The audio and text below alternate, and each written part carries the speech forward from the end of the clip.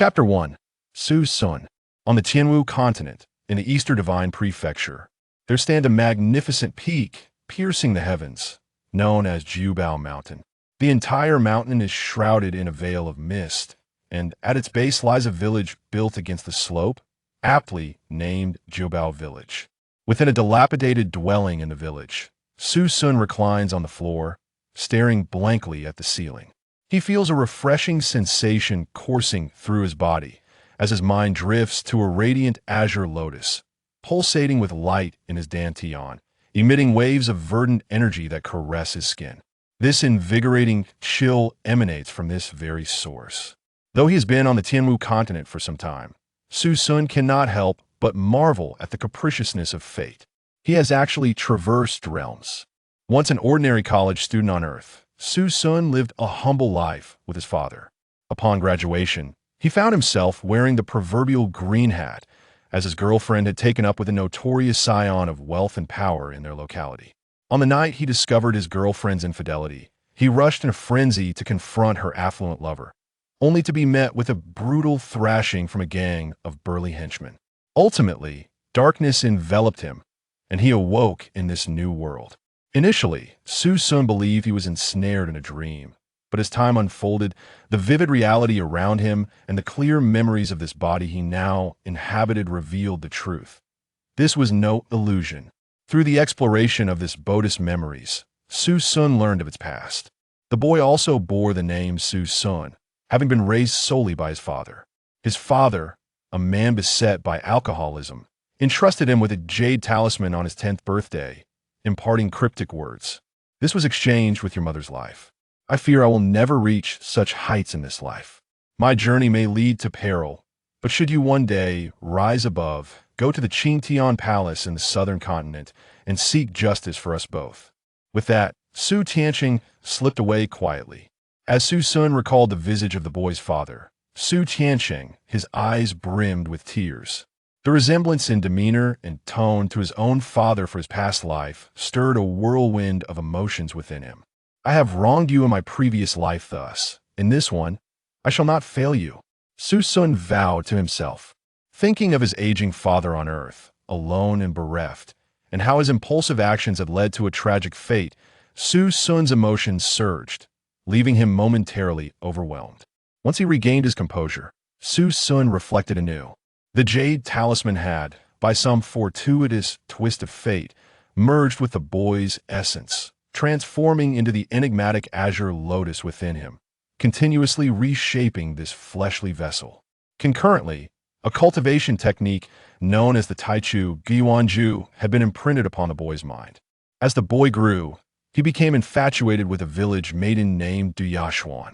In pursuit of her smile, he sacrificed all his cultivation resources to her, while he himself languished in meditation, slowly absorbing the essence of heaven and earth, his progress akin to that of a tortoise. Duyashuan, however, remained indifferent to the boy, accepting his offerings without hesitation, sometimes even seeking them out herself.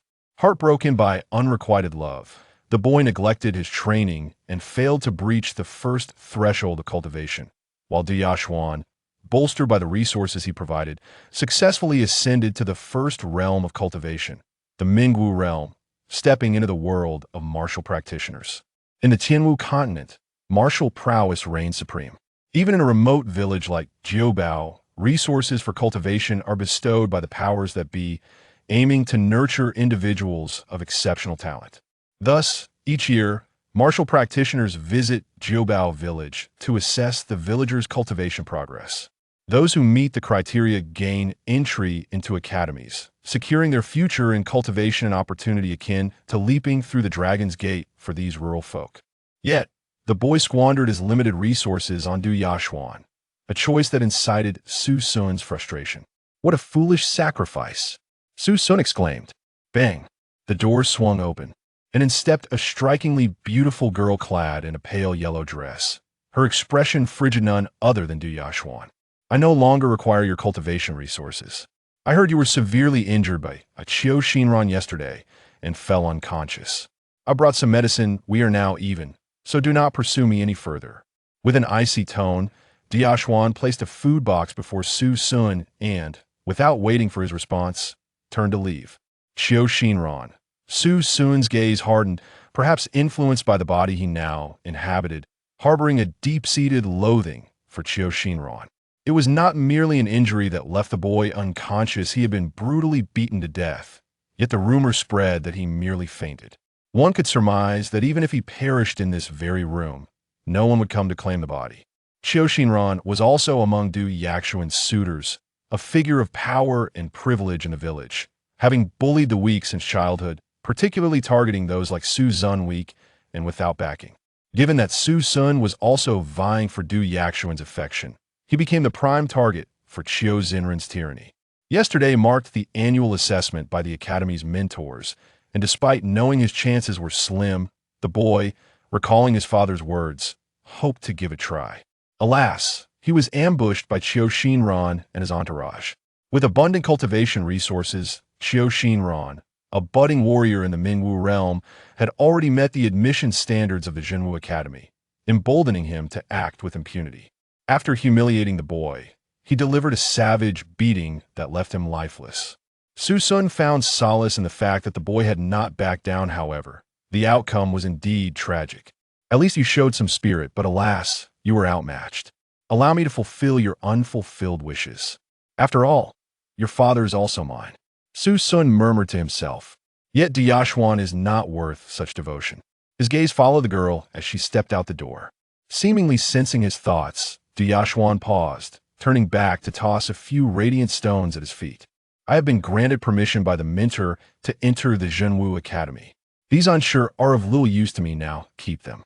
Even if your aptitude is lacking and you cannot comprehend, they will strengthen your physique. Strive to be an ordinary person. With that, she departed hastily, leaving no trace. Isn't this the youngster you took from me? Su Sun scoffed, bemused, yet he said nothing as he picked up the stones and tucked them away, ignoring the food box left by Du Yashuan. Today marks the last day of assessments. I shall give it one more shot. My physique should meet the admission standards, Su Sun thought, rising to leave.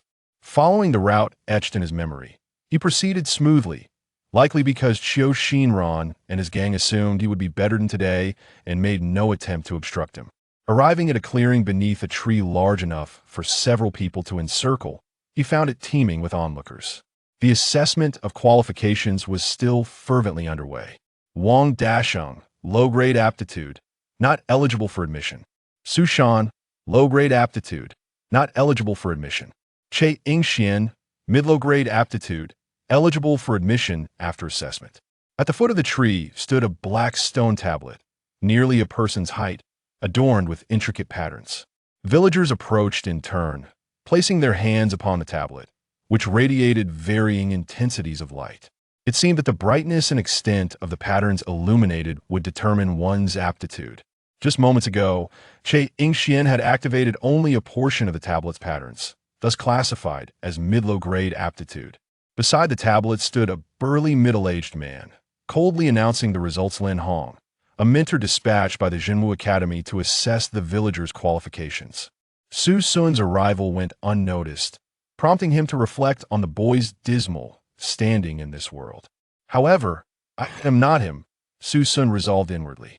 At that moment, his gaze fell upon two individuals behind mentor Lin Hong, both appearing around 15 or 16 years old. To the left stood Du Yashuan, while to the right was a young man clad in white, amiable in demeanor. Su Sun's expression darkened, for he recognized him as Chiu Zinran, very bully who had beaten the boy to death, hiding malice behind a smile. As if sensing Su Sun's intense gaze, all three Du Yashuan, Lin Hong, and Chiu Zinran turned to look at him simultaneously. Du Yashuan merely cast a fleeting glance before her expression returned to indifference, fixating her attention back on the stone tablet. Lin Hong, akin to Du Yashuan, quickly diverted his gaze, treating Su Sun as a triviality. However, Chiu Zinran's expression shifted from surprise to shadowy hostility upon catching sight of the spirited Su Sun, revealing a smile that struck Su Sun as somewhat sinister. No longer the boy of yore, Su Sun's demeanor had transformed, though his appearance remained unchanged.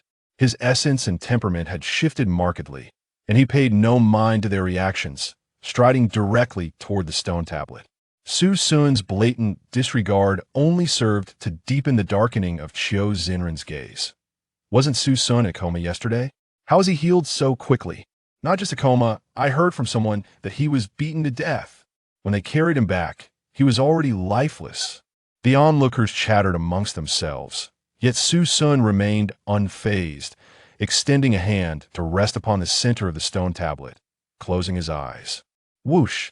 In an instant, silence enveloped the surroundings, as the astonished crowd witnessed the intricate patterns on the obsidian tablet illuminate entirely in a dazzling display, the brilliance so radiant that it was difficult for many to gaze directly at it. How is this possible? Qiu Xinran exclaimed in disbelief, while Lin Hong and Du Yashuan stood frozen, taken aback by the sudden turn of events. Everyone was engulfed in astonishment until the light dimmed and Su Sun withdrew his hand, prompting the crowd to collectively gasp. Judging by the tablet's reaction, it was evident that Su Sun possessed extraordinary talent, a rarity among thousands. At that moment, Lin Hong gazed at Su Sun as if he were a rare treasure, a smile breaking across his weathered face, adorned with deep wrinkles that were difficult to reconcile with his expression of delight. Drawing a deep breath, Lin Hong nodded and remarked, "Such talent." Yet, before he could finish his sentence, a soft cough from behind interrupted him, cutting off whatever he intended to say. "Ahem, teacher." Qiu Xinran stepped forward, whispering a few words into Lin Hong's ear. Su Sun furrowed his brow, looking at Lin Hong. He had witnessed the extraordinary phenomenon caused by his touch on the stone tablet, and he found it hard to believe that these individuals could so brazenly make decisions without regard for his input.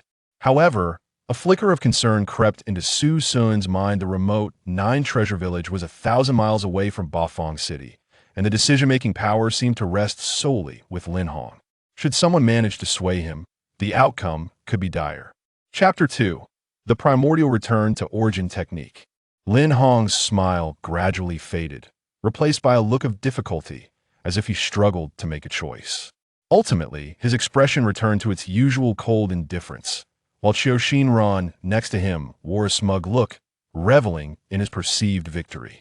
That expression seemed to taunt. "Let's see how you contend with me." Su Sun's gaze was clear, yet chilling.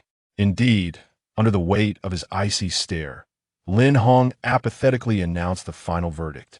"Your talent is of the lowest quality. You shall never step into the realm of warriors in this lifetime." A tumult erupted. The crowd burst into chaotic murmurs, their discussions swirling. Yet Qiu Zinren's smile grew ever more triumphant, as if the cacophony heralded his victory.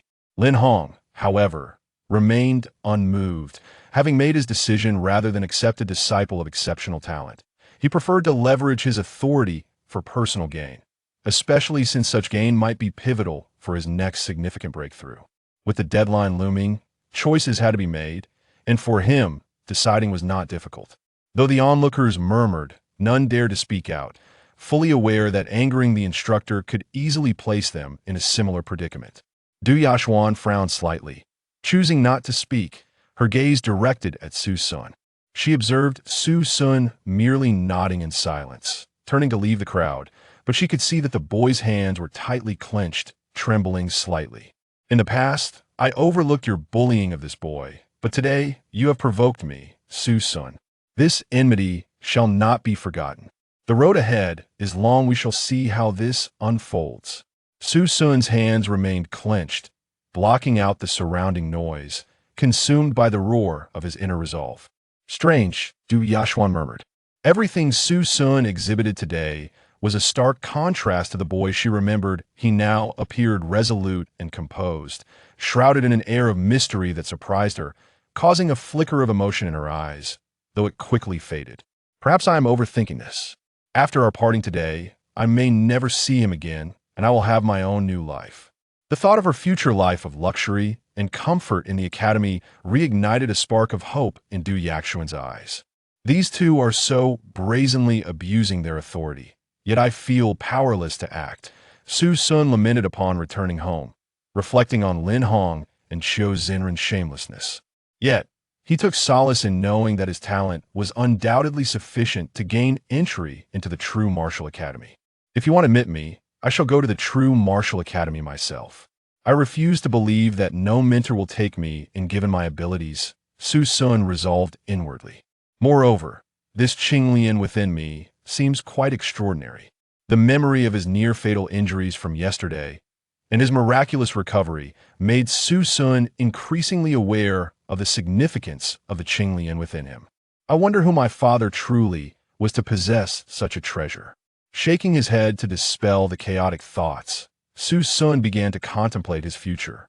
First, he needed to resume the cultivation practices that the boy had abandoned after all. In this world where martial prowess was paramount, strength was the ultimate truth, the foundation of everything.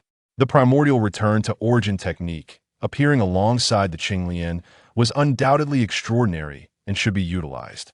Next, he had to enter the nearest true martial academy to facilitate his training journey and adapt to this world, establishing a solid footing. The enmity with Qiu Xinran had been established, and there was no way to avoid retribution. He would mark this down and allow him a few days of reprieve.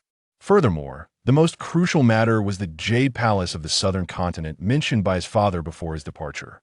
What kind of force was this? Su Sun felt utterly lost. As Nine Treasure Village was far too small, he needed to venture out to gather information. This goal was paramount and should be prioritized, though it was also the most challenging endeavor, requiring him to set it aside for the time being. But worry not, Father, I shall ascend to the Jade Palace and seek justice for you. Su Sun's tone was slow yet heavy, akin to a solemn vow. This promise must be kept.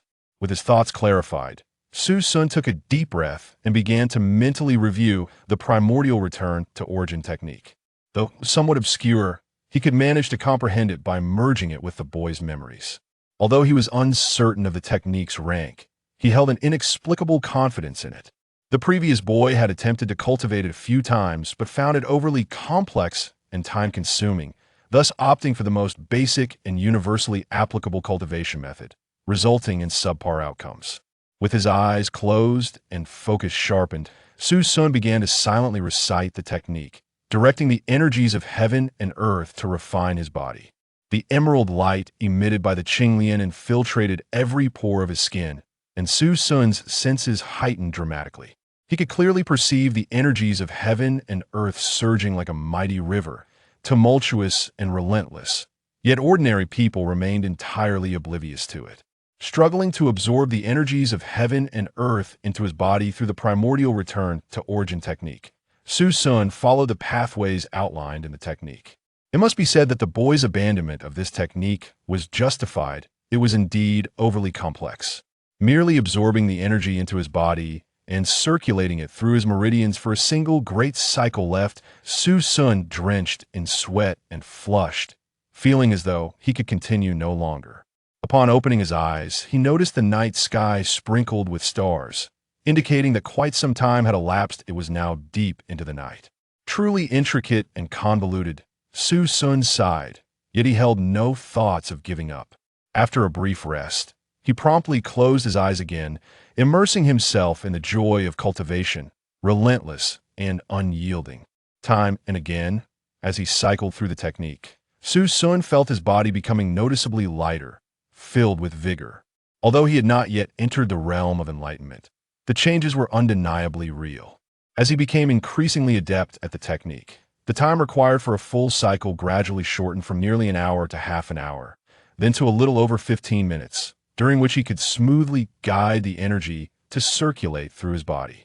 Such progress was indeed gratifying, perhaps owing to Su Sun's rebirth, which had significantly enhanced his mental acuity. As dawn broke, heralded by the crowing of roosters, Su Sun was drawn from his meditative state by a foul odor. Upon glancing down, he found himself covered in a thick layer of black filth, emanating a repugnant stench, the texture slimy and unpleasant, which was quite unsettling for someone with a slight aversion to dirt. Rising immediately, Su Sun scrubbed himself vigorously, hastily consuming a few morsels before diving back into his training. Perhaps the grievances of his previous life lingered in his heart, Or perhaps the experiences of this life left him feeling confined. It was all due to a lack of strength and power.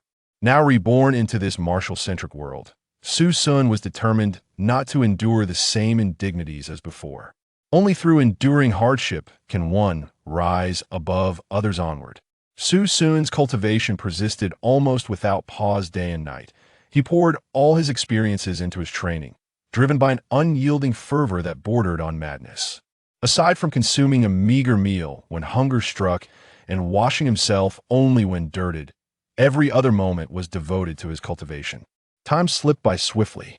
Su Sun was uncertain of how long it had been, yet he was acutely aware that during this period he had not enjoyed a single full hour of sleep, consumed by relentless training. As the days of cultivation progressed, Su Sun's emotions gradually settled, and his mind entered a state of tranquility.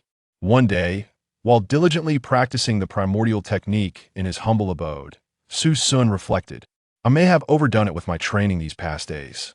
Recognizing the gradual slowing of his technique's pace, he resolved to rest for the night before continuing. Yet, suddenly, a moment of inspiration struck him, and a powerful opportunity for breakthrough manifested in his perception. Su Sun shuddered throughout his body, and his spirit immediately became taut once more. The speed at which he channeled his cultivation technique surged dramatically, voraciously absorbing the vital energy of heaven and earth, drawing it into his meridians and operating it at an accelerated pace. At last, "It has arrived," Su Sun exclaimed in delight, having dreamt of this moment for days on end. 1 week, 2 weeks, 3 weeks. The sensation became increasingly intense. Su Sun's entire being trembled slightly under the overwhelming influx of vital energy, yet he gritted his teeth, refusing to relent, relentlessly drawing in the energy of the universe, wholly disregarding the strain on his meridians, which had begun to suffer under the burden. At that moment, Su Sun's skin flushed a deep crimson, and beads of blood began to seep from beneath the surface. His hands clenched tightly, trembling ever so slightly. With a heavy exhale, Su Sun's chest swelled, drawing in a deep breath. A glimmer of divine light erupted in his gaze as the technique of the Tai Chu Ju coursed through his mind, hastening the flow of vital energy yet again, as if resonating with the very essence of the heavens, fluid and natural. Seemingly unable to withstand the immense vital energy, Su Sun's bones vibrated, his internal blood and chi boiling. Within the swiftly circulating vital energy, a faint azure light emerged, forming a vague image of a blue lotusa phenomenon of profound mystery. The azure lotus runes grew increasingly refined, as if yearning to burst forth from his body. Roar!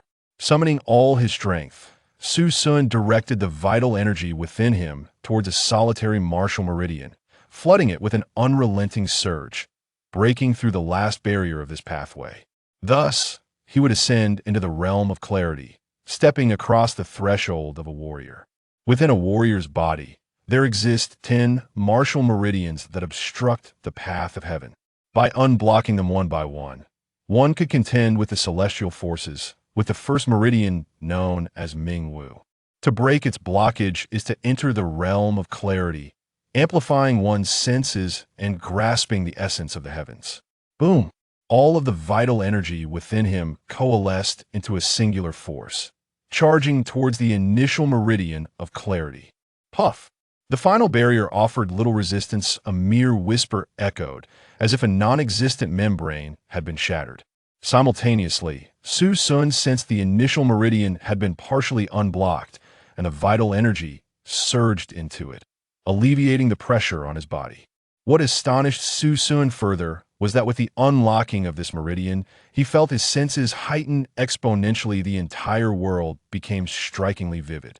Every rustle of grass and every whisper of the wind could not escape his notice. Moreover, whenever he concentrated, the trajectory of events appeared to slow before his eyes, an extraordinary phenomenon indeed. Is this the realm of clarity? To seize the essence of the heavens through heightened senses truly miraculous. Su Sun murmured in amazement, his eyes brimming with joy. It felt as though the surroundings had fallen silent within him. The blood and chi boiled at that moment, while the meridian of clarity began to writhe slowly, ravenously consuming the vital energy that flowed into it. The tumult of blood and vital energy gradually calmed, only to be replaced by a series of sharp pangs. Yet Su Sun did not panic, rather. He felt a sense of elation, for as the meridian of clarity absorbed the blood and vital energy, his body felt significantly lighter, an exhilarating tingling coursing through him. Clearly, at that moment, his physical form was being reinforced. This sensation persisted for about a quarter of an hour, after which Su Sun slowly opened his eyes once more, only to discover that his skin was once again cloaked in grime. Clenching his fists, he reveled in the unprecedented strength coursing through him, a satisfied smile gracing his lips. This is the realm of clarity. Before he could finish his murmured words, an overwhelming wave of drowsiness suddenly assailed him, and he collapsed to the ground. Before long, thunderous snores erupted from him, echoing across the expanse. Chapter 3. Conflict. It was not until noon the following day that Su Sun slowly awakened. As he scanned his surroundings, he felt no sense of unease and let out a sigh of relief.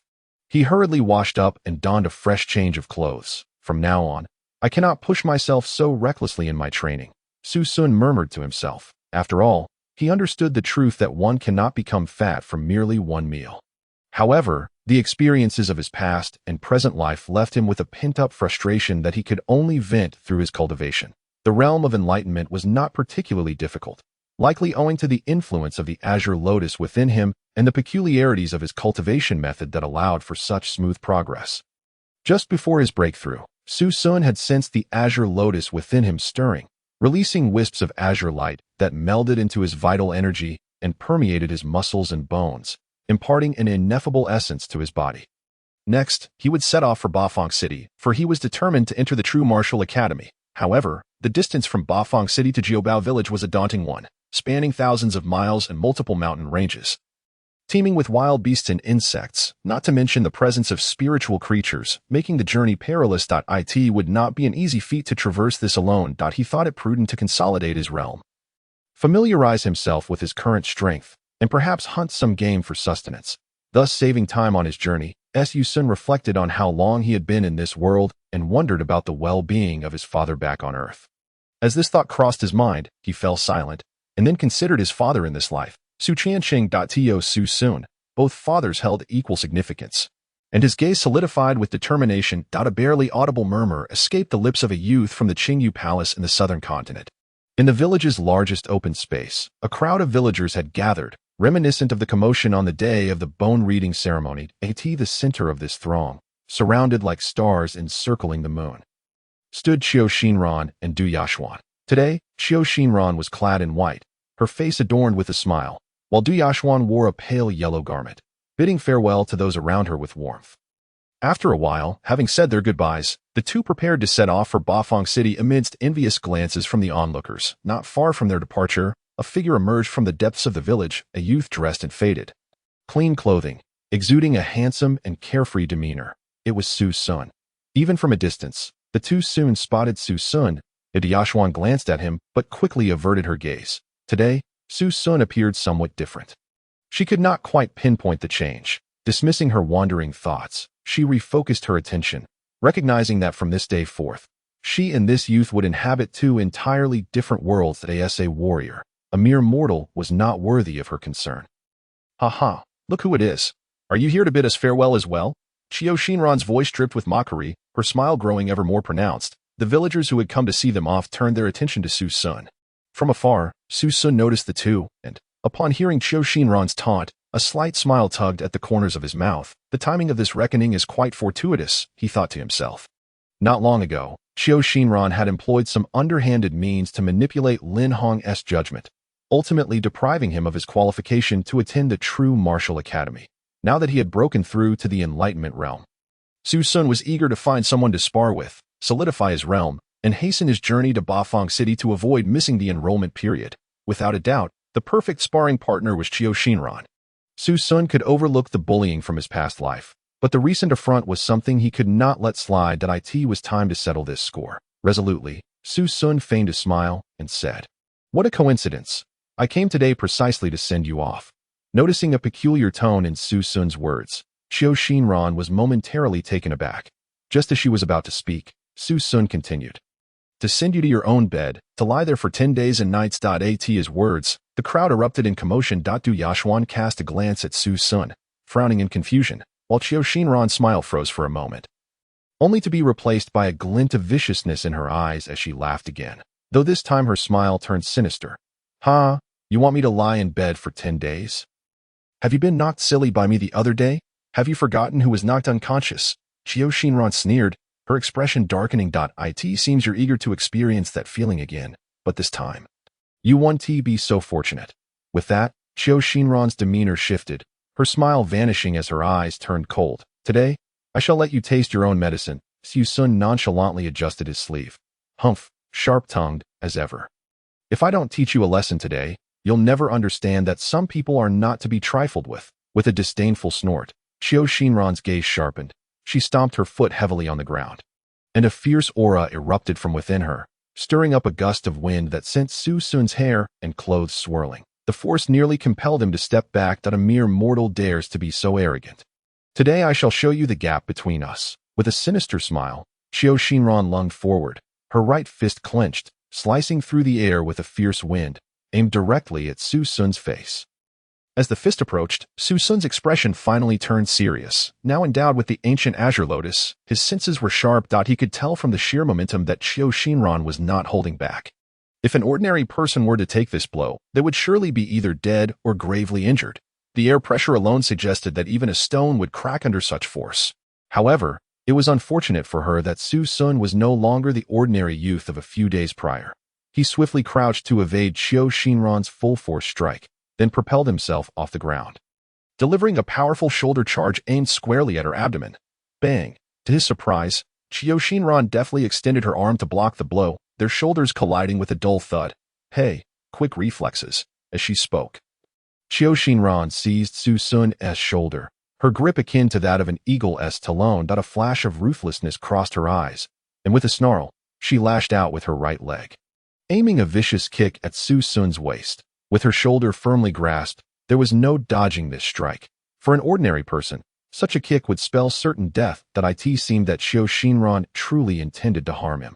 Su Sun's gaze sharpened, and he swiftly raised his hand to block. A surge of immense force struck him, but he merely staggered slightly, absorbing the impact without injury. What is going on?" Qiu Xinran roared, astonished to find her leg striking what felt like solid steel, immovable and unyielding. The destruction she had envisioned did not materialize. In the midst of her shock, Su Sun delivered a punch aimed at Qiu Xinran's face. In a hurry, she raised her right hand to counter, and their fists clashed with another resounding thud. Bang! Both were forced to retreat. Su Sun stumbled back 2 steps, while Qiu Xinran was pushed back over 7 steps. Her face a mask of shock and disbelief. Her right hand trembled, the intensity of the pain causing beads of sweat to break out on her forehead. "Impossible!" Qiu Xinran bellowed, unable to believe that a mere mortal could possess such formidable physical strength. Her outburst caught Du Yashuan's attention. Du Yashuan stared at the scene before her, her eyes widening in astonishment and confusion. Although Qiu Xinran had opened her meridians not long ago, she was still a warrior. Yet Su Sun was holding his own against her. Initially, she had expected Su Sun to be bullied by Qiu Xinran today, and had mentally prepared herself for that outcome, but the result was indeed unexpected. Having preliminarily assessed the disparity in strength between himself and Qiu Xinran, Su Sun smiled and remarked, "You think that just because you've become a warrior, I am nothing but an easy target? I told you, today you will taste your own medicine, and I will not go back on my word." Qiu Xinran's face turned ashen. "Humph, do you really think that a slight enhancement in your physical abilities allows you to challenge a warrior? Today, I will show you the difference between a warrior and an ordinary person. Open your meridians." With that command, the air around her began to swirl, a faint ring of energy radiating outward and stirring up the dust on the ground. Su Sun could clearly sense the elemental force of the world gradually converging towards her body. Whoosh! Qiu Xinran's white garments billowed slightly, and Su Sun distinctly felt her aura surging, increasing tenfold from before. He frowned slightly. Based on her current state, his Taichu Guanju was indeed far superior in that case. Speaking softly to himself, Su Sun began to circulate his own vital energy, and the elemental force in the world began to gather towards him at a rate several times faster than Qiu Xinran's. His tattered garments flapped in the unseen wind, and combined with Su Sun's handsome visage, he radiated an irresistible charm. Even his ragged attire could not conceal the allure he exuded at that moment. Qiu Shinran's pupils dilated in disbelief as she beheld the scene before her. This is the realm of enlightenment. Du Yashuan was also filled with uncertainty as she sensed the continuous surge of power within her. Su Sun had initially begun to adapt to this newfound strength, and at that moment, the blood coursing through his veins seemed to boil. Since you wish for me to comprehend the disparity between us, I shall oblige. As soon as the words left his lips, Su Sun exerted force through his feet, propelling himself forward like an arrow released from its bow. In the astonished gaze of Du Yashuan, Su Sun unexpectedly launched an attack towards Qiu Shinran. This action ignited a flicker of unusual brilliance in the girl's eyes. The boy she had once known had become increasingly inscrutable since that day of bone reading. In the blink of an eye, Su Sun was now mere inches away from Qiu Shinran. Arrogant. Do you truly believe you are my match?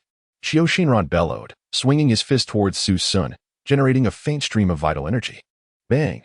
The two forces collided under the watchful eyes of Du Yashuan and the villagers. Thud. The previous Su Sun had not exerted his full strength, but now, fueled by fervor and drawing upon his vital energy for a full-force strike. Qiu Shinran felt an irresistible force surging towards him. His body was instantly propelled backward like a ragdoll, crashing heavily to the ground with a muffled thud, much to Du Yashuan's astonishment as she covered her mouth in disbelief. Huff! In the wake of Du Yashuan's incredulous gaze, Su Sun exhaled softly, retracting his fist and shaking his head. Insipid, the fervor subsided, and Su Sun muttered to himself, feeling as though he had cast a flirtatious glance at a blind person. Only to find it all for naught. Qiu Shinran was utterly not his equal. This sentiment echoed in Qiu Shinran's ears as he lay sprawled on the ground, enduring excruciating pain. His face alternated between shades of green and red, as if something had lodged in his throat, rendering him momentarily speechless. The sweetness filled his throat, and he nearly fainted from rage. He knew the humiliation he had suffered before Du Yashuan would likely remain unrecoverable. Chapter 4. Parting pain coursed through his hand as Qiu Shinran lay on the ground, gritting his teeth in silence. However, the beads of sweat on his forehead and the slight tremors of his body spoke volumes. In stark contrast, Su Sun effortlessly retracted his fist, seemingly unthreatened by Qiu Shinran's punch. The disparity in their physical strength and capabilities was glaringly evident. Are you all right, Brother Shinran? Du Yashuan approached, her voice gentle with concern. I'm fine, Qiu Shinran managed to force out through clenched teeth, his complexion a deep shade of purple. Du Yashuan refrained from further commentary, stepping forward to address Su Sun. Brother Shinran relied on external forces to break through, leaving his foundation unstable. However, given some time, the outcome may not be as it is today. Although I am unaware of what you experienced in the mountains, to have achieved the enlightenment realm in merely a few days is remarkable. But your victory today should not lead to complacency. Her tone was neither enthusiastic nor dispassionate, merely stating a fact, one that implied that with added time, Qiu Shinran would surpass Su Sun. Hearing Du Yashuan's words, Su Sun internally scoffed. Even so, he felt compelled to respond. Du Yashuan, do you truly hold me in such low regard? What I speak is the truth. That I do not know what you encountered in the mountains these past few days that allowed you to attain the enlightenment realm. But if you could enter the true martial academy, perhaps you could experience better development. But that is all. Moreover, you have missed the opportunity to enroll, and now, as you train alone, even with remarkable talent, what great achievements can you truly hope for? Du Yashuan frowned, her demeanor cold. With a slight nod, acknowledging the girl's sentiments, Su Sun ceased his protest and turned away, leaving her with a familiar yet estranged silhouette. My path has no connection with mist. Do you tread your own sunny path, while I traverse my solitary bridge? This parting today marks the end of our entanglements. The boy's voice was stubborn yet resolute. Resonating through the chilly air with undeniable authority, Su Sun spoke lightly, feeling as if he had shed a heavy burden after uttering those words. His steps back became noticeably lighter. Du Yashuan said nothing further and moved to assist Qiu Shinran, who was struggling to rise. Together, they departed the village, this time devoid of their previous brilliance. Meanwhile, Su Sun had already entered Jiubao village, making his way towards his dilapidated mud house. Upon returning home, he gazed at the familiar surroundings, overwhelmed by a torrent of emotions. Father, I have now become a martial artist. I shall eventually visit the Qingyu Palace in the southern continent. Having lived 2 lifetimes with so much meekness, the current Su Sun yearned to forge a distinct path. In the days to come, He intended to truly explore the vastness of this continent. Su Sun exhaled softly, contemplating his future plans. First, he would solidify his martial arts foundation, then further hone his skills. The Qinglian must not be shown lightly. He must always keep it in mind. Old Mo had treated him well. He should express his gratitude. Time slipped away like sand through fingers, silently and imperceptibly. 3 months swiftly passed, and autumn arrived. During this period, Su Sun rose each morning to hunt, seeking prey to hone his skills. Yet, perhaps due to his status as a martial artist, ordinary game no longer posed a threat to him. Even the ferocious beasts that once sent him fleeing could now be dealt with effortlessly. Hunting had ceased to aid his training. These days marked the most relaxed and carefree month for Su Sun. No longer burdened by the need to hunt for sustenance, he found himself capable of handling any wild beast with ease, devoid of the previous adrenaline and thrill. This realization only intensified his belief that it was time to depart from this place. After all, youth yearns for passion. He distributed the majority of his catch among the villagers of Jiubao, particularly to old Mo, who frequently occupied his thoughts. The remaining villagers also received portions of the game. Serving as Su Sun's farewell to them before his departure, the purpose of hunting was merely to procure food to meet his needs. Since becoming a martial artist, his appetite had grown to match that of 10 ordinary adults, which was quite alarming. But if not for his enhanced strength, he would have struggled to gather enough food to satiate his hunger. Beyond the daily hunts, the remainder of his time was devoted to incessant meditation and cultivation. Since breaking through to the enlightenment realm that day, Su Sun had attempted several times to push further into the mid-level or even the peak of the enlightenment realm without utilizing the Qinglian's energy. But each endeavor had ended in failure. The difficulty of breaking through to the mid-level was exponentially greater than that of the initial breakthrough, leaving the young man with no choice but to pause his attempts for the time being. Su Sun understood that martial arts require a gradual approach. He was not in a rush, that he steadily cultivated the vital energy within him, refining both his vital energy and the meridians and bones of his body. 3 months of cultivation, though he did not break through, had significantly solidified the vital energy within his martial veins, transforming from an ethereal and insubstantial state to one of stability and weightiness. His physique had also improved. He had grown taller and more muscular, his skin radiating a healthy glow, and his overall appearance was markedly better than before. Simultaneously, Su Sun discovered that the Qinglian, aside from its healing abilities, could also contain various items that if fresh fruits, vegetables, or meats were placed inside, they could be preserved indefinitely. 3 months prior, he had stored some hunted beast meat, and upon retrieving it now, it appeared as fresh as if it had just been slaughtered. He even experimented with placing live creatures inside, which surprisingly worked as well. Yet, he remained uncertain about the exact capacity for storage or how long live creatures could be preserved. After all, it had only been a short time since he acquired the Qinglian, and he had not specifically investigated its limits. This was a delightful surprise bestowed upon him by the Qinglian, filling the young man with joy. The journey to Bafang City was several hundred miles long, and given his appetite, the amount of food he would need to carry was considerable, which was quite impractical. However, he could not afford to hunt for food while on the road, as that would significantly slow his pace, leaving him to wonder when he might reach Bafang City. This new characteristic of the Qinglian undoubtedly alleviated his immediate concerns, yet it only deepened Su Sun's conviction regarding the Qinglian's extraordinary nature. Its remarkable healing capabilities and food storage abilities were beyond comprehension, entirely unlike the abilities of a typical martial artist. This only strengthened his resolve to keep the matter of the Qinglian buried deep within his heart. Outside Jiubao village, a desolate hillside lay before him, painted in hues of withering yellow. Exuding a sense of bleakness, Su Sun gazed at the village below, murmuring to himself, after what felt like an eternity.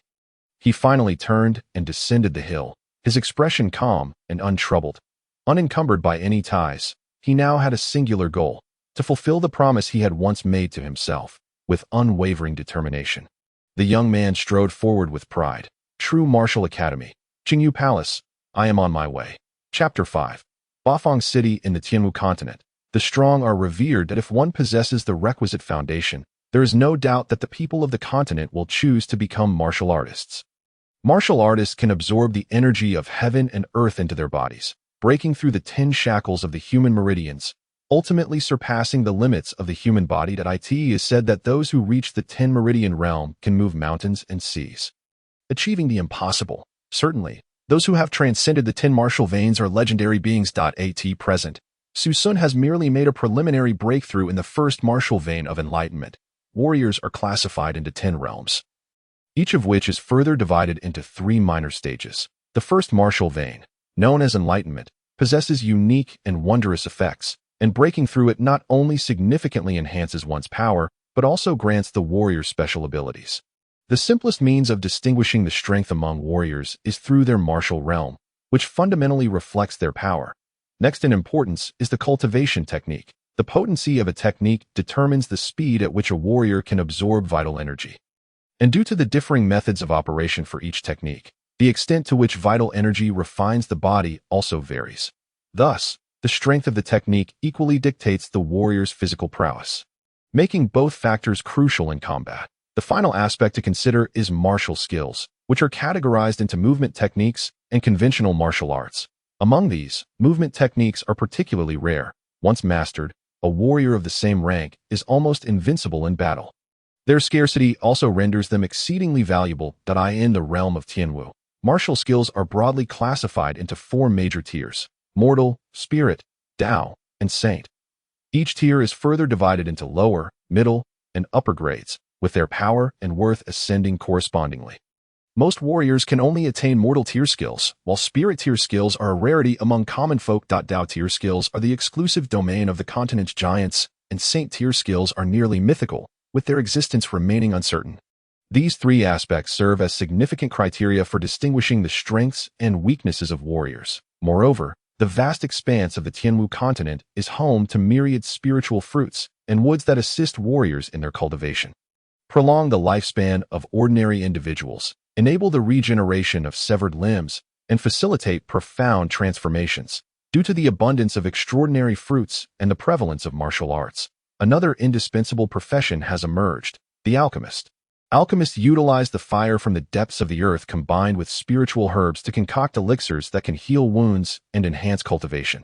The multitude of wondrous recipes in Tianwu is simply staggering. The rank of an alchemist is also categorized into 4 tiers: mortal, spirit, Tao, and saint, based on the elixirs they can produce. Alchemists rely on innate talent and a powerful soul force, which is similarly divided into 4 stages: mortal, spirit, Tao, and saint. The advancement of soul realms, akin to martial talent, is notoriously difficult. However, with the right opportunities, one may achieve corresponding enhancements. In the realm, there exists an extraordinary fire that, when absorbed into the sea of qi, can yield its essence. With the infusion of vital force, it can grow and be used for alchemy and weapon forging. The levels of flame are classified into mortal, spirit, Tao, and saint, and should one have the fortune to acquire corresponding upgrading materials, the fire itself may also ascend in rank. The revered alchemists and blacksmiths of the Tianwu continent are often those who possess extraordinary flames within their sea of qi, harnessing their formidable powers.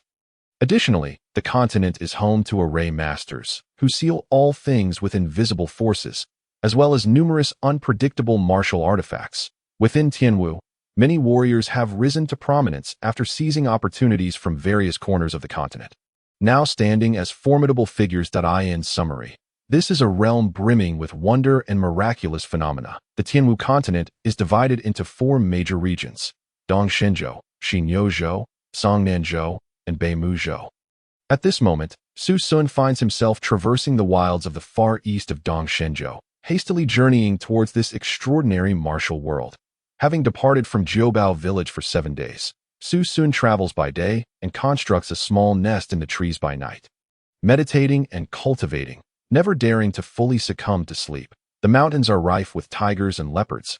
Although Su Sun is now an early-stage warrior of enlightenment, he is still at the nascent stage of his journey, and the wild beasts in the mountains pose a significant threat to the unprepared. His dantian, imbued with the bounty from several days of hunting, is piled high, alleviating his concerns about sustenance. Currently, Su Sun is unable to leap through the trees. Thus he must navigate the winding mountain paths. His pace, while not as swift as desired, still allows him to cover nearly 100 miles in a single day without feeling fatigued. However, his foot strength limits him from progressing any faster. On this day, Su Sun roasted a plump wild rabbit, devoured it hastily, and continued his journey westward. As he pressed on, he finally rounded a majestic peak, and before him lay a vast expanse of flat land. Free from the obstructive green mountains that had previously shrouded his sight, in the distance, he could faintly discern a city with towering black walls, approximately 10 feet high, arranged in a bagua formation surrounding it. The dark walls bore entrances on all sides, welcoming visitors from every direction. This city, aptly named Bafang City, marked the closest urban settlement to Jiubao village. After 7 days of travel, the city stretches westward, sprawling across a vast area, making it the largest within a radius of 1,000 miles. The city itself, akin to its surrounding ebony walls, is constructed from hard, gray-black stone, exuding a subtle yet profound sense of antiquity. Rumored to have existed for a millennium. It stands as the easternmost city of Dongshenzhou. Su Sun quickened his pace, striding towards the nearest city gate. As he approached, the city's grandeur became increasingly apparent. One noteworthy reason for this magnificence is the presence of the renowned martial arts sanctuary, Zhenwu Academy, situated within the city. The existence of Zhenwu Academy has attracted resources from the surrounding areas, ultimately forging the enduring Bafang City, which has stood for millennia. Along the city walls, sentinels clad in iron armor were stationed, standing resolutely like sturdy pines, their expressions grave and unyielding, having never ventured far from Jiubao village. Su Sun was taken aback by the sight, his gaze darting around in awe. After passing through the inspection of 2 heavily armored gatekeepers, Su Sun stepped into the city, overwhelmed by the plethora of novel sights that captivated his senses. Wandering aimlessly, he soon noticed a dwindling presence of black-armored guards, gradually replaced by a group of blue-clad sentinels whose demeanor contrasted sharply with the previous rigid discipline of their black-armored counterparts.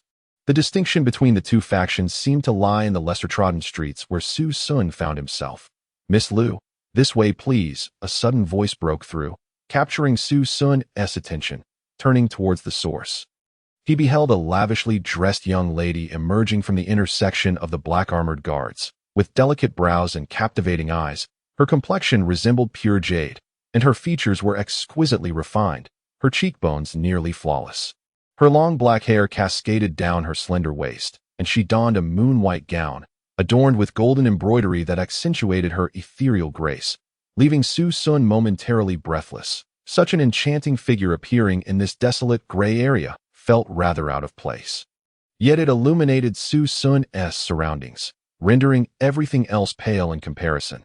What a beautiful woman, he mused, having never encountered a visage so striking in either of his lifetimes. Moreover, she was accompanied by 2 elegantly dressed young men. Approaching Su Sun, one was clad in green, possessing sharp brows and bright eyes, exuding a certain handsomeness as he took the lead. The other, draped in gray robes and possessing a slender frame, remained shrouded beneath his hood, concealing his features, yet noticeably lagged half a step behind the green-clad youth, indicating a subordinate relationship. As they drew near, the young lady caught sight of Su Sun standing on the street. Their eyes met for a fleeting moment. However, despite being captivated by her beauty, Su Sun was not one to lose his composure in the presence of women. Though the sight of her was indeed eye-opening, he quickly regained his senses. Recognizing her as a daughter of a wealthy family, raised in luxury and likely indifferent to someone of his humble background, with this thought in mind, Su Sun moved aside, allowing the trio to pass. The green-clad youth cast a disdainful glance at Su Sun, his eyes betraying a complete lack of respect, while the moon-white-clad lady offered a polite nod and smile in acknowledgement before gliding past him. Accompanied by a fragrant breeze, Su Sun collected himself and prepared to leave. He was suddenly halted by the young lady's voice behind him. "Wait, further ahead lies the forbidden area of the city. And I have never heard of a pharmacy being there. It's just a few streets ahead," the green-clad youth replied, clearly unimpressed by her unfamiliarity with the area. "My apologies for the rudeness. But my father strictly forbids me from venturing there. That I would appreciate it, Lord Song. If you could guide me, I shall certainly pay my respects in the future," the young lady, Qing Xian, responded, acknowledging her lack of knowledge of the area. The woman's voice carried a hint of coldness. Ever since Su Sun obtained the Qinglian, her perception had multiplied several times over, her keen senses surpassing those of an ordinary martial artist. Not only did she clearly overhear the conversation of 3 individuals 100 meters away, but she also discerned the subtle emotional fluctuations of each of them. Within that woman's voice, there was an unmistakable trace of barely perceptible panic. Indeed, at the moment Su Sun halted her steps and turned to look back, she witnessed the blue-clad man exchanging a glance with the man in black robes. Before their gazes shifted to the retreating figure of the woman in moon white, their expressions turning fierce. Miss Lu's actions are rather troublesome for us to report back, the blue-clad man remarked, his tone growing increasingly audacious upon entering this territory. As soon as his words fell, the slender man concealed within the black robes suddenly stepped forward, extending his long, delicate hand toward the woman with a swift grasp. Chapter 6. Lu Qingxian. The slender man moved like a phantom, appearing silently behind the woman, his pale fingers poised to touch the girl's immaculate robe. In an instant, the woman seemed to possess eyes on the back of her head. She spun around abruptly, her sleeves swirling, as she extended her fair, jade-like hand to push against the approaching shadow of the black-robed man. Bang! The two palms collided, and a gust of wind surged, causing their garments to flutter. The black-robed man paused for a moment, momentarily neutralizing the attack, while the woman used the momentum to gracefully retreat. The moon-white gown clung closely to her figure, revealing her alluring curves and delicate waist. Leaving Su Sun in awe, the blue-clad man, who had remained motionless until now, clapped his hands and laughed heartily, exclaiming, I have long heard that the daughter of the Lu City Lord possesses extraordinary talent and exceptional roots. She will surely rival her father in the future. I never expected that she is already a martial artist in the early stage of enlightenment realm. It seems your father truly has little time left. The woman took several steps back, standing not far from Su Sun. Her voice, cold and tinged with anger, echoed like a haunting orchid in the valley. Song Huan, what is your intention? Do you not regard my father, the city lord, at all? Lu Qingxian furrowed her brows slightly, speaking in a low tone. Miss Lu, you exaggerate. Although City Lord Lu is ill, his strength remains considerable, and I, as a junior, truly admire him. However, it is precisely because your father still possesses power that my Song family has no choice but to resort to such desperate measures, requesting that you, the daughter of the City Lord, visit the Murong residence. Song Huan, the blue-clad man, laughed unabashedly, seemingly indifferent to his words being overheard. As there were no other souls in sight besides Su Sun and his black-robed guardian. Is this how you invite someone? I never imagined your Song family had already been bought off by the Murong clan, driven by ambition. Even if the head of the Murong family becomes the lord of this 8-direction city, what benefit could your Song family possibly gain? There's no need for Miss Lu to worry about that. You simply need to comply and accompany me to the Murong family, and I, Song Huan, assure you that you will return unscathed. This way, we maintain amicable relations. What do you say? Song Huan continued to wear a smile. Why should I heed your words? My comings and goings are my own decisions, and you likely cannot stop me. Lu Qingxian retorted coldly that I have no interest in visiting the Murong residence, and as for your assurances, I can no longer trust them. As Lu Qingxuan's icy voice resonated, Song Huan finally ceased his mirth, his expression turning ruthless. If you're unprepared, how could you dare to engage in such reckless acts? Since Miss Lu is unwilling to cooperate, do not blame me for being unkind. Chi-He. The moment his voice fell, the black-robed, slender man named Chi-He moved like a specter, swiftly appearing behind Su Sun, effectively encircling both Su Sun and Lu Qingxian, blocking their path of retreat. Upon Chi-He's initial move, Su Sun sensed a formidable presence. He too was likely a martial artist in the early stage of the same realm, though his martial techniques remained unknown, granting him an elusive and swift agility, along with a robust elemental force, indicating he had long since stepped into the early stage of the realm. Conversely, while Lu Qingxuan's elemental energy was no less formidable, compared to Chi-He, her strength appeared somewhat lacking due to her relatively brief training period. The value of martial techniques lies in their immense effectiveness regardless of circumstances, especially when strengths are evenly matched, providing a significant advantage to the one who possesses such skills. With the elusive black-robed man in play, the chances of Lu Qingxian escaping seemed minuscule, and the possibility of seeking help was exceedingly low. During their previous conversation, Song Huan had utterly disregarded Su Sun, yet now Chi-He's actions indicated that he too was considered an obstacle to be intercepted, as the daughter of the city lord. They might not easily harm Lu Qingxian, but Su Sun, appearing as an ordinary passerby, could face dire consequences. Having overheard the exchange, Su Sun suddenly realized that the woman in the moon-white gown was indeed the daughter of the Eight Directions City Lord, which explained the regal grace in her every gesture and her courteous demeanor towards him, an ordinary person, leaving him feeling pleasantly surprised. As for Song Huan, his condescending expression was one Su Sun had grown somewhat numb to, and he was no longer overly concerned. Finding himself ensnared without cause would unnerve anyone, and Su Sun frowned slightly, discontented by the unreasonable nature of these two.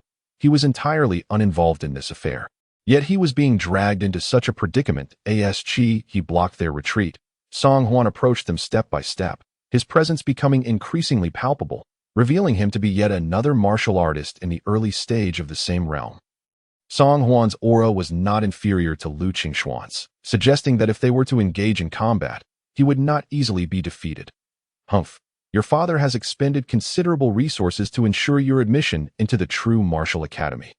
And with such aptitude as yours, you have managed to enter the early stage of enlightenment realm. However, I wonder how much strength can be bought with money. Lu Qingxian scoffed, though her brows furrowed ever so slightly, indicating her awareness of yet another martial artist, making her situation increasingly precarious as she recognized the thorough preparations made by the opposing side to coerce her into the Murong residence. Lu Qingxian, you need not provoke me if you remain obstinate. I shall not hold back, Song Huan declared, unperturbed, addressing the black-robed man. Chi-He, let us join forces to subdue her. Delaying may lead to unforeseen changes. We shall deal with this mountain dweller later.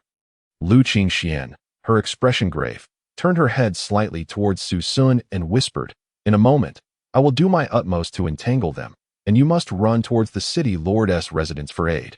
At this juncture, she could only hope that Su Sun might escape and bring back reinforcements from the city lord's residence, resolving their predicament. Of course, this hinged on Su Sun's ability to evade the two martial artists, as either Chi-He or Song Huan could easily detain Lu Qingxian, leaving the other to deal with an ordinary person, a task exceedingly simple. Lu Qingxian harbored little hope for this plan. As it was their only option, it was better to attempt something than to surrender entirely. Just as Su Sun was about to respond, Chi-He and Song Huan transformed into two indistinct figures, hurtling towards Lu Qingxian with the sound of rushing wind.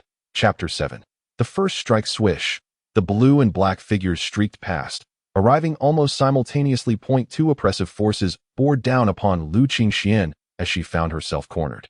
Beset from both sides, the strength of both adversaries was roughly equal to hers. While Chi-He surpassed her by a margin, in a moment of desperation, she could only turn to face Chi-He, pouring all her energy into a counterattack, leaving her back vulnerable to Song Huan. As her palm met Chi-He's long, pale hand, an overwhelming force surged through her, and Lu Qingxian felt the struggle mounting. Though Chi-He appeared elusive and ghostly in his movements, his physical strength was substantial, matching her own, if not slightly exceeding it. Her father had utilized the connections of the city lord's residence and expended a fortune on rare resources to aid her in tempering her physique and mastering martial arts, thus elevating her prowess within just a few months, particularly in terms of physical strength. Yet, she found herself unable to match Chi-He. Who exactly was he? It was no wonder her training had been so rushed and insufficient. Struggling to withstand Chi-He's strike, her thoughts raced, and she became increasingly convinced that the adversaries had come well prepared today. To escape alone was becoming exceedingly challenging. However, perhaps there remained a glimmer of hope. Lu Qingxian whispered to herself, her gaze sharpening as if she had made a significant decision in that fleeting moment. She slowly closed her eyes, as though attuning herself to something.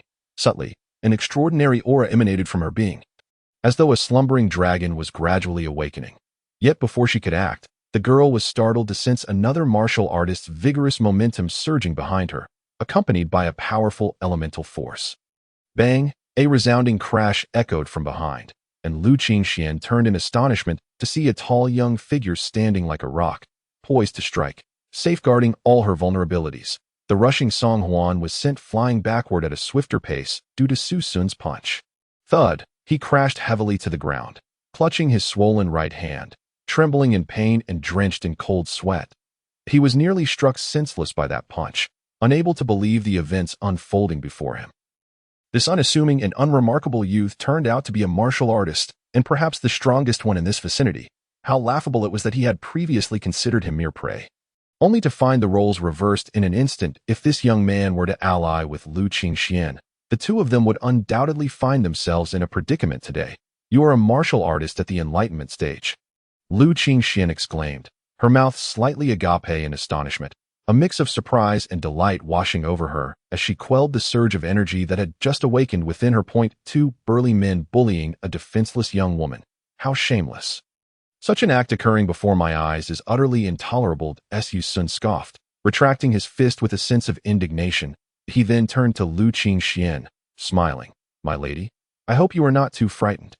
The sunlight cascaded down, illuminating Su Sun's exceptionally handsome profile. The moment he had struck, Su Sun had felt a jolt of surprise as he sensed the formidable aura within Lu Qingxian, causing the petals of the blue lotus in his consciousness to react.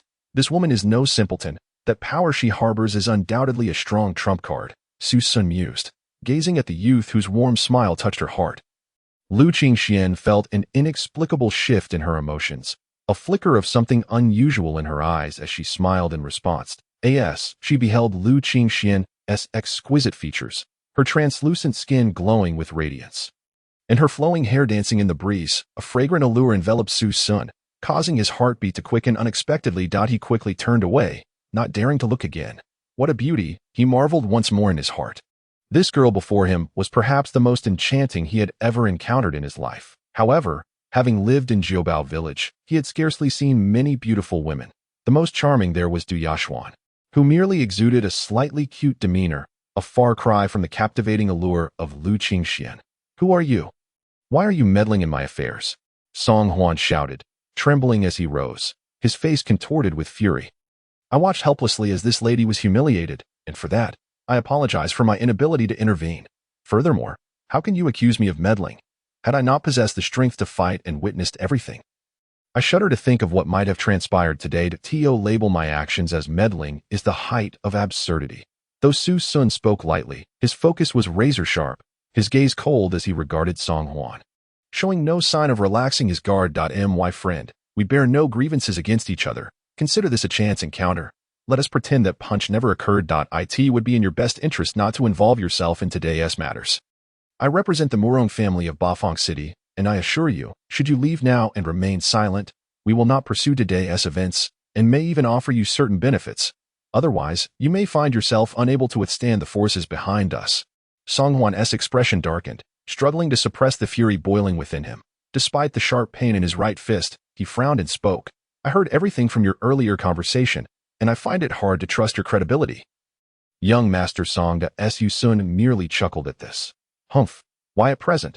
One can only remain on high alert, fixating intently on Qi He's palm, eager to discern his next move. Lu Qingxian, acutely aware of the intense fluctuations of Qi He's vital energy emanating from behind her, wore a grave expression on her delicate face. She hurriedly called out to Su Sun, Young Master, be cautious. That is a superior-grade martial technique of the Murong family, possessing considerable power.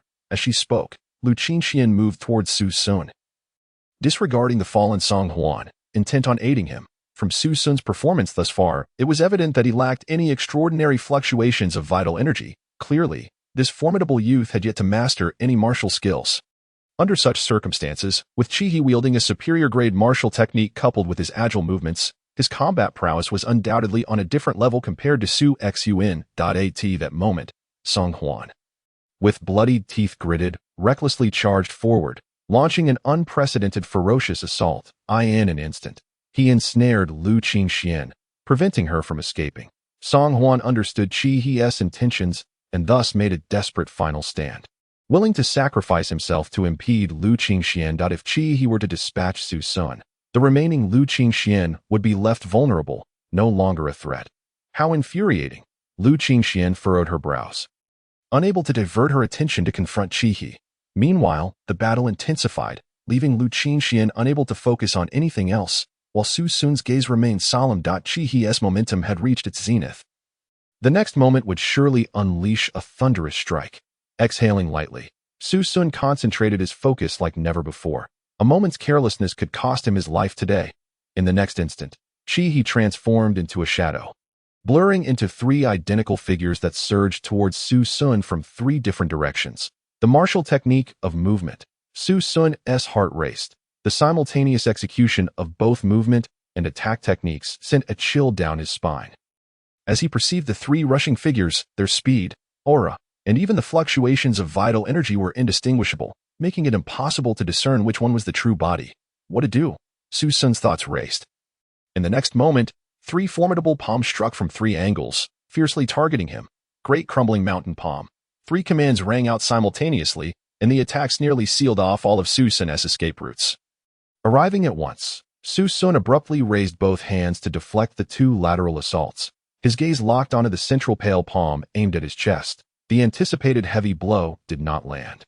The 2 attacks he blocked were mere illusions. At that moment, Su Sun's center was wide open, and he faintly heard a soft chuckle. Humph, you are still too green. The elongated, pallid hand suddenly accelerated, striking towards Su Sun's chest with force. Boom! A torrent of vital energy surged forth, shredding Su Sun's garments and destabilizing his balance, causing him to stumble backward. A sweet taste filled Su Sun's throat. Gritting his teeth, he seized the fleeting moment when Chi-Hi's palm was about to retract. Pulling back one hand that had aimed to block the 2 illusions, with the other, he firmly grasped Chi-Hi's slender, pale wrist, while his fist shot forth, driven by the fierce glint in his eyes, aiming directly at Chi-Hi. I've got you. As Su Sun roared, his right fist carried an ominous force, targeting the abdomen concealed beneath Chi-Hi's black robe. Chi-Hi felt as though his right hand were caught in an iron vice, the grip causing him pain as he struggled helplessly, unable to budge an inch, rendering him incapable of employing his movement technique to evade the youth's attack. This grasp was evidently a life-or-death gamble, and the ability to make such a decisive move in such a brief time indicated that this youth was indeed extraordinary, far from a mere novice in combat experience.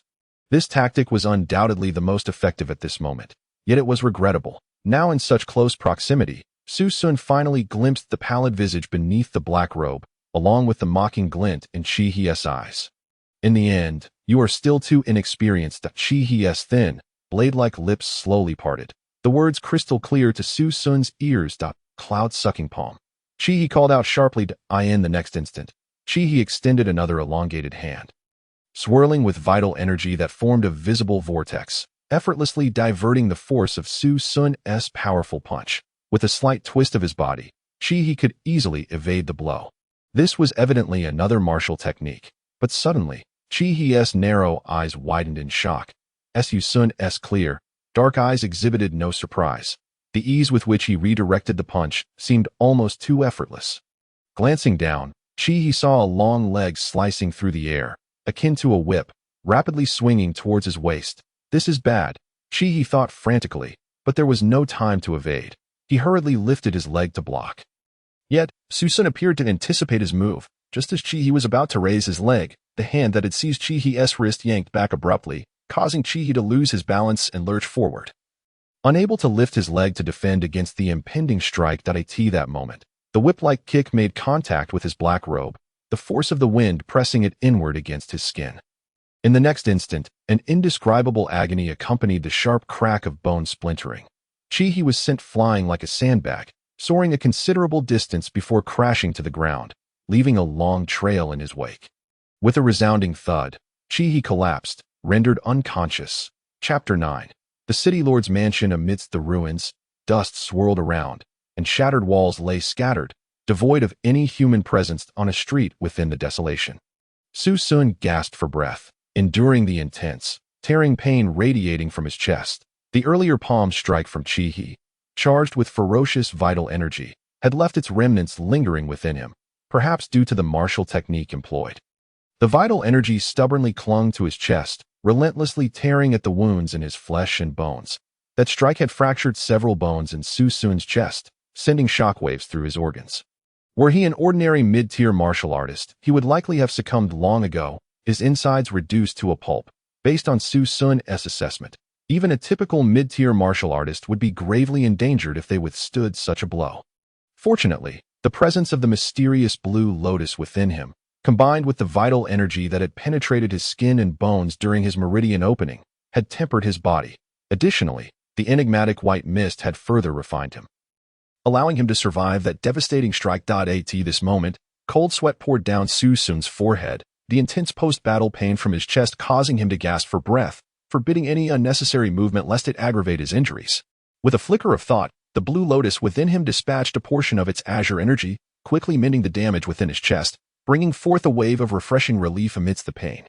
The rampant vital energy that had invaded him gradually calmed under the influence of the blue lotus energy, dissipating into the air or merging into Su Sun's meridians. Indeed, it is miraculous. Su Sun mused, feeling the wounds within him rapidly healing. The life or death gamble he had taken was predicated on the blue lotus's mysterious restorative properties. Otherwise, he would not have dared to act so recklessly. Once the pain in his chest lessened, Su Sun turned his gaze to the ongoing battle between Lu Qingxian and Song Huan behind him. Upon witnessing Qi He being kicked away by Su Sun, Song Huan was thrown into a panic, exposing numerous vulnerabilities, which Lu Qingxian ruthlessly exploited, striking him down to the ground, making it difficult for him to rise. Finally free to act, Lu Qingxian hastily looked towards Su Sun, upon seeing his torn garments, revealing a vivid red palm print on his chest and blood at the corner of his mouth. She noticed him sitting on the ground, gazing back at her. I have yet to master any martial techniques. My victory was merely fortunate, and I find myself in quite a sorry state that I hope I have not caused you any amusement. Miss Liu. Su Sun coughed lightly, offering an awkward smile. His current condition was indeed disheveled, and it was hardly the time for bravado. Lu Qingxian stared in astonishment at the scene before her. The youth's smile once again stirred her emotions. He had actually triumphed over Qi He without any martial skills, which left the girl in disbelief, utterly astounded. Though the boy's smile was marred by blood and his attire was tattered, in Lu Qingxuan's eyes, Su Sun was the only peer who truly commanded her admiration, igniting within her an inexplicable sentiment. I am Lu Qingxian. May I ask what your name is, young master? Lu Qingxian inquired, her heart filled with concern for the injured Su Sun, momentarily disregarding Song Huan on the ground as she hurried towards him. I am Su Xun. Su Sun rubbed his chest, laboriously standing up. His injuries had somewhat improved due to the blue lotus, but they still required time to heal. I am deeply grateful for your assistance today. Otherwise, Qingxian would have likely placed my father in peril, Lu Qingxian remarked, reflecting on the near miss with a shiver of fear. Had she been taken away by Song Huan, she could hardly fathom what demands he might have levied against her father, perhaps even threatening his life. Knowing her father as she did, even if faced with life-threatening demands, he would not so much as blink. With that thought, a chill ran down Lu Qingxuan's spine. What a formidable Song family. What a formidable Murong clan. Lu Qingxuan's icy gaze was cold as she softly murmured to herself. Even when angered, she exuded a certain charm that made Su Sun's heart race slightly faster. However, it seemed that this quickened heartbeat aggravated his injuries, causing him to cough, and the pain twisted the youth's face once more. Young master, your injuries are quite severe. It would be wise to recuperate at the city lord's mansion for a while. It would also serve as a token of my gratitude, Lu Qingxian suggested as she stepped forward and gently supported Su Xun first. Her touch felt somewhat stiff, but it soon became more natural, clearly indicating that she had never engaged in such an act before. A wave of fragrant scent enveloped them, and Su Sun, momentarily taken aback, nodded in acquiescence, not resisting her assistance. Yet, with the beauty by his side, he felt a strange fluttering of emotions. Today's scuffle had not been in vain. Such treatment was likely a rare privilege in the entire Eight Directions city. Countless suitors pursued her in Eight Directions city, but none had ever enjoyed such intimate contact with her, let alone being supported by the beauty herself. Young master, this way, please, she urged. Contemplating this, Su Sun allowed Lu Qingxian to guide him toward the city lord's mansion, all while under the venomous glare of Song Huan, who silently vowed, "Kid, just wait." The anger boiling within him was palpable as he glared at the retreating figures of Su Sun and Lu Qingxian, his mind swirling with various resentful thoughts, yet he found himself unable to move. When has the esteemed Lu ever been so close to anyone? Look, isn't that Miss Lu? Who is this person by her side? I have never seen him before. As they walked, Su Sun felt increasingly uncomfortable under the stares directed at him. He had never been the subject of so many envious gazes and found himself silently lamenting the troubles that beauty brings. Lu Qingxian, well aware of the attention, remained largely unfazed, accustomed as she was to the unceasing looks of admiration, greed, and ulterior motives. However, she did notice that Su Sun seemed somewhat stiff and uneasy beside her, which secretly amused her. The youth, at that moment, displayed a demeanor that was no longer fierce or warm, but rather endearingly awkward. Feeling the revitalizing energy from the Qinglian flow through him, Su Sun withdrew his arm and spoke. I appreciate your assistance, Miss Liu. My injuries have improved significantly, and I am capable of walking on my own now, so there is no need for you to trouble yourself further. A flicker of surprise crossed Lu Qingxuan's eyes. While others would relish the opportunity to be supported longer, Su Sun seemed to do the opposite. Could it be that he sought to draw her attention, shaking her head to dismiss that thought? She considered that he had indeed been gravely injured, and rising had been a challenge for him.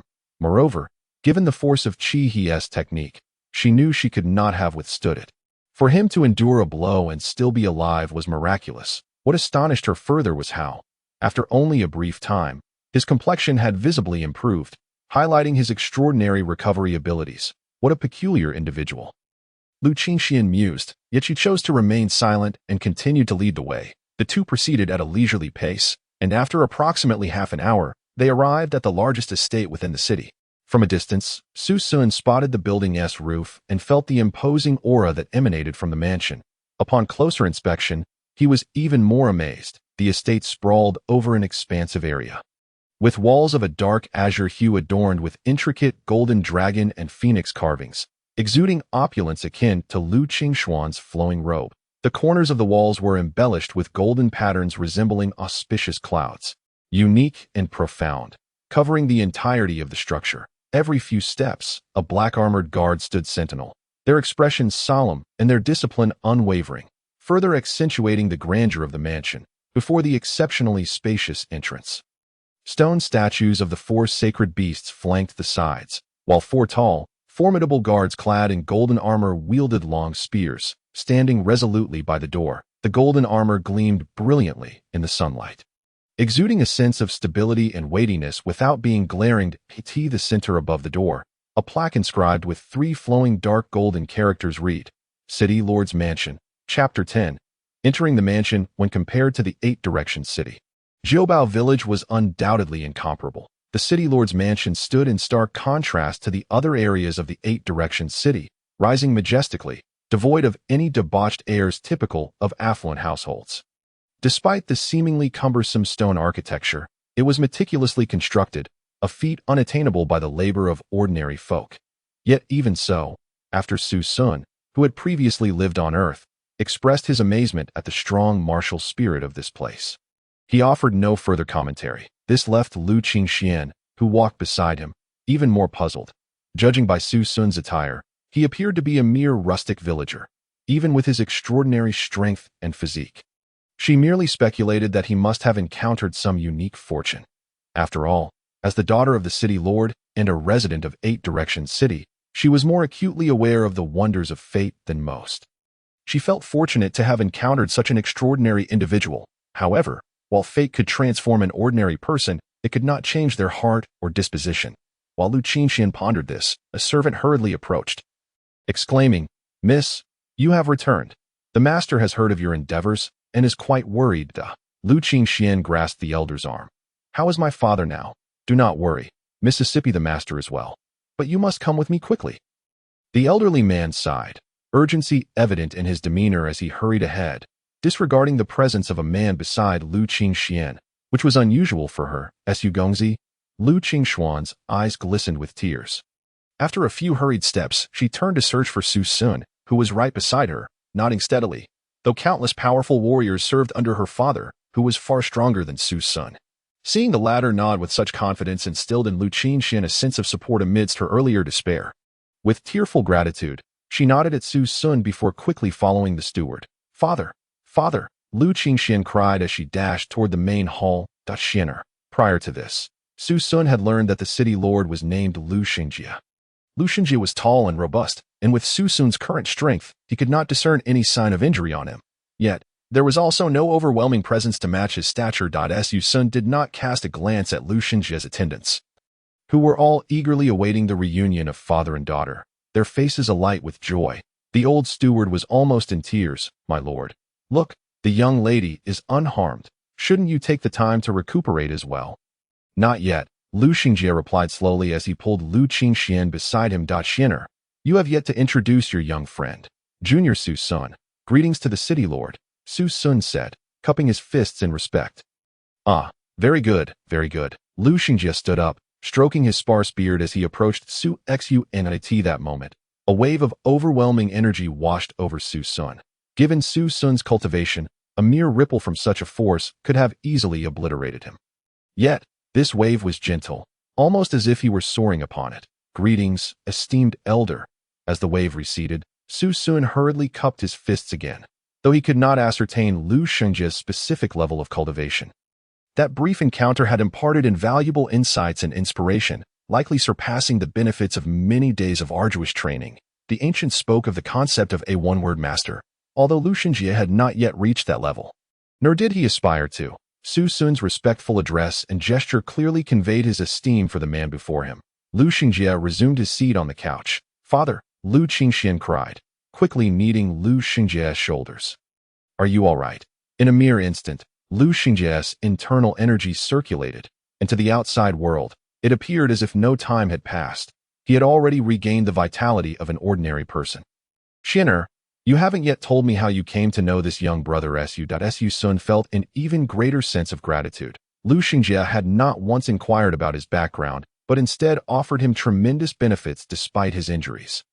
This also spoke volumes about Lu Qingshuan's character.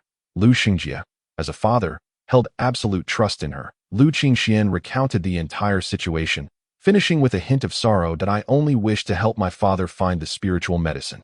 "Good, good." Lu Xingjie laughed heartily as he patted Lu Qingshuan's back. "Look at me. I am perfectly fine now. However, you must never engage in such reckless actions again, that if anything were to happen to you. How could your father bear it?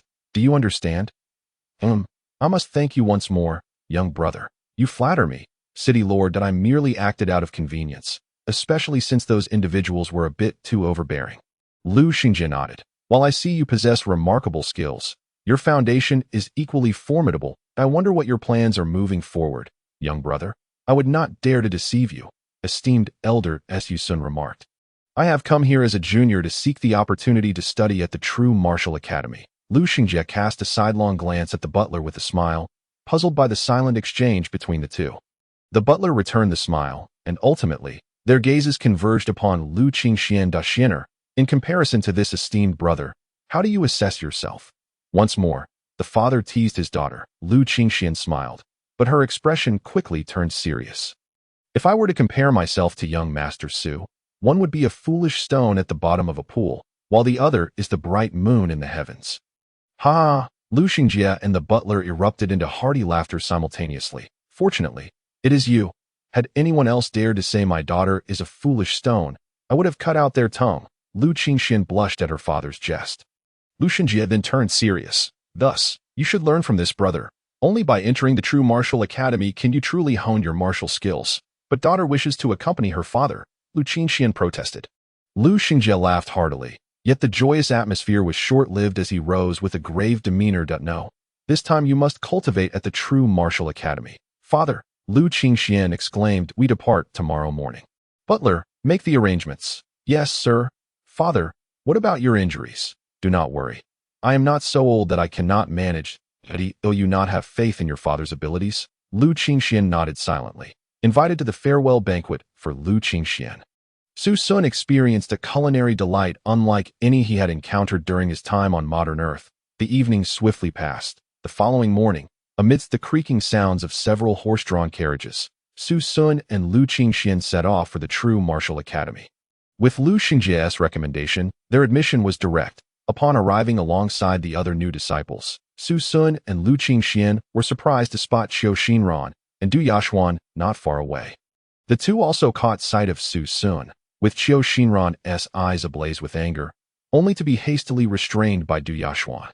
During their travels, they had been unable to cultivate due to the lack of resources and environment. Currently, Qiu Xinran remained unchanged, and approaching him would only serve to invite ridicule. In contrast, Su Sun had journeyed alone, seemingly at a disadvantage for cultivation, yet Du Yashuan could distinctly sense that he had grown even stronger than before. His gaze now imbued with a maturity that had not been there previously, Du Yashuan glanced at Qiu Xinran, who, in comparison to Su Sun, appeared almost childlike. However, she too was still a child. Qiu Xinran had the ability to offer her sweets. And that sufficed. The chill in her eyes intensified. Even if Su Sun reveled in his current prowess, without familial support, how far could he truly go? Yet, Du Yashuan soon realized her misjudgment. Beside Su Sun stood a woman whose attire, though not ostentatious, was crafted from noble fabric and tailored to perfection, revealing her elevated status, a conclusion only women might reach. For men, the most they could discern was that she was beautiful. What Yashuan could not bear was that this woman dared to speak to Su Sun. Chapter 11. The contest of skills. Su Sun was no servant. The woman engaged him in conversation. Even leaning slightly closer, he paid no heed to Du Yashuan, engrossed in quiet conversation with Lu Qingxian. In his mind, the presence of Du Yashuan and Qiu Xinran faded away. What kind of person was Lu Qingxian, if not for the ties that bound him and his desire to grow stronger? Su Sun would likely have been unable to maintain his composure in her presence, yet it was precisely this that fueled his resolve to become formidable enough to stand as an equal beside her. If Du Yashuan believed that the exchange between Su Sun and Lu Qingxian was a significant blow to her, she would soon discover her capacity for endurance was far too limited. For the elder from the True Martial Academy, having concluded his explanation of the selection criteria, based on qualifications, age, and martial skills, then called out, "Now, I wish to introduce a person." His gaze fell upon Lu Qingxian. She is none other than the daughter of the Lord of Bafang City. Miss Lu Qingxian. It is a tremendous honor for our True Martial Academy to have Miss Lu join us for cultivation. My heavens! Du Yashuan felt as if she were suffocating. Qiu Xinran, who had been watching Su Sun with resentment, now saw Lu Qingxuan's talent and felt that Du Yashuan was like a piece of useless clay. Humph! Qiu Xinran scoffed, yet her thoughts were consumed with how to supplant Su Sun. Moments later, her plan took shape, and a smile crept across her lips. Miss Lu, might you address the new students on behalf of this cohort? Thank you, but no, Lu Qingxian replied softly, her lips parting delicately. In an instant, all eyes were on Lu Qingxian, especially those of the self-important young men who harbored thoughts akin to Qiu Xinran's. However, Lu Qingxian lowered her head once more to converse with Su Sun. Disregarding the disdain and anger emanating from the other students at that moment, Su Sun had undoubtedly earned a place on the blacklist of all the young men present, should they encounter Su Sun during the martial arts competition. All the young men thought this way, and the atmosphere in the expansive square was filled with the sound of fingers snapping in anticipation. Now, I declare the assessment for inner disciples to commence. With the host's loud proclamation, the competition officially began. Without Lu Xingji's recommendation, Su Sun would have to wait another year. According to the regulations of the True Martial Academy, those who arrived too late, even if qualified by talent, would have to wait for the next examination to gain entry into the inner sect. Prior to that, they would serve as miscellaneous disciples for a year to qualify for the inner sect. One needed at least medium-grade talent. However, due to the flourishing population over the past few centuries in eastern Shenzhou and the limited quota for inner disciples, even to gain entry now, one needed at least above-average qualifications. Individuals like Qiu Xinran and Du Yashuan were categorized as above average, which was already considered talent in their village. Yet here, they ranked at the bottom. The black stone monument, still towering, relied on its light to assess the disciples' qualifications. This stone also had the capability to gauge age. Everyone present understood this. Hence their ages ranged from 14 to 18. But Su Sun finally discerned that he possessed high-grade talent, placing him in the upper tier here, as most disciples were of high-grade talent or slightly lower. When it was Lu Qingxuan's turn, all eyes were drawn to the daughter of the city lord. The crowd buzzed with gossip, reveling in the spectacle. Lu Qingxian ascended the stage slowly, and the chief examiner rose with a smile. Miss Lu, esteemed elder, Lu Qingxian bowed her head gently, her palm reaching out to the cold stone tablet. Previously, many had witnessed disciples like Su Sun who could illuminate all the engravings. Now, when Lu Qingxuan's hand rested upon the stone, it showed no response whatsoever. The chief examiner was aware of Lu Qingxuan's true capabilities, not her status, but the level of her cultivation at such a young age. Is the assessment stone broken? Laughter erupted from the female disciples. While Du Yashuan mocked, she shot a cold glance at Su Xun. At that moment, Su Sun distinctly sensed the powerful spiritual energy emanating from Lu Qingxian. Reminiscent of their time in Bafang City. No, Su Sun's heart cried out. He could not reveal his own Qinglian, so he had settled for high-grade talent. Why did Lu Qingxian not elicit a reaction from the assessment stone? If someone with ulterior motives discovered this, Would Lu Qingxian not be in danger? Just as Su Sun's heart raced with concern, the chief examiner suddenly soared off the stage. Ah! This was followed by the panicked cries of numerous students. The assessment stone had shattered. It did not merely crack. It had exploded into pieces that a pure and lethal aura radiated from Lu Qingxian. Amidst the chaos, Su Sun disregarded the pain from the falling debris and rushed to Lu Qingxuan's side. Firmly grasping her, "Young Master Su?" Lu Qingxian appeared to awaken from a daze. Her aura gradually dissipated, returning to her usual demeanor as the chief examiner regained his composure. Su Sun's heart finally settled.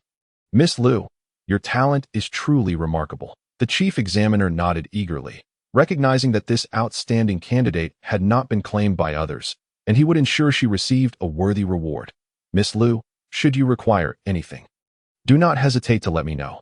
"Thank you, esteemed elder." Lu Qingxian nodded with a smile and, accompanied by Su Sun, gradually descended from the arena. The following day, the rankings were announced.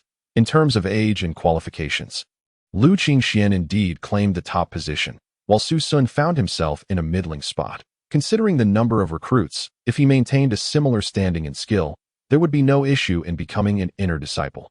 With a large number of participants, the competition was divided into 3 arenas for separate contests, totaling 3 rounds with cumulative points. Victors received 2 points, ties were shared, and losers garnered none. In the first round, Su Sun faced an opponent named Ouyang Qian, a stout individual who bore a resemblance to a robust boy from the Mongolian ethnic group. Despite his bulk, his martial prowess was astonishing, and it seemed he had cultivated some form of martial technique, as even Su Sun's strikes failed to inflict any harm upon him. Conversely, Ouyang Qian advanced with a vigor reminiscent of a Mongolian cavalry charge, his cherubic face shadowed by a demeanor that belied his years.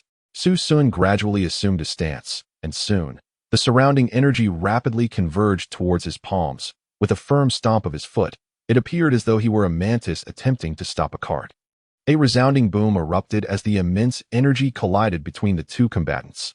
The spectators, who had anticipated Su Sun's defeat, were left with solemn expressions. Su Sun merely staggered but maintained his footing, while Ouyang Qian, after a series of retreats, ultimately toppled over and rolled out of the arena. Su Sun smiled and bowed to the fallen Ouyang Qian, remarking, "Well done." The stout boy nodded appreciatively, his expression returning to one of commendation as soon as the battle ceased. "Interesting," Su Sun mused, observing Ouyang Qian's unaffected demeanor post-defeat, recognizing the value of such camaraderie. "What do you think?" Su Sun inquired of Lu Qingxian. It was indeed peculiar that they both had their first matches simultaneously. "Not bad," Lu Qingxian replied with a smile. "He is a junior who has just entered the enlightenment stage. How about you?" "It's me," Ouyang Qian interjected, approaching confidently. "Brother Su, your martial arts are profound. I am in admiration." Su Sun and Lu Qingxian exchanged glances, uncertain of how to respond. Discussing cultivation at their level felt somewhat out of place. "Brother Ouyang, your techniques are impressive as well. I hold you in high esteem." Ouyang Qian nodded emphatically. "But Brother Su, do exercise caution next time." "Thank you, Brother Ouyang," Su Sun replied with a smile. After a moment's contemplation, Ouyang Qian turned serious. "Miss Lu, are you aware of the Murong family?" Chapter 12. Unbeaten, I would appreciate Brother Ouyang's guidance, Lu Qingxian said, glancing at Su Sun, sensing that this little stout boy possessed considerable knowledge about matters concerning the Murong family and their enmity with the current city lord. Lu Xingjia, there is not much to guide. The 3rd young master of the Murong family is currently the top inner disciple of our true martial academy. I fear he may not be friendly towards you both. Top inner disciple, Lu Qingxian responded with a smile, though she shared Su Sun's astonishment internally. Nevertheless, she chose not to let this knowledge dampen her spirits. After all, even the top inner disciple would not attack them without cause. Once the first round concluded, all disciples began the draw for the second round. Su Sun drew a disciple named Wang Changshu, who regarded him with disdain. Upon noticing Lu Qingxian in the audience, he snapped his fan shut, holding it with both hands and offering a slight bow to Su Xun. As Su Sun began to gather his internal energy, Wang Changshu reopened his fan, arrogantly declaring, "Su Sun, I offer you the opportunity to concede." His tone reeked of hubris, clearly dismissing Su Sun, while his gaze remained fixated on Lu Qingxian, basking in his own self-importance. Fury welled within Su Sun. "Thank you, but I believe conceding suits you far better. Impertinent, Wang Chashu retorted, snapping his fan shut once more. Before Su Sun could react, Wang Chashu darted toward him with astonishing speed. Su Sun barely had time to gasp before attempting to evade. But Wang Changshu's punch struck his shoulder with a heavy impact. What kind of martial technique is this? Su Sun wondered, astonished as he struggled not to fall. Compared to the movement technique employed by Chi-He earlier, Wang Changshu's abilities felt worlds apart, and Chi-He's skills were already top tier among common techniques. Could it be that Wang Chashu was utilizing a spiritual-grade technique that seemed implausible with his level of cultivation? How could he have mastered such a technique? Su Sun's mind raced. Yet he understood that progress in martial arts required relentless practice. The loud shout erupted from him as he felt his palms suddenly generate a vortex of energy. With this surge, he swiftly regained his footing. As he stood upright, he pivoted, tracing a circle with his foot, and in a flash, he found himself behind Wang Chashu. Humph! Wang Chashu scoffed, and as Su Sun launched his palm forward, their hands collided with a resounding impact. Su Sun coughed up blood and was sent sprawling backward. How presumptuous! Wang Changshu remarked, shaking his fan. Teacher, may I announce the victor? The audience erupted in thunderous applause. Eagerly anticipating Su Sun's misfortune, the chief examiner began to rise, ready to declare the outcome, knowing that for a child at this stage, bleeding from the mouth often meant they lacked the strength or will to continue. Su Sun hastily raised his right arm, halting the examiner's announcement, and with great difficulty, managed to utter, "Wait." He was unsure what technique Wang Changshu had employed, but he was certain that in addition to the movement technique, Wang Changshu had utilized a combat technique during their exchange. Su Sun had indeed been injured, yet in that fleeting moment of falling, he experienced a peculiar sensation, as if he had absorbed the essence of Wang Changshu's technique and felt confident he could decipher it. The chief examiner glanced at Wang Changshu before slowly sitting back down. All right, all right, all right, Wang Changshu repeated 3 times before turning to inquire. Teacher, what if the opponent refuses to concede? Killing is not permitted. After this statement, the chief examiner offered no further commentary. Without waiting for Su Sun's response, Wang Changshu transformed into a blur in Su Sun's vision, moving with a speed that far surpassed that of Chi-He and his companions. Excellent, excellent, Su Sun thought, his lips stained with blood. He could clearly perceive Wang Changshu's movements, and as the energy within him began to shift in response to Wang Changshu's speed, it felt as though it was validating his actions. When Wang Changshu reached Su Sun with an even swifter pace, unleashing greater force, he was astonished to find that Su Sun had completely evaded his strike. Injured, Su Sun had managed to dodge. Confused yet exhilarated, Su Sun felt a sudden explosion of energy within him, allowing him to effortlessly escape Wang Changshu's grasp. Wang Changshu bellowed. At that moment, Su Sun was wholly turned away from him, leaving him vulnerable to another attack. Yet, a smile graced Su Sun's lips, for he had deliberately invited that blow. This combat technique was unlike the movement technique. Without physical contact, one could not truly grasp its intricacies. Yet, he had instinctively evaded it. This strike fulfilled Su Sun's desire, and even though it lacked significant force due to Wang Changshu's hasty execution, the combat energy embedded within it remained undiminished, which Su Sun fully absorbed. Bring it on! Su Sun called out to Wang Changshu with a grin. Wang Changshu was now utterly enraged, channeling his full cultivation as he charged at Su Sun. This time, Su Sun evaded 2 strikes but found himself once more tumbling to the ground, leaving even the chief examiner astonished. It was not merely skill that left the examiner speechless, but the spirit displayed. More astounded than the chief examiner was Lu Qinxian, who had begun to piece together the mystery. The transformation Su Sun exhibited must be attributed to the rapidly regenerating energy within him. However, it also owed its credit to his father, Lu Xinjie. The martial foundation Lu Xinjie had imparted to Su Sun was infused with the battle experiences of a seasoned warrior. If Su Sun could reach such a level of cultivation, he would naturally inherit Lu Xinjie's teachings. Yet, to her surprise, Su Sun had not visibly advanced, yet he was already capable of harnessing battle experiences to observe and learn from others' techniques. What Wang Changshu employed was indeed a low-grade spiritual technique, albeit modified to suit his physique.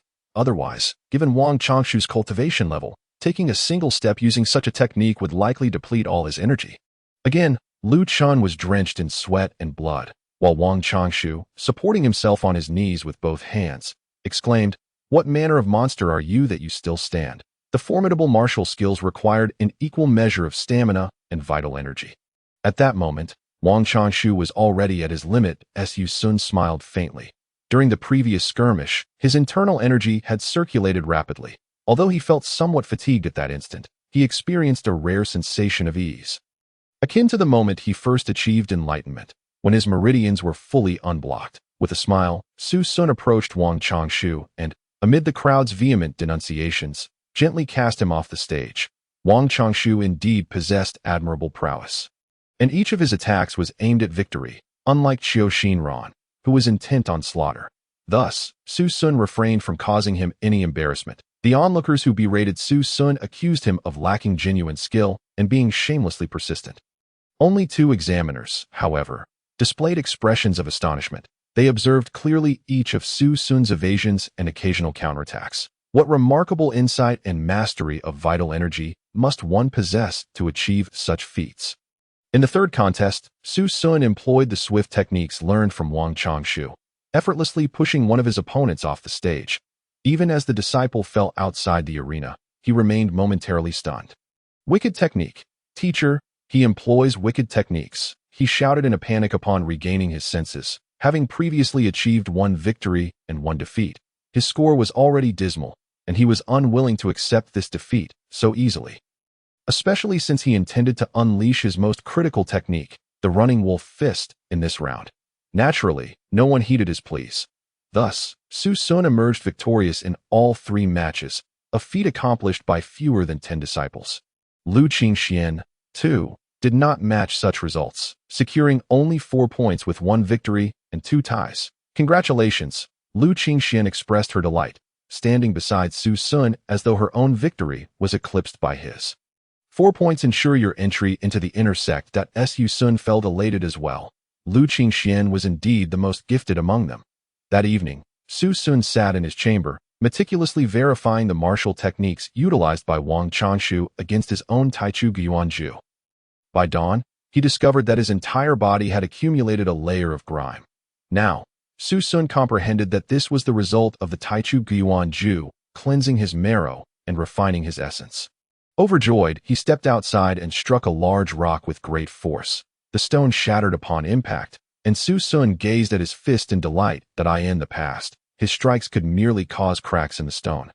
Yet now he had shattered it completely. That moment of destruction, it felt as if his entire being resonated with a newfound vigor.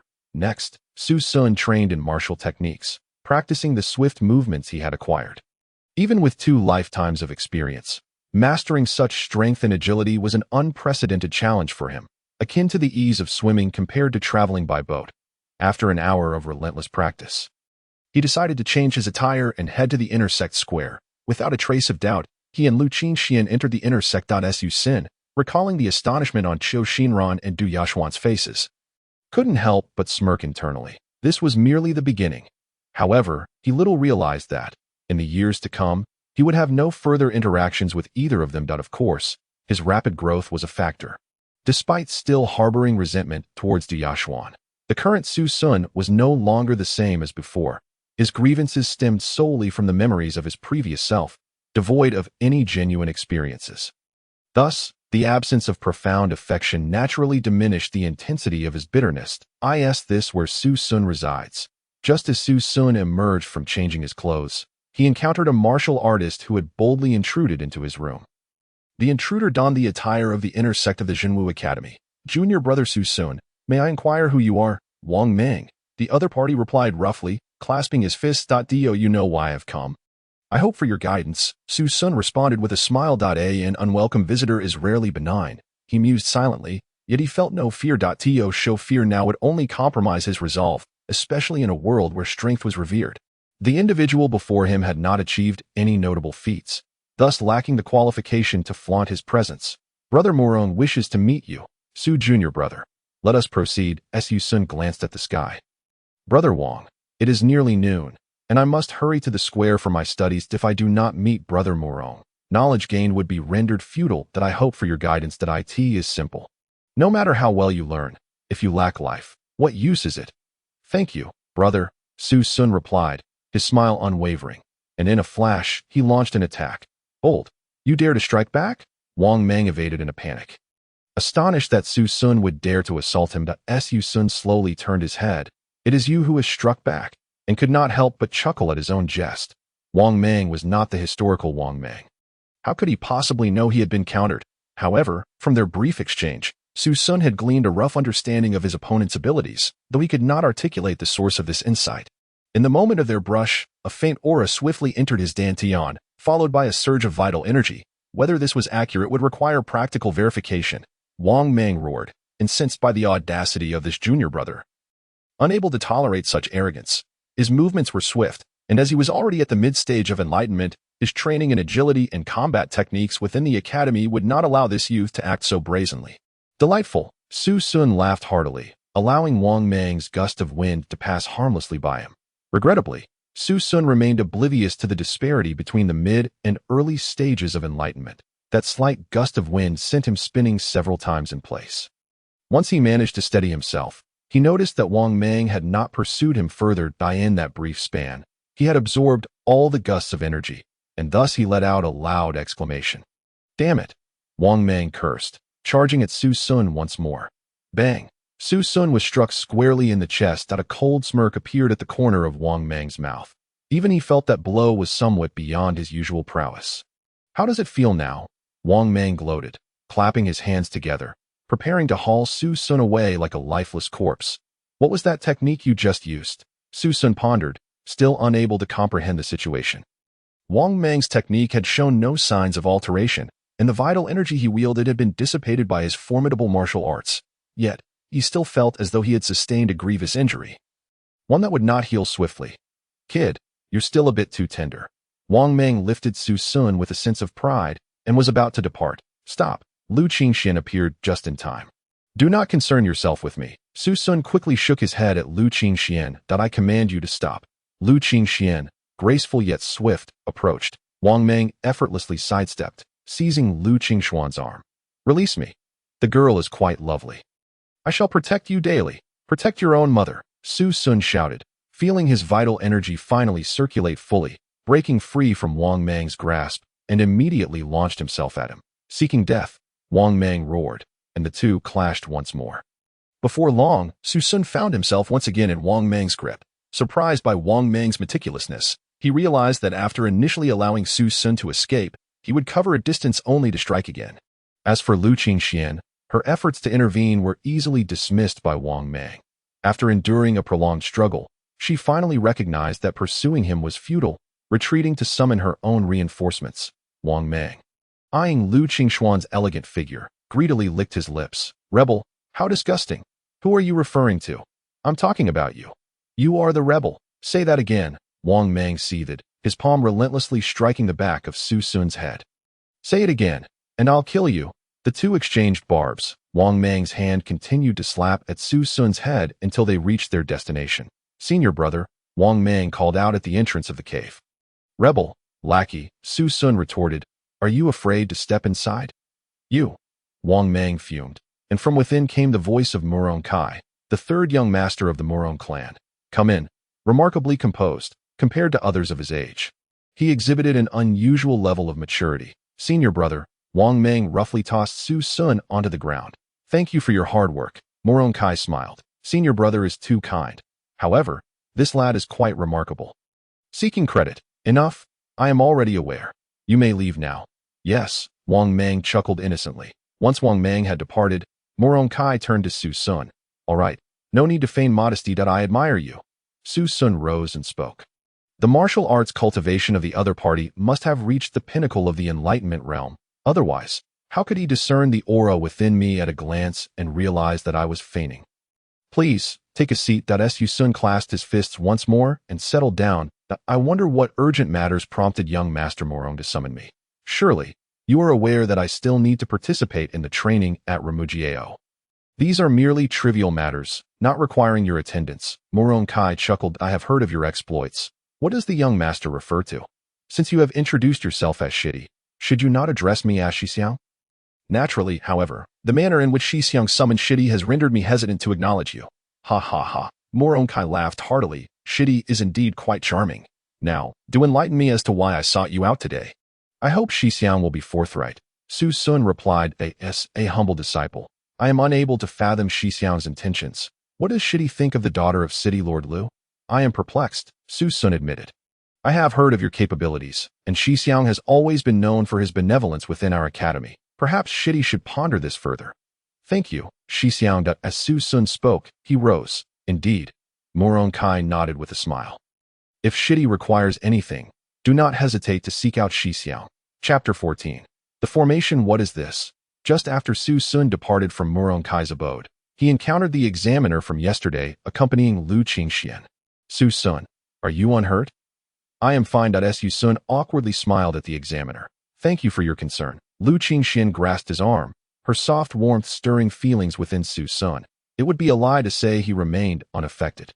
However, with the presence of the examiner, he could only endure for Lu Qingxuan's reputation, or else he would have already indulged in his desires. Since young Master Su is unharmed, I shall not impose any further. The examiner said. Thank you, esteemed teacher, Lu Qingxian replied with a smile. Did Muron Kai trouble you? Well, we exchanged a few words. What was discussed? The topic among men seemed difficult to articulate, and if he had indeed received benefits from Muron Kai, which in turn could lead him to Lu Qingxian, it was certain that Muron Kai would later require his assistance against City Lord Lu. What a cunning scheme. What a ruthless heart. Moreover, with Muron Kai's endorsement, there was another option, to part ways with Lu Qingxian and wholeheartedly join Muron Kai's faction. However, this would mean that Muron Kai had triumphed in the first round and that in the days to come, Su Sun would surely find himself within Muron Kai's sphere of influence, receiving the least favorable treatment with no opportunities for advancement. It seems he is attempting to win hearts, Su Sun remarked. A person as astute as Muron Kai would not prolong his fade for more than 3 days. Given the disparity in their strengths, Muron Kai had no need to bide his time. Although the academy had rules against harming fellow disciples, eliminating someone like Su Sun, who was utterly alone, would likely not provoke any repercussions for Muron Kai. Could he truly be so benevolent? Su Sun nodded urgently. Neither of us attended the conference, and now we are left in the dark. I did. At this moment, the rotund Ouyang Qian approached, clutching a massive chicken leg, grease dripping from his mouth. Eddie, you have any questions? Yes, Su Sun quickly nodded. Ouyang, please share with us. Ouyang Qian's expression shifted to one of sharpness. I detest being called fatty. All right, brother Ouyang. It was my mistake. 2 chicken legs. Deal. So this was all for food. It seemed the first order of business at Jinwu Academy was to help this glutton catch a chicken. Take a look for yourselves. He grinned with satisfaction. I assure you, everyone will get one, and then some. With that, the two awkwardly accepted the greasy animal hide scroll, which contained detailed instructions on the tasks required of novice disciples. For inner disciples, the most crucial pursuit was cultivation. However, beyond cultivation, they were also obliged to complete specific sect tasks to earn sect points. Only with these points could one exchange for the necessary elixirs and martial skills for cultivation. Of course, one could also opt not to take on tasks that as inner disciples. They received a reward of 10 points each year. After reading through the material, Su Sun immediately stood up and declared, "Let us go and take a look. I will not go," Ouyang Qian replied, reluctantly licking the bones of the chicken leg he had devoured. Su Sun and Lu Qingxian exchanged glances, ignoring one another. "Isn't that our martial arts champion, Su Xixiang?" Someone shouted, frequently glancing at Lu Qingxian, the intent clear. Behind this person trailed 6 or 7 fellow disciples who had entered the academy with them. Wherever there are people, there is a world of intrigue. "Who are you?" Su Sun inquired earnestly. The individual appeared momentarily stunned by Su Sun's question. Puffed. Lu Qingxian stifled a laugh. "I asked the young lady laughing at me." The man's previously furious expression transformed into a captivating one. "Pray tell, what must I do for you to smile again?" "Begone," Su Sun bellowed. You, the man exaggeratedly shouted. "Kill him." Step back. The Su Sun positioned Lu Qingxian behind him. Be cautious. This scene further enraged the group before them, who began to yell and rush towards Su Sun. Having mastered Wang Changshu's footwork, Su Sun swiftly evaded, darting behind the leader of the group, delivering a powerful punch that landed squarely on the opponent's back. Bang! Chun Shixiao. The group, having lost sight of Su Sun, turned in astonishment to see Chun Shixiao sprawled on the ground at Su Sun's feet. Chun Shixiao bellowed, clearly no ordinary person given his ability to lead the group.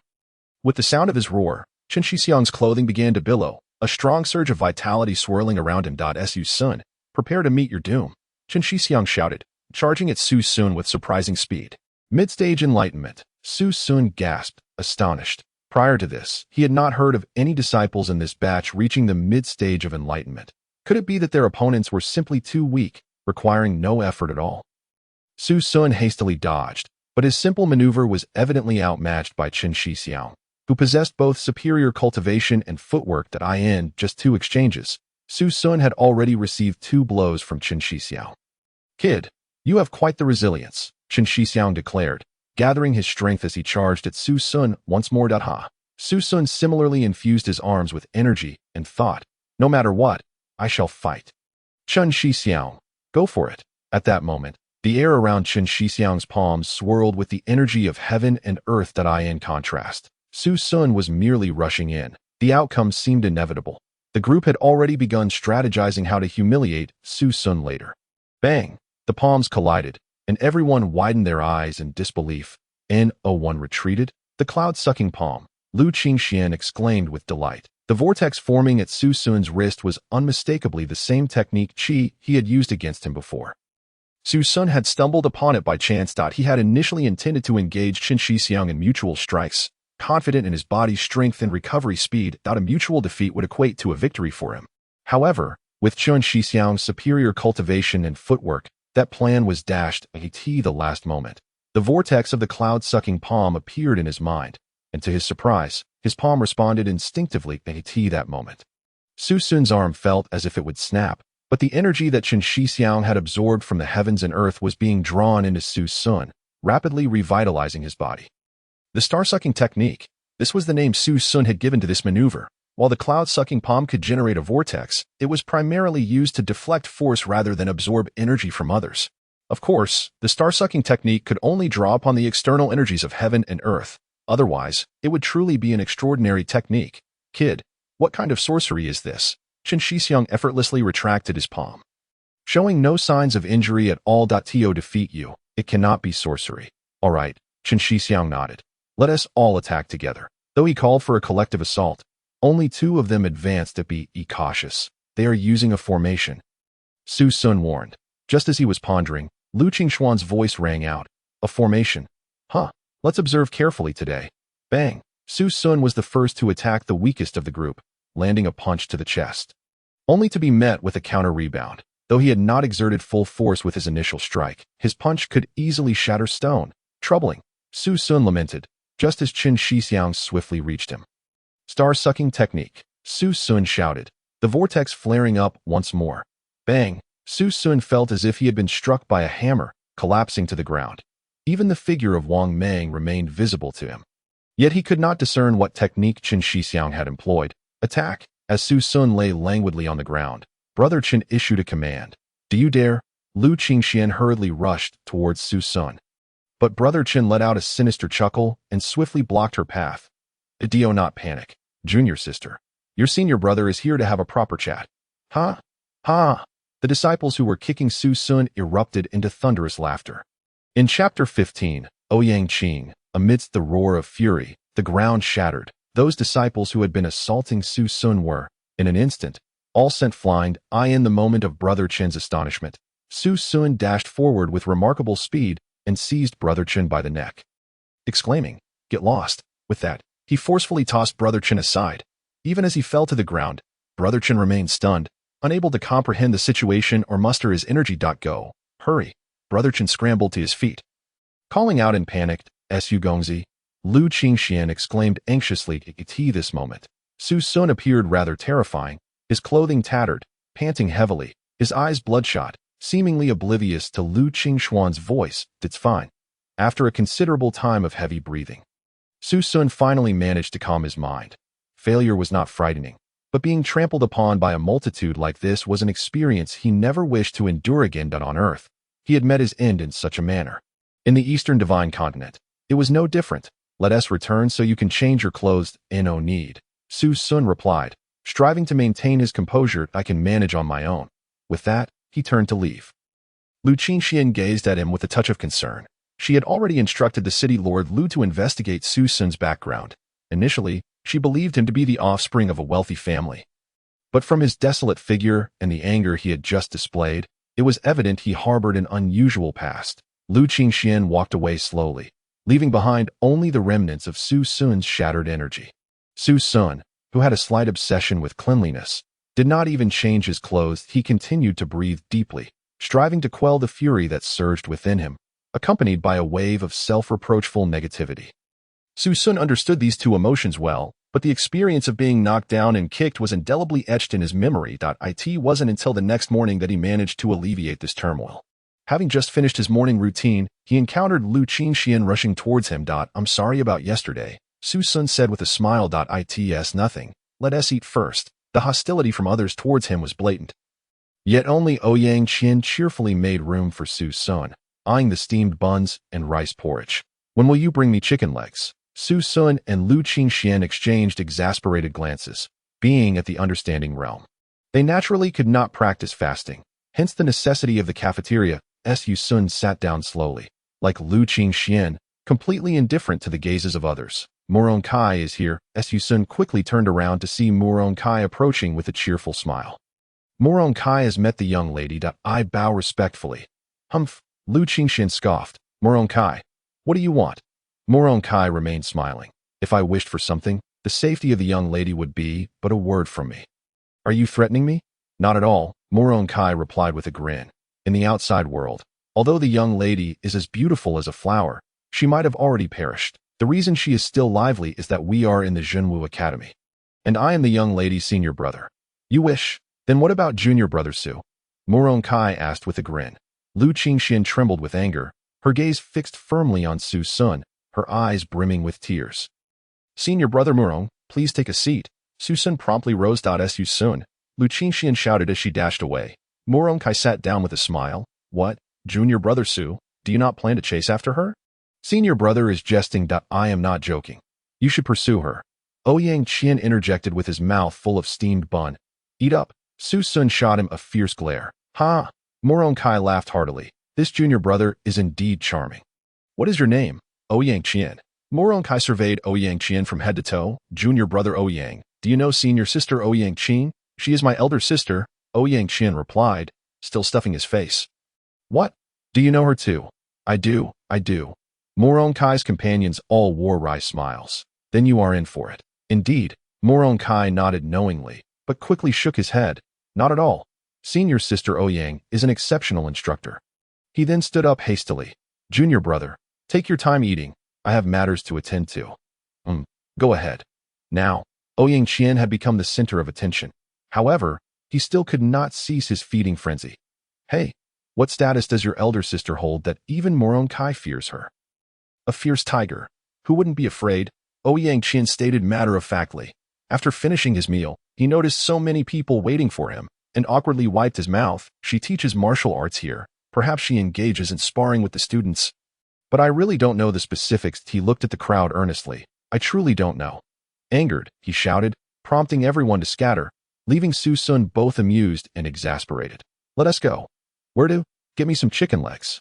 Until Su Sun finally managed to escape after procuring chicken legs for Ouyang Qian, he returned to his room to begin formulating a training plan.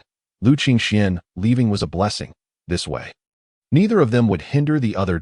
Su Sun planned to train for a while, and if he made progress, he would maintain his training state. Should progress be slow, he would have to undertake tasks to earn points for elixirs and the like.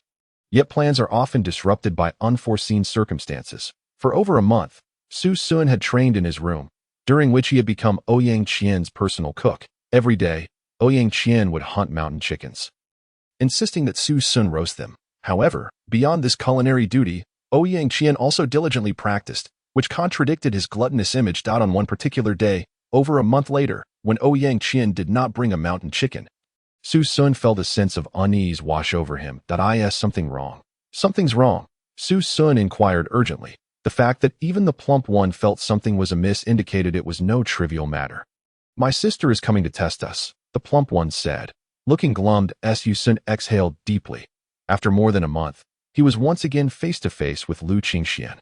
Although he had felt it was excessive not to visit her during their training, the joy brought by the strength gained through cultivation had quelled those thoughts. Yet, Upon seeing Lu Qingxian, Su Sun realized that despite his experiences in 2 lifetimes, he still could not muster much resistance against her. Lu Qingxian was slowly walking in another direction, accompanied by several eager disciples vying for her attention that in the past, she would have ignored them entirely, but at this moment, she surprisingly maintained a polite smile for each of the suitors. This caused quite a stir among the onlookers. Besides Su Sun, only Ouyang Qian continued munching on a chicken leg. This is truly terrifying. Su Sun responded, what is terrifying? Lu Qingxian, don't you think? Su Sun shook his head. Just as many of the boys were immersed in their attempts to flatter Lu Qingxian, a gust of wind suddenly swept past them. Stand straight. Following that, a commanding shout echoed, and every male disciple bore a vivid handprint across their faces. Stand straight. Ouyang Qian dropped the chicken leg in fright. Only then did Su Sun glance toward the source of the voice, a woman clad in azure, exuding an unmistakable aura of maturity. The crowd dared not gaze too long. As they felt a chill run down their spines, one disciple, having swallowed hard, found himself unconscious against a distant tree. Are you all ready? Su Sun certainly did not expect to encounter an assembly reminiscent of a school gathering in this martial arts world that revered individual prowess. Ready. The response reverberated through the hall, and none of the disciples who had just been struck dared to utter a sound. Ouyang Qing slowly surveyed each of them, who hurriedly averted their gazes. At last, her attention rested upon Lu Qingxian. In Chapter 16, the second encounter, she inquired, are you Lu Qingxian? Yes. Good.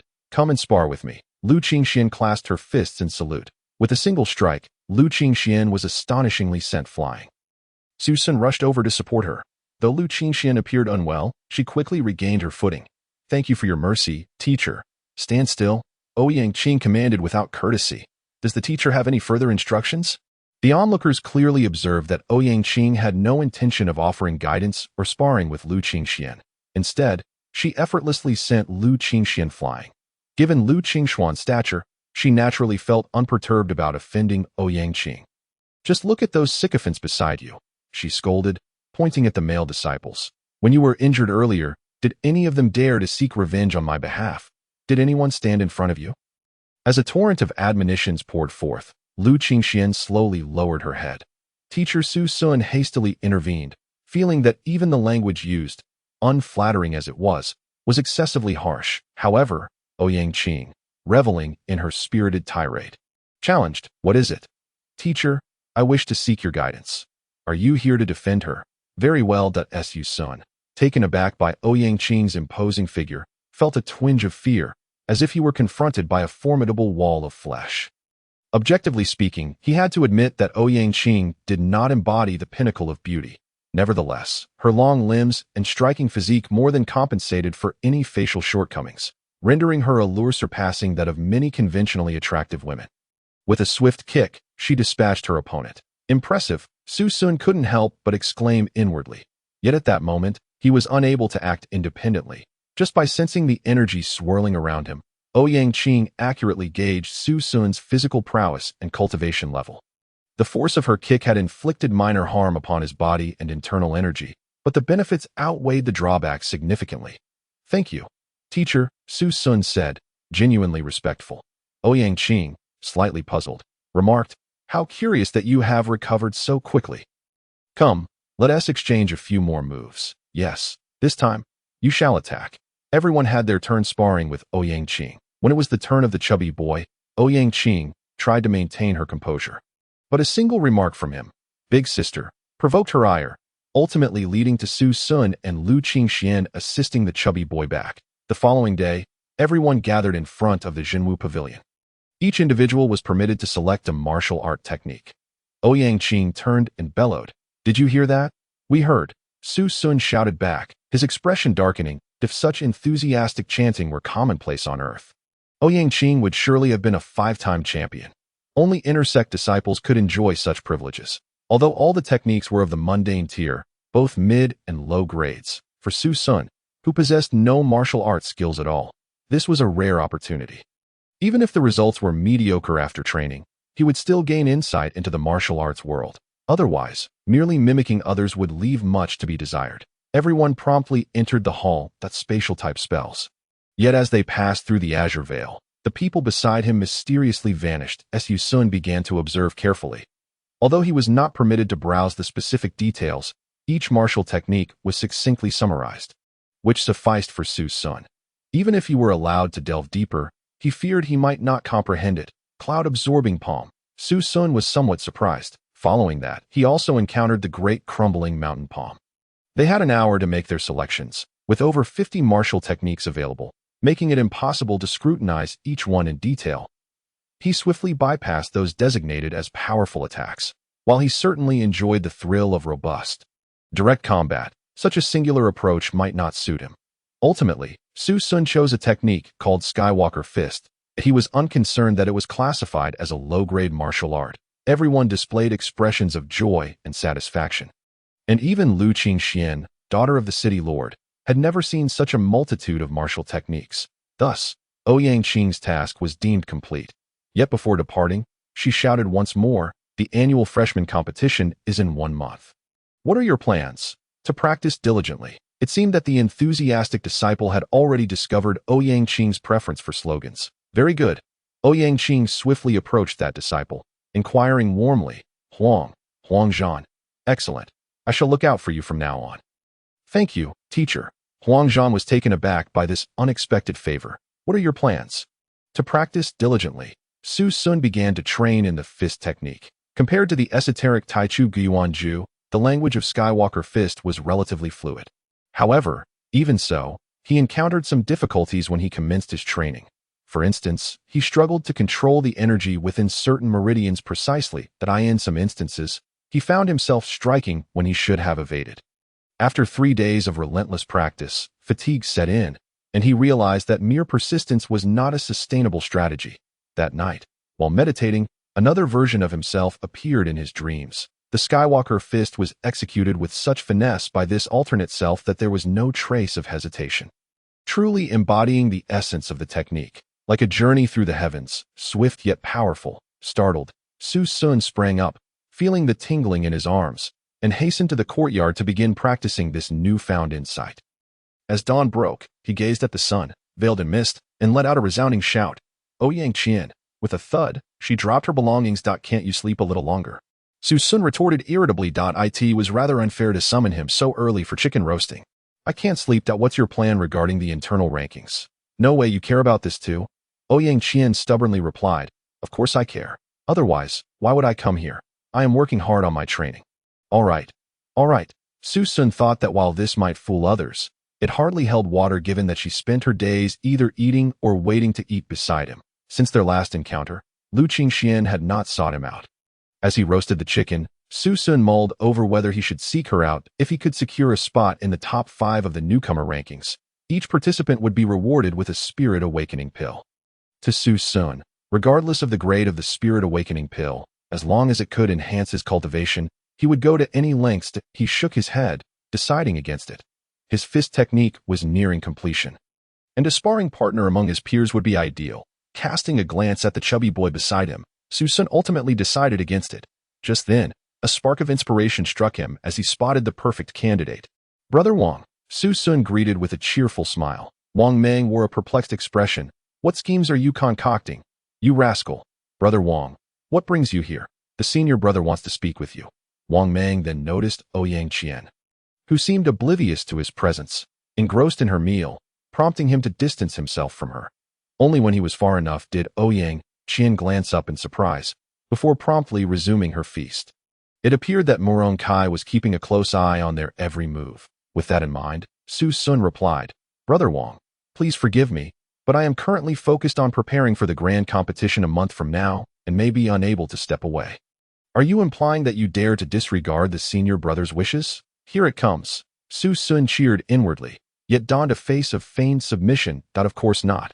Regardless of the competition's outcome, I will seek the senior brother's guidance. Guidance? With your skills? Come, let's see how you fare against me first. Then I shall not hold back. Su Sun assumed a fighting stance, appearing tense as he faced Wang Mang. Humph, Wang Mang scoffed, preparing to subdue him with a single strike.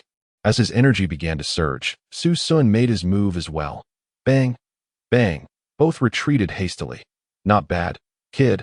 Wang Mang patted his chest, clearly invigorated by the encounter. I would appreciate the senior brother's pointers, Su Sun responded, equally eager as he readied himself once more.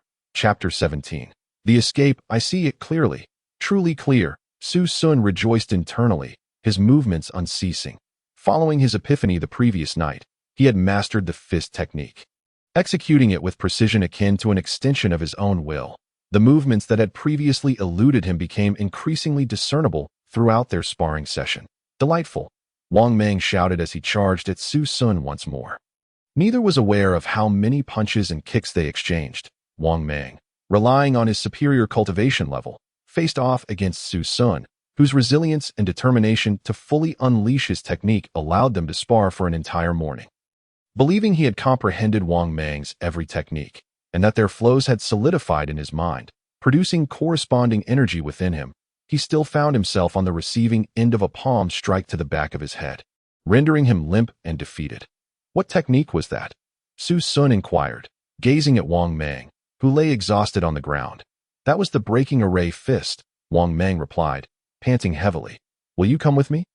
You can't take me away if you refuse to go with me. Tomorrow a more formidable senior brother will come, and the senior brother will not spare you. That I hope the senior brother can speak kindly. I truly need to prepare for the competition. Wang Mang finally rose, fully aware that with his methods, even if he could momentarily incapacitate Su Sun, he would still be unable to prevent him from recovering thereafter. Shaking his head, Wang Mang felt a profound bitterness within, pondering how his senior brother would chastise him this time.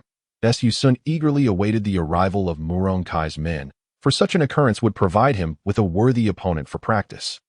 However, given Murong Kai's cunning and sinister nature, he would surely not overlook this aspect. On the following day, Wang Mang arrived alongside another senior brother named Li Jia. The two soon became entangled in combat once more. The reason for their continued fighting was Murong Kai's suspicion that Wang Mang had been lenient, thus assigning Li Jia as a witness, while simultaneously bringing Su Sun back. The two engaged in their sparring with great enthusiasm. After a night of cultivation, Su Sun's physical form had made significant progress. The vitality expended during their bouts was replenished within him. His meridians had also widened considerably. Su Sun felt a surge of joy. If he continued at this pace, could it be that within a year and a half, he could reach the mid-stage of the Enlightenment realm? Thus, this bout was fought with even greater vigor and determination than the last.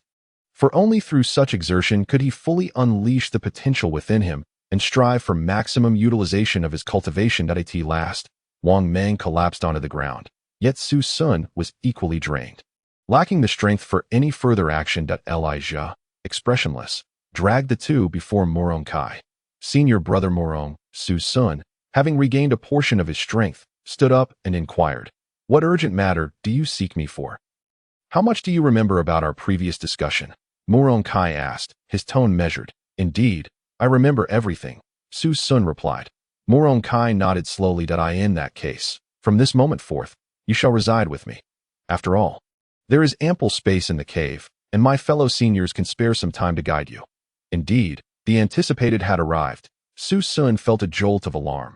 It appeared Murong Kai was fully aware of the prolonged silence between him and Lu Qingxian. Now, he must ascertain whether Lu Qingxian still held concern for him before deciding on his next course of action. "Thank you, senior brother," Su Sun said, clasping his fists. "However, I have always preferred solitude, and I fear I would waste your good intentions. You are still quite young. Besides, once you join our academy, you must adapt to local customs. You will gradually learn to enjoy practicing alongside others," Murong Kai said. Su Sun hastily sought excuses.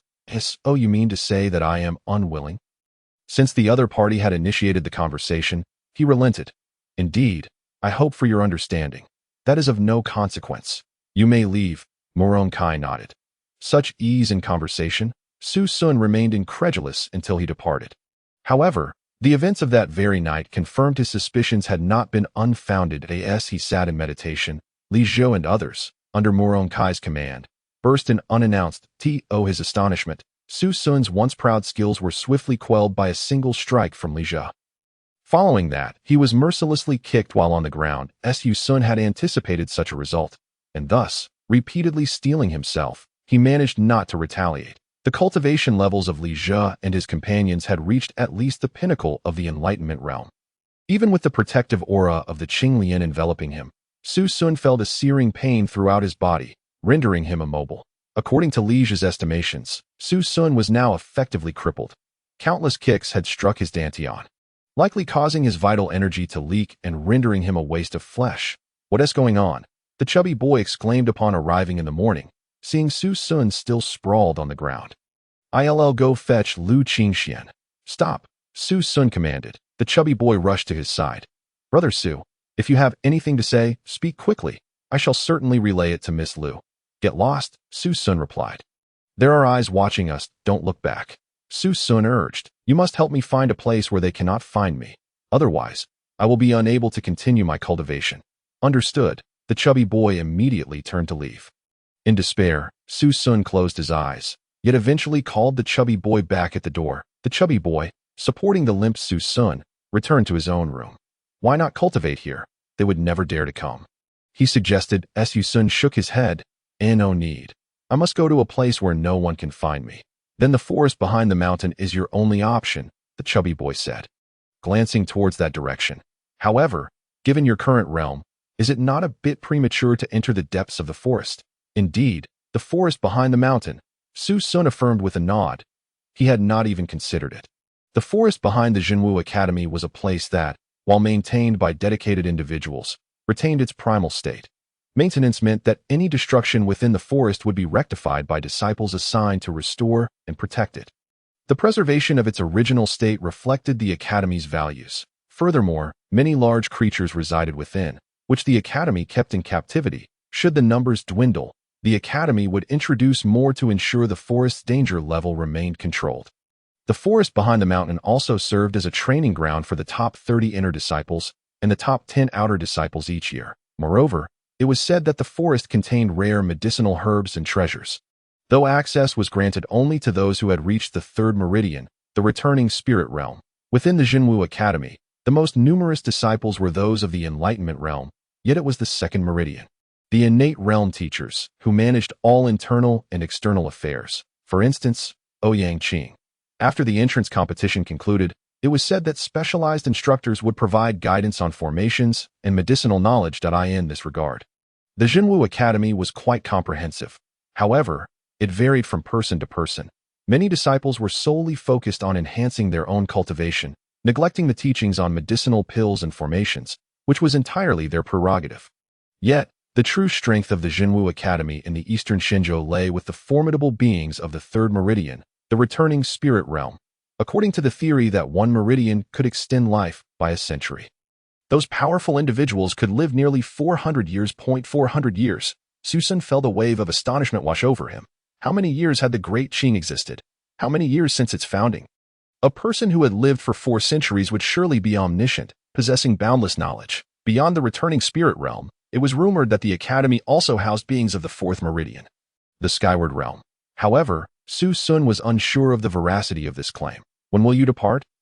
Ouyang Qing inquired. "This very evening," Su Sun replied. "If I push myself to the limit, I can reach the forest by dawn." The distance to the forest behind the mountain was less than 100 miles, making it feasible to arrive within a night. "But your injuries?" "My injuries have healed," Su Sun stated. "If I do not leave now, I fear I may never have the chance to."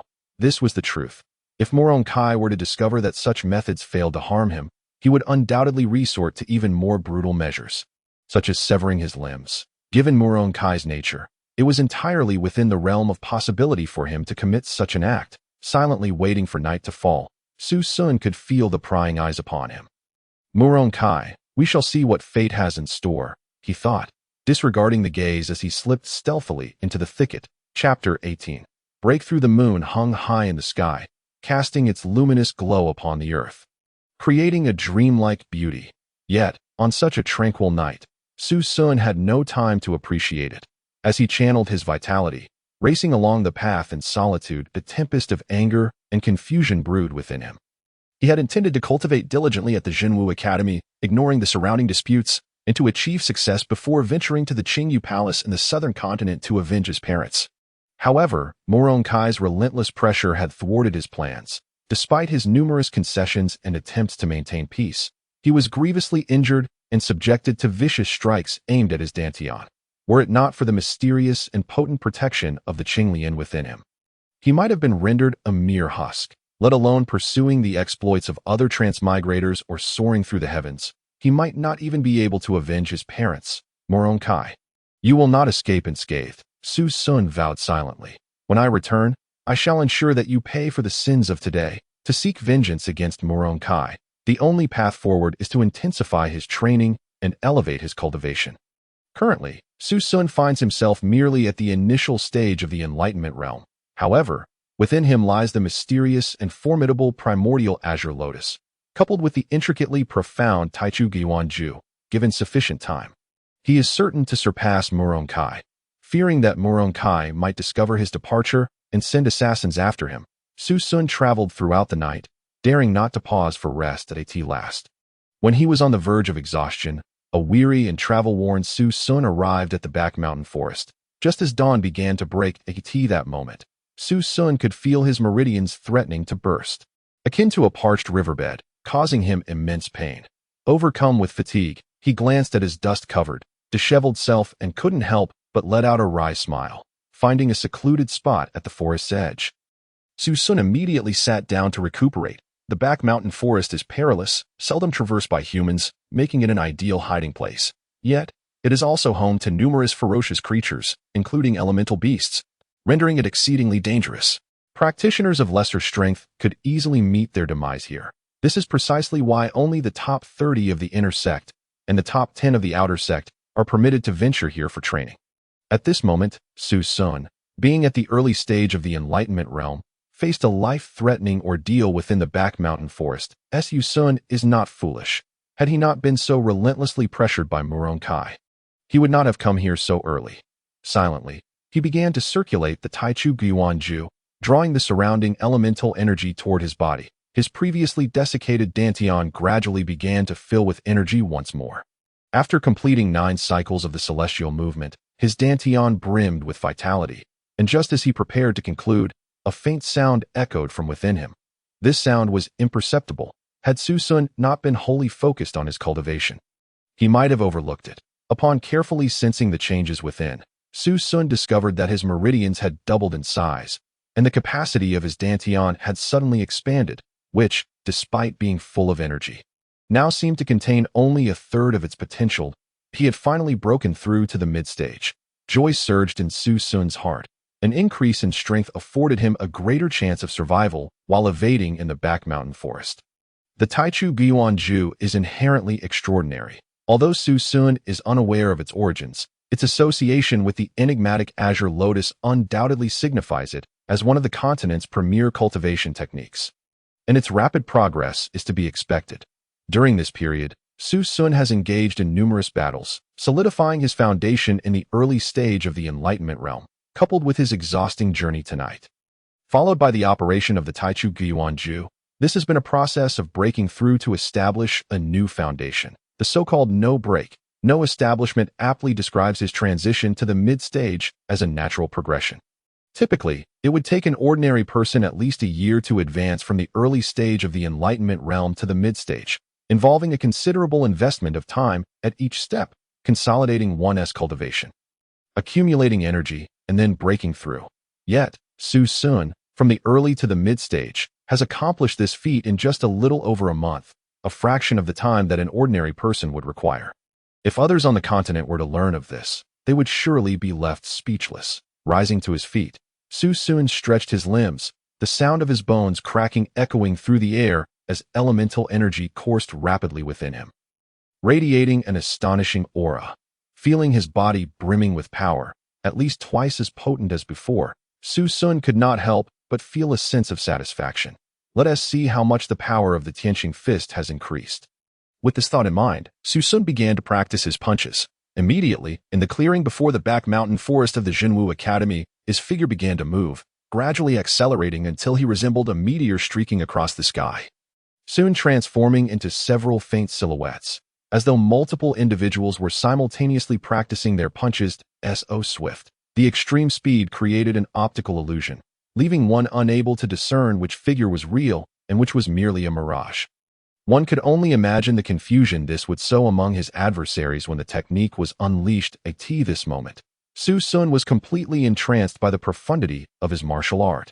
After breaking through to the mid-stage, the elemental force within him had increased threefold, and areas that had previously been difficult to execute now flowed smoothly and harmoniously, reminiscent of the figure that had appeared in his dreams that night.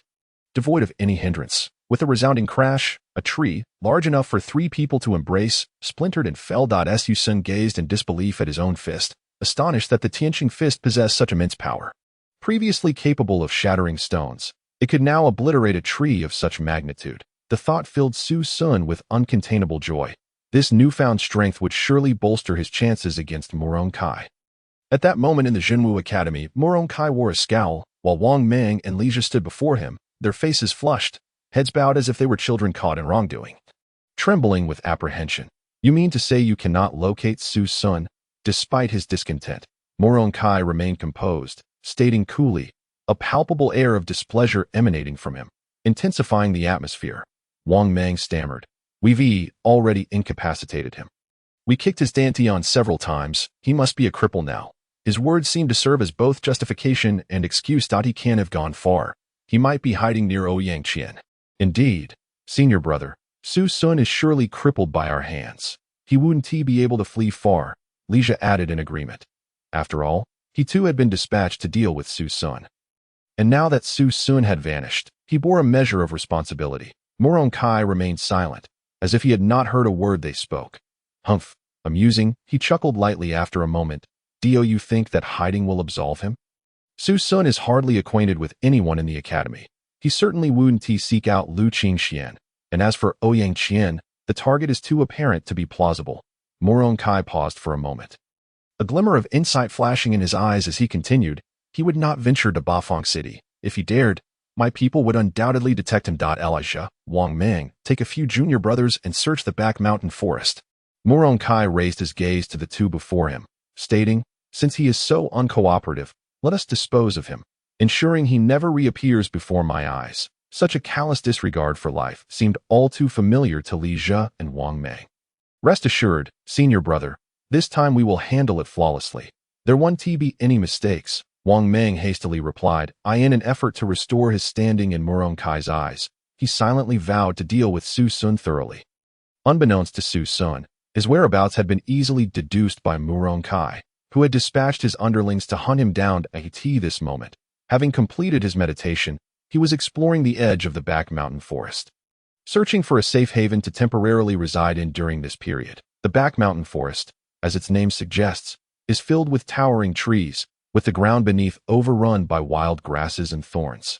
Occasionally frequented by ferocious beasts, to be frank, it is not an ideal habitat for humans. After some trials, Su Sun finally stumbled upon a cave. The cave was modest, barely accommodating a sleeping space, with no extra room available. Su Sun was drawn to this place because the entrance was cloaked in thick vines, rendering it nearly indistinguishable as a cave unless one examined it closely. More importantly, a small stream flowed not far from the cave, confirming it as a temporary dwelling for the time being. Thus, Su Sun ventured out to scout for any nearby tigers. The tiger, known as the king of the forest on earth, if its scent lingered near the cave, would deter other weaker animals from approaching, thereby avoiding numerous disturbances. Otherwise, Su Sun would soon find himself plagued by the constant appearance of wild beasts, hindering his ability to cultivate peacefully. Furthermore, he required a tiger skin to serve as a makeshift blanket on the cave floor for rest. While cultivation could temporarily substitute for sleep, continuous training without proper rest would ultimately be detrimental. After all, a balance between exertion and relaxation is essential for advancement. Chapter 19. Strengthening the body fortuitously. After a brief search, Su Sun encountered a tiger. This magnificent creature boasted a striking coat, its light yellow fur interspersed with bold black stripes, and a kingly pattern upon its forehead that proclaimed its dominion as the ruler of the forest. It strode confidently across an open area, occasionally parting its formidable jaws to reveal sharp teeth.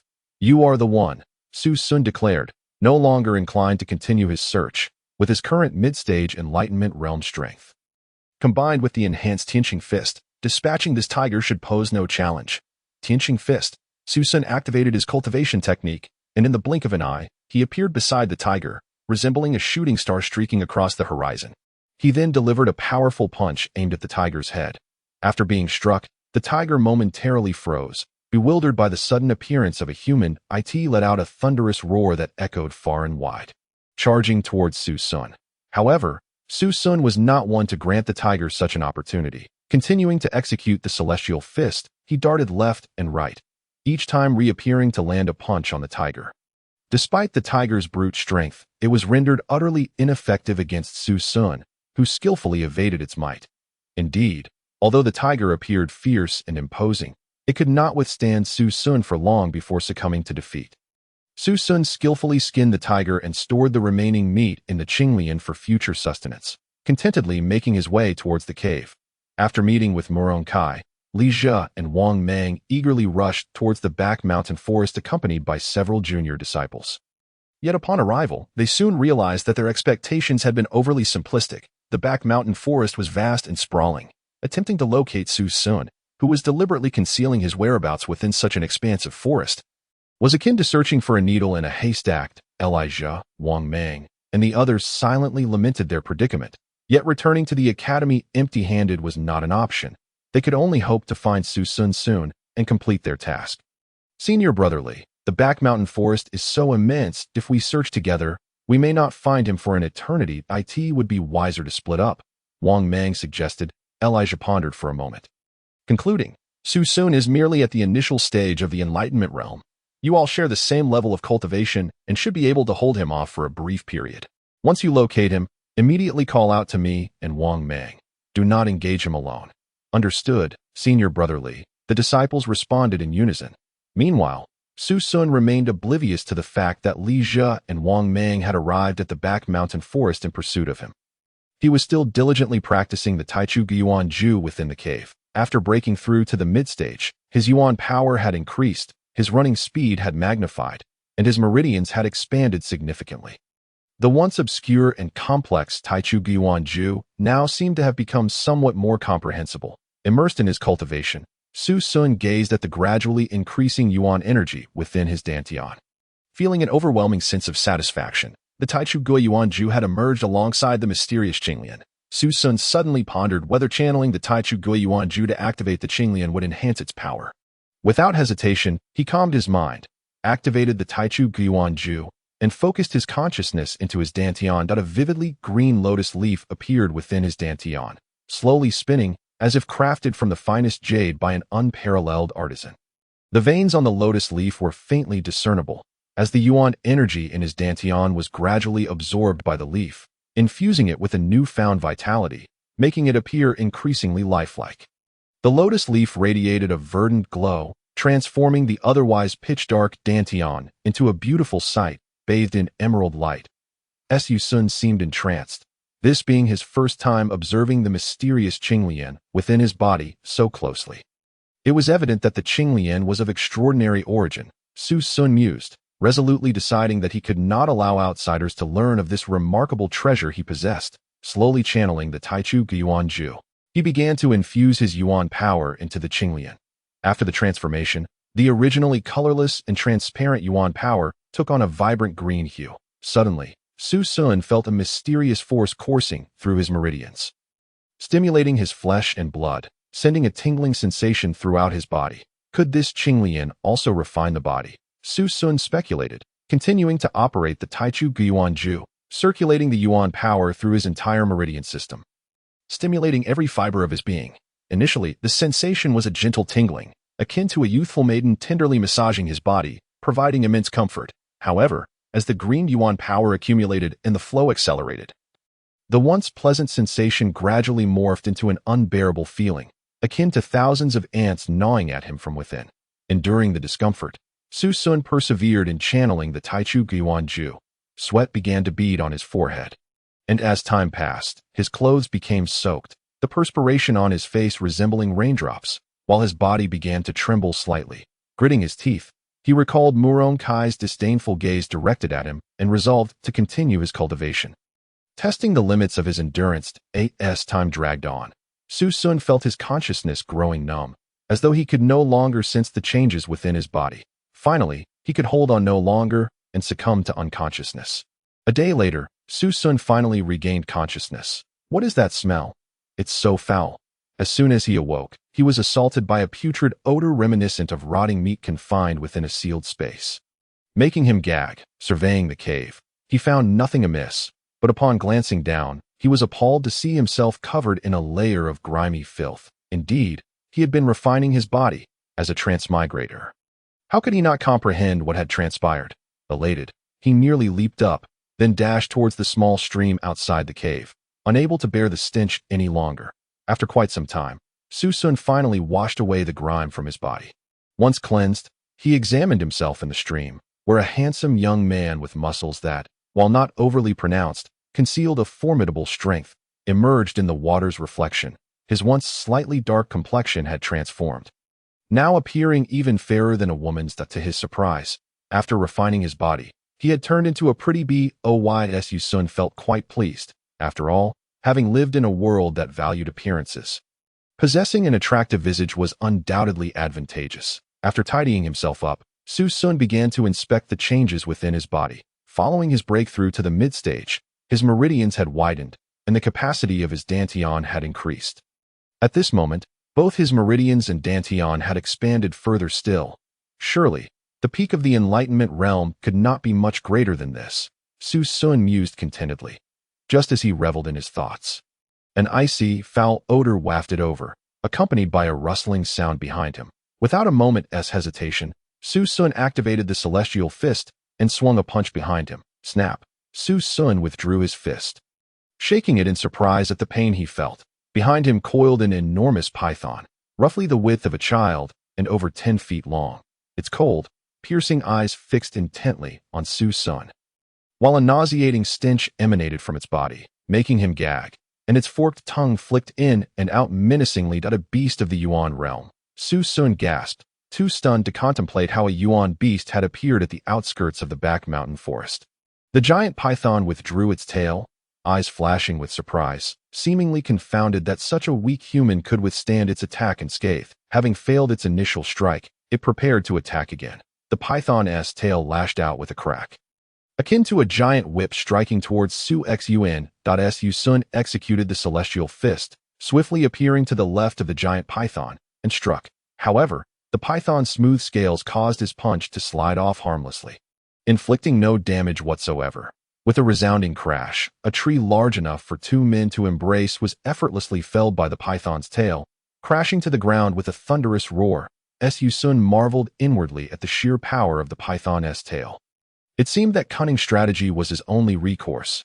Enraged at missing its second strike, the giant python began to lash out wildly, its tail whipping towards Su Sun relentlessly, with no choice left.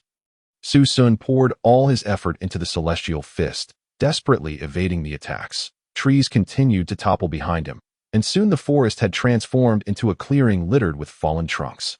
Chapter 20. Killing with a borrowed knife in what had once been a tranquil forest. This sudden cacophony drew the attention of others. Wang Mang. Did you hear that sound? Li Jia, possessing a deeper cultivation, picked up on the sound of the fallen trees even from several kilometers away. I didn't hear anything, Senior Brotherly, Wang Meng replied after listening intently, shaking his head in denial. Elijah listened again. No, something is happening over there. It must be Su Sun. You go find the other disciples. I will investigate first, Li Jia declared, immediately employing his speed to rush towards the source of the sound. With Li Jia's cultivation and swiftness, it did not take long for him to arrive at the scene. A Yuan beast. Li Jia's pupils constricted, even with his peak strength in the Enlightenment realm. He dared not provoke such an entity. He quickly found a place to hide. Indeed, the figure before him was Su Xun. As his gaze shifted, Li Jia instantly recognized the struggling silhouette dodging beneath the giant python's tail. Wouldn't it be splendid if the two of you could eliminate each other, sparing me the trouble? Li Jia thought, growing increasingly cautious as he concealed himself among the branches, suppressing his presence to avoid detection. The battle continued, with the giant python's tail relentlessly striking at Su Sun, who, due to the continuous exertion of his technique, began to deplete his Yuan energy. This cannot go on. My Yuan energy is dwindling, and once it is exhausted, I will surely perish in the belly of this python, Su Sun fretted. Unfortunately, the immense snake was as slippery as an eel, rendering his attacks ineffective. In that instant, he was at a loss for a suitable strategy. Forced to evade while desperately seeking a solution at that moment, Wang Mang and his disciples arrived at the scene. Upon witnessing Su Sun being overpowered by the giant python, Wang Mang could not contain his laughter, mocking him mercilessly. Su Sun, who would have thought you would find yourself in such a predicament today? Ha! Indeed, next year on this day will mark your demise, Su Sun. The other junior disciples echoed in agreement. Oh, Su Sun's eyes sparkled with realization, and a sudden plan surged within his mind. What a fool! Li Jia fumed with anger. He had been evading quite well, merely waiting silently to witness Su Sun's demise at the hands of the python, effortlessly reaping the benefits like a fisherman. However, the foolish Wang Mang had audaciously leapt forth, diverting Su Sun's and the python's attention. It was evident that Su Sun would inevitably flee towards Wang Mang, turning the tables and allowing Su Sun to seize the advantage instead. Elijah could not simply stand by and watch. If Wang Mang and the others perished while Su Sun escaped, he would surely face dire consequences in front of Moron K. As Leisha continued to silently curse Wang Mang and the others, Su Sun indeed flashed and appeared beside Wang Mang and the others. Wang Mang, startled, shouted, Su Sun, get away, don't come near us. All right, I shall depart at once, Su Sun replied with a slight smile, his figure shifting to appear behind Wang Mang and the others, extending his middle finger towards the giant python. The python, of course, did not comprehend the gesture, but it unmistakably recognized the taunting expression on Su Sun's face. Wang Mang breathed a sigh of relief, only to suddenly notice the python's tail whipping towards them. Having been prepared, Su Sun immediately unleashed the heavenly movement fist, distancing himself from the chaos and seeking refuge. Wang Mang, startled, disregarded his fellow disciples and promptly activated his movement technique in an attempt to escape. His companions hastily employed their respective martial skills to flee from this perilous situation. Yet, it was already too late. Wang Mang narrowly brushed past the python's tail, only to be struck by the air pressure generated by its swing, crashing into a nearby tree. His fellow disciples, whose cultivation levels were comparatively weaker, were not so fortunate. They were struck directly by the tail and reduced to mere pulp. Wang Mang lay on the ground, stunned, as he witnessed the unfolding scene. Only then did he realize how challenging it had been for Su Sun to evade for so long. After the python crushed several individuals, it remained unsatisfied. For one had managed to escape. It turned its head, fixating its gaze upon Wang Mang, who trembled in fear. The giant python was utterly terrifying.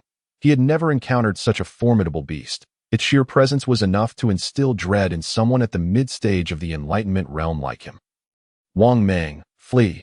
Observing Wang Mang's foolishly dazed expression under the python's watchful gaze, Li Jia could not restrain himself from exclaiming.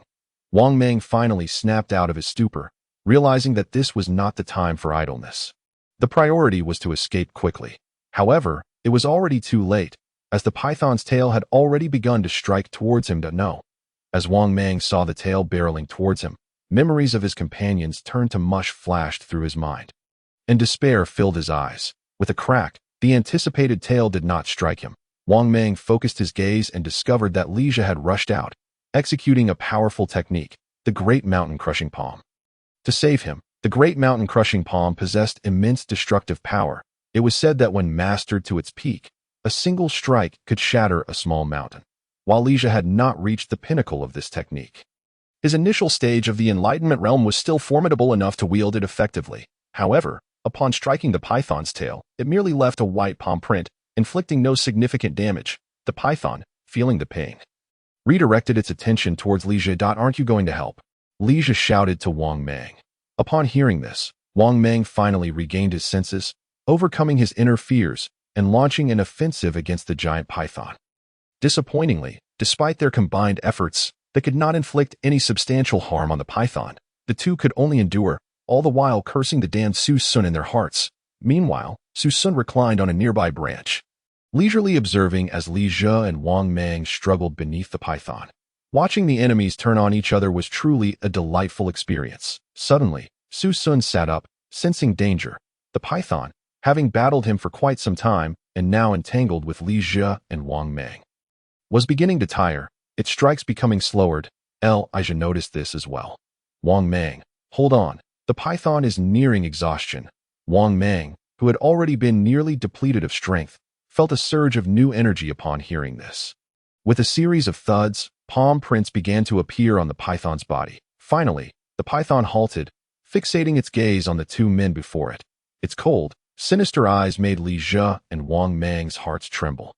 "Be cautious, it seems the python is about to unleash its ultimate attack," Li Zhe warned. The python opened its mouth wide, and a noxious green gas sprayed forth. After releasing the gas, the python immediately appeared significantly weakened, as if its body had shrunk by a size. Seeing the python emit that strange gas, Li Zhe and Wang Mang quickly held their breaths. However, oddly enough, the gas did not dissipate.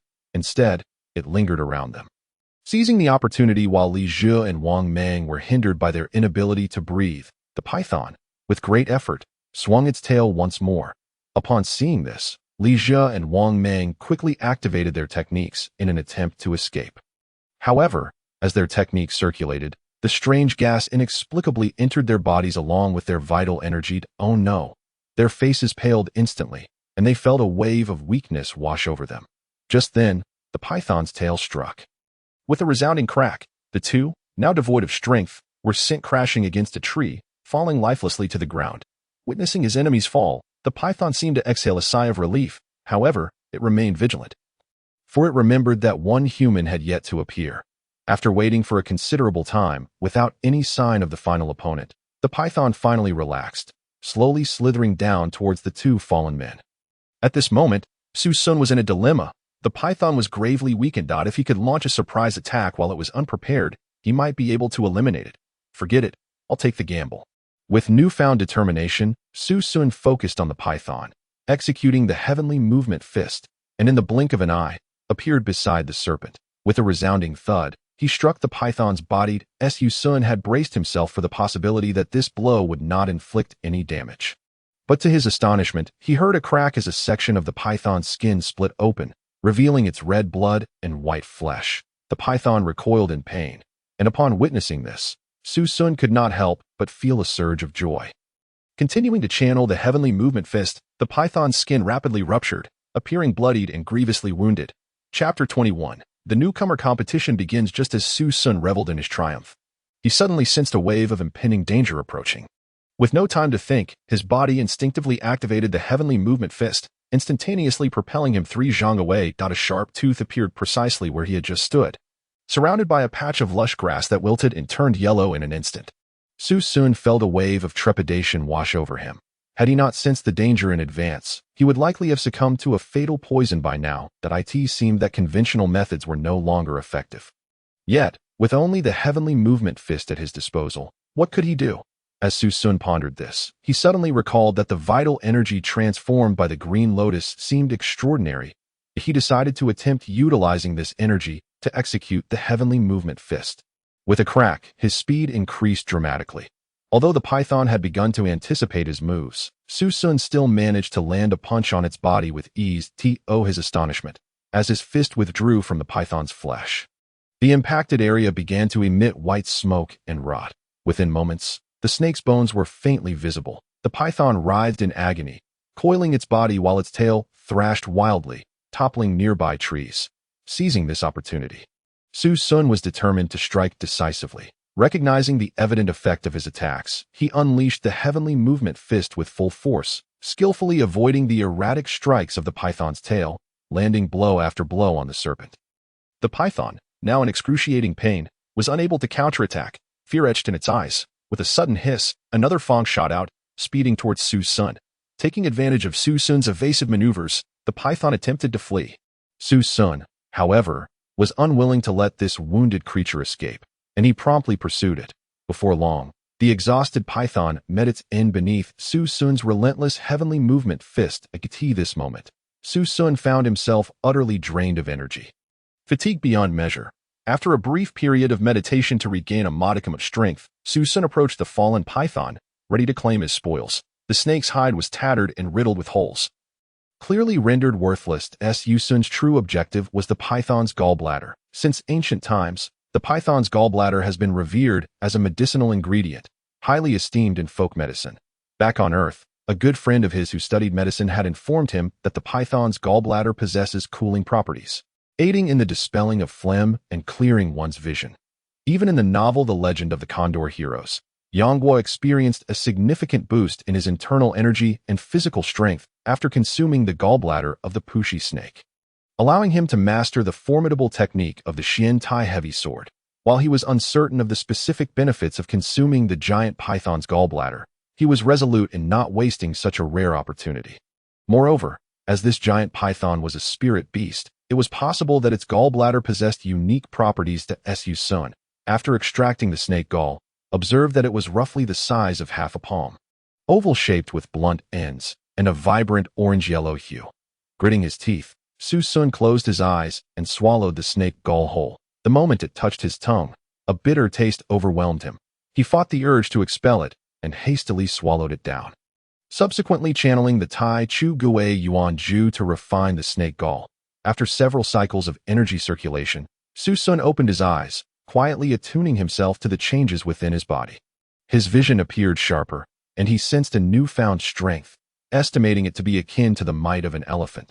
The vitality within him felt augmented, and most notably, his meridians seemed to flow more freely, significantly aiding his impending breakthrough to the pinnacle stage. Su Sun felt that his arduous efforts had finally borne fruit. Just as he was about to turn back to the cave, a thought struck him. In many novels, magical beasts often possess demon cores or crystal stones within them. He wondered if this giant python might have such treasures.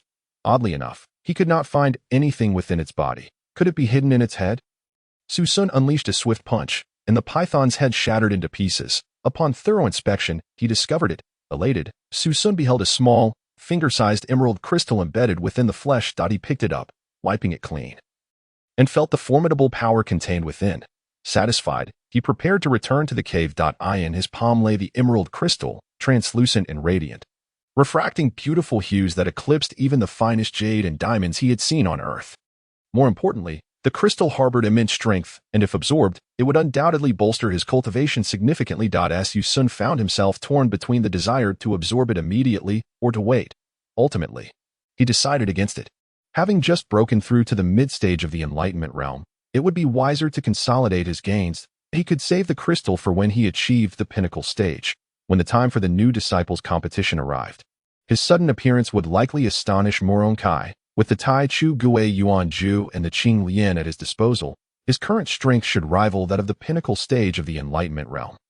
Moron Kai, I eagerly anticipate our next encounter. Su Sun mused. As days passed, Su Sun diligently practiced, occasionally venturing out to hunt beasts or weaker spirit creatures to hone his martial skills. As time flowed slowly by, Moron Kai had sent someone to the back mountain forest to search for the whereabouts of Li Jia, Wang Meng, and others, but they only found 2 corpses and a puddle of flesh.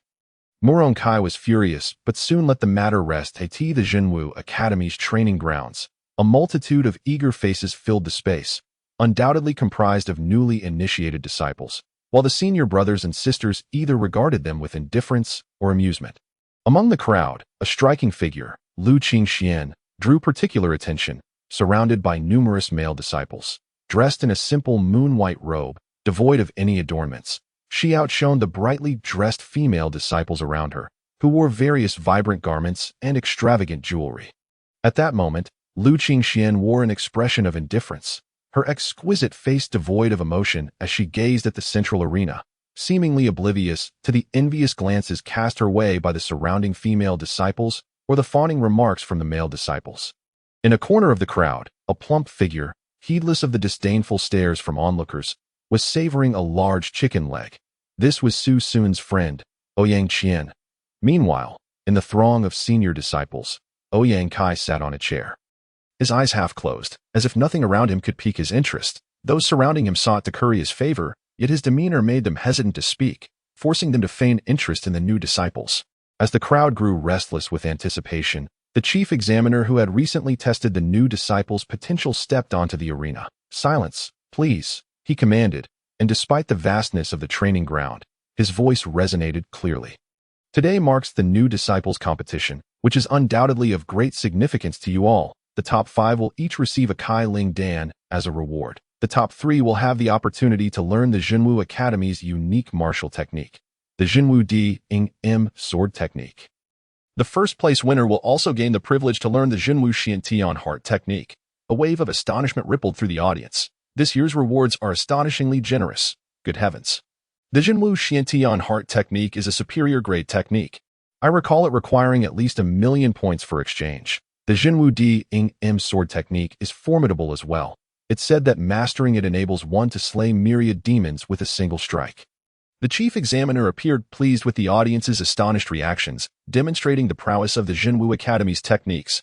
After a considerable pause, the crowd finally composed themselves, their eager gazes fixed upon the examiner. Clearly impatient to commence the competition and secure the bountiful rewards, the competition would unfold as a free-for-all, with 10 participants per group, totaling 10 groups. The victors of the free-for-alls would then compete separately. Winning would yield 2 points, a tie would grant 1 point each, while a loss would earn none. Now, let the first group commence. Step onto the arena as your names are called. Wang Changshu, Xiao Xinran. Damn it, I lost track of time while cultivating. Today is the competition day. I cannot afford to miss it. A figure rushed along the path from the back mountain forest toward Jinwu Academy. Murmuring to himself, I declare the winner of the first group is Wang Changshu. The chief examiner announced loudly as Wang Changshu remained propped against one side of the arena, while the others lay scattered on the ground. Despite his body being riddled with wounds and feeling utterly drained, Wang Changshu felt it was all worthwhile, for he was the victor of the first group. Second group, Lu Qingxian. Lu Qingxian gripped her 3-foot green blade, feigning nonchalance as she glanced around, not noticing the figure she had hoped to see, and slowly made her way to the arena. Meanwhile, Su Sun was already nearing Jinwu Academy. Despite his exhaustion, he had no intention of pausing to rest. He pressed onward. Once the chief examiner announced the start of the match, Lu Qingxuan's sword was unsheathed in an instant, silently channeling the Taigu Qingling sword technique that a resounding clang echoed as the dazzling blade reflected light, causing spectators to squint. Seizing the moment, Lu Qingxian unleashed her sword technique, her white garments billowing as if she were a celestial being, captivating the audience, just as the onlookers regained focus after the blinding light. They were greeted by the sight of a striking figure whirling past them. Admit defeat, Lu Qingxian stated coolly. The 9 opponents were confounded by the swift conclusion of the match. Look at your chests. Came the laughter from the audience below. Upon inspection, they found a gash across their chests, clearly inflicted by Lu Qingxuan's blade. Such astonishing swordsmanship, such remarkable control. They marveled at mid-stage of the Enlightenment realm. It appears Lu Qingxian possesses more than just beauty. Murong Kai observed with narrowed eyes, surprised by Lu Qingxuan's rapid advancement to mid-stage. However, he dismissed the notion, considering her status as the city lord's daughter and her inherent talent. Her breakthrough was not entirely unexpected. Most importantly, Murong Kai had already reached the pinnacle of the Enlightenment realm, mere moments away from the innate realm that I in his eyes. Lu Qingxuan's mid-stage prowess posed no threat, that I refused to accept this. At that moment, a gray-clad youth with a shadowy gaze shouted, "Feng Yun Palm." As he spoke, he struck towards Lu Qingxian with a palm exuding a faint white light, the speed generating a rushing wind. Lu Qingxian remained unfazed. Her sword flickered, and just as the gray-clad youth's attack neared, he halted, fixated on Lu Qingxian, whose sword tip was aimed at his brow. "If you take another step, this blade will pierce your forehead." Lu Qingxuan's voice was calm, yet it carried a chilling gravitas, as if daring the youth to defy her. "I concede." The youth, disheartened, admitted defeat. Lu Qingxian turned her gaze towards the remaining 8 competitors. Is there anyone else unwilling to concede? We yield. Who would have thought that not only does Lu Shiji possess unparalleled beauty, but her cultivation is also formidable. Indeed, we must express our gratitude to Shiji for her mercy. The remaining 8 had clearly come to terms with reality, showering her with praises and even brazenly addressing her as Shiji. Second group, Lu Qingxian wins. At this moment, the chief examiner spoke, casting a satisfied glance at Lu Qingxian. The competitions between the third and fourth groups were still ongoing, and by the time the 8th group commenced, Su Sun had already arrived at the academy's entrance. Uncertain whether it was his turn, he hurried to the arena, casually pulling someone aside to inquire about the situation. Upon hearing that Lu Qingxian had effortlessly defeated the remaining 9 opponents with just a few strokes of her sword, a flicker of astonishment crossed his eyes. He could hardly believe that she had improved so significantly in less than a month. Su Sun quickly asked if his name had been called, and upon learning that it had not, he let out a deep sigh of relief. He requested that the disciple wake him when his name was announced, and then settled down to meditate and recuperate. The disciple stared at Su Sun in bewilderment as he remained in the arena, shaking his head before returning to watch the ongoing matches. Su Sun, wake up, it's your turn, the disciple whispered. Hesitant to nudge him, fearing that disturbing him while he was in meditation might lead to unforeseen consequences, I asked Su Sun here. Su Sun, if you don't show up soon, we'll consider it a forfeit. The chief examiner called out once more. The other 9 competitors had already taken to the stage, leaving only Su Sun absent. Su Sun, should I call your big brother? The disciple continued, anxious for Su Sun to awaken. The match is about to start. The disciple, displaying kindness, persistently urged Su Sun to rise. If you don't get on stage soon, you'll lose, he exclaimed in desperation, his voice echoing loudly in the now silent arena. Hearing his words, the crowd turned their attention towards him.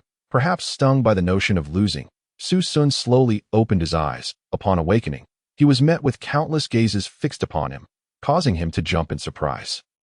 Ha ha ha, look at his dazed expression. The match is about to begin, and he is still scrambling to catch up. This brother is quite something. The crowd jeered. Get on stage. It's your turn, the disciple explained. Thanks, Su Sun replied, barely pausing to say anything else as he hurried towards the arena, shouting, Su Sun is here, still alive. I see, Mu Rong Kai remarked, his eyes narrowing with a hint of murderous intent as he gazed at Su Sun's figure on the stage.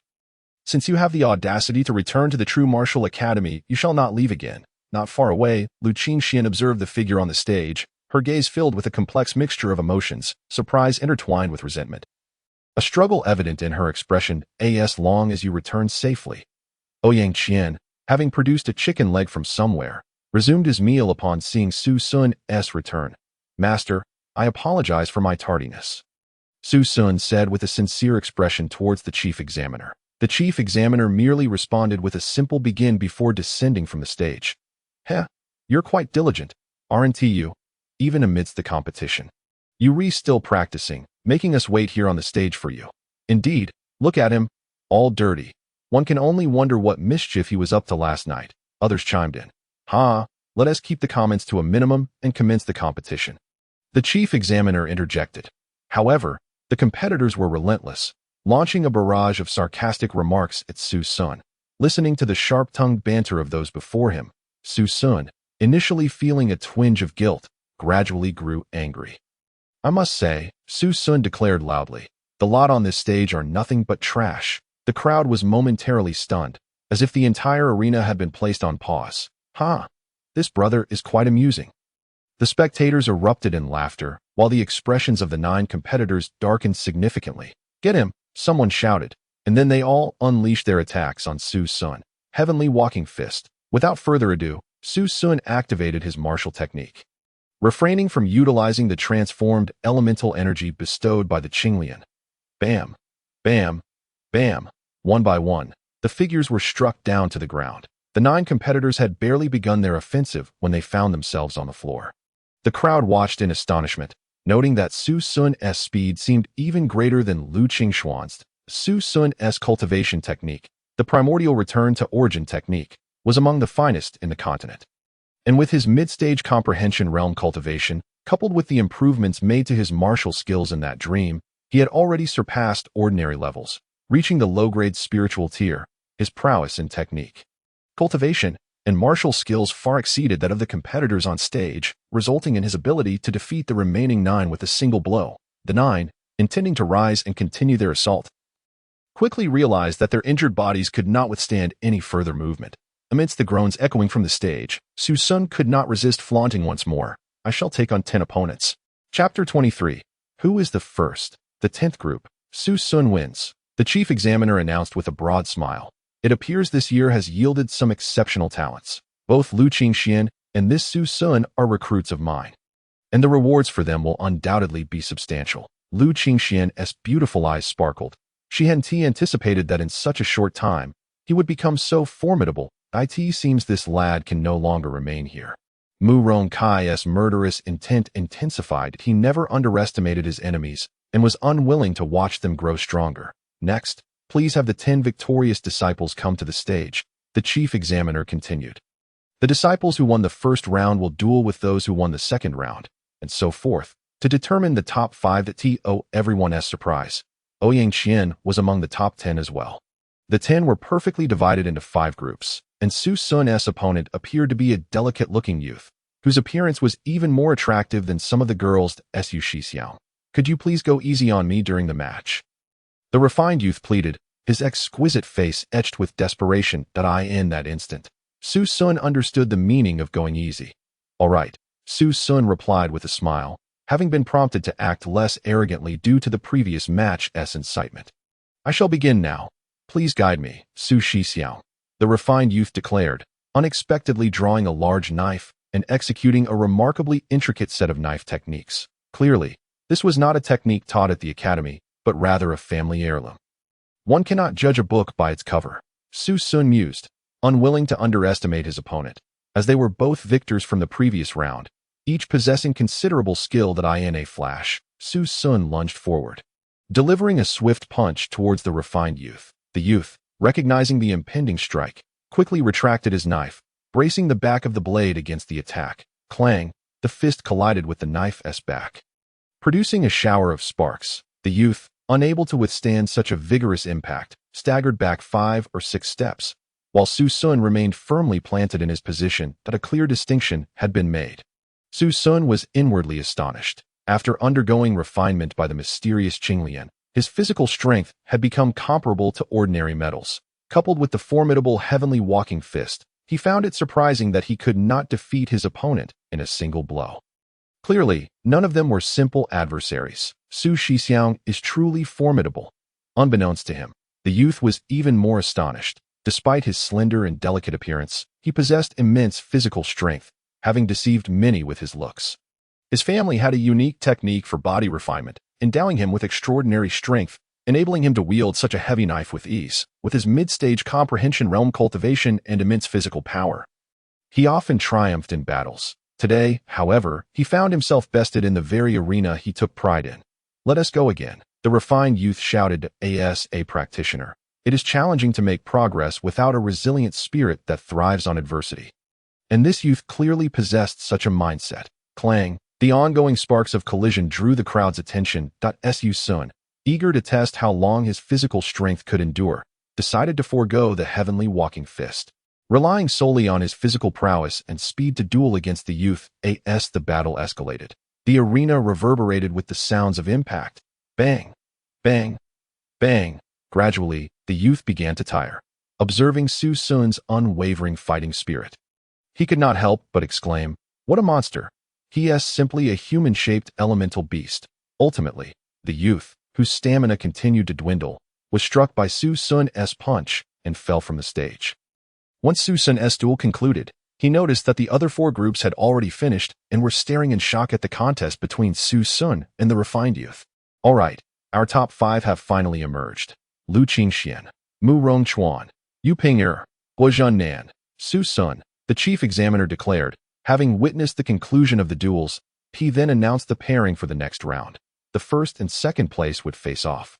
The third and fourth would duel, and the fifth would enjoy a bye, advancing directly to the top 3. A bye to advance directly? This seems rather hasty. The moment the chief examiner's words fell, the disciples below erupted in protest. In response, the chief examiner merely remarked, "Luck is also a part of strength." Having spoken, he paid no further heed to the audience below, allowing the 5 participants to draw lots. Ultimately, by a stroke of sheer luck, Su Sun found himself advancing directly to the top 3 without contest, thus relishing the leisure to observe the fierce duels unfolding between the other 2 groups. The remaining contestants were Lu Qingxian facing off against Guozhen and Mu Rongchuan against Yu Ping'er. The arena was once again alive with flashing sword lights and darting figures, as the combatants engaged in an intense exchange. All participants on the stage were in the mid-level of the Enlightenment realm, each possessing their own hidden trump cards, making the battles exceptionally thrilling. Lu Qingxian, clad in white, wielded her sword with an aura of divinity, exuding an astonishing presence.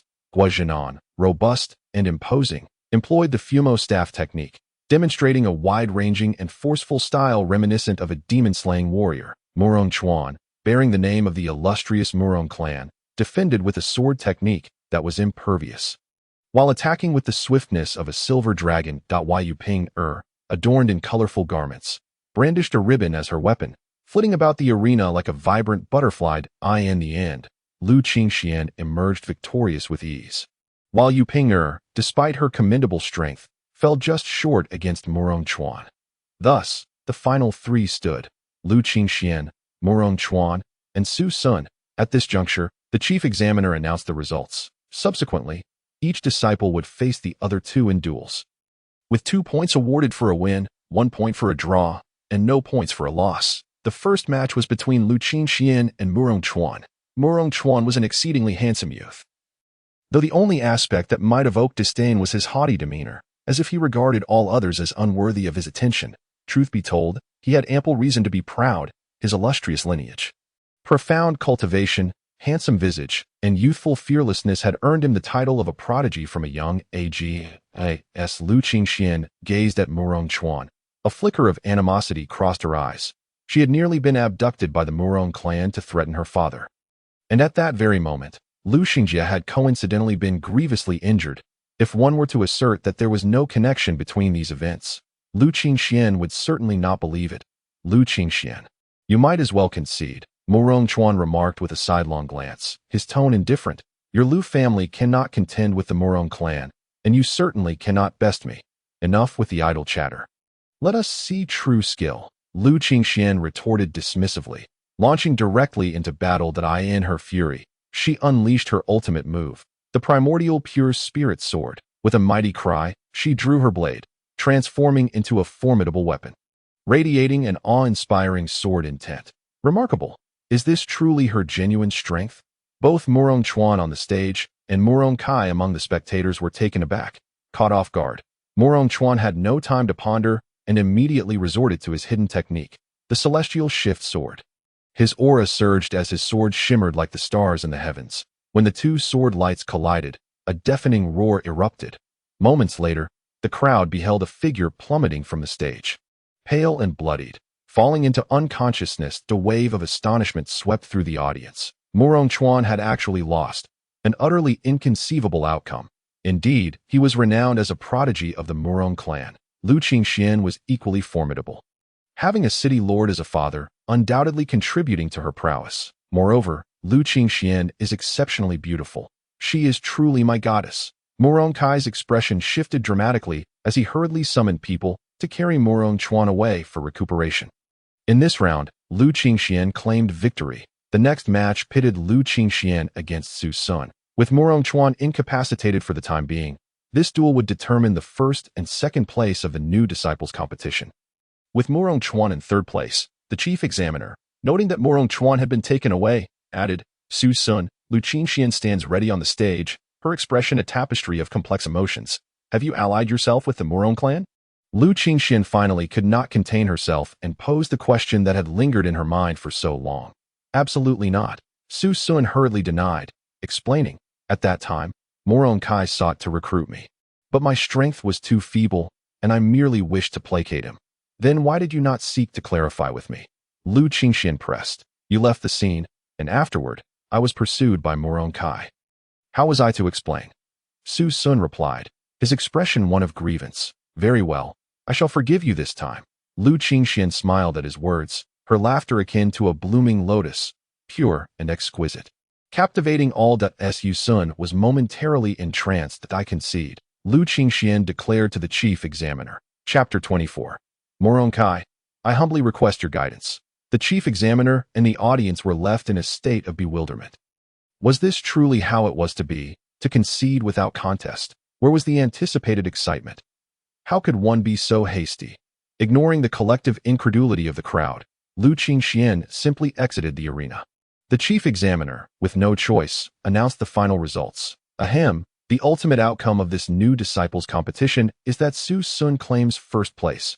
Rewards will be communicated by the teachers in due course. You may now disperse. Wait. At that moment, Su Sun proclaimed loudly. The crowd, initially poised to leave, halted to hear what he might say next. Turning to Murong Kai and the others, Su Sun wore a beaming smile and said, I wonder if I, as the first-place winner of the new Disciples competition, might have the honor of requesting guidance from Senior Brother Moronkai. Wow, he actually dares to challenge Senior Brother Moronkai. What audacity! I think he is courting death. Senior Brother Moronkai is the top of the inner disciples, having already reached the peak of the enlightenment realm that I hear he is on the brink of breaking through to the innate realm. Is that true? If so, Su Sun is indeed tempting fate. Moronkai's countenance darkened at these words. With his illustrious background and cultivation far surpassing that of his peers, he held an exalted status within the Jinwu Academy, and none dared to challenge him. Now, a mere new disciple, having just secured first place, dared to confront him, which would undoubtedly tarnish his reputation were he to lose. Bah! You, a newly entered disciple, think you can challenge our Senior Brother Morong? Indeed. If everyone who claimed to challenge Senior Brother Morong were taken seriously, when would he find time to cultivate? Su Sun, come back when you've trained for a few more years, before Moronkai could respond. His sycophants had already chimed in. What? Does Senior Brother Moronkai lack the courage to accept my challenge? Are you afraid of losing face? Su Sun continued to provoke, seeing Su Sun's smiling visage. Moronkai felt an overwhelming urge to strike him. As the foremost disciple of the inner sect, it was only natural for him to triumph over Su Sun, and no one would find it surprising. However, if he were to lose, he would become a mere stepping stone for Su Sun. The disparity between Moronkai's former glory and potential downfall would be stark, though he did not believe he would lose. The contest was not worth the risk. Just as he contemplated declining, he glanced at Su Sun's arrogant expression on stage and had a change of heart. It would be quite satisfactory to take this opportunity to deal with the youth, ideally incapacitating him. Very well. I accept your challenge. Resolute in his decision to teach Su Sun a lesson, Moronkai agreed. On the arena, the two young men faced each other. One was clad in flowing white garments, strikingly handsome, exuding a captivating charm. The other, though also remarkably attractive, appeared disheveled, his tattered attire caked in dust, resembling a gem obscured by grime. The contrast between them was stark, akin to the disparity between a commoner and a wealthy elite. Su Sun, I did not expect you to emerge from hiding so brazenly, daring to appear before me. Moronkai remarked coolly that I returned to express my gratitude for Senior Brother Morong's previous assistance. Su Sun replied, a flicker of resentment crossing his eyes as he recalled past grievances. I fear you may lack the ability to repay such kindness. Moronkai replied nonchalantly. Then open your eyes and see whether I possess the capability to repay you.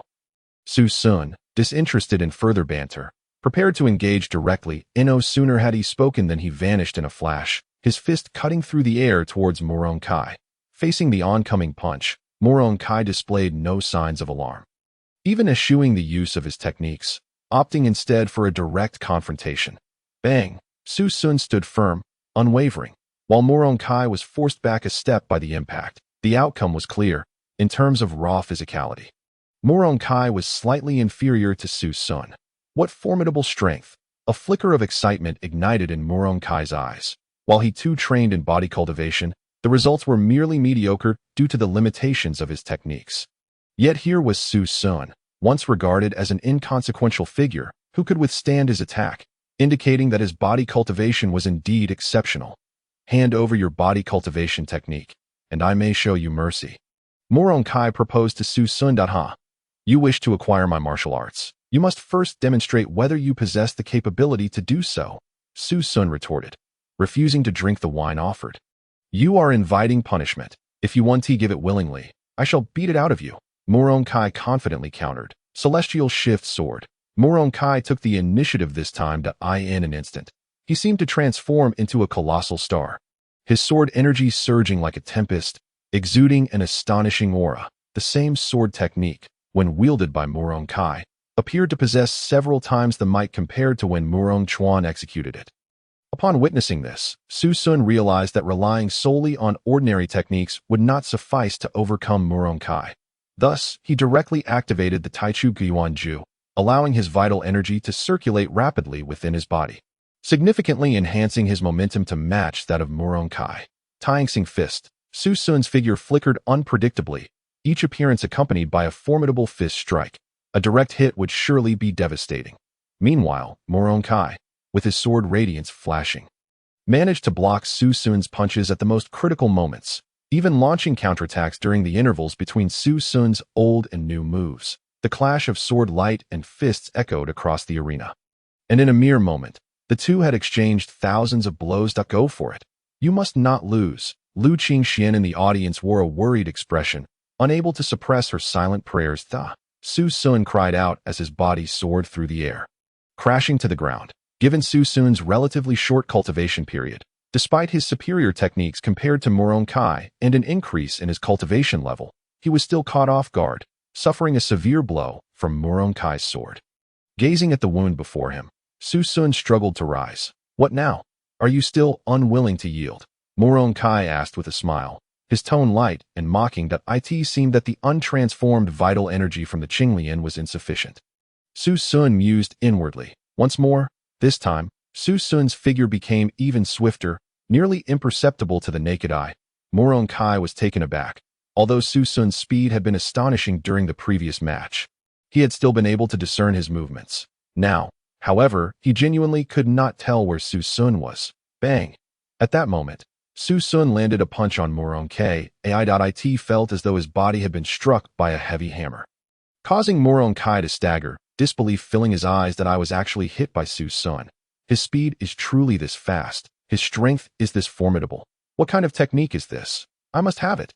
Murong Kai's mind roared with fervor. However, before Murong Kai could launch a counterattack, Su Sun unleashed a second punch. Murong Kai spat out blood, his sword light intensifying as he executed the final move of the Dozhuan Xingyi sword. Starfall obliterates the heavens.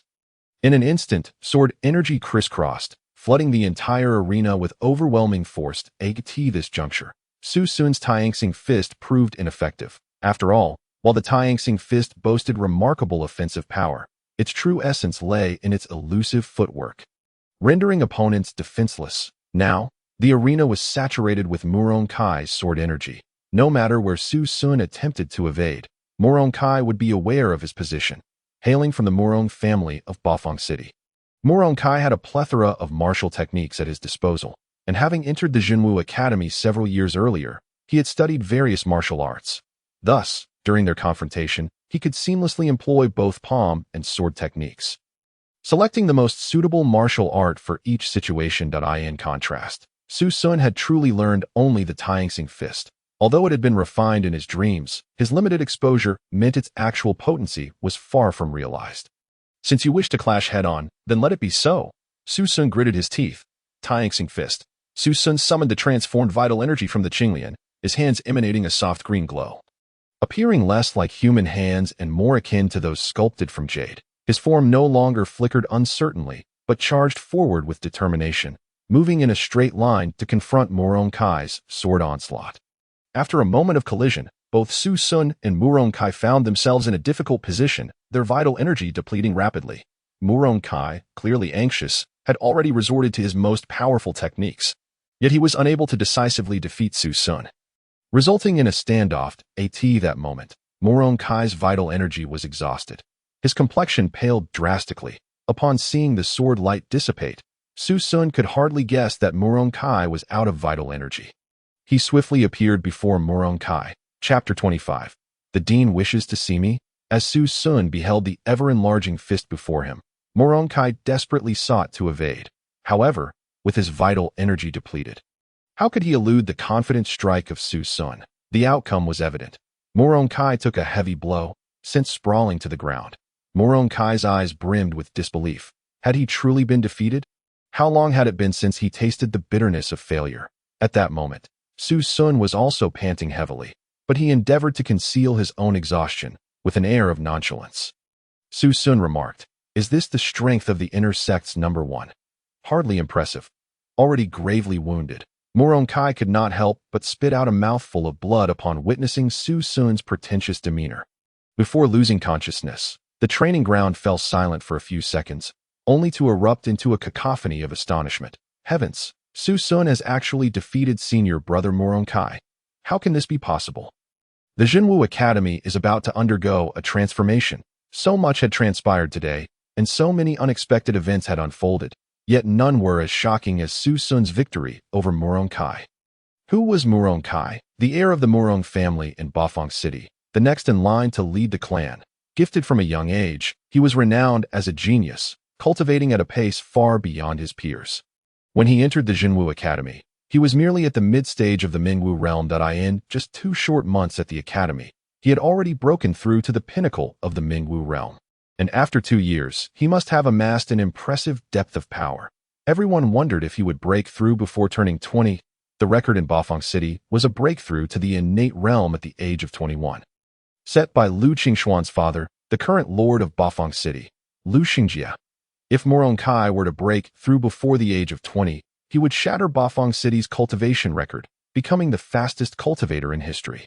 Such a remarkable figure had now been rendered unconscious by an unknown newcomer, leaving everyone astounded and unable to accept this reality. At this moment, the chief examiner, disregarding everything else, wore a jubilant expression, silently exclaiming, "This is a great achievement." The newly admitted student he had recruited had defeated the former intersect champion, essentially bringing a peerless genius to the academy. If this accomplishment were not deemed significant, then what could possibly be? All right, the new student competition has concluded. You may all disperse, the chief examiner announced. Su Sun, come with me. Upon seeing the beaming chief examiner, Su Sun was filled with confusion. Teacher, as if sensing Su Sun's bewilderment, the chief examiner explained, I just reported to the dean about your battle with Morong Kai, and he expressed a desire to meet you. Su Sun was taken aback. To be honest, the new student competition was merely an opportunity to assess the foundation of this year's students. Typically, apart from teaching staff, the academy's higher-ups paid little heed. For the higher-ups, cultivation took precedence over all else. The dean wishes to see me. Su Sun was utterly perplexed. Don't worry, it's not a bad thing. The chief examiner reassured him. Suppressing his curiosity, Su Sun refrained from further questioning, knowing he would soon learn the reason for the dean's interest. Leaving the training ground, traversing classrooms, gardens, and dormitories, the chief examiner guided Su Sun to a lakeside. The lake was vast, shimmering under the sunlight, its depths crystal clear, resembling a piece of translucent white jade. The expansive view instilled a sense of tranquility and joy. A gentle breeze stirred the willows and flowers along the shore, carrying the fragrance of flora, creating an atmosphere of sheer delight. This place resembled a retreat for teachers and students alike, and Su Sun could not fathom why the chief examiner had halted here, claiming the dean wished to meet him. Noticing the confusion in Su Sun's eyes, the chief examiner displayed a playful smile, startling Su Sun. If only you were a beautiful young maiden, such an expression would be quite charming. But you are a middle-aged man. Su Sun stifled his discomfort, internally lamenting. Follow me, and you'll find out. Ha ha. The chief examiner laughed heartily, stepping onto a small boat by the lakeshore, harnessing his vital energy. The boat glided effortlessly, navigating according to the chief examiner's will. From the lakeside, the surface appeared expansive. However, once aboard the boat, a thick fog enveloped the lake, limiting visibility to merely 2 or 3 meters. Su Sun felt a spark of realization. Could this be a formation? The chief examiner had been observing Su Sun's expressions. Upon seeing his understanding, he no longer concealed the truth. Indeed, this is a formation. The chief examiner elucidated. The dean typically meditates on the island at the center of the lake, and this formation is his creation. Mist enveloping cold water, moon enveloping sand. Do not be deceived by the seemingly directionless mist. Once controlled by the formation's master, the sand at the lake's bottom becomes a formidable weapon, numerous and powerful. Su Sun felt a shiver run through his heart. He was taken aback by the exquisite name of the formation. Yet its formidable power was undeniable. Merely imagining it evoked a sense of profound threat. The examiner guided the small boat through what appeared to be an empty expanse, deftly maneuvering left and right. Before long, a small island came into view. The isle was modest in size, roughly equivalent to half a football field. Sparse in its offerings, it featured a towering tree that captured attention, its lush foliage seemingly shimmering with light. Even before setting foot on the island, Su Sun was greeted by the refreshing aroma of the leaves. Beneath the tree stood a rather simplistic wooden hut, evidently constructed from the branches of the giant tree. For reasons unknown, despite the presence of merely a tree and a hut, Su Sun perceived an unusual harmony, imbued with a unique charm. Dean, I have brought Su Sun, the examiner announced respectfully, without stepping onto the island. Su Sun, you may come ashore. You can return afterward, a voice resonated softly. Yes, Dean, the examiner replied, then leaned towards Su Sun, whispering, "You may proceed to the island on your own." "Understood," Su Sun replied as he stepped onto the island. Boom! A tremor coursed through Su Sun's body. The richness of the elemental energy was overwhelming, at least 10 times denser than outside. Instinctively, he activated the primordial return to origin technique, and instantly, the elemental energy surged forth, flowing into him like a river merging with the sea. The dean murmured thoughtfully. Over the years, many exceptional disciples have come to this island, all astonished by the density of the elemental energy. Most would involuntarily absorb it, resulting in significant cultivation advancements. Some even directly broke through a realm. Yet, only Su Sun has created such a grand spectacle. The elemental energy surrounding Su Sun multiplied, as though all the energy on the island was converging towards him. Even the leaves of the giant tree vibrated, producing a melodious sound akin to wind chimes. The elemental force enveloped Su Sun, thick and palpable, forming a cocoon around him. At that moment, he could hardly pay heed to the external situation. For the mysterious green lotus had begun to operate with remarkable speed. Su Sun focused intently on the enigmatic green lotus, observing its deepening verdancy and burgeoning vitality. If the green lotus had previously resembled a carving of fine jade, it now appeared as a true green lotus, teeming with life. Boom! The green lotus finally ceased its rapid motion, shifting instead along an intricate trajectory. At that juncture, a surge of information flooded into Su Sun's mind.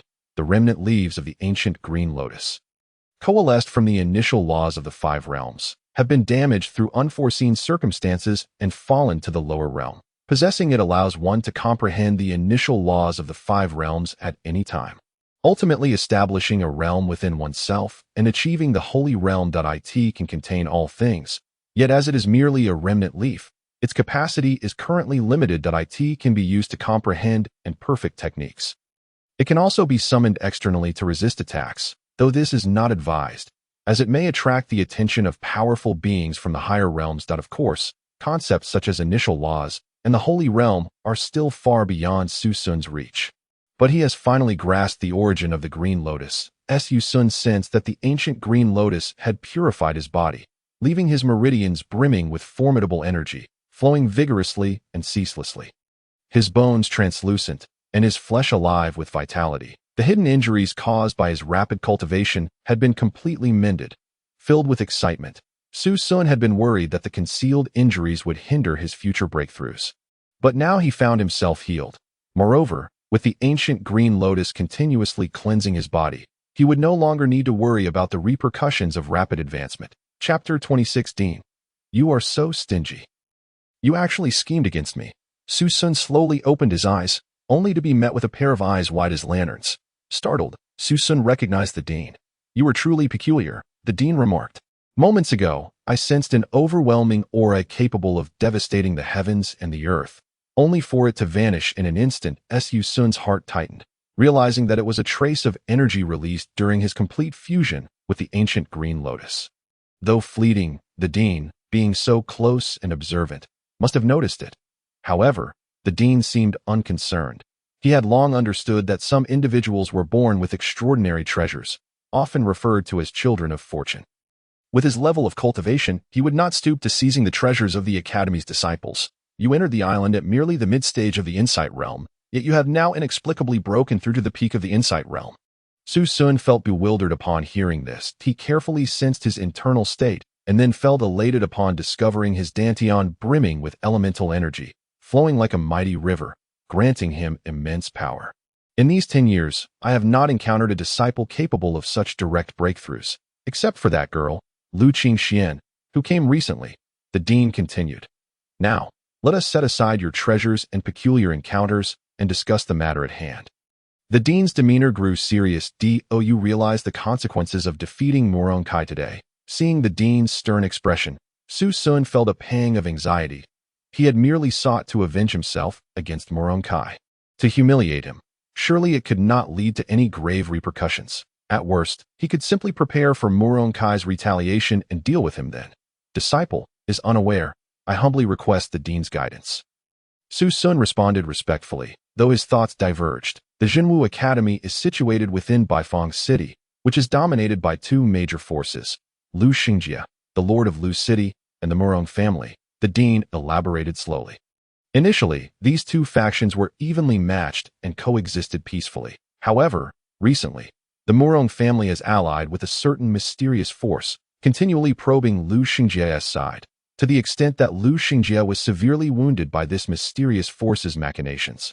Naturally, the Murong family would not let this rare opportunity slip by. They merely required a pretext for action. That be why defeating Murong Kai today, you have severely embarrassed the Murong family, making it difficult to guarantee they will not seek revenge against you in secret.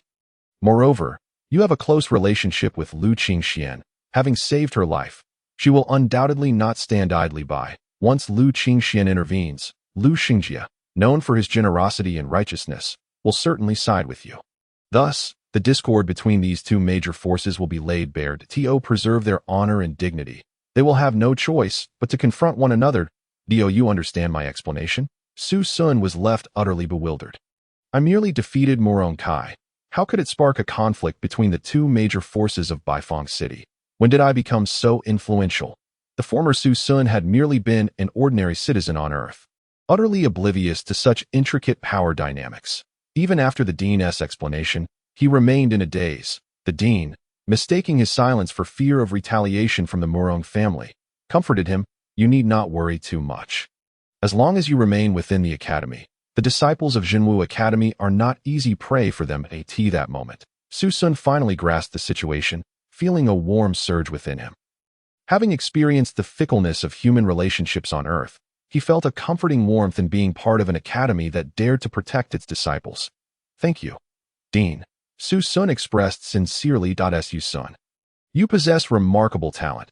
Having defeated the foremost inner disciple upon entering the academy, you can be considered the most gifted individual in Jinwu Academy in decades. The Dean contemplated before continuing. In 6 months, ZY Academy will come to our academy for a competition. I believe you have great potential, and I hope you will diligently cultivate and represent Jinwu Academy in the contest so as not to tarnish its reputation. Upon hearing this, Su Sun felt an icy chill wash over him. It seemed his safety was guaranteed only due to his potential utility in the upcoming competition against ZY Academy, while the Dean's earlier claims held a semblance of truth. They were likely intended to intimidate him and increase his loyalty to the academy. Indeed, whether on Earth or in this world, the fundamental principle remained: the survival of the fittest. Only one's strength could truly provide a sense of security. With that in mind, Su Sun resolved not to shy away from extorting a bit from the Dean. Thus, he feigned a troubled expression, lamenting, Dean, I wish to cultivate earnestly, but I lack techniques and martial skills. Sufficient elemental stones, elixirs, and rare treasures. Stop. The Dean's face turned pale as he realized Su Sun was about to continue that moment. It seemed as if he finally recalled and spoke with genuine concern. Do you think the elemental energy you absorbed upon your breakthrough came from nowhere? This island is the spiritual vein of Jinwu Academy, rich in elemental energy. Upon your arrival, you absorbed the accumulated energy of at least a year. And you are still not satisfied? Su Sun's expression turned astonished. However, he still aimed to claim the benefits he deserved. With my improved cultivation, I would stand a better chance against ZY Academy in the competition. Dean, you cannot be so miserly. You want the horse to run, but do not want to feed it grass. Upon hearing this, the Dean recognized the validity of Su Sun's argument. Very well, I shall grant you the exclusive martial techniques of Jinwu Academy, the Jinwu expelling demon sword technique, and the unique mental cultivation method. Jinwu Xiantian mind technique, along with 10 opening spirit pills. Are you satisfied now? The Dean, with a reluctant expression, remarked, Very well. If I can frequently return here to cultivate, my abilities will surely improve at an astonishing pace. Before he could finish his sentence, Su Sun noticed the Dean's countenance change dramatically. With a swift motion of his hand, a surge of power enveloped Su Sun, propelling him skyward towards the island's edge. The skyward realm, Su Sun exclaimed in astonishment, realizing that the Dean had indeed surpassed the 4th meridian. Ah, wait, Su Sun suddenly shouted, I am the first in the freshman competition. The true martial demon-slaying sword technique and the true martial profound heaven heart technique rightfully belong to me. Dean, you are being too stingy. How could you deceive me? His voice echoed across the lake, yet the Dean did not emerge to address him.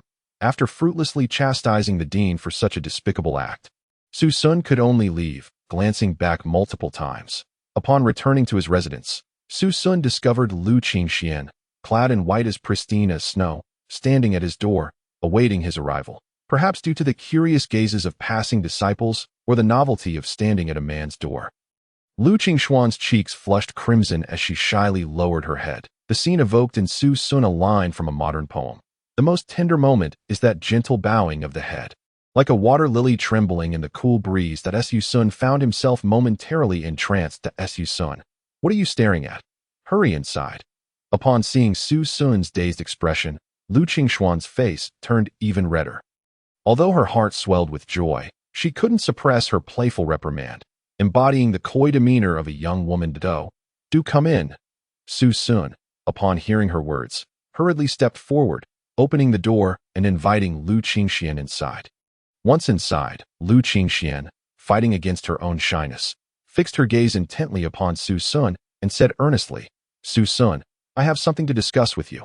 Today, you caused Murong Kai to lose face. Although he pretends to be gallant, appearing like a dashing gentleman, in truth, he is a person with a narrow mind. You must be cautious. Lu Qingxuan's face was etched with concern for Su Sun. Yes, the dean has already informed me.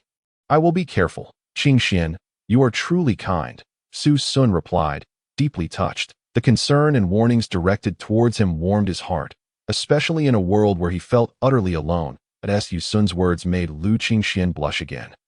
And she shyly admitted, I misunderstood you some time ago. I was wrong. Where did you go afterward?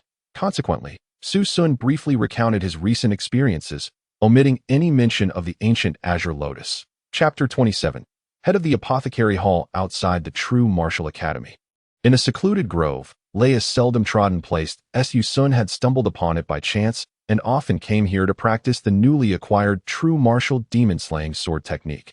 This technique, the hallmark of the true martial academy, exudes a formidable aura when unleashed, possessing immense destructive power against demonic entities and foreign cultivators. A superior grade martial skill of the mortal tier, it demands high qualifications in cultivation aptitude, physical strength, and depth of cultivation. Without top-tier cultivation aptitude, one cannot comprehend it. Without a robust physique, one cannot endure the pain of its practice. And without at least reaching the pinnacle of the enlightenment realm, one cannot support its execution. Ordinary disciples, even if they obtained the true martial demon-slaying sword technique, would be unable to cultivate it. Yet Su Sun was evidently no ordinary disciple. Moreover, after being refined by the ancient azure lotus, the difficulty of practicing the true martial demon-slaying sword technique was significantly reduced. While its power surged, the forest was filled with a dense sword aura, as a figure darted amidst the trees, with sword light trailing behind. Where the sword light pointed, sword energy erupted intermittently. If the sword energy struck a tree trunk, it would penetrate cleanly, leaving a hole about an inch wide. One could only imagine that if it were to strike a human body, it would not merely result in death, but severe injury. I wonder what would happen if I employed the azure lotus vitality with this true martial demon-slaying sword technique. Su Sun referred to the vitality absorbed and transformed by the ancient azure lotus as azure lotus vitality, distinguishing it from the ordinary vitality stored in his dantian. With a flourish, the originally inch-long sword energy transformed into approximately 6 inches, expanding its effective range from over 3 meters to more than 10. As Su Sun waved his sword energy, it effortlessly sliced through 2 tree trunks, its lethality enhanced. By the time Su Sun had fully executed the techniques he had mastered, there was not a single intact tree within a radius of 10 meters around him. Filled with exhilaration, Su Sun noted that while the heavenly movement fist was formidable, its strikes were accompanied by a whistling sound, allowing experienced practitioners to discern the angle and location of the punches. In contrast, the true martial demon-slaying sword technique was different.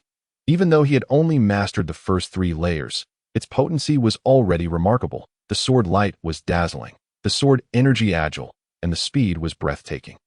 Su Sun felt a deep sense of satisfaction. With an expanded repertoire of techniques and enhanced offensive capabilities, he felt more confident in seeking justice at the Azure Jade Palace in the southern continent. After demonstrating the true martial demon-slaying sword technique, Su Sun noted that only half of the Azure Lotus vitality remained. and its conversion rate was rather slow. It seemed he could not afford to use the Azure Lotus Vitality frequently and must reserve it as a trump card. He thought to himself. After replenishing his vital energy, Su Sun returned to the academy for class. In the path of cultivation, balance is key. Relentless training may yield slower growth than a harmonious balance of effort and rest. Su Sun had long envisioned his future cultivation trajectory. Combat prowess must always take precedence. Without sufficient combat strength, survival in this world would be precarious, let alone seeking justice at the Azure Jade Palace. In addition to ensuring his combat strength, he sought to learn skills such as alchemy, formations, beast taming, and weapon forging. Regardless of the skill, he aspired to acquire a modicum of knowledge in each. A famous saying on Earth goes, "What is most important in the 21st century? Talent." In a similar vein, in this world, cultivation rank is paramount, yet possessing diverse skills enhances one's survival capabilities. This world operates on the principle of the survival of the fittest, the stronger one's fist, the greater their authority. With the Dean and Lu Qingxuan's reminders, Su Sun's current, or rather, future objective became to diligently enhance his cultivation and survival capabilities. Thus, the class he was about to attend was focused on learning the art of alchemy. The alchemy facility was situated to the east of the True Martial Academy, near the vast Ba Fong mountain range, which was expansive yet sparsely built. Most of the area consisted of medicinal fields, cultivating various types of spiritual herbs. Naturally, the herbs grown here were of lesser value and quite common, resulting in elixirs of only moderate efficacy. However, due to the scarcity of alchemists, apprentices capable of concocting elixirs were highly sought after by various factions. Alchemists are categorized into junior alchemists, intermediate alchemists, senior alchemists, medicine kings, and great medicine kings. Given the difficulty of becoming an alchemist, even a small city finding a junior alchemist is a significant achievement. Intermediate alchemists often choose to remain in mid-tier cities, while senior alchemists are among the continent's elite, treated as esteemed guests by major factions. As for medicine kings, it is said that the leader of the medicine pavilion is one. Beyond that, little is known about other medicine kings. The existence of great medicine kings is merely legendary. To become an alchemist, one must pass the assessment of the medicine pavilion.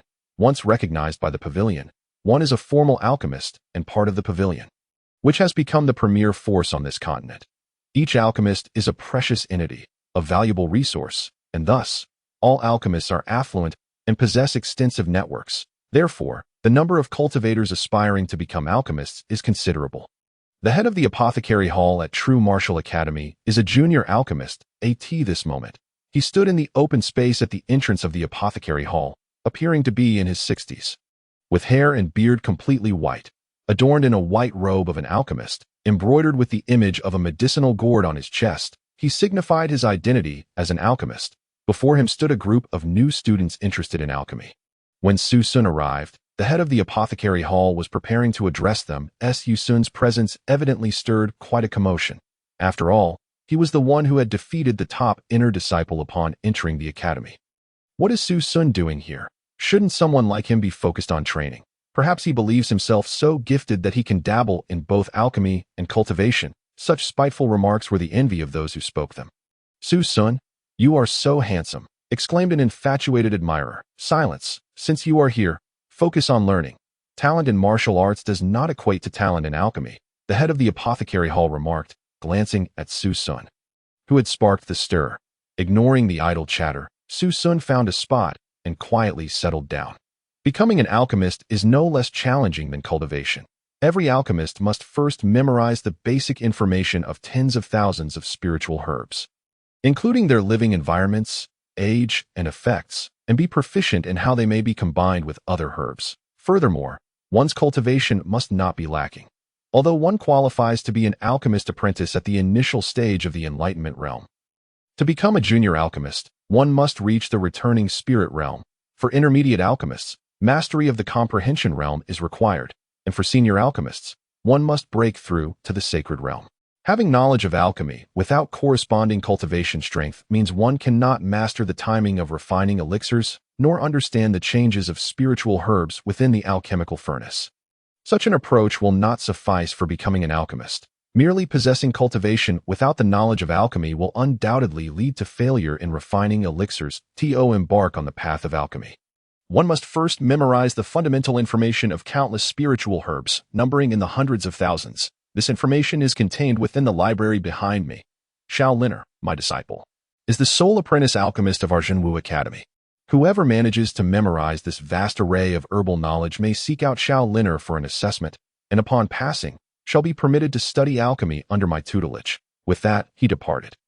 Xiao Liner, clad in white, was in her youthful prime, exuding an air of elegance and possessing a fragrance reminiscent of scholarly pursuits. She had been part of the crowd, but upon witnessing the hallmaster's departure, she stepped forward and addressed the new students. Those who wish to continue studying alchemy after hearing the hallmaster's words may now enter the library behind me to memorize the basic information on spiritual herbs. However, please be mindful not to remove or damage any materials. Her voice was clear and melodious. In response, the crowd exclaimed, "Sister Xiao, we all wish to learn alchemy. Please take us inside." Su Sun, too, joined the throng, resolute in his decision not to waver easily. Surely, he could not abandon the pursuit without even attempting it. As he passed through a transparent curtain, the people around him vanished from sight. Su Sun recognized this as a spatial array. Having encountered it during his time at the Zhenwu Academy, before him stood 5 enormous bookshelves, each densely packed with tomes. Chapter 28. The Ancient Blue Lotus. Is such a method possible? Gazing at these towering shelves, Su Sun's face involuntarily twitched. Back on Earth, even the rigors of senior year had not been this demanding. With so many books, the mere act of reading through them would consume an inordinate amount of time. Let alone memorizing them. Su Sun felt a pang of conflict. Devoting excessive time to studying alchemy would undoubtedly hinder his cultivation, which clashed with his original intent. However, since he was here, he might as well take a look. He would give learning alchemy a try, and if it truly impeded his cultivation, he would simply have to forego the art of pill refinement. He casually picked up a tome, which was thick enough to rival an Oxford dictionary from his previous life. The title read, "A Detailed Explanation of First-Level Spiritual Herbs, Volume 1. Su Sun nearly spat out a mouthful of blood. How could it be that this was merely the first volume, when it was already this thick? Surely there must be additional volumes. Moreover, this was only concerning first-level spiritual herbs. While spiritual herbs were categorized into 5 levels, first-level spiritual herbs are common, possessing superior efficacy compared to ordinary medicinal materials and containing a modest amount of the world's elemental energy. Yet they are indispensable auxiliary materials for alchemy. Second-level spiritual herbs, on the other hand, are precious, containing a more abundant elemental energy, suitable as primary materials for lower-tier pills or as auxiliary materials for mid-tier pills. Third-level spiritual herbs are rare and valuable, containing pure elemental energy, ideal as primary materials for mid-tier pills and as auxiliary materials for high-tier pills. Fourth-level spiritual herbs are heavenly treasures, sought after but difficult to find. Each imbued with unique elemental energy, suitable for use as primary materials for high-tier pills and as auxiliary materials for divine pills. Fifth-level spiritual herbs are divine medicines, needing no further explanation. They contain a fragment of the laws of this realm, allowing those who consume the pills crafted from them to grasp a sliver of this power. Of course, the rarer the spiritual herb, the scarcer its varieties. Thus, the most challenging to memorize are the first and second-level herbs. Even though these two categories are the most widely utilized, after all, alchemists are few and far between, with high-level alchemists being even rarer. This scarcity is precisely why the opening elixir of the new student competition is such a coveted reward. As Su Sun opened the book and read about the first spiritual herb, the Tsongling red flower, he felt a stir within his dantian as the ancient blue lotus began to move ever so slightly. Instantly, an image of the Tsongling red flower materialized in his mind. Su Sun was taken aback. As he focused, a string of text appeared beside the image. Tsongling red flower, a first-level spiritual herb. Known for its vibrant blossoms, thrives in areas abundant in sunlight. Goodness gracious, such a phenomenon exists. Su Sun exclaimed in delight, unable to contain his excitement. Thankfully, no one was nearby. Otherwise, being seen as the first new inner disciple to react in such a manner would surely lead to ridicule. How had he not considered this? The ancient blue lotus, a manifestation of the 5 primordial laws, inherently contained the initial laws of this world. Thus, it was only natural that it could encompass knowledge of spiritual herbs. Consequently, Upon encountering relevant spiritual herbs, their images and descriptions would emerge in his mind. Let us try again. Su Sun flipped to the next page. Qingling grass, the most common first-level spiritual herb, entirely green and exuding a faint fragrance. Indeed, it matched his earlier conjecture perfectly. Su Sun was overjoyed. Having just fretted over how to approach learning alchemy, he had almost resigned himself to giving up. Yet, amidst the daunting challenges, a new path had revealed itself. The ancient blue lotus's unexpected capabilities were indeed a boon. With renewed vigor, Su Sun gazed upon the towering shelves of books, his earlier indecision replaced by confidence and determination. Suddenly, the library resounded with the sound of pages flipping. This unusual occurrence piqued Xiao Linner's curiosity. Within the confines of this spatial array, she possessed a measure of control. Typically, disciples who entered the library did so quietly, diligently memorizing the foundational knowledge of spiritual herbs or quietly transcribing difficult-to-remember information. Yet here was Su Sun, the first of the new inner disciples, casually flipping through the books as if in play. Indeed, Xiao Linner perceived Su Sun's actions as mere amusement. Generally, those who behaved in such a manner either possessed extraordinary memory, capable of reading at a glance, or were overwhelmed by the sheer volume of books and, disheartened, chose to flip through them aimlessly rather than leaving empty-handed. Hailing from a family of healers, Xiao Linner had been surrounded by knowledge of foundational spiritual herbs from a young age. Possessing remarkable intelligence and memory that far exceeded her peers, she had dedicated 5 years to memorizing the contents of these 5 immense bookshelves. Thus, she found it utterly implausible that Su Sun could be genuinely studying. However, Xiao Linner refrained from intervening. Firstly, her kind-hearted nature prevented her from chastising others, and secondly, she recognized that such individuals were not uncommon. As long as he did not damage the books, he could do as he pleased. Unbeknownst to Su Sun, his behavior was perceived as mere frivolity by others. Even if he were to learn of this, it would not concern him. Thus, as dusk fell, Su Sun finally completed his perusal of the tomes on 2 of the bookshelves. His head felt ready to burst. After all, anyone would struggle to cram such an immense amount of information into their mind in a single day. Su Sun resolved to return and rest properly, channeling the spirit of his library days on Earth, promising to return for another day of study. The next day, upon seeing Su Sun's return, Xiao Linner was taken aback. Is flipping through books truly that enjoyable? She inquired. Su Sun looked at her in confusion, wondering why she regarded him with such astonishment. Nevertheless, he prioritized memorizing the foundational knowledge of spiritual herbs. For an entire 3 days, Su Sun remained in the library. Finally, having committed the contents of the 5 bookshelves to memory, it had been an arduous endeavor. Rubbing his throbbing temples, he reflected on the sheer difficulty of becoming an alchemist. After 3 solid days of study, he felt utterly exhausted. If other alchemists were to learn of his current sentiments, they would likely be driven to exasperation. What alchemist or alchemy apprentice had not devoted years, if not decades, to memorizing such foundational knowledge? And here he was, merely having spent 3 short days, yet lamenting the effort involved. How could he possibly complain? Su Sun sought out Xiao Linner, addressing her directly. Sister Xiao, I have memorized all the material. How shall I undergo the assessment? Xiao Linner, taken aback, stammered. Oh, really? You've memorized everything? Su Sun decided to indulge in a bit of bravado. Of course, I've spent 3 days on it. Naturally, I've memorized it all. He spoke, gazing innocently at Xiao Linner, feigning ignorance as to why she would pose such a question. Xiao Linner, uncertain of his claim, took a moment to compose herself before softly saying, Please wait a moment. Junior brother, I will prepare the assessment materials for you. If you succeed, I will inform the master. Thank you, Sister Xiao, Su Sun replied. Before long, Xiao Linner returned with several large sheets of paper, each densely printed with questions. There are 10 assessment questions, she explained. You have 2 hours to answer them. Good luck. Su Sun picked up the paper and read. What level is the Tianqin fruit? What are its effects? What are the characteristics of the Diyuan pearl? Which types of spiritual herbs are most suitable for pairing in alchemy? What spiritual herbs are required to refine the Qingxin pill? The questions posed are rather elementary, and without any further ado, Su Sun promptly began to answer them. The Tianqin fruit is a 3rd-tier spiritual herb, primarily renowned for its efficacy in unblocking the meridians within the human body. Furthermore, it serves to widen and thicken these meridians, making it an indispensable ingredient in the concoction of the cleansing essence pill. With an almost divine inspiration, Su Sun glanced at the questions and, without a moment's hesitation, inscribed his answers onto the examination paper. The room was soon filled solely with the sound of his writing. Observing Su Sun's demeanor, Xiao Linner began to feel a pang of insecurity. Could it be that he was answering haphazardly? How could he merely glance at each question and write down an answer, without the need for reflection or recollection?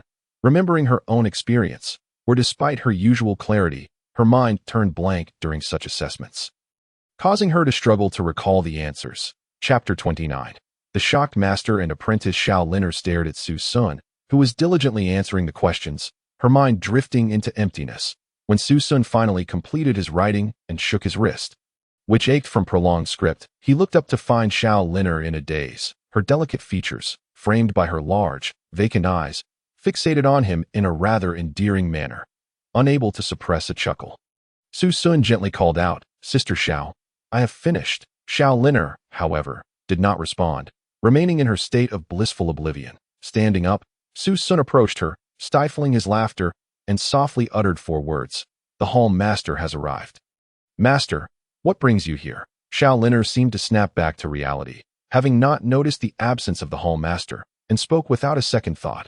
"Ha ha!" Su Sun laughed at her reaction, reminiscent of a student caught daydreaming in class upon the teacher's arrival, reveling in the mischief he had caused.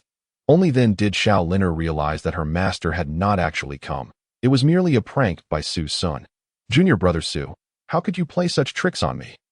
You nearly gave me a fright." Xiao Linner blushed, feeling quite embarrassed as she pouted that I called out to you several times, but you remained unresponsive, so I decided to try this tactic, and to my surprise, it worked wonders, Su Sun explained, bowing slightly in apology. Xiao Linner, momentarily shy, quickly shifted the conversation, asking, "Do you have any questions?"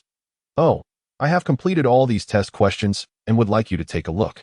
Sister, seeing her change the subject, Su Sun refrained from teasing her further and answered accordingly. "What? You finished?" Xiao Linner exclaimed, her eyes widening in disbelief as if she could fit several eggs in her mouth. Seeing her astonished yet adorable expression, Su Sun couldn't help but chuckle again. This time, Xiao Linner ignored the smile on his face, glancing at the time. It had only been half an hour. She hurriedly took the paper from Su Sun and meticulously checked each answer. "Correct, correct, still correct," she murmured as she compared the questions. Unbelievably, all correct, not a single mistake. Her face was a mask of incredulity. In just 3 short days, he had memorized all the contents of 5 large bookshelves and managed to answer everything correctly during the assessment. Once he reached the returning spirit realm, he would be able to become a formal junior alchemist like his master. Given Su Sun's talent and comprehension, it was certainly not far off. Yet Su Sun could only smile wryly, thinking, "I am merely an ordinary person. Were it not for the ancient blue lotus, I might have given up on the path of becoming an alchemist." Nevertheless, he felt a swell of pride, even with the aid of the ancient blue lotus. During the examination, merely reciting the names of the spiritual herbs would conjure their images, effects, suitable growth environments, and applicable formulas in his mind. Who could blame you for lacking an ancient blue lotus?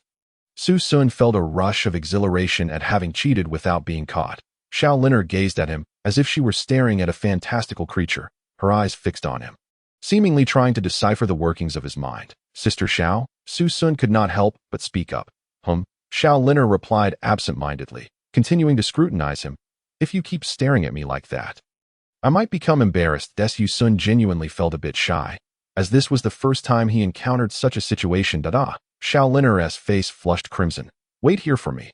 I will go find the master. Do not leave." With that, she turned and dashed away. How embarrassing. What is wrong with me today? Feeling so humiliated repeatedly in front of the same person, Xiao Linner silently berated herself that I cannot be the only one astonished. I must hurry to report this to the master. With that thought, she quickened her pace. In the alchemy chamber, the hall master was perplexedly staring at several dark pills in the cauldron. The formula was correct. The spiritual herbs were appropriate. The ages were sufficient. The order of ingredients in the cauldron was accurate, and the heat was just right. What could possibly have gone wrong? The hall master muttered to himself. "Master, master." Xiao Linner's voice echoed from afar. "Linner, what is the matter? Why are you in such a rush?" The hall master temporarily set aside his contemplation. Xiao Linner, the granddaughter of an old friend, was young but remarkably talented in alchemy. already a student apprentice at such a tender age, making her a prized pupil of his. Master, Xiao Linner gasped for breath, regaining her composure to ask, how long did it take you from starting to learn alchemy to becoming an apprentice? Why do you ask? You have inquired about this before, the hall master responded, slightly puzzled, but still answered, I spent 10 years from my initial exposure to alchemy to becoming an apprentice, and an additional 25 years to progress from apprentice to junior alchemist. Even now, I have yet to break through to become a mid-level alchemist, he lamented. The hall master continued. But Linner, you have only taken 5 years to become an apprentice, which speaks volumes of your innate talent. You may very well become a mid-level alchemist in your lifetime. Then, according to your knowledge, what is the fastest time to become an apprentice? Xiao Linner inquired eagerly. From what I know, all past heads of the apothecary pavilion were the fastest in their cultivation of alchemy. One head reportedly took merely a month to become an apprentice, making him the fastest in history to achieve this status. Though curious about Xiao Linner's line of questioning, the hall master answered her. Do you think it is possible for someone to become an apprentice in just 3 days? Xiao Linner asked, her excitement palpable. That is absolutely impossible, the hall master declared firmly. But junior brother Su has accomplished it. Xiao Linner flashed a cunning smile. The hall master looked on skeptically, dismissing her claims as mere jest. All right. The master has matters to attend to. You should continue your training. Truly, I have just tested him. And junior brother Su has passed my examination, Xiao Linner insisted, seeing her master's disbelief. And he did so in less than half an hour. Haha. All right, I trust you, dear. Now go and practice, the hall master said indulgently. Yet his words still reflected skepticism. It was understandable. For an ordinary person to become an apprentice alchemist would typically require at least a decade, and even prodigies would need several years. Even an illustrious figure like the head of the apothecary pavilion took months. Suddenly, someone claiming to have become an apprentice in just 3 days would be met with disbelief. Xiao Linner, feeling anxious, decided to present the evidence of Su Sun's recent test. Here, take a look for yourself. This is the paper Su Sun just completed. The hall master instinctively took the paper and, upon examination, his eyes widened in shock. All the answers are correct. Linner, is this truly Su Sun's work? The hall master asked. Still incredulous, seeking confirmation. Indeed, he completed it right in front of me, taking less than half an hour, Xiao Linner replied, her seriousness matched by the hall master's. Quickly, take me to him, the hall master urged. Now eager to meet Su Sun. Unbeknownst to Su Sun, who was idly waiting in his previous room, the news would soon send shockwaves through the hall master, startled by the sudden appearance of the hall master. Su Sun exclaimed, Did you really complete all the answers in just 3 days? Yes. Under the intense gaze of the hall master, Su Sun felt an uncomfortable pressure. Do you realize? You are a prodigious talent. You have shattered the record of this continent, the hall master exclaimed in excitement. Only then did Su Sun understand the gravity of the situation. After a moment's contemplation, he decided to interrupt the hall master's exuberance. Master, could you keep this matter under wraps for me? Su Sun earnestly requested, looking directly at the hall master. Chapter 30. Settling the hall master. The hall master's laughter abruptly ceased. Why? If you were to announce that you have shattered records, your name would instantly resonate throughout the world, etching your legacy into history. The apothecary would undoubtedly extend an invitation for you to join their ranks, and the foremost powers would surely seek to recruit you. You would be inundated with boundless wealth and immeasurable resources for cultivation. Do you truly not desire any of this? Of course, I yearn for all of it, Su Sun replied with a bitter smile. Yet, I understand the truth in the saying that the taller the tree, the stronger the wind. Moreover, I have already offended the Muron clan. Should they discover my potential, they would undoubtedly take measures to eliminate me before I could become a threat.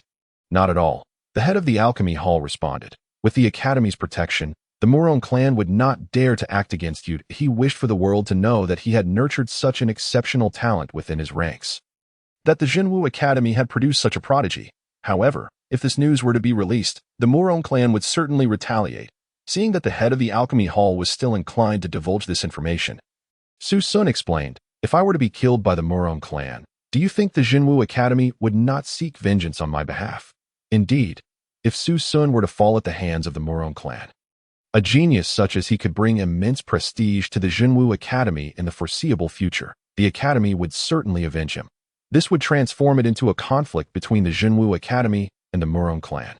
The head of the alchemy hall, absorbed in his craft and cultivation, was not particularly attuned to the nuances of human relationships. Aside from that, the only thing he truly valued was the Jinwu Academy. It was difficult to fathom why he, as a mere junior alchemist, would choose to remain in such a small place as Baifeng City. Thus, Su Sun deliberately tested him, pointing out that if he were to be killed, the academy would suffer significant losses. As expected, the head of the alchemy hall began to waver, and eventually, he spoke slowly and with difficulty. Very well. I shall keep this information to myself for the time being. The expression on his face was one of profound frustration, knowing that he possessed an extraordinary genius under his wing, yet being unable to share this with others felt akin to wearing splendid garments in the dark. What use was it? Not wishing to further dwell on the head of the alchemy hall's vexation, Su Sun bid him farewell and departed swiftly. He feared that if he lingered too long, the head of the alchemy hall might impulsively announce the news, and then Su Sun would find himself at a loss for how to dissuade him. Upon exiting the apothecary, Su Sun recalled that he had not seen Lu Qingxian for several days and made his way directly to her residence. Before he arrived, he noticed a crowd gathered at her door. Alarmed, Su Sun quickened his pace to push through the throng. The people, initially displeased at being jostled, quickly swallowed their complaints upon realizing it was the newly celebrated first student of the academy. Provoking Su Sun was no trivial matter. He was the one who had dared to incapacitate Muron Kai.as. Su Sun squeezed to the front. He was taken aback to witness a one-sided skirmish between the chubby Ouyang Qian and Lu Qingxian. It was less a fight and more a demonstration of overwhelming dominance. Although Ouyang Qian possessed considerable physical strength and decent martial skills, they paled in comparison to Lu Qingxian's newly mastered Jinwu sword technique, which she executed with breathtaking finesse. Ouyang Qian, perhaps intimidated by the power of her strikes, had attempted to evade, but now he found himself on the receiving end of her relentless assault, fleeing in a most undignified manner. Ultimately, realizing that her attacks posed no lethal threat, he resorted to a desperate roll towards the onlookers, hoping to escape the humiliation. Seeing Ouyang Qian's disgraceful antics, Lu Qingxian merely scoffed and, with an impassive expression, retreated indoors. The crowd, witnessing her departure, lost interest in Ouyang Qian and dispersed. Seriously, where is the camaraderie among fellow disciples? Ouyang Qian muttered, finding no one willing to help him up. Hey Ouyang Qian, what did you do to offend Qingxian? Su Sun couldn't help but tease upon noticing the scene. Ouyang Qian looked up, only to see Su Sun, recalling how he had just mocked Lu Qingxian for not having seen Su Sun in days, suggesting that he had lost interest in her. Now, having been soundly defeated by her, he found himself the target of Su Sun's jest. Let us change the subject, Ouyang Qian quickly said. Today at Baifeng Market, many wandering cultivators will be attending. Are you going? Su Sun considered this. He had been in this world for quite some time, but had yet to explore properly. Moreover, this was a market specifically for cultivators. So he dismissed any further thoughts about Ouyang Qian's recent humiliation. All right, you wait here for a moment. I'll go find Qingxian and invite her to join us. At this, Ouyang Qian instinctively shrank back. Qingxian, let us go to Baifeng Market together today, Su Sun called out as he entered the house. Lu Qingshuan's face lit up with joy, but then she recalled Ouyang Qian's annoying grin and his earlier taunt. Lu Qingxian. Look how long it's been since Su Sun came to see you. Could it be that he has found someone else? Where have you been these past few days? Lu Qingxian asked. Her expression cold and displeased. Su Sun was momentarily taken aback before breaking into laughter. After all, he had experienced romance before and could easily discern that Lu Qingxian was expressing her frustration over his absence. Throwing a bit of a tantrum. Huh? What? Are you blaming me for not visiting these past few days? Su Sun said, amused as he looked at Lu Qingxian. Her cheeks flushed, and she could no longer maintain her frosty demeanor. Having never truly liked anyone in her life, she was at a loss for how to interact with someone she held affection for. I'm sorry that I've been studying the basics of spiritual herbs at the apothecary these past few days and forgot to let you know. Please forgive me, Su Sun said, gazing at Lu Qingxian with sincere regret. Lu Qingxian, flustered and inexperienced, mumbled a soft, By the way, Qingxian, Su Sun said mysteriously, Lu Qingxian looked up, curiosity brimming in her eyes. I have successfully passed the apprentice alchemist test at the apothecary, Su Sun declared proudly. What? Really? Lu Qingxian was no fool. She understood that the city lord's mansion did not currently have a single junior alchemist, and they had to purchase pills from the apothecary whenever needed. Therefore, she was acutely aware of how rare alchemists were and how remarkable it was for someone to become an apprentice in such a short span of time. That of course it's true. You should know who I am, Su Sun replied with feigned arrogance. Su Sun, you truly are a genius. Lu Qingxian was simply delighted for him, not pondering anything beyond that. You will surely become a renowned alchemist across the continent. Lu Qingxian declared with utmost seriousness that this. Su Sun felt a bit bashful and quickly suggested, let us go explore Baifeng Market. Okay, Lu Qingxian readily agreed without questioning his intentions. Perhaps a woman in love is less inclined to think too much. As long as she could be with Su Sun, anything else seemed inconsequential. Once they exited the courtyard, Su Sun remembered that Ouyang Qian was still waiting for them. Ouyang Qian cast a mournful glance at the sweet pair. Realizing he had become a third wheel. Su Sun, finally recalling Ouyang Qian's presence, smiled sheepishly at him. Are you coming with us? Lu Qingxian asked coolly, though Ouyang Qian resented being called the chubby one. He found it hard to retaliate against someone as beautiful as her, so he relented. Yes, at that moment, Su Sun also felt it was inappropriate to leave him behind. Hey, you just said you were going to study with your mentor today. Didn't you forget? Lu Qingxian asked, her eyes sparkling with mischief. Oh right. Thanks for the reminder. I should get going. Ouyang Qian, eager to escape, seized the opportunity. Without waiting for a response, he dashed away. Su Sun observed this exchange silently, choosing not to expose Ouyang Qian's ruse, instead gazing at Lu Qingxian with affectionate indulgence. Feeling shy under his gaze, Lu Qingxian lowered her head and said, let us hurry, otherwise, Baifeng Market will be closing soon. Chapter 31. The branch of the celestial tree Baifeng City, spanning hundreds to over 1,000 kilometers, is home to a population exceeding 1 million, more than half of whom are cultivators. Baifeng Market is a weekly marketplace within Baifeng City, specifically tailored for cultivators. Here, practitioners can barter goods or purchase items with spirit stones. The rules are flexible, as long as both parties consent to the transaction. Since it caters to cultivators, the marketplace is policed by elite forces from the city lord's mansion, the Lu Guard. The lowest rank of the Lu Guard reaches the innate realm, while the captains are at least in the late innate stage. Thanks to the Lu Guard, Baifeng Market can function in an orderly fashion, allowing Baifeng City to persist amidst various challenges. By the time Su Sun and Lu Qingxian arrived at Baifeng Market, the afternoon had already passed. Yet, the streets remained bustling with activity, a vibrant tapestry of people.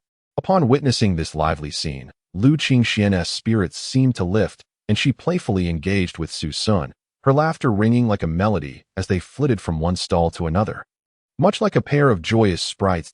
Su Sun watched, entranced. Su Sun, come on, let me take you to the apothecary. Lu Qingxian beckoned eagerly. As Su Sun was lost in thought, Lu Qingxian smiled at him and remarked.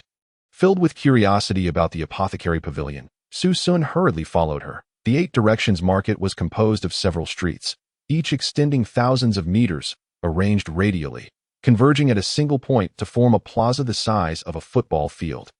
Surrounding the plaza were several magnificent buildings that towered into the clouds. The apothecary pavilion was one of these grand structures. Upon entering the apothecary pavilion, Su Sun and Lu Qingxian were greeted by a bustling scene of people engaging in transactions. Lu Qingxian explained, the apothecary pavilion is divided into 3 levels. The first floor specializes in spiritual herbs, primarily selling first-grade herbs, with a limited selection of second-grade ones. The second floor focuses on basic elixirs, while the third floor is designated for receiving esteemed guests or trading precious spiritual herbs and elixirs. Listening to Lu Qingxian's explanation, Su Sun observed the first floor scene. Previously unruly cultivators were now patiently queuing. The transaction of spiritual herbs was swift. As soon as a cultivator mentioned the name of a herb, the attending alchemist's apprentice would promptly inform them whether the apothecary pavilion had it in stock and its value, creating an orderly atmosphere. Turning his gaze, Su Sun noticed that the first floor was strictly for purchasing. Otherwise, one could not access the spiritual herbs, leaving him slightly disappointed. Is there no way to touch or closely observe the herbs here? He quietly inquired of Lu Qingxian. If you wish, we can head outside later. There are independent cultivators setting up stalls, where you can observe them up close, Lu Qingxian explained.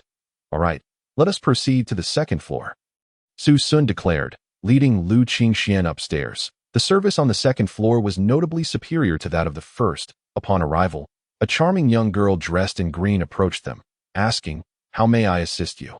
Esteemed guests. Being his first visit, Su Sun pondered briefly before responding. "We will take a look first. We will call for you if needed." "Very well. Feel free to explore." The girl did not press further and gracefully stepped back. The second floor was evidently smaller than the first, lined with rows of cabinets filled with small jade vials, each labeled with the name of the elixir. A faint light curtain enveloped the cabinets, clearly protecting the elixirs from theft or damage. Unable to contain his astonishment, Su Sun marveled at the sight. As the top student of the true martial academy, having an agreement with the principal. He had only received 10 awakening elixirs. Yet here, there were entire cabinets brimming with elixirs, a rough estimate revealing no fewer than 500. Suddenly, Su Sun recalled a pressing issue. This world did not utilize renminbi or US dollars. The circulating currency was the yuan stone. At that moment, he realized he had not a single yuan stone on him. Then, he remembered the awakening elixirs he had obtained after the new student competition. Their primary function was to expand meridians and enhance the dantian, allowing for greater capacity and swifter circulation of yuan force. However, with the primordial blue lotus continuously cleansing his body, his meridians were already quite expansive, and the yuan force flowed like a raging river within him, rendering such elixirs unnecessary. He then called over the green-clad young girl once more. Do you buy back elixirs? Of course. We will buy them back based on the grade and quality. At 90% of the market price, she replied with a sweet smile. 90%. Su Sun pondered for a moment, feeling that this was still quite disadvantageous. Noticing his hesitation, Lu Qingxian suggested, "Why not we check outside? We might be able to barter with the independent cultivators there." Outside the apothecary pavilion, the streets were teeming with people, a stark contrast to the orderly scene inside.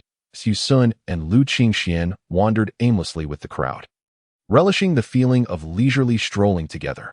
Along the way, they spotted numerous spiritual herbs, though nearly all were first grade, such as the Tsongling red flower and Qingling grass. Suddenly, Su Sun felt a stir within him from the primordial blue lotus. He couldn't help but feel intrigued, followed by an exhilarating thrill. The primordial blue lotus was a being that transcended this realm, and now something was provoking its reaction. Undoubtedly something extraordinary. "What's wrong?" Lu Qingxian asked with concern upon sensing Su Sun's unusual demeanor. "Nothing. I plan to find something good.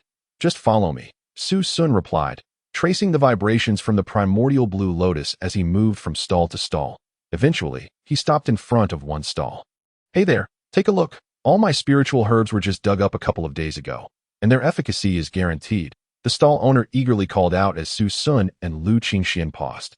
Su Sun smiled noncommittally. Although the herbs appeared vibrantly green and red, when he picked one up, the primordial blue lotus revealed its information. Skywalker grass, used for refining Skywalker elixirs, can temporarily increase speed by 30%. Though it has been soaked in the juice of the evergreen fruit, the harvest time was too long, resulting in a loss of spiritual energy, now only half its original efficacy, in an effort to mask his intent.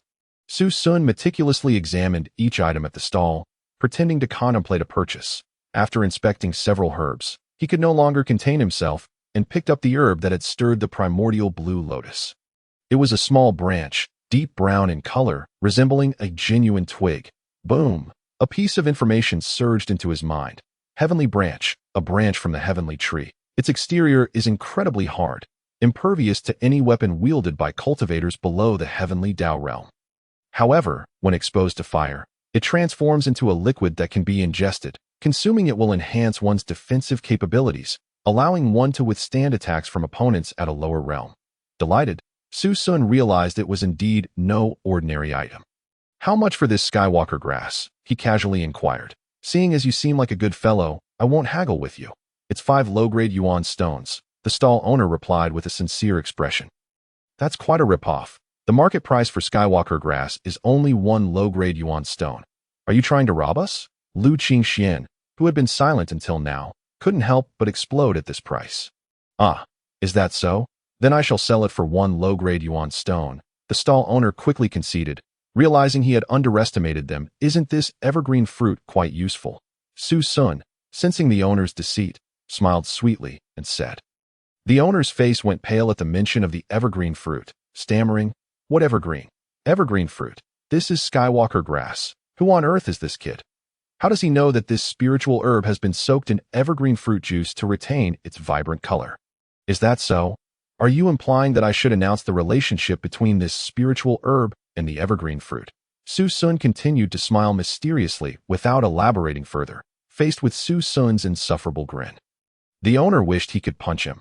Yet, he understood he must not allow Su Sun to divulge the secret of the evergreen fruit, or he would struggle to conduct business in the future. "Stop. Just tell me what you want." The owner relented. Chapter 32. The treasure hunting duo. It's quite simple. We will buy everything from your stall. Su Sun continued to smile. Upon hearing this, the owner felt relieved, thinking he was not going to be extorted after all, but rather that they intended to purchase all his goods. Ha! Young people are indeed too naive. Su Sun observed the owner's expressions shift from distress to relaxation and then to a barely concealed smugness. At the price of one low-grade yuan stone, the owner's expression froze, turning glum. The assortment of items at his stall was worth at least 50 low-grade yuan stones. Now, Su Sun wanted to buy it all for just one low-grade yuan stone. The owner's face turned ashen. He had never encountered someone so infuriatingly smug. Caught in a dilemma, the owner wrestled with whether to acquiesce to Su Sun's request or to hold on to his goods for a fair price. As he observed the owner's anguished expression, reminiscent of someone who had just lost $1 million, Su Sun decided to cease his teasing, but he casually picked up a few items, including the heavenly branch, and addressed the owner. "All right, I won't joke with you anymore. For these items, I will offer one low-grade yuan stone." Seeing this, the owner hurriedly nodded, not waiting for Su Sun to finish speaking before quickly packaging the items and handing them over. His eyes glistening with hope, Lu Qingxian watched the owner's expressions shift dramatically, ultimately unable to contain her laughter to her surprise. The owner's face turned red at the sight of such a beautiful girl laughing at him. Unable to resist the humor of the situation, Su Sun chuckled as well, but the owner, feeling embarrassed and enraged, grabbed the spiritual herbs and pulled Lu Qingxian away. "Why did you buy that owner's spiritual herbs? Was there something special about them?" Lu Qingxian finally asked after they had distanced themselves from the stall owner. "Ha!" Su Sun beamed with pride to avoid being overheard. He leaned closer to Lu Qingxian and whispered, "There was a heavenly branch hidden among them, and I suspect that owner is unaware of its value, allowing me to make a fortunate find." Su Sun's words were not clearly heard by Lu Qingxian. She merely sensed the movement of Su Sun's lips near her ear, seemingly brushing against her earlobe. The breath that escaped from Su Sun's lips was intensely warm, igniting a fiery blush across her ears and cheeks. It was only then that Su Sun realized she had leaned too closely to Lu Qingxian. Observing Lu Qingxian in her flowing white attire, her skin as radiant as snow, yet with cheeks flushed of vivid crimson, her head bowed in a demeanor that suggested she was inviting a tender approach, Su Sun could not resist stealing a kiss. In an instant, Lu Qingxuan's eyes widened in shock. This was her first kiss. How could it be so easily taken away? There were no romantic scenes adorned with flowers and moonlight, nor was there any fine wine to accompany the moment. Lu Qingxian initially intended to gently push Su Sun away. But upon seeing the handsome and earnest expression on Su Sun's face, her hand, which was meant to resist, unconsciously relaxed. Time seemed to freeze amidst the bustling street, as the young couple lost themselves in their kiss. After what felt like an eternity, they finally parted. Just as Su Sun was about to speak, her expression suddenly shifted, sensing a tremor from within her body, as if the ancient blue lotus had begun to pulse once more. In a single day, within the same city, the ancient blue lotus had vibrated twice. It would be hard for anyone to believe such a tale. Su Sun grasped Lu Qingxuan's hand, attuning to the internal vibrations, and began searching shop by shop. Lu Qingxian felt somewhat bewildered. Just moments ago, they were enveloped in a romantic haze, and now, her expression had drastically changed as Su Sun urged her to follow. However, she sensed that Su Sun had made a significant discovery, so she refrained from being petulant and obediently followed his lead. As they followed Su Sun through the winding streets, even Lu Qingxian, who had grown up in the bustling eight-direction city, found herself lost. When Su Sun finally halted, they stood before a small, dilapidated grocery store. Despite the daylight, the interior was dimly lit, making it difficult to see clearly. After searching the store, Su Sun noticed an elderly woman, frail and hunched, dozing behind the counter. "Excuse me, Granny, how much for the items in your store?" Su Sun inquired. The elderly woman showed no reaction, exchanging glances with Lu Qingxian. They decided to seek out items themselves. The store was filled with an eclectic assortment: lamps, swords, a few bottles of commonly used elixirs, and everyday necessities. After a careful evaluation, Su Sun discovered that the vibrations emanated from a bronze mirror. The mirror had an ancient design. Its surface was no longer smooth and bright, casting a hazy reflection. The back was rusted, originally adorned with intricate carvings, now barely discernible. Upon taking the mirror into his hands, the ancient lotus trembled violently, generating a pulling force as if to draw the bronze mirror into his dantian. Startled, Su Sun quickly halted the process. Once he managed to calm the vibrations, he intended to call Lu Qingxian to settle the payment, only to find her approaching with a similarly rusted small sword. Her face alight with astonishment. "I inexplicably feel drawn to this sword," she whispered. Su Sun, upon hearing this, speculated, could it be that something akin to the blue lotus resides within you as well? However, what he voiced was, "It seems this sword is fated to be yours. Let us acquire it." "All right," Lu Qingxian replied eagerly. They returned to the counter and softly called, "Granny, Granny, could you please tell us the prices of these two items?" When the elderly woman continued to ignore them, they repeated their inquiries in hushed tones. "Why shout so? I can hear, just find a to their surprise," the elderly woman retorted rather irritably, seeing her advanced age. Both Su Sun and Lu Qingxian refrained from engaging in a quarrel and inquired once more, "How much for the bronze mirror and the sword?" 10 opening spirit pills for the mirror, and 1 middle-grade essence stone plus 20 lower-grade essence stones for the sword, the elderly woman replied while eyeing the items in their hands. Su Sun and Lu Qingxian were taken aback. The amounts she quoted precisely matched their available funds. This meant they would need to exhaust all their money to purchase the bronze mirror and the small sword. "Could you lower the price a bit, Granny?" Lu Qingxian implored, adopting a pitiful demeanor. Can't afford it? Then leave." The elderly woman remained unmoved. The two understood why the little shop's business was so poor. The elderly woman's irritable temperament bore a significant share of the blame. Naturally, Su Sun and Lu Qingxian could not relinquish their hold on the bronze mirror and the small sword, so they reluctantly produced their elixirs and essence stones to make the purchase. After acquiring their items, both of them swiftly exited the shop without a backward glance. Behind them, the elderly woman watched their retreating figures, murmuring to herself, "The ancient blue lotus and the ancient spirit sword. These two children possess quite the fortune." Once outside the little shop, Su Sun and Lu Qingxian lost all interest in exploring the 8 Directions market. They agreed to meet again when time permitted and hurried back to their respective dwellings to study the newly acquired bronze mirror and small sword. Su Sun delicately examined the bronze mirror, and before long, the blue lotus emitted a pulling force, attempting to draw the bronze mirror into his dantian. Ordinarily, with Su Sun's current pinnacle of enlightenment, it would be impossible to absorb the mirror into his dantian. But with the intervention of the ancient blue lotus, even the impossible could become reality. Under the influence of the pulling force, the bronze mirror gradually began to emanate a pearlescent glow. As the light intensified, the rust on the mirror rapidly flaked away. Ultimately, just as the bronze mirror appeared revitalized, it abruptly vanished from sight. Upon inspection, Su Sun discovered that the bronze mirror had indeed materialized in his dantian. Its surface was now smooth and bright, while its back bore an intricate carving of a flourishing blue lotus, imbued with a sense of profound essence. Above the lotus, a full moon hung, accompanied by 2 characters in seal script, Tai Chu. At that moment, within Su Sun's dantian, a radiant lotus leaf floated, while above it, the bronze mirror emitted a pearlescent glow, resembling a full moon. Su Sun found it utterly fascinating as he reached out with his mind. Information about the mirror flooded into his consciousness. Tai Chu bronze mirror, a treasure of the Tai Chu realm, serves to protect oneself and ensnare enemies. Originally a Tao-level artifact, it has now diminished to a spirit-level artifact due to the depletion of its essence. Su Sun felt a surge of joy.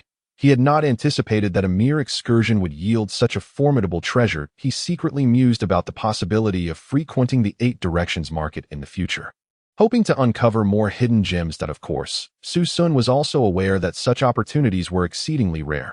While he might stumble upon some ordinary treasures, finding something of the caliber of the Tai Chu bronze mirror was an unrealistic expectation. Chapter 33. The duel resumes. The entire true martial academy was situated atop a minor essence stone vein. Although the vein was not particularly rich, it constantly emitted a flow of essence power. Here, the essence energy swirled, denser than that found outside by a considerable margin. Do not underestimate this slight increase. While it may seem minimal, it allows cultivators to absorb essence energy more rapidly and in greater quantities. In this world, any resource beneficial to cultivators is both precious and highly sought after. Thus, the True Martial Academy has become the most renowned institution within a radius of several thousand miles. At this moment, in Murong Kai's courtyard, the fluctuations of essence energy were intense, even more potent than outside his courtyard. Inside the room, Murong Kai sat cross-legged, surrounded by an arrangement of essence stones forming an intricate pattern. The essence energy within the stones continuously radiated forth, drawing in the essence energy from the surrounding AI. It was indeed a gathering essence formation. Murong Kai sat upright amidst the gathering of primordial energy, which continuously converged around him, being absorbed at an astonishingly visible pace, resembling a small black hole. The primordial force was drawn into him through the gathering yuan array, flowing into his body like a gentle stream. While Murong Kai's aura steadily ascended, emanating an increasingly potent presence, the energy circulated within him according to his cultivation techniques, relentlessly battling against the shackles within, yearning for a breakthrough. Gradually, the primordial energy surrounding him began to deplete. The once vibrant primordial stones fading into ordinary rock, eventually disintegrating into dust. Murong Kai ceased his absorption. His dantian was now filled to capacity with primordial energy, and any further intake threatened to overwhelm him. A fierce expression crossed his face, with veins protruding from his neck, clearly indicating his struggle against unseen torment. Clenching his teeth, he recalled the day he was struck unconscious on the performance stage by Su Sun. Mocked by his peers, ridiculed by his family, and the disappointment etched on his father's face. The defiant light flickered in his eyes. At last, a soft crack resonated within him, as if the shackles had been shattered in an instant, and his body surged with energy, absorbing vast amounts of primordial force like a whale engulfing water. Simultaneously, a golden core, no larger than a grain of rice, manifested within his dantian. The surrounding primordial stones disintegrated into powder, the energy coalescing outside his body into a chrysalis, enveloping Murong Kai entirely. After a considerable time, he finally absorbed the last remnants of spiritual energy, having consumed all the primordial force within a mile radius. The disciples, stirred by the powerful fluctuations of energy, emerged from their dwellings, gazing enviously at the scene unfolding in Murong Kai's courtyard. It was evident that he had transcended into the innate realm, an extraordinary feat that marked the foundation of a true spirit. A separation from the mundane, with the uncertainty of life and death hanging in the balance. The crowd was filled with a palpable yearning, pondering when they might achieve such a breakthrough, or if they would ever have the opportunity in this lifetime. Having cleansed himself of the impurities expelled during his breakthrough and donned a fresh set of garments, Murong Kai stepped beyond the courtyard gate. Upon seeing him, the onlookers were struck by his striking appearance and ethereal demeanor. Radiating an aura of formidable pressure, the disciples eagerly approached him, eager to curry favored. Murong Shixiang has broken through, hasn't he? Truly remarkable. Murong Shixiang, hurry and teach that Su Sun a lesson. He is utterly detestable. Indeed, Su Sun's demeanor cannot compare to that of Murong Shixiang. At the mention of Su Sun, the smile faded from Murong Kai's face, replaced by a sinister grin. Su Sun, it appears I must seek your guidance. Meanwhile, Su Sun remained oblivious to Murong Kai's ascension into the innate realm, engrossed in his training within his quarters, with the Taichu Copper Mirror and Taiku Qinglian. Su Sun's cultivation speed had accelerated dramatically. He had recently reached the pinnacle of the Enlightenment realm and was now preparing to break into the innate realm. On this day, Su Sun invited Lu Qingxian to accompany him as they strolled through the bustling Bafang market. The atmosphere was lively, with a plethora of goods on display. The Qinglian within him remained tranquil, showing no signs of disturbance. After all, in the grand scheme of the continent, Bafang City was but a minuscule locale. Over the millennia, it was a stroke of immense fortune for Su Sun to have acquired even a couple of treasures. Su Sun, do you think this pearl flower suits me?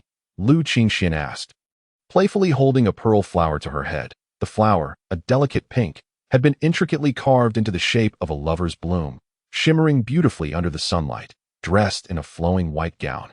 With striking features and glossy black hair, she wore no jewelry, yet adorned with the pearl flower, her previously cool demeanor transformed into one of vivacity, captivating Su Sun's gaze, feeling shy under his unwavering stare. Lu Qingxian softly chided, "You fool, I'm asking if it looks good on me." Snapping back to reality, Su Sun's cheeks flushed, "It's breathtaking. I'm utterly entranced." He then turned to the vendor. "How much for this pearl flower? I'll take it." "Ah, my dear brother, you have a discerning eye. This pearl flower is carved from Phaeton jade, entirely pink and exquisite, one of the most valuable pieces at my stall."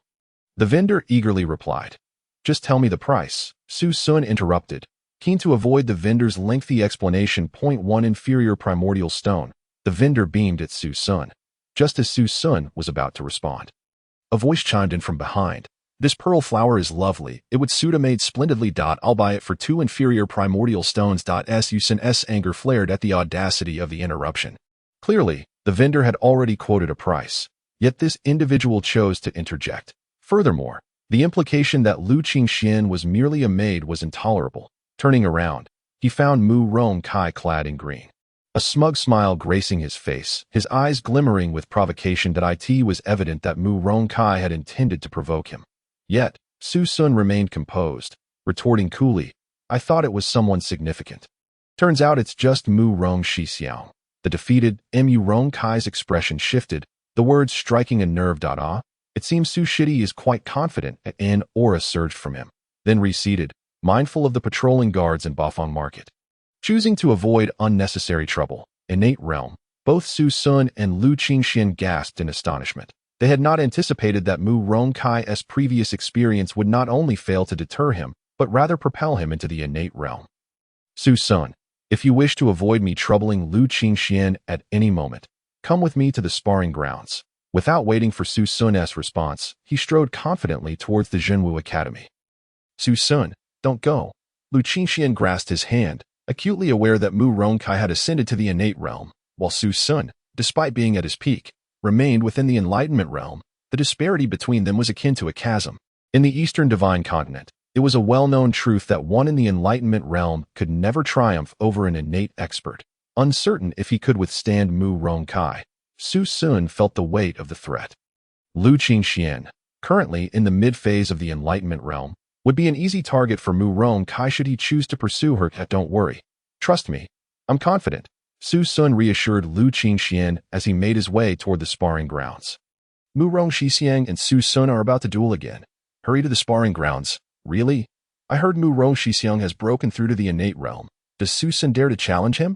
A spectacle is surely in store. Let us secure a good vantage point." As Mu Rongkai took his place at the sparring grounds, whispers and rumors flitted through the halls of the Zhenwu Academy. This time, the audience included not only newcomers but also many seasoned students who had come to witness the showdown. Before long, Su Sun and Lu Qingxian arrived at the sparring grounds, observing the formidable presence emanating from Mu Rongkai. Su Sun felt a thrill of anticipation coursing through him. Su Sun Shidi, your previous inquiry remains etched in my memory. After this match, I shall ensure you have an unforgettable experience, Mu Rongkai said. His smile tinged with malice. Is that so? Then I believe this duel will also leave a lasting impression on you. Su Sun replied coolly. Drawing his sword, he declared, "This is the Zhenwu damping sword I acquired after defeating you last time. Mu Rong Shixiao, please offer your guidance." With that, Su Sun lunged forward, sword in hand. Prepared for battle, Su Sun did not underestimate the innate realm. Channeling the Qinglian primordial energy, he unleashed a brilliant arc of sword light, radiating righteous vigor and formidable momentum. Chapter 34. Breakthrough. Faced with Su Sun's might, Mu Rongkai remained unperturbed, channeling his energy into his sword, which shimmered like countless stars, as if the cosmos were encapsulated within its blade. With a subtle flick of the sword tip, Mu Rongkai effortlessly intercepted Su Sun's seemingly overwhelming attack. The onlookers began to murmur amongst themselves. Wow, Mu Rong Shixiang is incredible. Indeed, the enlightenment realm cannot compete with the innate realm. Meanwhile, Lu Qingxian watched with deep concern as the two figures clashed on stage. Su Sun felt a jolt of realization. He had already employed the Qinglian primordial energy, which was nearly his trump card. Yet, it seemed ineffective against Mu Rongkai. What was he to do next? Unbeknownst to him, Mu Rongkai was equally astonished. Though he had ascended to the innate realm, the previous attack, while appearing effortless, had consumed the majority of his available energy. He had aimed to defeat Su Sun with a single strike, demonstrating the disparity between them. To his surprise, the duel ended in a stalemate. Both combatants wore serious expressions, the earlier nonchalance replaced by a palpable tension. Nevertheless, maintaining an air of sophistication, Su Sun spoke first. Mu Rongxixiao, it seems your breakthrough to the innate realm hasn't significantly enhanced your strength. Is that so? Then I assure you, I will no longer hold back. Mu Rongkai retorted fiercely. Su shitty. Just don't cry afterwards. As his words fell, his sword transformed into a cascade of starlight once more. Mu Rongkai's figure flitted past, leaving behind what seemed to transform into a vast expanse of starlit sky. While he appeared to embody an ancient, resplendent star, the fluctuations of elemental energy surrounding him were astonishing. Upon witnessing this, Su Sun fervently channeled the primal energy of the ancient green lotus within him, causing an eruption of power as radiant light enveloped him, and a formidable sword aura surged forth. Akin to a valiant warrior, clang, clang, clang, the swords of the two combatants clashed incessantly, producing dazzling bursts of light. The spectators below, whose cultivation levels were not particularly high, squinted their eyes, unable to discern the outcome of the battle on stage. The blades continued to collide, leaving the crowd in a state of astonishment. They had not anticipated Su Sun's prowess to be so formidable, enabling him to contend with someone of innate realm for such an extended duration. Boom! Suddenly, a figure leapt forth from the brilliant radiance and landed on the stage. Lu Qingxuan's heart tightened. Without a second thought, she sprang into action, rushing to assist Su Sun. I am fine. You must retreat. Su Sun managed to utter, yet moments later, he coughed up blood. Mu Rongkai, sensing the tide of battle turning in his favor, observed with amusement as Su Sun and Lu Qingxian exchanged concern for one another. Witnessing Su Sun spitting blood in her arms, Lu Qingxian felt an unbearable ache in her heart. Her gaze shifted sharply, locking onto Mu Rongkai. Gently, she laid Su Sun aside and drew forth her sword, pointing its tip menacingly at Mu Rongkai. Mu Rongxixiao, I seek your guidance, she declared coldly. Haha, seeing your little lover injured, you must be quite distressed. Mu Rongkai mocked lightly, dismissing Lu Qingxuan's presence. Lu Qingxian, however, remained silent, her countenance growing increasingly frigid. As she focused her mind, an astonishing sword intent emanated from her, exuding an unstoppable aura of sharpness. Mu Rongkai's expression shifted, betraying a hint of seriousness. Such formidable sword intent. In terms of swordsmanship alone, she may surpass Su Sun, supreme emotionless sword, Lu Qingxian shouted, and in that instant, it appeared as though myriad blades of various forms manifested behind her. With a flourish of her sword, the countless spectral swords surged forth towards Mu Rongkai. Seemingly under her command, the onlookers were left speechless, astonished by the extraordinary abilities displayed by this new generation. The emergence of Su Sun was already remarkable, yet Lu Qingxuan's combat prowess was equally staggering. Mu Rongkai, now cautious, summoned all his elemental energy, and behind him, countless stars appeared, meeting the oncoming sword shadows. The anticipated scene failed to materialize. The sword shadows encountered the ethereal stars, as if ice met with fire. And in an instant, they dissolved. Instead, Lu Qingxian was struck by the force of the stellar illusions, spitting blood and succumbing to unconsciousness. Could she truly be the fabled sword body? Her swordsmanship is astonishing. Had my own cultivation not been lacking, I might have been defeated by her today, Mu Rongkai murmured. This girl cannot be allowed to remain. Otherwise, she will surely become a future threat. A flash of murderous intent flickered in his eyes. Meanwhile, Su Sun, who had been injured and lying aside, had been closely observing the unfolding scene, thus catching the glimmer of malice in Mu Rongkai's gaze. Alarmed, he feared that Mu Rongkai would act immediately, and he struggled to mobilize the elemental energy within him to thwart Mu Rongkai's impending attack. However, Su Sun was gravely wounded, his meridians obstructed. Without proper recuperation for a month, he feared enduring lingering injuries. Yet, with Lu Qingxian in peril, he disregarded the prospect of hidden injuries, striving to channel his elemental energy and seeking to draw upon the healing powers of the ancient green lotus to regain strength. Unfortunately, the elemental energy within him was too scant, and as it encountered the blocked meridians, it dissipated further, rendering it impossible for him to mount an attack against Murong Kai in a fleeting moment. Su Sun attempted several times, yet for Lu Qingxian, he pressed forward, undeterred by the odds, courageously facing a formidable foe despite being at the mid-stage of the Enlightenment realm. Mobilizing the elemental energy, failure. Again he attempted. Yet again he failed. Tears brimmed in his eyes. In a daze, he was transported back to that fateful night when he had been powerless against his attackers, filled with the same unwillingness, yet equally devoid of strength. At that moment, the ancient green lotus within him seemed to sense his indomitable spirit and began to emanate waves of mysterious power. This force was not elemental energy, yet it felt even more potent and refined.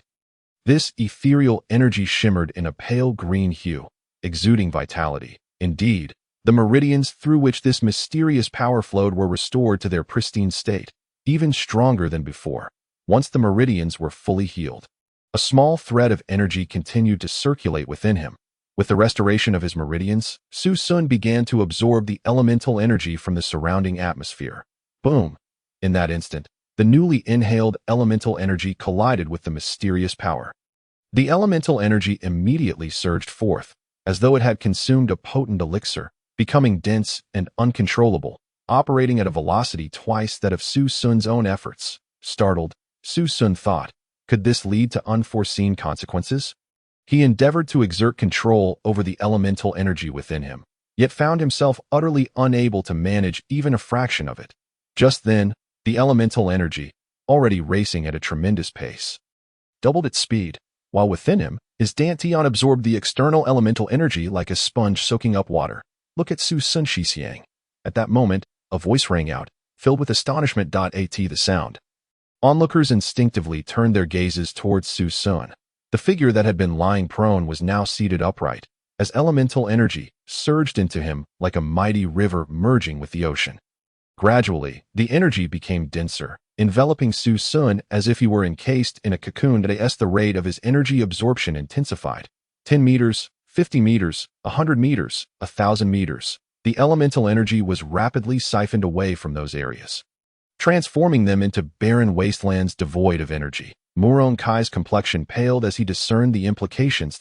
He is on the verge of breaking into the innate realm. Su Sun Xixiang is about to ascend to the innate realm.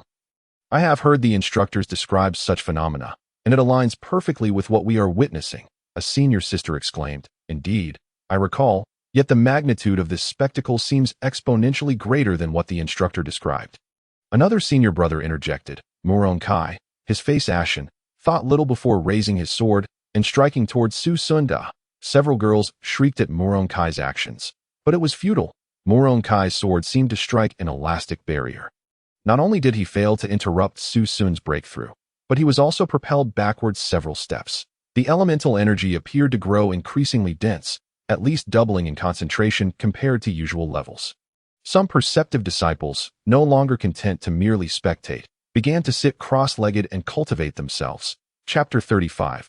A sword to subdue the enemy. Had anyone been hovering above the Jinwu Academy at that moment, they would have witnessed a visible torrent of elemental energy rushing toward the training ground where Su Sun stood.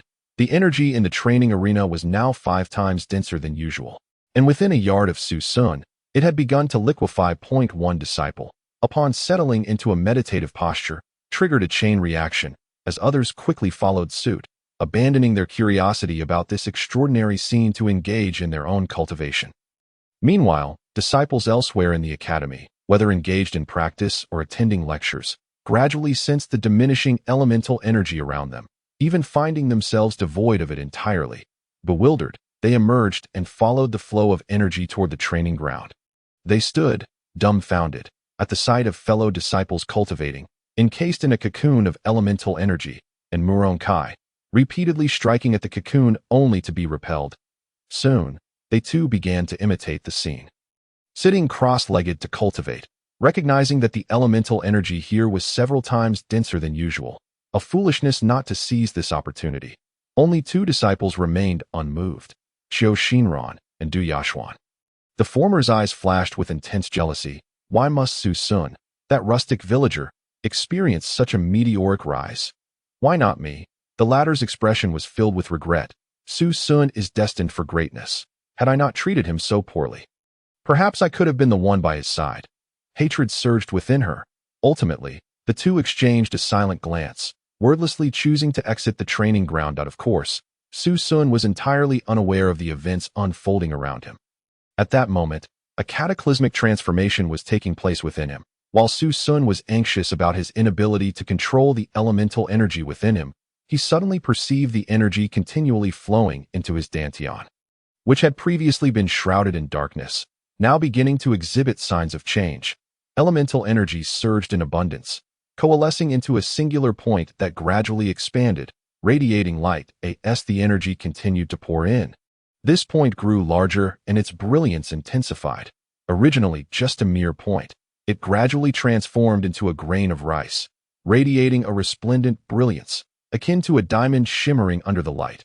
Once the spiritual energy reached its fullness, it solidified into a golden core, establishing a foundation for the arduous path of cultivation, where life and death remain shrouded in mystery. This tiny grain of rice embodied a golden elixir. After passing through the golden core, the primordial force seemed to imbue itself with an air of enigma, becoming reminiscent of the mysterious power that had previously manifested. Boom, boom, boom. Su Sun's momentum soared higher and higher. This commotion evidently stirred the administrators of Zhenwu Academy, including the dean, who hurried to the training ground to discern the unfolding events. The mysterious power within him was evidently linked to the ancient green lotus, emanating a faint greenish hue.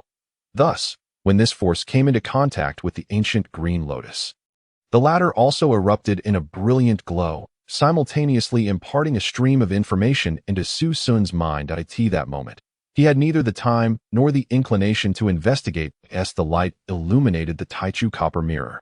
It seemed to awaken, beginning to exude an aura of profound mystery. Su Sun continued to absorb the primordial energy at an ever-accelerating rate. Ultimately, when the primordial energy within him returned to a state of equilibrium, his dantian revealed the following scene. The ancient green lotus rested at the bottom, cradling the golden core like a platter. The golden core had expanded from its original grain size to that of a peanut, revolving above the ancient green lotus in a mysterious trajectory, resembling a droplet of dew endlessly rolling upon a lotus leaf. Above the golden core floated the Taichu copper mirror, casting a gentle glow that continuously illuminated both the ancient green lotus and the golden core. Together, they formed an exquisitely harmonious tableau. When Su Sun opened his eyes, his entire demeanor had undergone a profound transformation. He appeared tranquil and untainted, exuding an air of effortless grace. The aura emanating from him was astonishing, akin to a powerful primordial beast awakening, instilling a sense of awe in those who beheld him. Su Sun cast a glance toward Muron Kai, his gaze indifferent, as if he were regarding a lifeless entity. Muron Kai, taken aback by Su Sun's stare, realized that a murderous intent had taken root within him. It seemed he could no longer afford to remain obstinate. Upon returning to his family, he would seek assistance to eliminate this threat.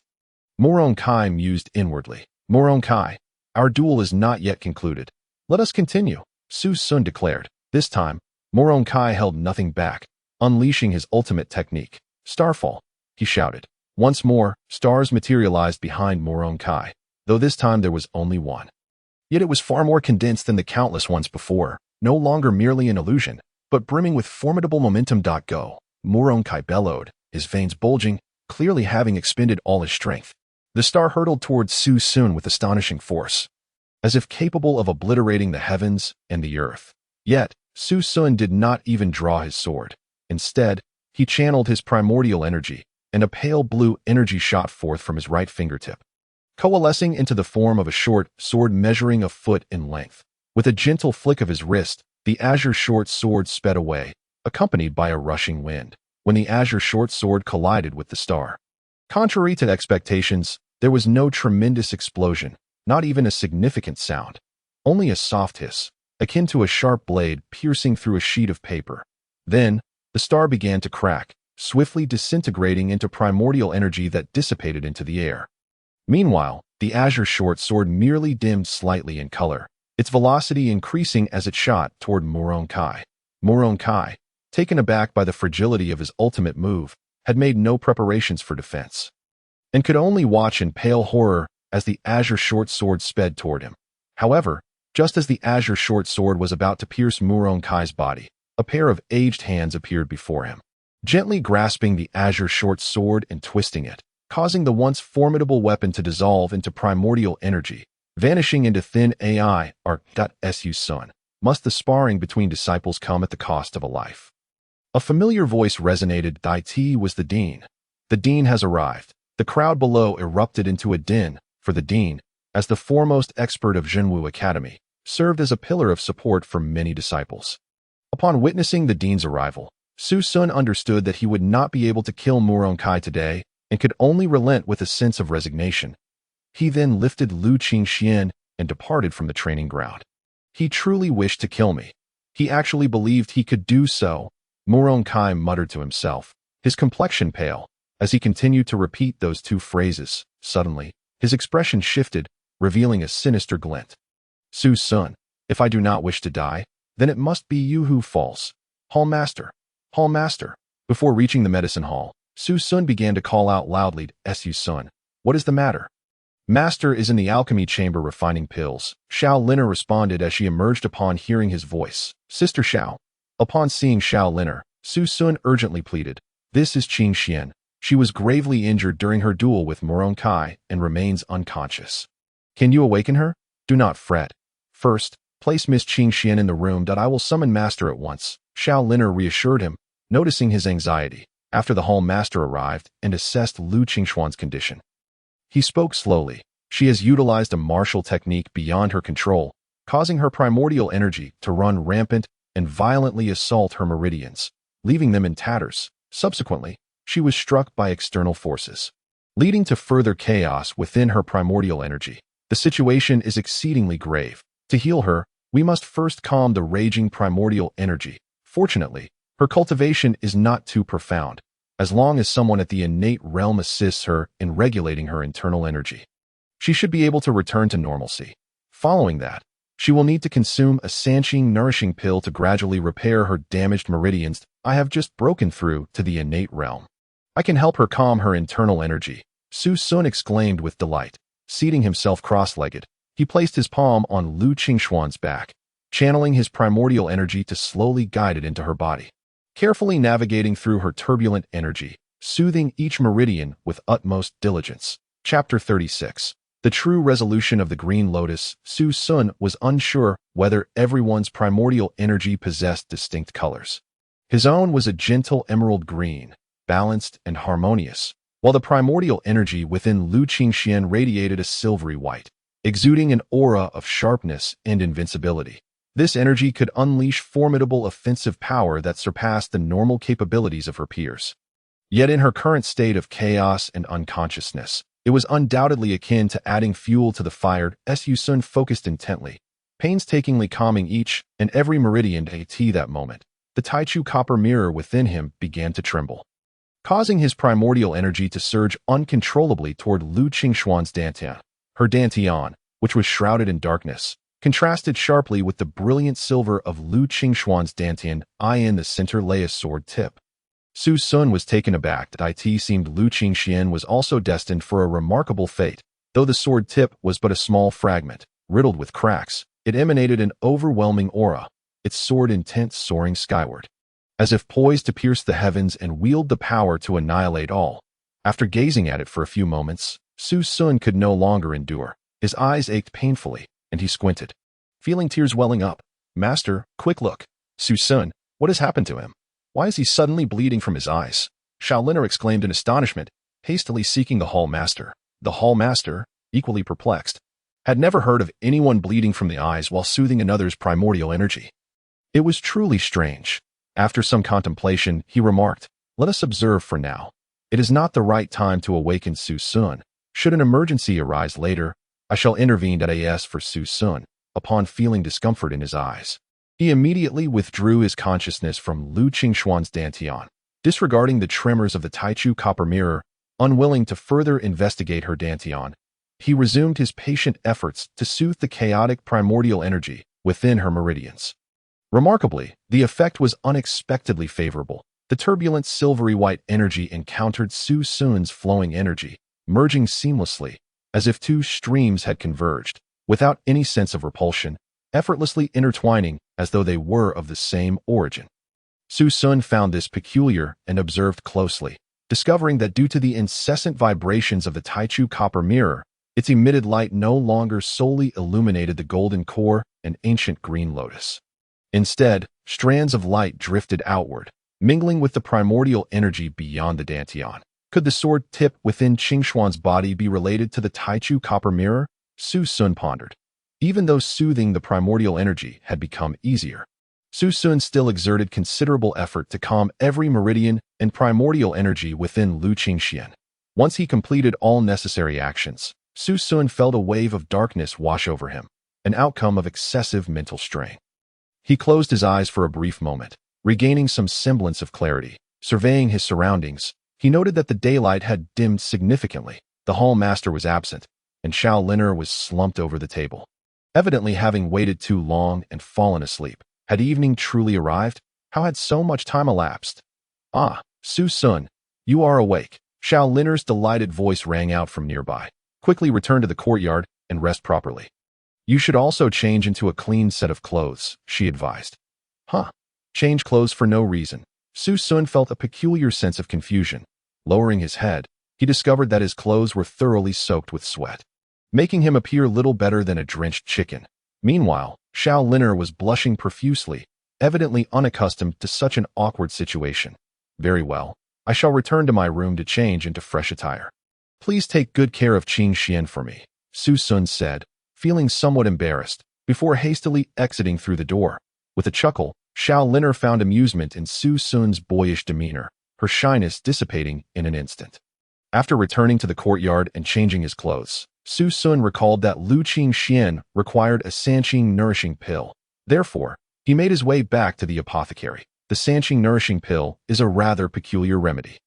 The apothecary's master explained. To concoct this pill, one needs clear spirit grass, clear heart fruit, and clear spirit leaves. The preparation must be completed within 12 hours of harvesting, and the pill must be consumed by the practitioner within the same time frame, or it will lose its efficacy. While I have clear spirit grass and clear spirit leaves growing in my garden, I lack the clear heart fruit, which you will need to forage from the back mountain. Upon hearing this, Su Sun recalled the foundational knowledge of spiritual herbs he had memorized, envisioning a faintly red fruit resembling a plum. Very well. I shall set off tomorrow to seek the clear heart fruit. I appreciate your assistance, Master. Su Sun expressed gratefully. Do not mention it. After all, both you and Lu Qingxian are disciples of my Zhenwu Academy. How could I possibly stand idly by when my disciples are in need? The master replied. After bidding farewell, Su Sun returned to his quarters. Suddenly, he remembered the flood of information that had surged through his mind during his breakthrough, which he had neglected to examine carefully at the time while rescuing Lu Qingxian. Now, he could delve into it thoroughly. Su Sun focused. A resounding echo filled his mind, revealing 4 golden characters. Qinglian Jinjia. Upon studying the details, Su Sun's heart soared with joy.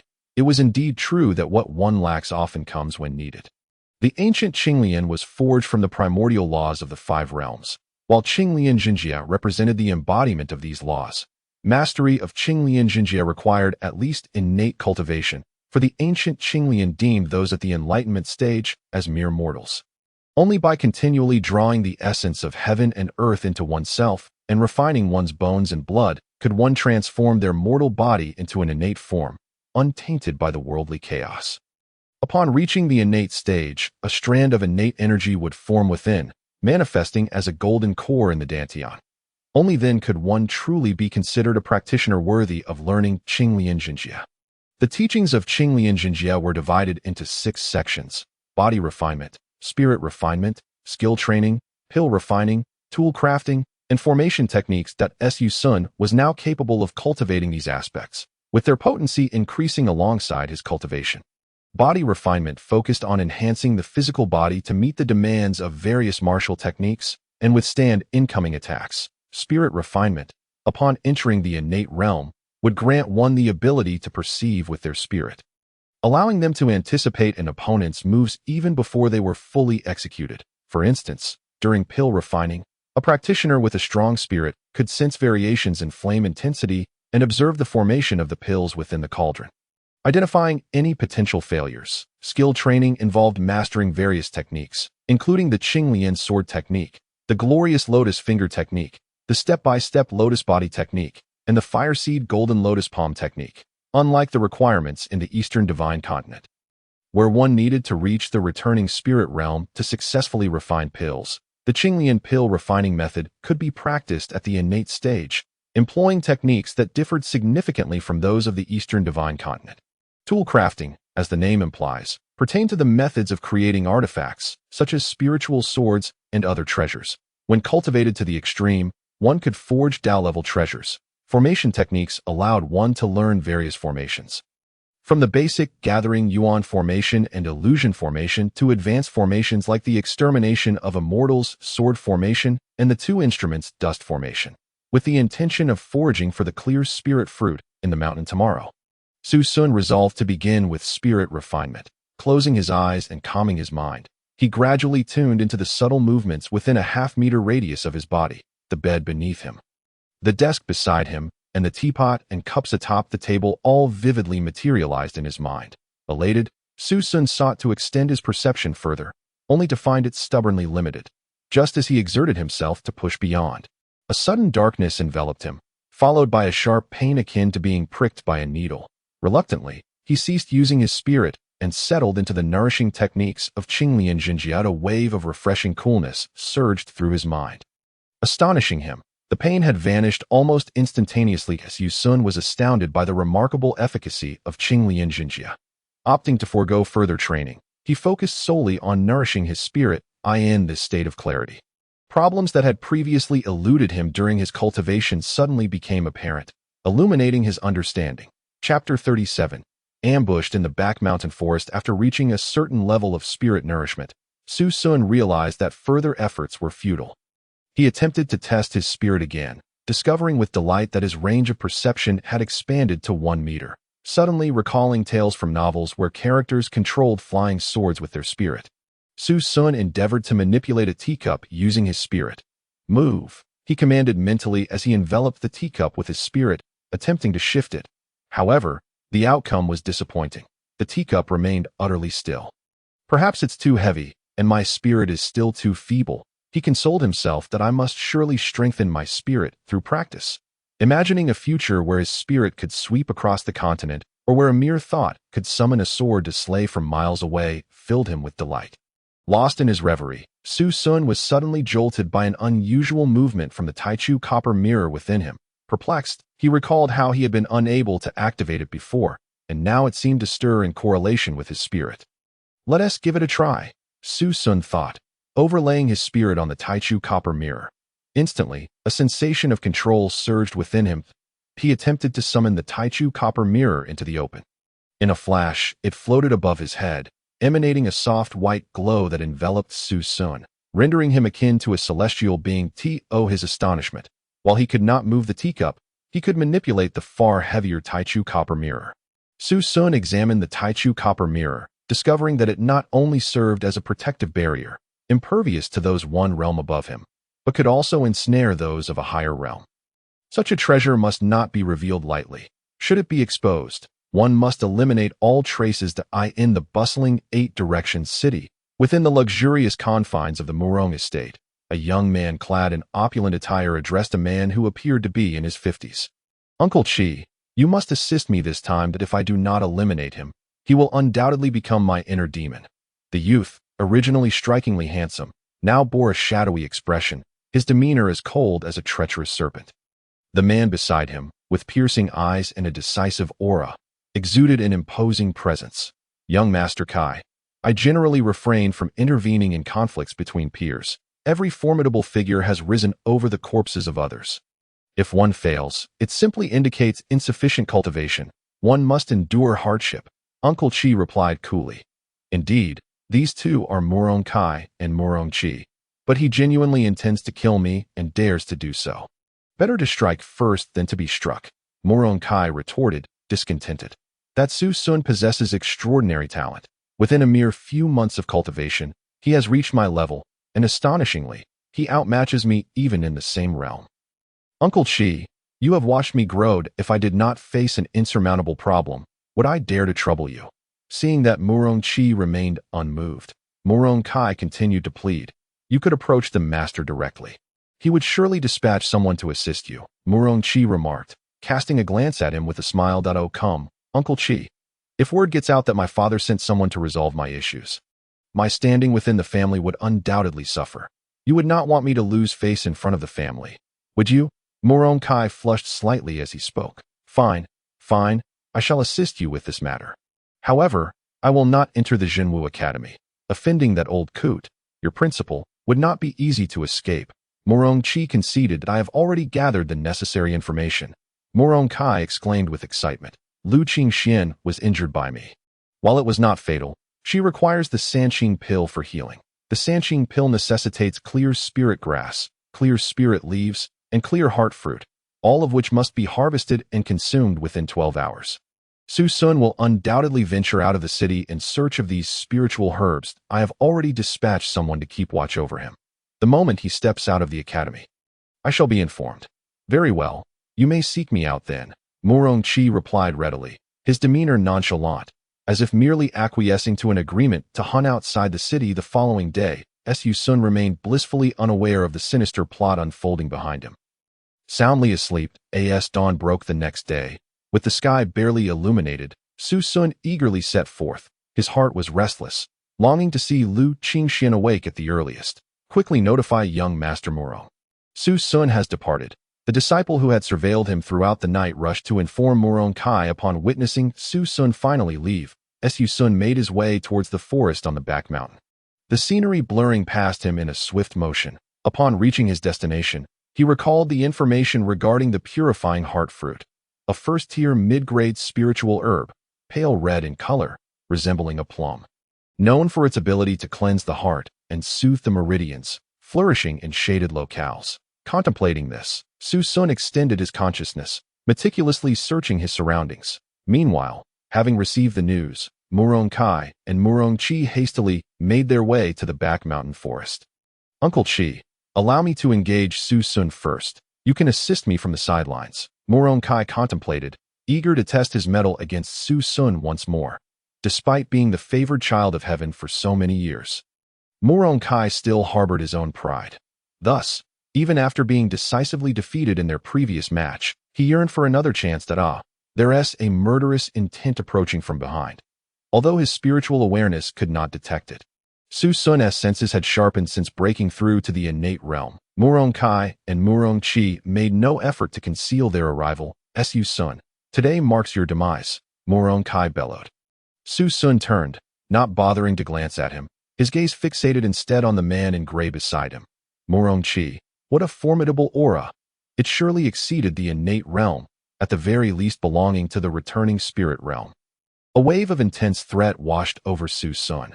Bolstered by Uncle Chi's presence, Murong Kai abandoned his defenses, launching an all-out assault. The sword gleamed like a silver dragon, swiftly slicing through the air with a whistling sound.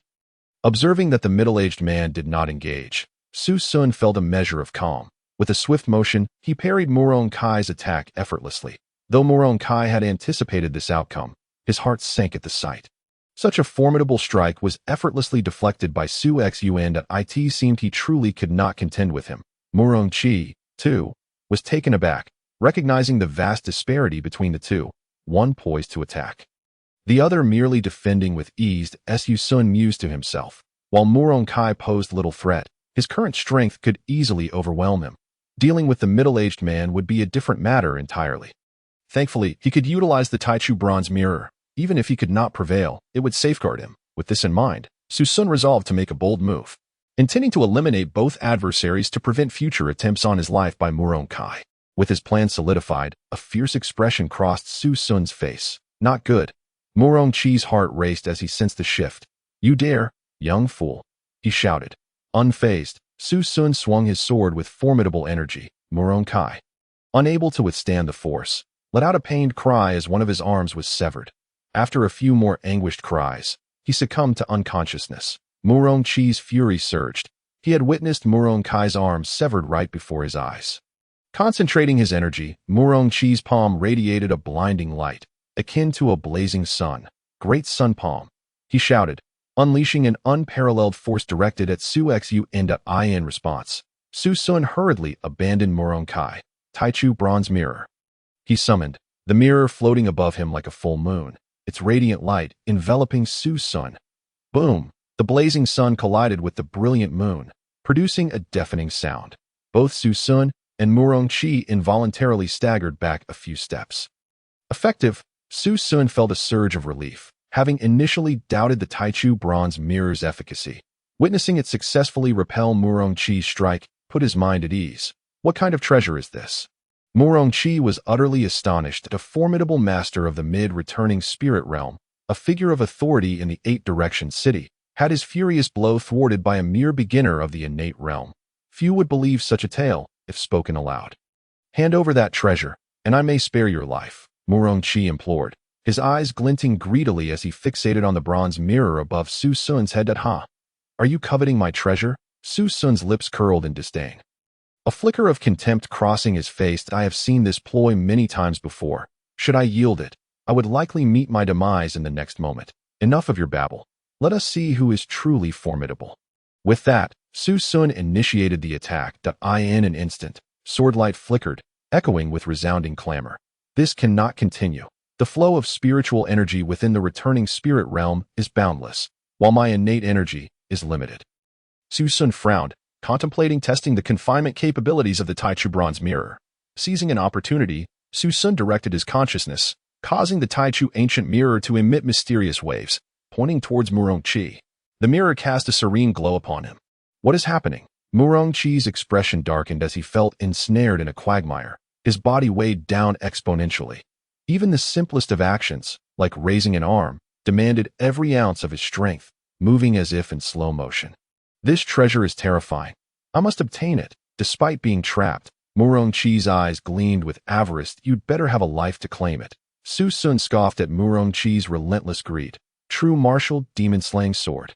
Seizing the moment while Murong Chi struggled, Su Sun unleashed the true martial demon-slaying sword technique.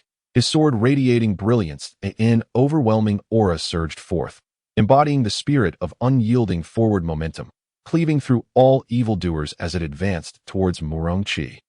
This child must not be allowed to live. Murong Chi hastily channeled his energy, striving to withstand the powerful onslaught. Yet, despair gripped him as he realized his physical form was shackled, and his spiritual energy was significantly constrained. Though he exerted all his might, his energy flowed sluggishly within him. Is it my fate to perish here today? As Su Sun's sword technique drew near, and his energy continued to stagnate, Murong Chi's complexion turned pale. A glimmer of hopelessness flickering in his eyes. Alas, my spiritual awareness has been exhausted. Suddenly, Su Sun's expression shifted dramatically. I can move again. Murong Chi felt the ethereal glow dissipate, his heart leaping with joy as his energy resumed its former vigor. Rapidly coalescing into a rudimentary defense. Boom! Murong Chi was still struck by the force of the assault, crashing into a large tree. His complexion turned ghostly pale, then flushed with an unnatural hue as he involuntarily spat out a mouthful of blood. Though Murong Chi's defense proved inadequate, it had granted him a sliver of survival against what would have been a fatal blow. Seizing the opportunity to extinguish him, Su Sun, concerned that Murong Chi might recover, relentlessly pressed his assault, refusing to afford him a moment's respite. After fending off several strikes, Murong Chi discerned Su Sun's intent. Risking further injury, he unleashed his own attack. Falling stars, Murong Chi shouted, summoning a colossal star behind him. Far more refined than Murong Kai's, exuding an ancient and indomitable aura. Upon executing this attack, Murong Chi appeared to deplete his energy reserves. Coughing up blood once more, his complexion paling further, the star hurtled towards Su Sun. Ignited by raging flames as it soared, escalating in momentum and intensity, as if it were to expend the last vestiges of its life force in a brilliant strike. Gritting his teeth, Su Sun resolved to summon the primordial blue lotus within him. Boom! A massive star collided with a verdant lotus leaf, producing a jarring sound. The star gradually dissipated, while the lotus leaf remained resplendent and emerald, as if untouched. This is impossible, seeing his formidable technique inflict no harm upon Su Sun. Murongchi could not help but cry out in disbelief, as Su Sun immediately withdrew the primordial blue lotus, reforming his offensive stance. This time, Murongchi lacked the energy to mount a defense, his complexion ashen, helplessly witnessing Su Sun's sword strike descend upon him. Thus, Murongchi, a practitioner of the mid-returning spirit realm, an absolute powerhouse of the Murong clan, and a figure of authority in the Eight-Direction city, was slain by Su Sun, a mere beginner of the innate realm, perishing in this secluded forest. At that moment, Su Sun's expression also darkened. His internal energy was nearly depleted. However, with Murong Kai still nearby, he forced himself to endure the discomfort and staggered toward him. Should Murong Kai awaken now, the weakened Su Sun might find himself at a distinct disadvantage to hedge against any eventualities. Su Sun resolved to eliminate Murong Kai first before regaining his strength. Alas, fate has a curious way of unfolding. As Su Sun staggered forward, Murong Kai unexpectedly opened his eyes. Ignoring everything else, Su Sun hastily gathered the last remnants of his primordial energy and, seizing the moment before Murong Kai could react, lunged forward with a swift thrust of his sword. Murong Kai's eyes widened in shock as he gazed at Su Sun, his lips parting as if he wished to utter something, yet he lacked the strength. Ultimately, his head tilted, and he succumbed to death. If there is any blame, it lies with you for choosing to act against me, Su Sun remarked, reflecting on Murong Kai's lifeless stare. This marked Su Sun's first experience of taking a life. Yet he felt no discomfort, no nausea or guilt as portrayed in films and novels. Of course, there were after effects. He now felt utterly weak, his limbs devoid of strength, a consequence of his depleted primordial energy. At that moment, Su Sun was genuinely vulnerable, easily toppled by any adversary. With no time to tidy the scene, he swiftly sought a concealed spot and commenced the cultivation of the Taichu Guan Ju to restore himself. The forest on the mountainside in the late afternoon radiated exquisite beauty, with the slanting sunlight illuminating the foliage, casting a warm, golden hue. A gentle breeze wafted through, carrying the refreshing fragrance of the woods, instilling a sense of tranquility. That moment, beneath the expansive canopy of a great tree, a figure in meditation stirred, finally regained some primordial energy. Su Sun stood up, a wave of trepidation washing over him. Had it not been for the Taigu Qinglian and the Taichu Tongjing, he surely would not have withstood Murongchi and might have perished at his hands, if his primordial energy had not been significantly deeper than that of his peers. He might have lacked the strength to finish off Murong Kai after defeating Murongchi. Had luck not favored him, he could have easily fallen prey to wild beasts in his exhausted state. Thankfully, he was still alive. Upon returning to the battleground, Su Sun was surprised to find the bodies of Murong Kai and Murongchi remained. Paying little heed to anything else, he approached to search their bodies for any useful spoils. This must be a storage ring. Murong Kai wore a ring on his finger, and having read numerous web novels, Su Sun knew well of the legendary storage rings. He directly probed the consciousness left by the original owner and accessed the ring's interior. Inside was a space measuring 3 feet on each side, containing 10 medium-grade primordial stones, over 100 low-grade primordial stones, and several martial arts manuals from the Murong family. Nothing more. This space is rather small, isn't it? But the primordial stones are indeed plentiful. No wonder he is the young master of the Murong family. Compared to Su Sun's Qinglian space, this storage ring's capacity was pitiably limited. As Su Sun then approached Murongchi's corpse and removed his storage ring. Upon inspection, the space was also scant at 3 feet square, yet it held a fair amount of items. A few primordial stones, medicinal pills, and spiritual herbs. Indifferent to lingering longer, Su Sun, still not fully recovered, recognized the dangers of the mountainside forest. Should he encounter a primordial beast now, he would be unable to defend himself. Leaving the mountain forest, he found a secluded spot on the outskirts and began meditating to cultivate. As for the bodies of Murong Kai and Murongchi, he left them behind for the wild beasts to consume. The following day at noon, Su Sun had completely recovered. His primordial energy seemed to have increased slightly. and his consciousness expanded to perceive objects up to 11 meters away. That he noted the changes in his body, likely the benefits of exhausting his primordial energy and consciousness before cultivating. However, he deemed this method too perilous for the wilderness and resolved to be cautious. Time to continue searching for the Qingxian fruit. That it's noon now. Hopefully, I can find it today and return to the academy by nightfall. That I wonder if Qingxuan's condition has improved. Concerned for Lu Qingxuan's injuries. Su Sun wasted no time and ventured back into the mountain forest, his consciousness sweeping through the area. Not here. Not here either. Still can't find it. Why is it so elusive? Su Sun began to panic. The Qingxian fruit typically grows in shady areas. The cave where I previously stayed was quite cool, and there was a small stream nearby. That I'll head there first. With this thought, Su Sun hurried towards the cave. His consciousness enveloped the surroundings as he swiftly followed the stream, every flower and blade of grass vividly imprinted in his mind, clearer than sight itself. Suddenly, he spotted a cluster of faint red fruits. Ecstatic, he approached the site. The fruit was a pale red, resembling plums, emanating a subtle wave of primordial energy, the very essence of the Qingxian fruit he had sought. With the discovery of the Qingxian fruit, Su Sun hesitated no longer.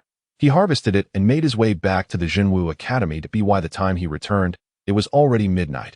Recalling that the pharmacy's master was likely resting, he chose not to visit the pharmacy and instead went directly to his quarters. That as soon as he lay on his bed, he fell asleep within minutes. These past 2 days had been tumultuous, battling a formidable opponent from the return to spirit realm, searching for the Qingxian pill, and worrying about Lu Qingxuan's injuries without a proper rest. Now back in his quarters, he felt a wave of relief and quickly drifted into slumber. The next morning, Su Sun stretched lazily, radiating vitality and satisfaction, clearly having rested well the previous night.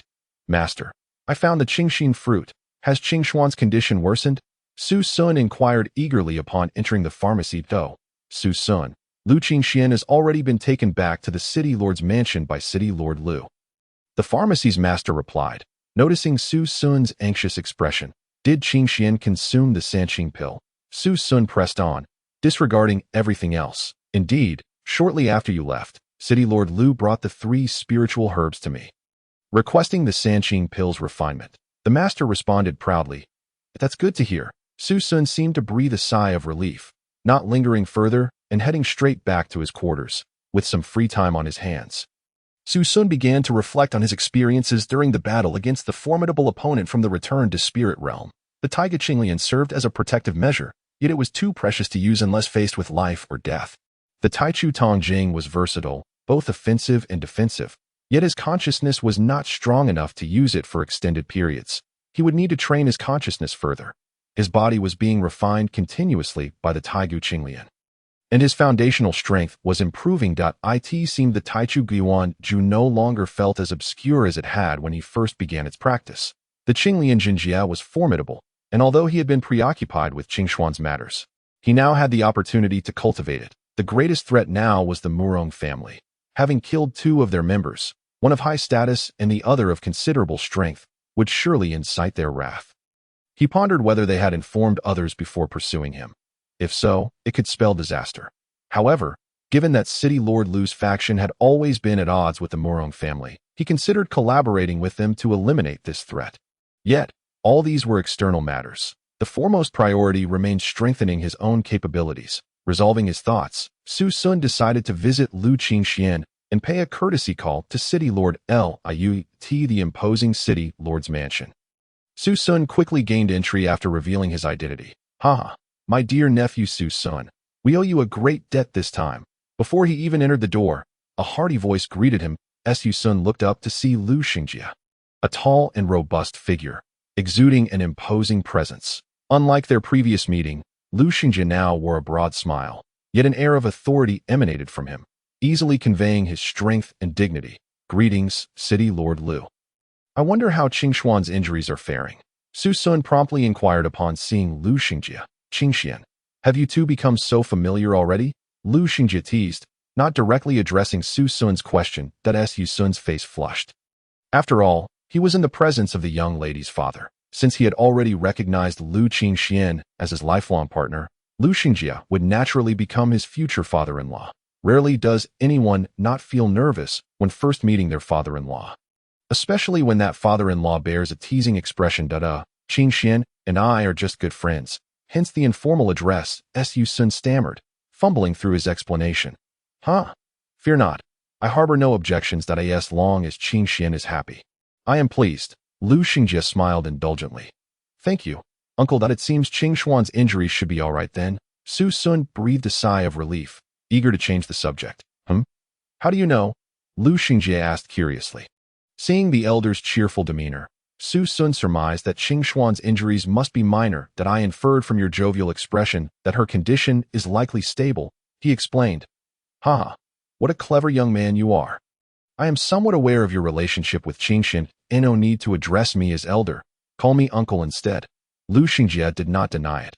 Uncle. Seizing the opportunity, Su Sun quickly added, I have something I wish to discuss with you. If it is convenient.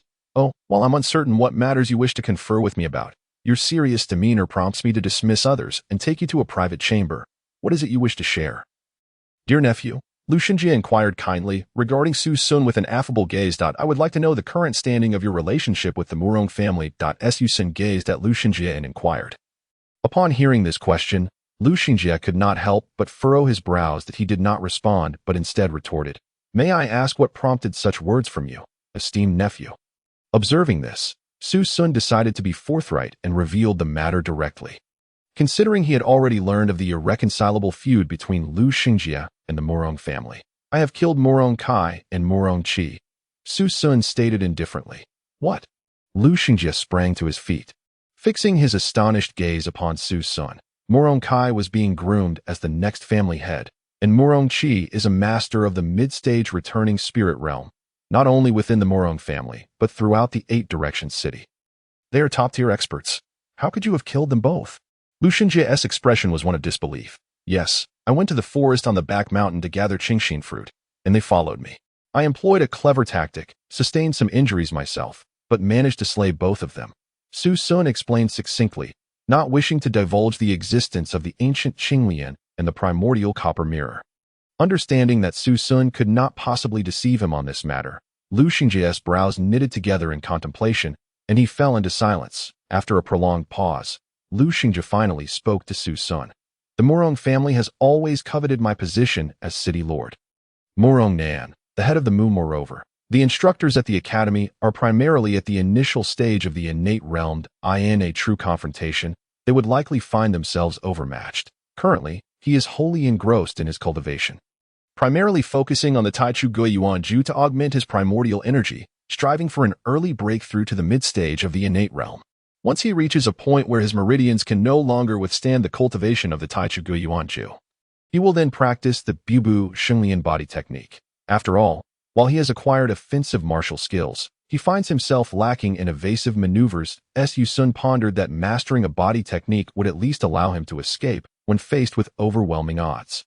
As night fell, with the moonlight pouring down like water, Su Sun, having practiced the Taichu Guiyuan Ju all day, felt an increase in the primordial energy within him. But he stepped outside, ready to practice the Bubu Shenglian body technique.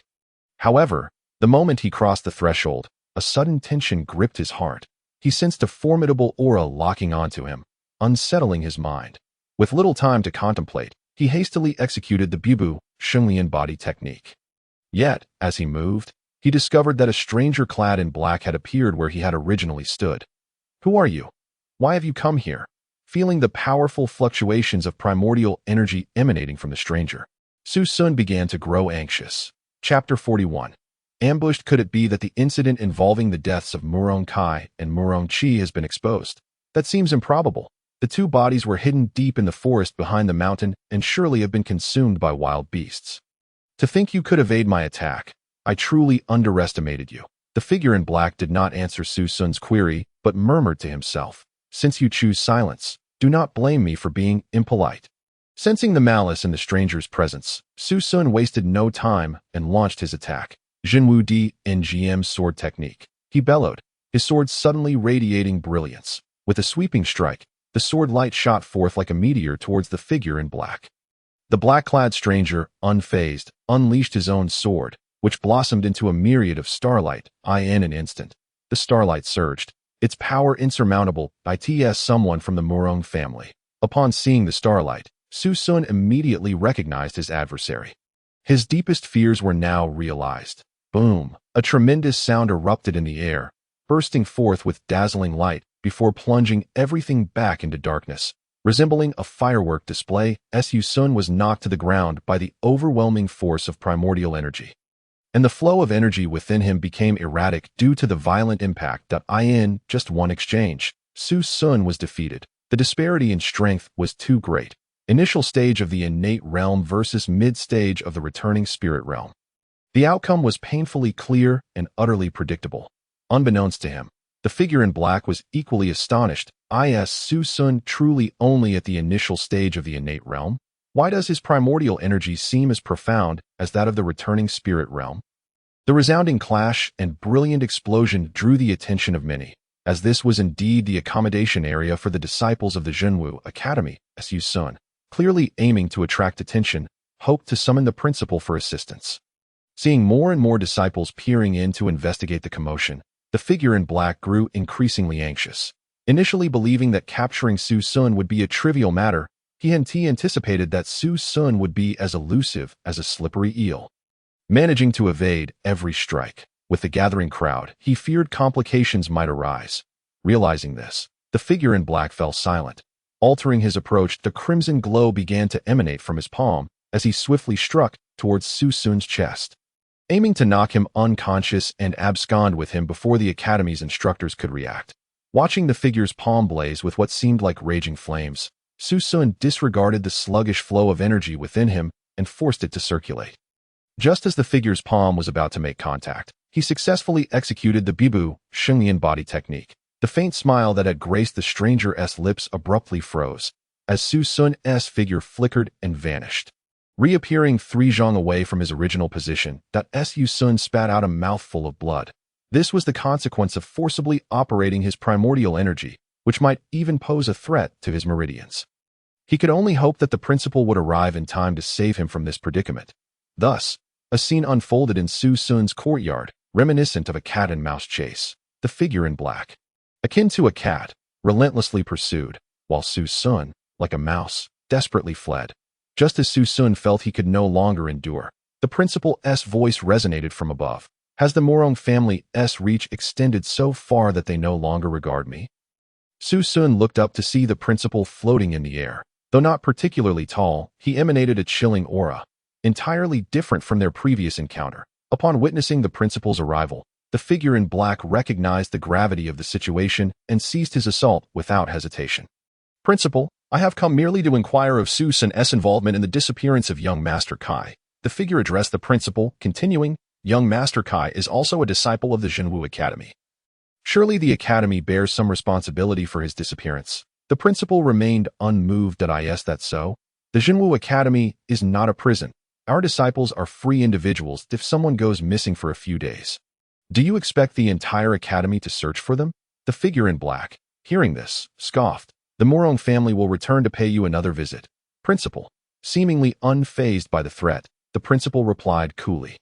I will await your arrival with open arms. Fixating a steely glare on Su Sun, the figure in black turned and departed. The principal, unconcerned, descended and approached Su Sun, delivering a heavy pat on his back.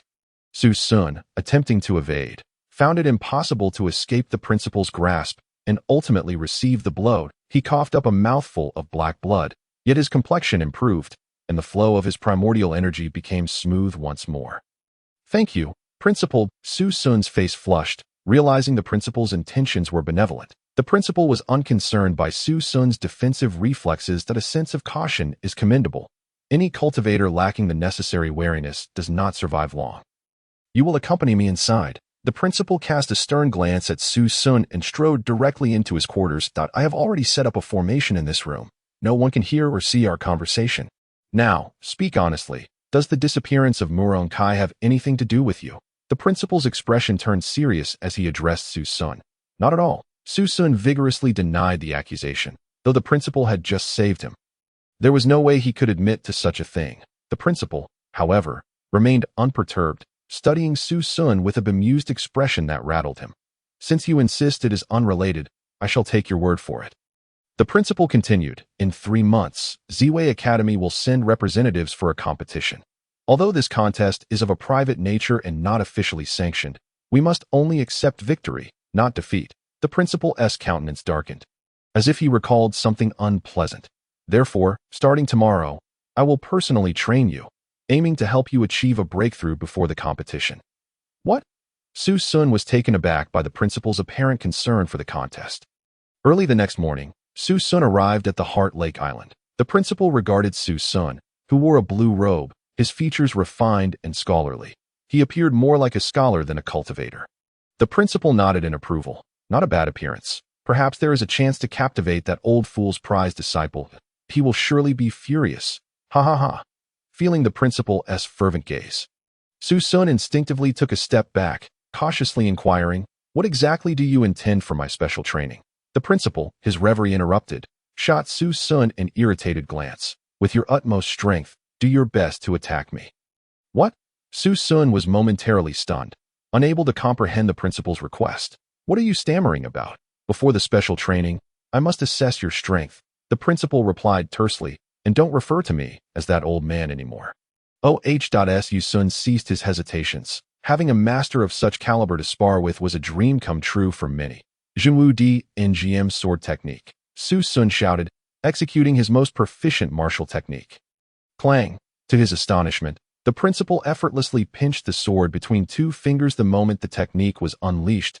Su Sun stared in disbelief at the scene before him. "Your martial arts training is lacking. Your attack speed is too slow, allowing your opponent to easily discern your moves," the principal remarked indifferently. Again, Su Sun, undeterred, unleashed the strongest move from the Jinwu Di NGM sword technique, channeling primordial energy into the blade, which began to shimmer with brilliance, exuding a powerful righteous aura. The principal, observing this, nodded in satisfaction. Boom! A brilliant sword curtain transformed into a river of light in an instant, surging towards the principal with ferocity. The principal made no extraordinary movements. A flicker of light danced between his fingers once more. Clang! The sword strike was once again held at bay by the principal's slender fingers. "Your primordial energy is commendable, but your swordsmanship is severely lacking," the principal criticized Su Sun with a frown. "From this day forth, practice your swordsmanship during the day, and in the evenings, cultivate your primordial energy on this Heart Lake Island. I will receive your attacks daily, guiding you on your shortcomings. Today, your focus will be on improving your strike speed at your current pace. A slightly stronger opponent will easily anticipate your moves. How can you hope to overcome them? There's an open area over there. Go practice." With that, the principal left a bewildered Su Sun behind as he retreated into the building. Is this what special training entails? Su Sun, on the verge of tears, yet resolutely obedient, proceeded to practice swordsmanship. Chapter 42. Returning to the city lord's manor, time slipped by as Su Sun devoted himself to relentless training and challenges against the dean. A month had passed in the blink of an eye. One morning, as was his custom, Su Sun sought the dean's guidance. Gripping his sword tightly, his gaze fixed intently on the dean, all of his energy coalesced into a singular focus in that fleeting moment. A beam of sword light shot forth. Swift, incredibly swift, it reached an unparalleled speed, so fast that it was almost impossible to discern when it had appeared. By the time one perceived it, the sword light had already materialized before them. However, the dean, being a formidable master of the void realm, remained unperturbed in the face of such a swift strike. He calmly drew his sword, and with a gentle parry, the sword light dissipated. The dean stood his ground, having not moved a single step, yet his expression had grown markedly serious. Seeing that his initial strike had proved ineffective, Su Sun was neither astonished nor disheartened. Instead, he quickened his pace. 1 strike, 2 strikes, 3 strikes. Suddenly, 3 beams of sword light erupted, radiating a luminous green glow. It was evident that these were no longer mere sword lights, but infused with elemental energy, increasing their power manifold. Recognizing the gravity of the situation, the dean did not underestimate the attack. Given that his sword was merely an ordinary weapon, attempting to block Su Sun's energy-infused strikes could surely result in its severance. The 3 beams of light aimed sequentially at the dean's head, chest, and legs. The dean's expression grew even more solemn. Clang, clang, clang. The 3 beams of light were successfully deflected. Internally, the dean marveled at the talent before him. Within just a month, Su Sun had achieved such remarkable speed in his swordplay, a true prodigy. More importantly, his elemental energy was profound, far surpassing that of his peers. If he did not exercise utmost caution, his own sword might be knocked from his grasp. Unaware of the Dean's astonishment at his training speed, Su Sun, seeing his attacks deflected, stubbornly declared, "Dean, I have one more move, a recent discovery. Please offer your guidance." Upon hearing Su Sun's words, the Dean's expression sharpened, and he regarded the upcoming move with heightened seriousness. Despite being a master of the Void Realm, and Su Sun merely at the early stages of the innate realm, he dared not dismiss what was to come. "Very well, show me what your newly researched move entails," the Dean replied. Without further ado, Su Sun executed his technique, step by step, blossoming lotus, as he moved. Multiple images of Su Sun began to manifest, his speed so remarkable that each illusion appeared as the genuine article. 1, 2, 3, 4, 5. After creating 5 images, Su Sun ceased his technique. Given his current strength, manifesting 5 was already taxing.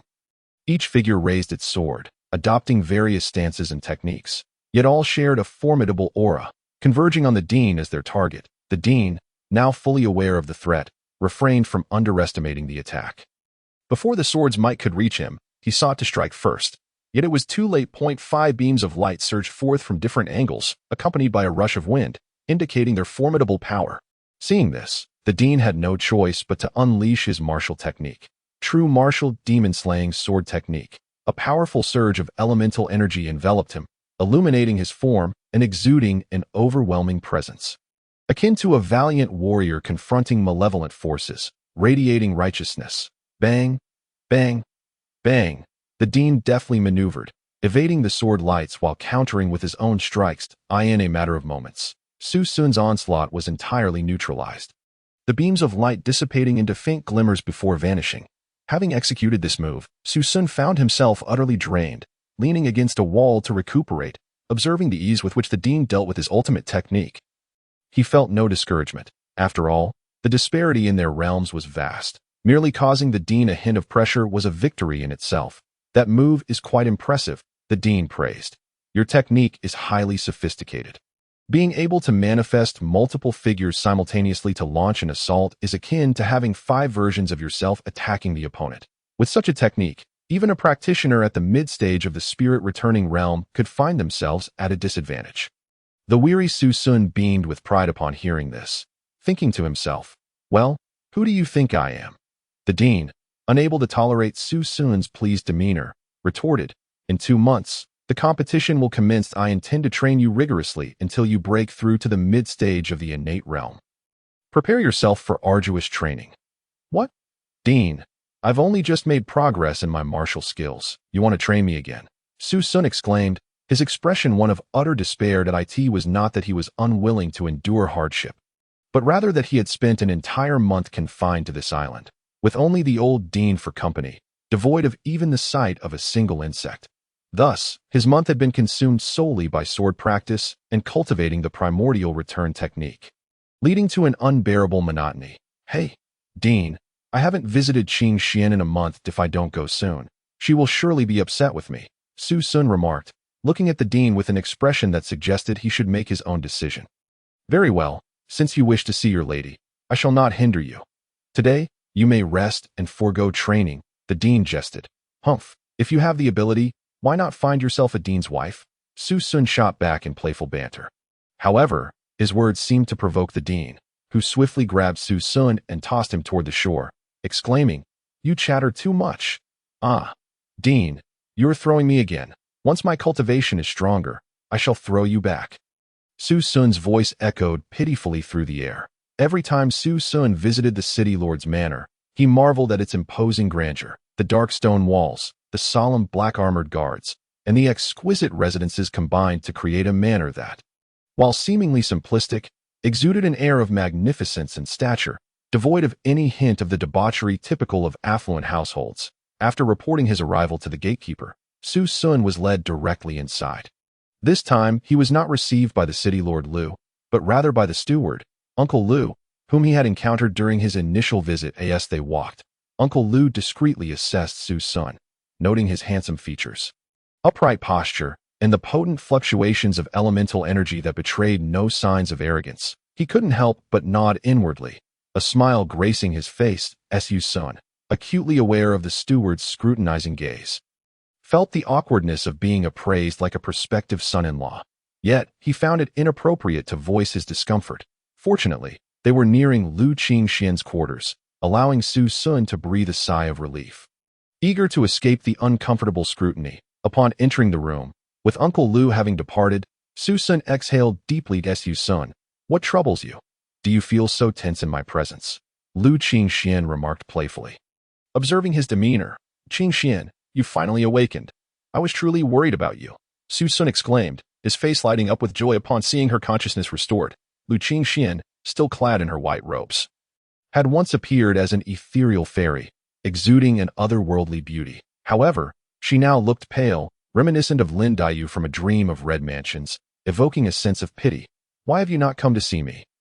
Lu Qingxian inquired, her voice tinged with frustration at his absence for an entire month. Seeing her display a hint of petulance, Sun hurried to explain, "It's all the dean's fault.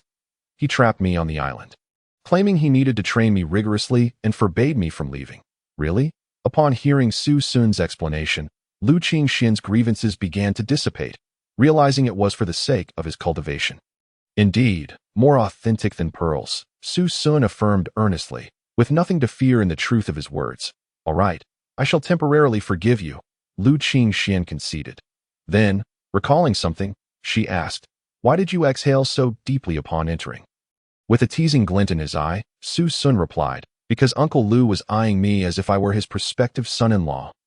"Ah." Lu Qingxian blushed, taken aback by his response. Sun spent a full day at the city lord's manor, engaging in conversation with Lu Qingxian in her room, or strolling through the garden under the warm sun.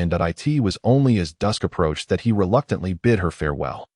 Chapter 43. Special training. Again, as the sun dipped below the horizon, its golden rays bathed the vast earth in a gentle warmth, lending a soft filter to the world, rendering everything more serene.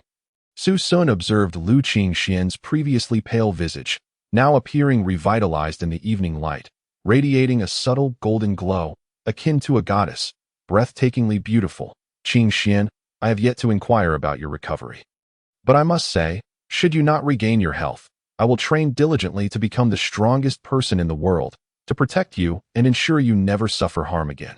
Before he could finish his declaration, a delicate hand, fair as jade, covered his mouth, in her over a decade of life. No boy had ever uttered such sweet words to her, and her heart raced with excitement at that moment. "There's no need to say more, Sun, that I believe everything you say. I have never doubted any of your promises."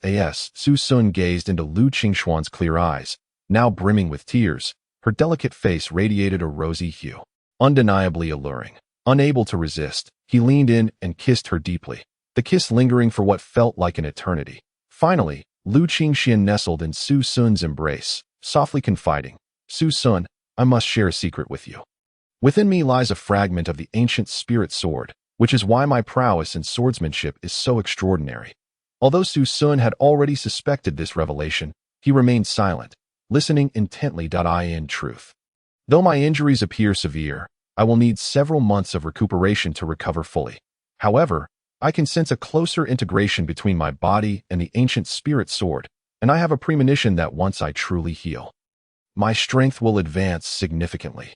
This is my greatest secret, Sun, and I wish to share it with you. Sun looked down into Lu Qingxian's affectionate gaze. He intended to reveal his own secret, the ancient green lotus residing within him, when a hearty laughter erupted nearby. "Ha ha ha, truly, a daughter can never stay with a beloved. She forgets her father," Lu Qingjie teased. Unable to contain himself at his words, Lu Qingxian sprang from Sun's embrace, resembling a startled rabbit. Her flustered reaction was utterly adorable. "Father, why must you come to interrupt your daughter?" Sun promptly greeted Lu Qingjie, who, upon seeing his daughter's embarrassment, ceased his teasing and addressed Sun. "It's quite late now. Why not stay for dinner?" Yet, feeling as if he had been caught stealing someone else's daughter, Sun hesitated to accept the invitation. "Thank you, City Lord Lu, for your kind offer, but the dean has instructed me to return early tonight. I must take my leave." With that, Su Sun hurriedly departed. Observing Su Sun's guilty demeanor, Lu Xingjie, initially bothered by the notion of a daughter leaving home, burst into laughter once more, upon returning to Lake Hard Island. The dean shot a glance at Su Sun and lightly mocked, "Have you finished visiting your beloved?" Having spent a month with the dean, Su Sun understood his vulnerabilities and replied with a hint of sarcasm. "Indeed, but I wonder where our esteemed dean's wife might be." Without waiting for a response, Su Sun swiftly executed the step-by-step lotus technique and distanced himself from the dean. The dean, visibly agitated, shouted after him, "Su Sun, if you don't undergo rigorous training tomorrow, I shall no longer be the dean of the true martial academy." The following day, as dawn broke with the faintest glimmer of light, the dean appeared at Su Sun's bedside. "The youth of today are so indulgent, lacking diligence in their training," he lamented, his expression one of deep concern, as though Su Sun were a wayward disciple. Groggily awakened, Su Sun peered out at the dimly lit sky, exclaiming, "Dean, this is hardly fair. One cannot be so petty." However, resistance proved futile, and the dean promptly lifted him from his bed. "Currently, your innate energy is already quite substantial among your peers. Yet, it is still insufficient. At least in my eyes, it is not enough. Lake Hard Island is the most potent source of energy within the academy, providing you with unparalleled conditions for cultivation. From this day forth, you shall practice various martial techniques daily until your internal energy is fully expended, and only then shall you commence your recovery. This way, your energy can deepen at the fastest rate, and your cultivation can progress more swiftly." "What?" Su Sun winced at the dean's words that he had experienced the exhaustion of depleting his energy when confronting the Murong family, and the sensation of weakness, as if his body were not his own, was one he wished to avoid repeating. "What do you mean? Do you think cultivation is so simple? Do you believe that attaining a high level of mastery is easy? Do you think it effortless to defeat all your peers and claim supremacy? Do you believe challenging more powerful cultivators and emerging victorious is a walk in the park?" The dean, sensing Su Sun's apprehension, unleashed a barrage of rhetorical questions. Momentarily taken aback by the dean's words, Su Sun began to contemplate his responsibilities, eradicating the Murong family, protecting Lu Qinxian, and seeking justice for his parents at the Qingyu Palace in the southern continent. He began to confront the gravity of his situation in his past life on Earth. He had been powerless, leading to a betrayal that cost him dearly in this life, existing in a jungle where the strong devour the weak. He recognized that there were means to grow powerful, to become someone others would not dare to offend. Could he allow such an opportunity to slip away? Born from adversity, perishing in comfort, the path of the strong has never been paved with ease.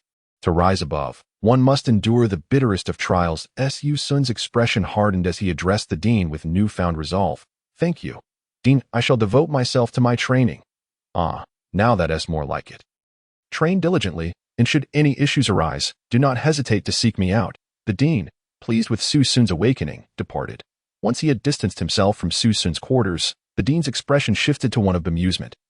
Muttering to himself, "Why is this lad so easily swayed today?" Chapter 44. The Green Lotus Sword Technique. Unbeknownst to the dean, Su Sun, having lived a second life, harbored an even greater thirst for power than those of this world. Finding a secluded spot, he began to unleash his martial techniques, the true martial demonic sword technique, and the step-by-step lotus technique. Instantly, the area came alive with flickering shadows and sweeping beams of light. By utilizing martial techniques to exhaust his energy, not only could he deplete it more rapidly, but he could also enhance his familiarity with these techniques. As the saying goes, reading a book 100 times reveals its meaning. The same principle applied to martial arts. Once practiced to a certain degree, these techniques would be ingrained within the body, becoming second nature. In such a state, the executed techniques would possess even greater potency. With each repetition of the sword technique and the step-by-step lotus technique, beads of sweat began to form on Su Sun's brow, soaking his garments. Yet, he pressed on, refusing to rest. His arms felt as though they were laden with lead, each movement requiring immense effort, but he persevered. The floor beneath him gradually became slick with sweat. 1 drop, 2 drops, until at last, he had exhausted the last vestiges of his energy, his complexion pale, gasping for breath, and drenched in perspiration. Su Sun found even the simplest act of sitting cross-legged to be a monumental challenge. With a sudden surge, he activated the primordial return to origin technique, which ignited a ravenous yearning for energy within his Dantian. Much like a famished man after days without food, the true martial academy was renowned for its rich energy, and Lake Hard Island was the most abundant source therein. As Su Sun activated the primordial return to origin technique, torrents of energy rapidly converged around him, swiftly absorbed into his body. His Dantian welcomed the influx of energy as parched earth welcomes rain, while his meridians were cleansed by the energy coursing through them. Gradually, a vortex seemed to materialize around Lake Hard Island, drawing energy toward its center, where Su Sun stood. "This lad makes quite the commotion while absorbing energy," the dean observed from a distance, concern etched across his face. "It seems his cultivation method is exceptional." "Very well, old Wang. Let us see how your disciple fares against me." After a considerable time had passed, the commotion finally subsided. Su Sun felt his internal energy steadily replenishing and sighed with relief. The sensation of his Dantian brimming with energy was exquisite. His entire being felt revitalized, imbued with a profound sense of security. Upon closer reflection, he realized his energy had indeed strengthened as he reveled in this newfound power. A sharp rebuke cut through his thoughts. "What are you still dawdling for? Once your energy is restored, continue training." Reluctantly, Su Sun resumed the arduous cycle of martial technique practice to replenish his energy. That night, as Su Sun lay in bed, he felt every muscle ache, as though he had been crushed beneath the wheels of a bulldozer. Suddenly, he recalled that there were still many aspects of the Green Lotus true solution he had yet to explore. With determination, he immersed his consciousness in the ancient Green Lotus. Boom! A torrent of vast information surged into Su Sun's mind. The Qinglian sword technique, the finger technique resembling a blooming lotus, the palm technique akin to the fiery golden lotus, and the alchemical method of the Taichu Dan. A series of bewildering martial arts manuals flashed before his consciousness. Indifferent to the choices, Su Sun casually selected the Qinglian sword technique.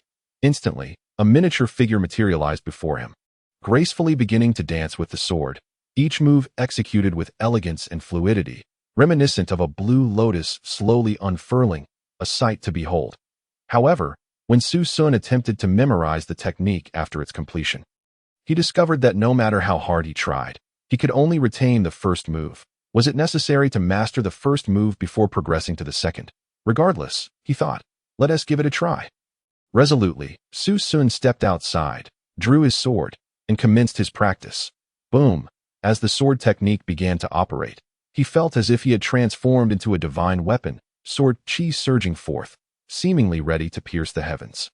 The within his Dantian diminished at a visible rate. In the span of merely 2 breaths, he had exhausted all his before he could even complete a single move. Stumbling, Su Sun hastily braced himself with the sword. Gasping for air, his complexion paling due to the sudden depletion of, what kind of sword technique is this? It doesn't just demand my opponent's life. It nearly claims my own. Su Sun was taken aback, wondering if his current prowess fell short of the minimum requirement to cultivate the Qinglian sword technique. Once he regained a semblance of strength, he sat cross-legged without further contemplation, beginning to restore his. It seems that this time, the accumulated in his Dantian exceeded that of his daytime cultivation. The golden Dan appeared to have grown slightly larger. Every cultivator is acutely aware of the changes within their Dantian. Although Su Sun's golden Dan looked the same as before, a subtle intuition told him it had expanded a fraction. That it seems the Qinglian sword technique is indeed quite effective for cultivation. Though it is rather painful, Su Sun mused with delight. Initially, he merely wished to cultivate an additional martial skill to accelerate the consumption of his. To his astonishment, the technique he had randomly selected, the Qinglian sword technique, was extraordinarily powerful. He had exhausted all his before executing a single move. Even more astonishingly, after utilizing the Qinglian sword technique, absorbing allowed his Dantian to expand and his golden Dan to grow. This was akin to spotting what appeared to be a single coin on the ground, only to discover it was a $100 bill, and upon closer inspection, realizing it was not even in local currency, but in dollars. No longer willing to rest, Su Sun was eager to seize this shortcut to cultivation. Time flew swiftly as Su Sun practiced his sword moves, and before he knew it, a month had passed. One day, as usual, he executed the Qinglian sword technique and began to restore his. Within the whirlpool of, his Dantian gradually filled with energy. Suddenly, a surge of inspiration struck Su Sun, even when his Dantian was full. He did not cease absorption, but instead accelerated it. A wave of surged within his dantian, akin to a sealed cup overflowing with water despite continuous pouring. That moment, his dantian was in such a state. An unending stream of flowed into his dantian. Su Sun's face began to exhibit signs of agony, veins bulging, teeth clenched, as if enduring immense suffering. Yet, the continued to pour in, and Su Sun seemed oblivious to the pain. Desperately urging the Taichu Guanju, the around Su Sun gathered increasingly, enveloping him like a cloud. Gradually, the speed of this flow slowed, yet his dantian appeared to expand to its utmost limit. Su Sun shouted.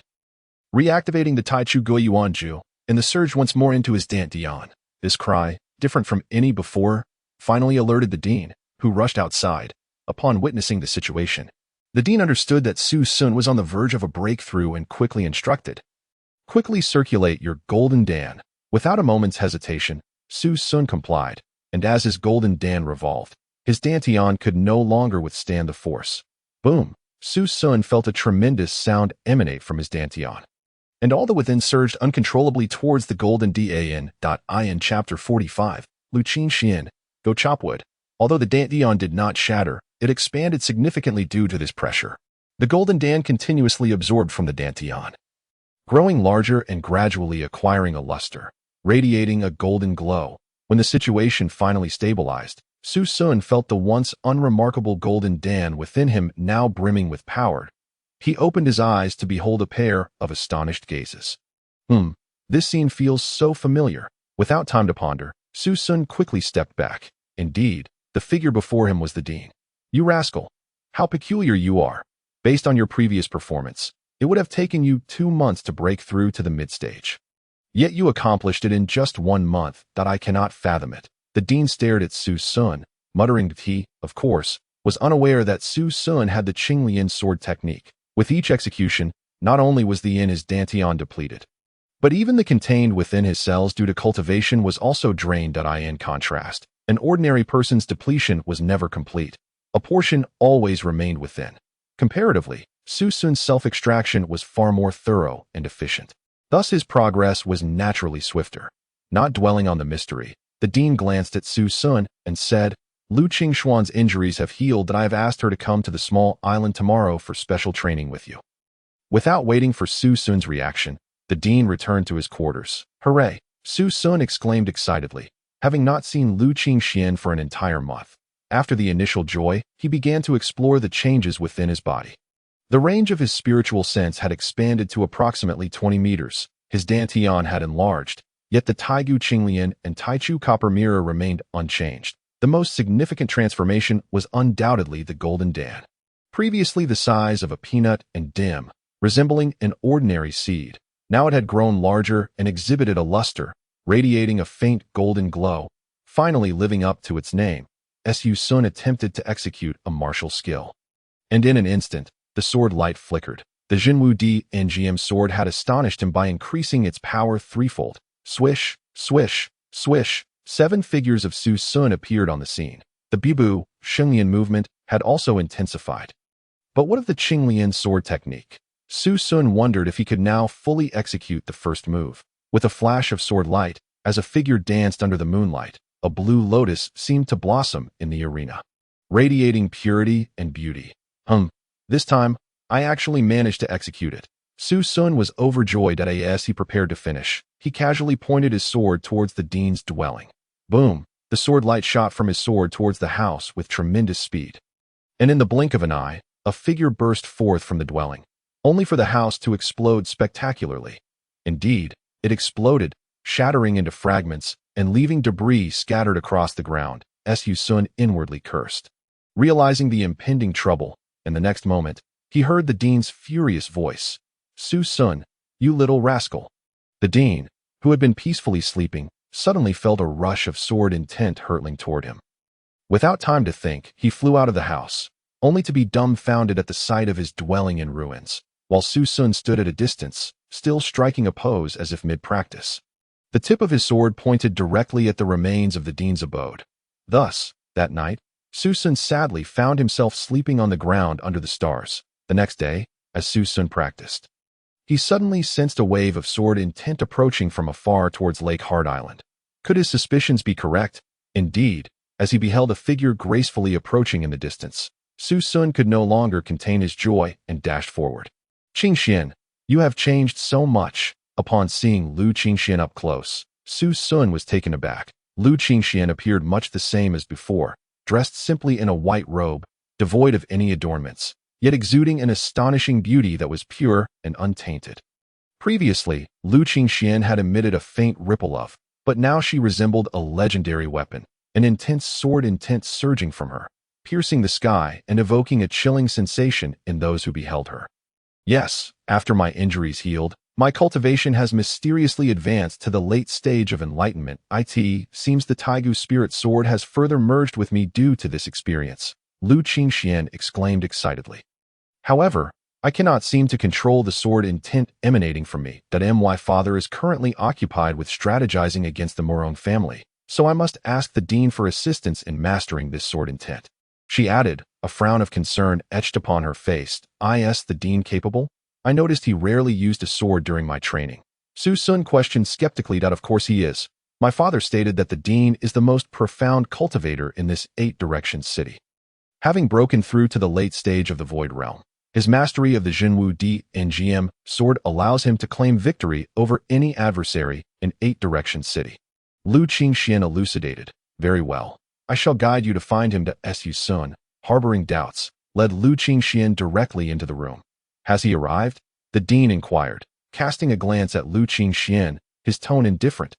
Yes, I humbly request your guidance. Dean, Lu Qingxian responded with utmost respect. I am already aware of your situation. Currently, your greatest challenge lies in the abrupt enhancement of your cultivation. While your control has not equally progressed, the dean reflected for a moment before continuing. Thus, for the next month, I suggest you chop wood. Chapter 46. The arrival of ZY Academy. What? Both Lu Qingxian and Su Sun exclaimed simultaneously, their mouths agape in disbelief. Lu Qingxian, the daughter of the city lord. Her status is immensely prestigious. Even if she were not the city lord's daughter, who would dare have such a beautiful maiden engage in such labor, let alone chopping wood? The very notion seemed utterly incongruous. What's the matter? The dean retorted, displeased and feeling his authority was being challenged. Do you think chopping wood is trivial? You must strike along the grain of the wood, rather than hacking at it indiscriminately. While chopping, gradually master the strength in your hands. This is remarkably effective for enhancing control. When you can strike effortlessly, applying neither more nor less force than necessary, your control will have reached a certain level. Lu Qingxian and Su Sun were left speechless, astonished that something as seemingly mundane as chopping wood could be imbued with such profound wisdom by the dean. Are all teachers and leaders so skilled at rambling? Su Sun muttered. Currently, Qingxian is overflowing with sword energy, but struggles to control it, that if she can learn to contain her sword energy in everyday life, appearing as an untrained maiden, yet unleash it as a formidable weapon in battle. Breaking through to the innate realm would be effortless. Noticing the dean was still elaborating on the same point, Su Sun could no longer restrain himself and interjected. All right, Dean, we understand. We shall commence our practice at once. Without waiting for a reply, he seized Lu Qingxuan's hand and dashed outside. After gathering a pile of wood for Lu Qingxian, the two separated to focus on their training. While love is undeniably sweet, without a certain level of cultivation, it cannot endure. Moreover, he still needed to seek justice for his parents at the Qingyu Palace in the southern continent. With this thought, a glimmer of resolve flashed across Su Sun's determined face. He must train diligently. Lu Qingxian, sword in hand, stood before the wood, feeling somewhat perplexed. The dean's earlier advice about striking along the grain remained unclear to her. Let me try chopping once. Lu Qingxian, being decisive, set her thoughts aside and acted. She positioned the wood upright, raised her sword high, aimed at the center, and swung her delicate hand toward the wood. Crack! Wood chips flew as the sword energy, even before the blade made contact, shattered the wood into splinters. Frowning slightly, Lu Qingxian began to ponder. Since it was my emanating sword energy that caused the destruction, I shall focus all my sword energy into one spot. Yes, the sword in my hand, so it won't leak out. Lu Qingxian began to circulate her energy, striving to conceal the sword energy emanating from her body, directing it toward her sword. It seems to be working, she exclaimed, feeling her sword energy diminish slightly, while the energy emanating from her sword intensified. Much to her delight. While Lu Qingxian practiced controlling her sword energy, Su Sun contemplated the Qinglian sword technique that I can barely execute the first move, and its power is quite remarkable if it were an ordinary attack. The dean would surely opt for a confrontation rather than soaring into the sky. He suddenly had an idea. Why not ask the dean to practice with me? It's been ages since we had a sparring session. With that thought, he returned to the room and called out, "Dean, it has been quite some time since I sought your guidance. Please, enlighten me." "Huh? Do you think I showed leniency before, and will continue to do so?" The dean scoffed. "Since you've broken through to the mid-stage of the innate realm and wish to be challenged, I shall oblige." Stepping outside onto the flat ground, Su Sun wasted no time and launched an attack. As his energy surged, a formidable sword intent radiated from him. With unwavering determination, he gazed at the dean. "If you wish to challenge me, let's see if you possess the ability." With his sword technique activated, Su Sun's figure became elusive, exuding an air of grace as he struck from various angles. Should anyone have been observing from above, they would have seen a dense flurry of sword strikes, cloaked in a faint azure hue, encircling the dean like a blooming blue lotus. Not this move again, the dean thought, secretly astonished. The last time his room was destroyed was due to encountering this incisive and overwhelming sword intent. As sword energy surged from all directions, the dean did not underestimate the situation. He unsheathed his sword, positioning it defensively in front of him while rotating, transforming his entire presence into a colossal sword. Su Sun's sword energy clashed against him, producing a series of ringing sounds. After a brief moment, the clamor of clashing swords ceased. The dean stood unharmed, his expression a mix of amusement and astonishment. Such an impressive sword technique, with profound energy and considerable attack strength. What is most terrifying is the ability to withstand this many attacks in such a short span. It requires not only deep cultivation, but also a robust physique. Perhaps even a mid-stage returning spirit realm practitioner could struggle to endure this. After executing his move, Su Sun stood to the side, quietly recovering. Although he had not exhausted his energy completely, he still felt discomfort. If he encountered a formidable opponent and could not handle the aftermath of this technique, escape might be his only option. This move is effective. It should suffice against a mid-stage returning spirit realm practitioner. However, once executed, it leaves you in a predicament of being out of energy, so it can only serve as a last resort. It would be best to practice the true martial demon vanquishing sword or other techniques you can master more regularly. The dean remarked, having observed Su Sun's progress and choosing not to reprimand him for his earlier impertinence. With that, he turned to leave Do. And remember, continue cultivating your energy. Do not cease. Upon hearing this, Su Sun's face paled slightly. Exhausting his energy and continuing to cultivate was indeed a daunting task. Time flew by, and before long, a month had passed. During this time, Su Sun had endured countless exhausting sessions of energy depletion followed by cultivation, solidifying his mid-stage innate realm prowess. Moreover, his mastery of the true martial demon vanquishing sword technique and the step-by-step lotus body technique had reached a new pinnacle. As for Lu Qingxian, after a month of chopping wood, she had managed to gain a rough control over her internal sword intent. Most of the time, she could contain her sword energy, but in moments of conflict, when her energy surged, she would again find herself enveloped in overflowing sword energy. One day, while both were immersed in their training, the dean approached, his expression grave, as though he had encountered an unexpected event. "Su Sun, Lu Qingxian, please come here," the dean intoned, observing the two engaged in their practice. "Su Sun, the matter regarding the duel with ZY Academy has now been confirmed." Upon seeing them approach, the dean addressed Su Sun. "In 3 days, Wang Laotu from ZY Academy will arrive with his disciples to duel you." The dean's expression remained somber. "Finally, it's here. Rest assured, Dean, I will ensure victory and not bring you shame," Su Sun declared boldly. Through frequent consultations with the dean, Su Sun was now confident that he could defeat a practitioner at the initial stage of returning spirit realm. "Be cautious. I have confirmed with an old friend from ZY City that Wang Laotu's disciple, Lin Xuewei, is merely 17 years old, yet possesses astounding strength, having reached the mid-stage of the innate realm." The dean paused before continuing. "She has passed the assessment of the Eastern Divine Academy and will commence her training there next month. She sounds formidable." Su Sun's expression grew serious. he was unaware of the Eastern Divine Academy. But he was acutely aware of the struggles he endured to reach the mid-stage of the innate realm. The fact that his opponent had achieved the same at 17 years of age indicated that her strength should not be underestimated. The Eastern Divine Academy, the one that only accepts top-tier geniuses, Lu Qingxian exclaimed, clearly more informed about the affairs of the continent than Su Sun. Chapter 47. The duel begins indeed.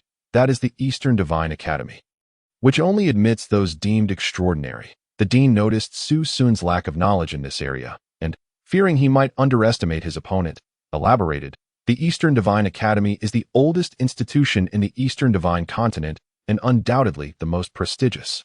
Its admission criteria are twofold: age and cultivation level. The minimum requirement for admission is to reach the innate realm before turning 18. Only by meeting this requirement can one qualify to participate in the entrance examination of the Eastern Divine Academy. A shock coursed through Su Sun's heart as he began to grasp the arduous nature of cultivation. Before arriving at the true martial academy, the chief disciple was Mu Rong Kai, who had merely reached the pinnacle of the enlightenment realm and was already over 18 years old.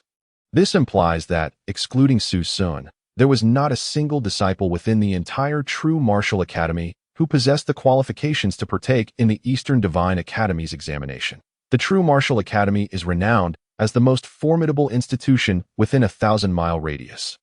Thus, it is evident how stringent the requirements of the Eastern Divine Academy truly are. Qualifying for the entrance examination does not guarantee admission.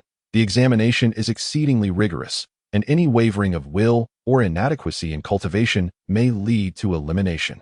The dean continued, therefore, this Lin Shuwei not only possesses profound and solid cultivation, but also unwavering resolve. She is indeed an extraordinary opponent. Su Sun replied, his eyes ablaze with fighting spirit, seeing the fervor in Su Sun's gaze. Lu Qingxian felt a pang of melancholy but pressed her lips together, choosing silence, though a flicker of determination flashed in her eyes. Indeed, for the next few days, you need not exert yourself too fiercely in your training. Take some time to relax and avoid overexerting yourself, the dean advised. Rest assured, Dean, what of the Eastern Divine Academy? I, Su Sun, am not lacking and will not bring shame upon you, Su Sun declared confidently. Although the dean was somewhat stingy, refusing to provide him with precious resources or miraculous elixirs, he treated Su Sun fairly well. The dean placed great importance on the competition, and Su Sun did not wish to disappoint him. Yes, I am well aware of your strength, and I have faith in you, the dean said, his gaze toward Su Sun filled with an indescribable complexity. This rare warmth made Su Sun feel quite uncomfortable. Fidgeting slightly, he said, then I shall return to my training. 3 days later, under a clear sky with a gentle sun and occasional breezes, it was a splendid day as Su Sun ventured into the academy's bamboo grove to cut some bamboo. Crafting 2 lounges at this moment, he and Lu Qingxian reclined beneath a tree, exuding an air of contentment. Su Sun, what kind of person do you think Lin Shuwei truly is? Lu Qingxian inquired curiously. Harboring deep admiration for those who could enter the Eastern Divine Academy, I am uncertain. We shall see shortly. I think I shall take a nap, as I trained late last night, Su Sun replied. Yawning, before long, Lu Qingxian shook Su Sun awake. Su Sun, wake up. Your opponent has arrived. Rubbing his eyes, Su Sun glanced toward the lakeside. Behind the dean stood a middle-aged man clad in a blue robe, exuding an air of cultured elegance, clearly a handsome figure in his youth. Beside him was a young girl dressed in a pale yellow garment, with delicate features and an aura of scholarly grace. Though not a breathtaking beauty, her demeanor was ethereal. As Su Sun and Lu Qingxian observed the newcomers, they too were scrutinizing them. Lu Qingxian possessed a striking countenance, akin to a celestial maiden descended to earth. Yet her cultivation was insufficient, merely at the pinnacle of the enlightenment realm. Su Sun, handsome and radiating formidable power, had reached the mid-stage of the innate realm. However, his casual demeanor and sleepy appearance diminished the favorable impression he made. Come over, Su Sun. This is Old Wang, the dean of the Jiwei Academy, and next to him is his disciple, Lin Shuwei. Old Wang, this is my prized student, Su Sun, and this is the daughter of the city lord of Bafang City. Lu Qingxian, the dean introduced. Li Erden, let me reiterate, I am not an old man, Dean Wang retorted. Uft. Su Sun and Lu Qingxian could not suppress their laughter. Calling him Li Erden, it was no wonder he never disclosed his true name. only insisting on being called Dean. Now that everyone is present, let us not waste time and commence the duel. Dean Li, feeling embarrassed, seemed as if a closely guarded secret had been unveiled before the crowd. Dean Wang refrained from further mocking Dean Li, smiling as he turned to Lin Xuewei. Xuewei, would you like to rest before we begin? No need. Let us start now. Lin Xuewei replied calmly. The two stepped forward to face each other. And the duel commenced. Su Sun, wary of his opponent, initiated the attack without hesitation. True martial demon-slaying sword. With an outpouring of righteous energy, Su Sun's moves were executed with precision and vigor, flowing seamlessly in an unbroken sequence. Lin Xuewei, however, was no ordinary opponent. She employed the spring breeze willow sword technique. This technique, while suited for young women, was graceful and pleasing to the eye, emphasizing the use of softness to overcome hardness and cleverness to break through strength. Their contrasting sword styles offered much to behold in their confrontation. Initially, both fighters merely tested each other, as their intent was to spar, not engage in a life-and-death struggle. Through their probing, they soon realized that neither was a trivial opponent. Leading them to gradually unleash their true strength, Su Sun intensified the flow of energy into his blade, causing the arena to become suffused with sword energy. Lin Xuewei felt the surging sword energy approaching her. A chill brushed against her skin, causing her heart to race. Such formidable sword intent. She quickly abandoned her previous playful mindset, no longer daring to hold back. After all, she was a practitioner who had gained admission to the Eastern Divine Academy. Appearing demure yet harboring a prideful spirit, confronted by a worthy opponent, she would not underestimate him. Instantly, the spring breeze willow sword technique transformed into a powerful force, as if a tempest had arisen. Causing willow branches to dance wildly, the sword energy condensed into slender willow branches, whipping through the air like long whips. As the sword energy collided with the willow branches, a tremendous sound erupted, accompanied by dazzling light. However, the onlookers, all formidable in their own right, remained fixated on the duel unfolding before them. In a moment of distraction, Su Sun felt a sharp sting as a willow branch struck his shoulder, tearing his clothing and leaving a crimson mark upon his previously unblemished skin. Unable to suppress a grin, he muttered, "That truly hurts. Ha! Li Erden, it seems your disciple is on the brink of defeat." Dean Wang remarked upon witnessing the incident. Not necessarily. Dean Li, aware of Su Sun's strength and hidden trump cards, was confident that defeat would not come so swiftly. Lin Xuewei, having found success with her previous strike, channeled more energy into her technique, causing an abundance of willow branches to materialize, each glowing with an ethereal light, radiating exceptional power. Is she truly employing her full strength now? Su Sun mused, observing the willow branches, and resolved to no longer hold back. Step by step, blooming lotus, Su Sun unleashed his movement technique. 1, 2. In an instant, 7 figures of Su Sun emerged, each exuding a formidable aura, clearly not mere illusions. Lin Xuewei gasped, evidently unaccustomed to such a scene. Yet, she remained unfazed, wielding her willow branches and launching a counterattack against the 7 figures. As Lin Xuewei initiated her assault, the 7 Su Suns also sprang into action, each executing a distinct sword technique, yet all emanating strong fluctuations of energy, indicating significant power. Boom! The clash of sword techniques against the willow branches resounded, as the willow branches formed from condensed sword energy gradually dissipated into the air. Su Sun's sword techniques, though momentarily obstructed by the branches, continued to surge toward Lin Xuewei with unyielding might. What? Lin Xuewei appeared incredulous, unable to accept this reality. Her signature move, which few could withstand, was now being countered. Relying on her numerous willow branches, she had previously employed a strategy of overwhelming her opponent with numbers. Now, faced with 7 advancing figures, she finally understood the frustration her opponents had felt in their encounters with her. With her sword energy condensing, Lin Xuewei transformed it into willow branches that danced before her, weaving together to form a shield of willow branches. Bang! The onslaught from the 7 figures struck the willow shield with full force. Despite the initial resistance from the branches, which consumed some of their energy, it was still beyond what Lin Xuewei could withstand. Consequently, as the figures dissipated, leaving only one behind, the willow shield was shattered under the relentless assault. Lin Xuewei, caught in the aftermath of the impact, was sent flying. Chapter 48. Lu Qingshuan's thoughts. The crowd erupted in gasps. Yet the two combatants showed no signs of concluding the match, forcing the spectators to suppress their anxieties and focus intently on the unfolding duel. Cough, cough. Lin Xuewei felt as though she had been struck by a heavy object, her internal organs seemingly displaced. You are quite strong. Lin Xuewei's gaze sharpened as she fixed her eyes on Su Sun, igniting a fierce determination within her. Though Lin Xuewei appeared demure and graceful, she possessed a scholarly pride. Prior to arriving at the true martial academy, she had held this competition in low regard. Her sights were set on the prodigies of the Eastern Divine Academy. Yet, unexpectedly, she found herself thrown by the very institution she had underestimated. I am Lin Xuewei. You will remember me, she introduced herself, clearly believing that only those she deemed worthy merited her self-introduction. That I have noted your name. Deanly has already mentioned it, Su Sun replied, somewhat perplexed, unable to grasp Lin Xuewei's thought process. Next, I shall employ the sword techniques I acquired from the Eastern Divine Academy. Ignoring Su Sun, Lin Xuewei commenced her ultimate move, 9 Radiant Eastern Divine Sword. With a resounding shout, the sword light gradually coalesced, emanating a violet glow, accompanied by a faint pressure that enveloped the surroundings. A low-grade spirit-level martial technique.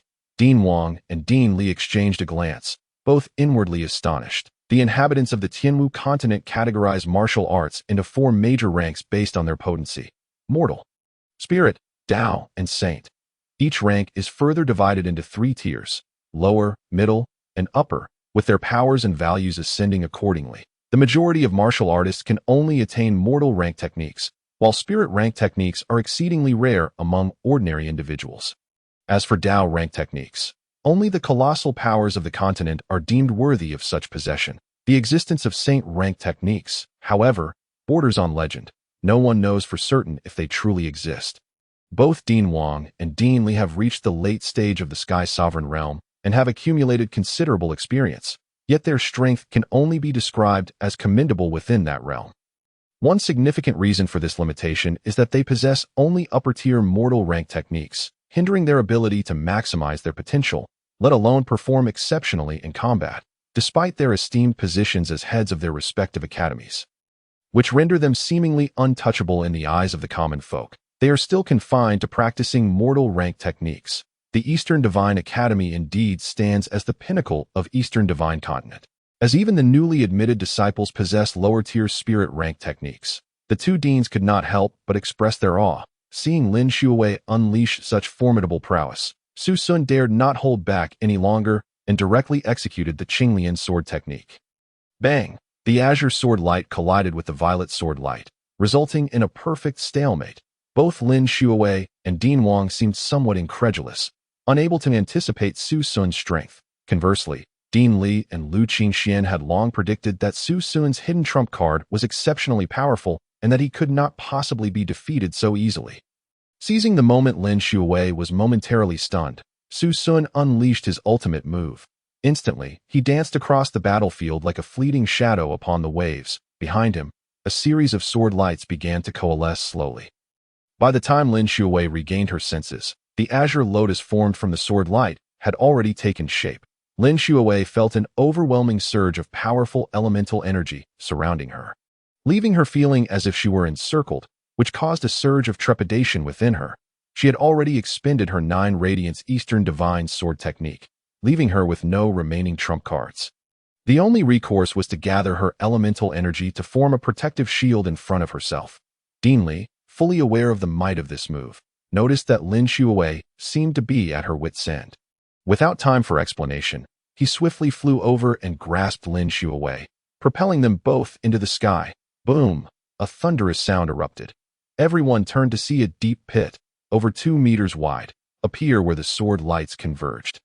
I did not intend for this. This is my first time exerting my full strength, and I did not expect it to be so powerful, Su Sun explained, his face pale with fear. If he had accidentally killed Lin Xuewei, it would surely trigger a significant uproar. He was uncertain whether Dean Li would protect him, but Dean Wang would undoubtedly seek to vent his rage by eliminating him. Lin Xuewei, equally terrified, could hardly believe that Su Sun could unleash such a devastating sword move. She recalled how she had foolishly only placed a shield in front of herself, fearing she would be obliterated. Dean Li, relieved that no accident had occurred, scolded. Do you not know how to control your elemental energy? How could you dare to harm such a beautiful maiden? He continued, in the future, allow others some leeway. Do not exert your full strength, understood? Initially, Dean Wang believed Dean Li was genuinely reprimanding Su Sun. But as the conversation progressed, he found it increasingly absurd. What did he mean by letting others have some leeway? Hey. I say, Li Erden, must you be so sarcastic? This match counts as our loss, does it not? Must you be so glib? Dean Wang interjected. Since Lin Shuawei was unharmed, he felt no need to dwell on the matter. Moreover, he could see that Su Sun did not act with malice. Otherwise, he would not have so lightly brushed off the incident. Ha. Since you admit defeat, that settles it. Tomorrow, we shall go to Tianchuang City to find my junior sister, inform her that I am the true victor. Upon hearing Dean Wang concede defeat, Dean Li was filled with uncontainable joy. Meanwhile, Lu Qingxian, standing off to the side, wore a despondent expression, imbued with a sense of melancholy. As the competition concluded, Lu Qingxian excused herself, claiming she wished to return home to see her father, and departed from the Lake Heart Island. Heading back to the City Lord's mansion in Bafang City. At the City Lord's mansion, Lu Xingjie furrowed his brow tightly. Recently, the Murong family had grown increasingly arrogant, or rather, since Murong Kai's disappearance, the Murong family had begun to engage in open defiance against him.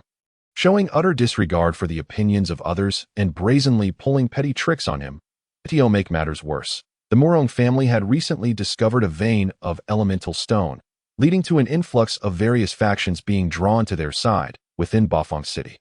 This situation was becoming dire. What was even more perplexing was that the Murong family seemed to be covertly investigating Qingxian. Did they intend to leverage her to threaten him? Lu Xingjie's frown deepened with each passing moment, as he could not discern any clear clues. Just then, a voice came from outside the room. Father, are you in there? Qingxian, you have returned. Come in quickly, Lu Xingjie responded, noticing that his daughter had matured into a young lady. He observed that her sword energy had nearly dissipated, feeling quite satisfied as he remarked, it seems Dean Li is quite reliable.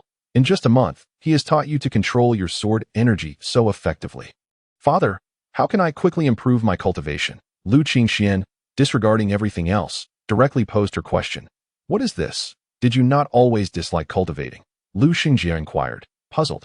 Although Lu Xingjie was Lu Qingxian's only family and their relationship was quite amicable, she still felt a twinge of embarrassment when discussing such matters. Noticing her daughter's bashful demeanor, Lu Xingjie quickly grasped the situation. It was related to Su Sun. Indeed, Lu Qingxian nodded shyly, gathering her courage to say, today, Su Sun competed against a disciple who was admitted to the Eastern Divine Academy, and he emerged victorious. Su Sun has now reached the mid-stage of the innate realm, while I am still at the peak of the enlightenment realm. I do not wish for our gap to widen. Even if he decides to attend the Eastern Divine Academy, I would like to stay by his side and not be too far apart from him. Lu Qingxian slowly articulated her thoughts. Lu Xingjie felt a pang of sadness, thinking that the cabbage he had painstakingly raised was now being courted by a wild boar like Su Sun. As a father who had always doted on his daughter, he could not bring himself to criticize her. Instead, he comforted her. Qingxian, in truth, you have become increasingly harmonious with the ancient spirit sword within you, which will enhance your speed and efficiency in absorbing elemental energy. If you devote yourself to cultivation, I believe it will not be long before you break through to the innate realm. Is that true? Lu Qingxian gazed at Lu Xingjie with wide, watery eyes. Of course. Qingxian, you are naturally intelligent. Even without a passion for cultivation, you have already reached the peak of the enlightenment realm if you apply yourself diligently. Entering the Eastern Divine Academy will be as certain as day, Lu Xingjie exaggeratedly joked. Father, you are so annoying. I might as well return to the academy to cultivate. Lu Qingxian, flustered by the praise, said in a delicate voice. Chapter 49. Killing Murong with City Lord. Young Master Su Sun has arrived. Just as the father and daughter were sharing laughs, a servant came to report. What does Su Sun want? Lu Qingxian asked, puzzled, and upon Su Sun's entrance, she directly inquired, I noticed you seemed down when you left today. I was worried, so I followed you. Is everything all right? Su Sun said with genuine concern. Hearing this, Lu Qingxian felt a surge of happiness. Being cared for by the one she admired brought her immense joy. Lu Xingjie, observing from the side, silently nodded. While he did not obstruct Su Sun's relationship with his daughter. Seeing Su Sun exhibit such concern for Qing Xian made him feel that the young man was quite commendable. The young couple prepared to bid farewell and return to the academy. Lu Xingjie quickly interjected. Su Sun, please stay for a moment. I have something to discuss with you. Father, what is it? You can say it now. Lu Qingxian said hurriedly, eager to keep Su Sun around that it's nothing urgent. Just a casual chat. Aunt Lu has prepared your favorite osmanthus cake. You should try some, Lu Xingjie said, attempting to dismiss her. All right, I'll wait for you in the hall, Lu Qingxian said, sensing the situation and understanding they had matters to discuss. Though curious, she did not press further. Bofu, may I ask what you wish to speak with me about? Su Sun inquired, his face full of curiosity. Well, Lu Xingjie pondered for a moment before speaking. I heard that you defeated a disciple who was admitted to the Eastern Divine Academy today. May I inquire what level your strength has reached? I am currently at the mid-stage of the innate realm, but with my strength, I should have no trouble dealing with practitioners at the mid-stage of the returning spirit realm. Su Sun replied, sensing the conversation veering towards the Murong family, and thus did not conceal his cultivation level. Indeed, I should not involve you in my matters with the Murong family, Lu Xingjie said, looking somewhat guilty at Su Sun. However, the Murong family has been acting strangely recently, which makes me uneasy that I cannot continue to sit idly by. Lu Xingjie continued. Moreover, as I mentioned before, thanks to the newly discovered elemental stone vein, the Murong family has recruited many scattered cultivators and even some factions in Bafang City. This has weakened my control over the city. What terrifies me the most is the presence of a mysterious individual in contact with the Murong family. I have an unsettling feeling that something dreadful is imminent. As Lu Xingjie spoke, a look of concern adorned his face. The intuition of cultivators is typically quite accurate, and it becomes more acute with heightened cultivation. Uncle Lu, please be straightforward. What do you require of me? Upon hearing this, Su Sun's expression grew grave. Lu Xingjie regarded Su Sun and slowly said, I need you to destroy that vein of elemental stone. Noticing Su Sun's lack of outright refusal, Lu Xingjie continued. The vein is located not far from the foot of Meihua Mountain, just outside the city. Tomorrow night, I shall take the opportunity to divert the Murong family's attention, ensuring they have no bandwidth to focus on the elemental stone vein. By then, aside from the ordinary members of the Murong family, the most formidable presence on Meihua Mountain will be Murong Zhua, who is in the mid-stage of the returning spirit realm. That I have faith in your abilities. Understood. Await my good news. Su Sun comprehended that if the Murong family were to discover his connection to the deaths of Murong Kai and Murong Qi, they would undoubtedly seek retribution. Thus, he agreed without hesitation. The following night, as the moon reached its zenith, the sky was shrouded in clouds, veiling the moonlight, rendering the earth a shadowy expanse. A perfect opportunity for nefarious deeds. Su Sun donned a complete black attire, concealing his face, and stealthily slipped out of the academy without alerting anyone. Making his solitary way to the foot of Meihua Mountain, he chose a slightly elevated position to quietly observe the Murong family's establishment surrounding the elemental stone vein. A 3-meter-high wooden fence encircled the entire compound, with guards clad in armor stationed every 100 meters, exuding faint waves of elemental energy indicative of initial comprehension realm cultivators. As such, those mining the elemental stones were effectively trapped. The wooden fence enclosed an area roughly the size of a football field. To the left stood a series of rudimentary wooden huts, likely the residences of the miners. To the right were better constructed wooden lodgings, serving as quarters for the Murong family's guards. The most conspicuous structure was a grand wooden house situated in the center, expansive and opulent, resembling a retreat for those of wealth and power. It was undoubtedly the residence of Murong Zhua, as Su Sun intended to capture the king before dealing with the rest, planning to eliminate Murong Zhua first. Believing the others would pose no threat thereafter, he refrained from acting recklessly, instead patiently awaiting the opportune moment. He recalled having read that individuals tend to feel most drowsy and sleep heavily between 4 and 5 o'clock. To avoid unnecessary conflict, Su Sun decided to wait until midnight to strike. As time passed, the vigilant guards began to succumb to slumber. After all, they were under the auspices of the Murong family, who would dare disturb their peace. Moreover, having guarded the area for several days without so much as a wild beast intruding, the guards gradually relaxed their vigilance, and their superiors turned a blind eye to their lethargy. The air was perfumed with the faint scent of wine and meat, accompanied by the laughter of courtesans and dancers. Indicating that Morongjwa was indulging in nightly revelries, Su Sun waited patiently, devoid of any impatience. Finally, the sounds of music and laughter began to fade, yet he remained still, biding his time for a considerable while before springing into action. Under the night sky, he executed the lotus step technique, clad in black, resembling a specter. The guards, lost in slumber, were met with the swift strike of Su Sun's blade, silencing them before they could utter a sound. Exercising utmost caution, Su Sun stealthily approached the central house. Peering inside, the air was thick with the aroma of wine, revealing a middle-aged man sprawled across the table, evidently inebriated, with a banquet of food and drink surrounding him, a scene of utter chaos. Beside him lay two unclad women, entwined in slumber, while 4 or 5 guards, similarly inebriated, embraced scantily clad dancers, sprawled across the carpet. The carpet was littered with wine bottles, cups, and leftover food, presenting a scene of debauchery. With a quiet exclamation of disbelief, Su Sun stepped inside, advancing toward the main table, raising his sword, poised to end Morongjwa's life. Unexpectedly, despite his drunken stupor, Morongjwa, a mid-stage returning spirit realm cultivator, sensed the imminent danger and abruptly opened his eyes. Bellowing, "Who goes there?" However, it was too late. Su Sun's sword had already descended. Morongjwa's eyes widened in disbelief, unable to fathom that an intruder had breached the Morong family's territory without a sound. Brandishing a sword before him, channeling his internal elemental energy into his right arm, he helplessly raised it, hoping to deflect Su Sun's strike. Yet, the outcome was disheartening. Su Sun, having also infused his sword with elemental energy, found Morongjwa's drunken state left him with insufficient power to resist. With ease, Su Sun severed Morongjwa's right arm. Morongjwa howled in agony, clutching his bloodied limb, fixating on Su Sun with a gaze of fury. Unable to discern the identity of the masked figure, he questioned, "Who are you? Do you realize this is the territory of the Morong family?" Morongjwa attempted to deceive the cloaked individual before him. His anguished cries echoed through the stillness of the night, awakening the revelers, who were met with the horrific scene, prompting the dancers to scream in terror. The crowd gathered outside the house grew increasingly numerous.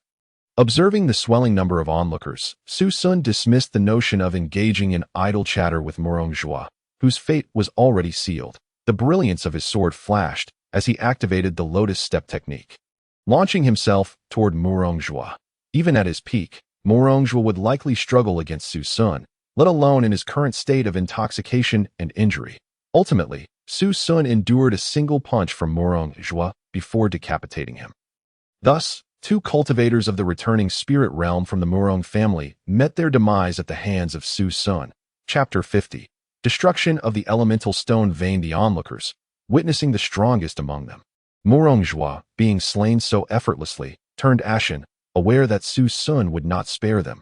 Indeed, the ensuing chaos saw Su Sun unleash a massacre, leveraging his superior cultivation to swiftly eliminate the remaining guards without mercy. Of course, he spared the dancers and courtesans, as he was no mindless killer. Although he would not show mercy to the Morong family, he could not bring himself to harm the innocent. After rifling through Morongjwa and the others for storage rings, he hastily dashed outside, wielding the true martial demon-dispersing sword to ruthlessly dispatch the remaining guards as if they were mere vegetables. Facing the trembling crowd, Su Sun felt a twinge of frustration. These individuals were merely ordinary people captured by the Morong family, devoid of any elemental energy signatures, or at most, possessing only the initial comprehension realm. Eliminating them was unfeasible, yet exposing his identity was equally undesirable. Thus, he lowered his voice and inquired, "Who knows where the extracted elemental stones are kept?" No one responded. They all bowed their heads, fearful of making eye contact with Su Sun, lest they be struck down on the spot. "You, speak up. Where do you keep the mind elemental stones?" Su Sun, losing patience, pointed at one of the men before him. "Please spare me. I have family to care for."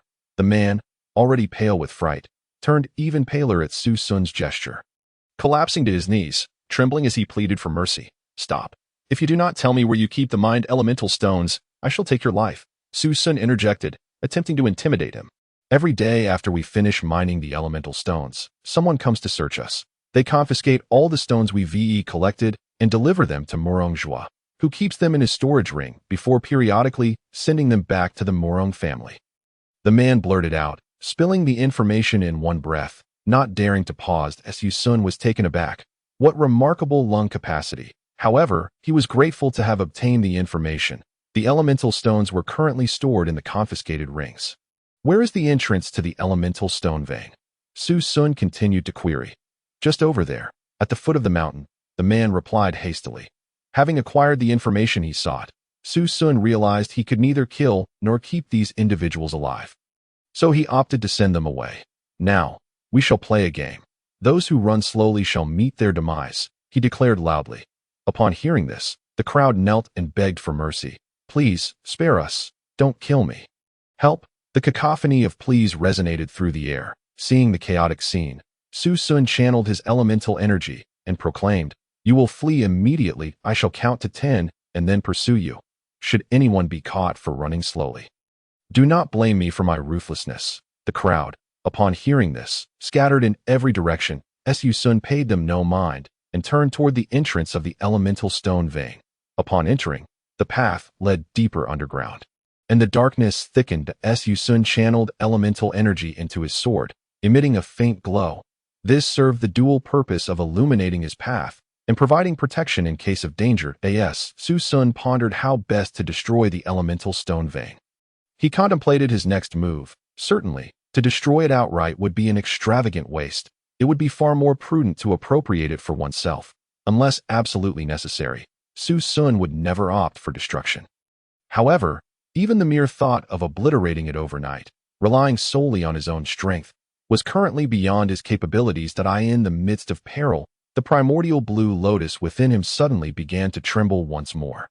A surge of joy filled Su Sun. Could there be another treasure? Sensing the vibrations of the primordial blue lotus within, he embarked on a treasure-hunting expedition, twisting and turning through the underground passages. Ultimately, when dizziness set in and he could no longer discern his path, the trembling of the blue lotus finally ceased. Before him lay a dark stone, and while he could not ascertain what lay within, he was certain it must be a treasure. With a swift thrust of his sword, he found it surprisingly resistant. Su Sun was taken aback. If the stone was this hard, the treasure inside must be even more precious than he had imagined. His anticipation grew stronger, continuing to channel his primal energy into the sword until it emanated a sword aura. He attempted to pierce the stone once more. This time, it yielded as easily as tofu. Presenting no resistance at all, cautiously, Su Sun began to excavate the stone's surface, and gradually, it began to emit a milky white glow. Realizing he was on the verge of unearthing a treasure, he proceeded with utmost care. Fearful that a moment's inattention could mar the precious find, with a decisive crack, the final piece of stone was removed, revealing a fist-sized object that radiated a milky white light, its surface glistening beautifully.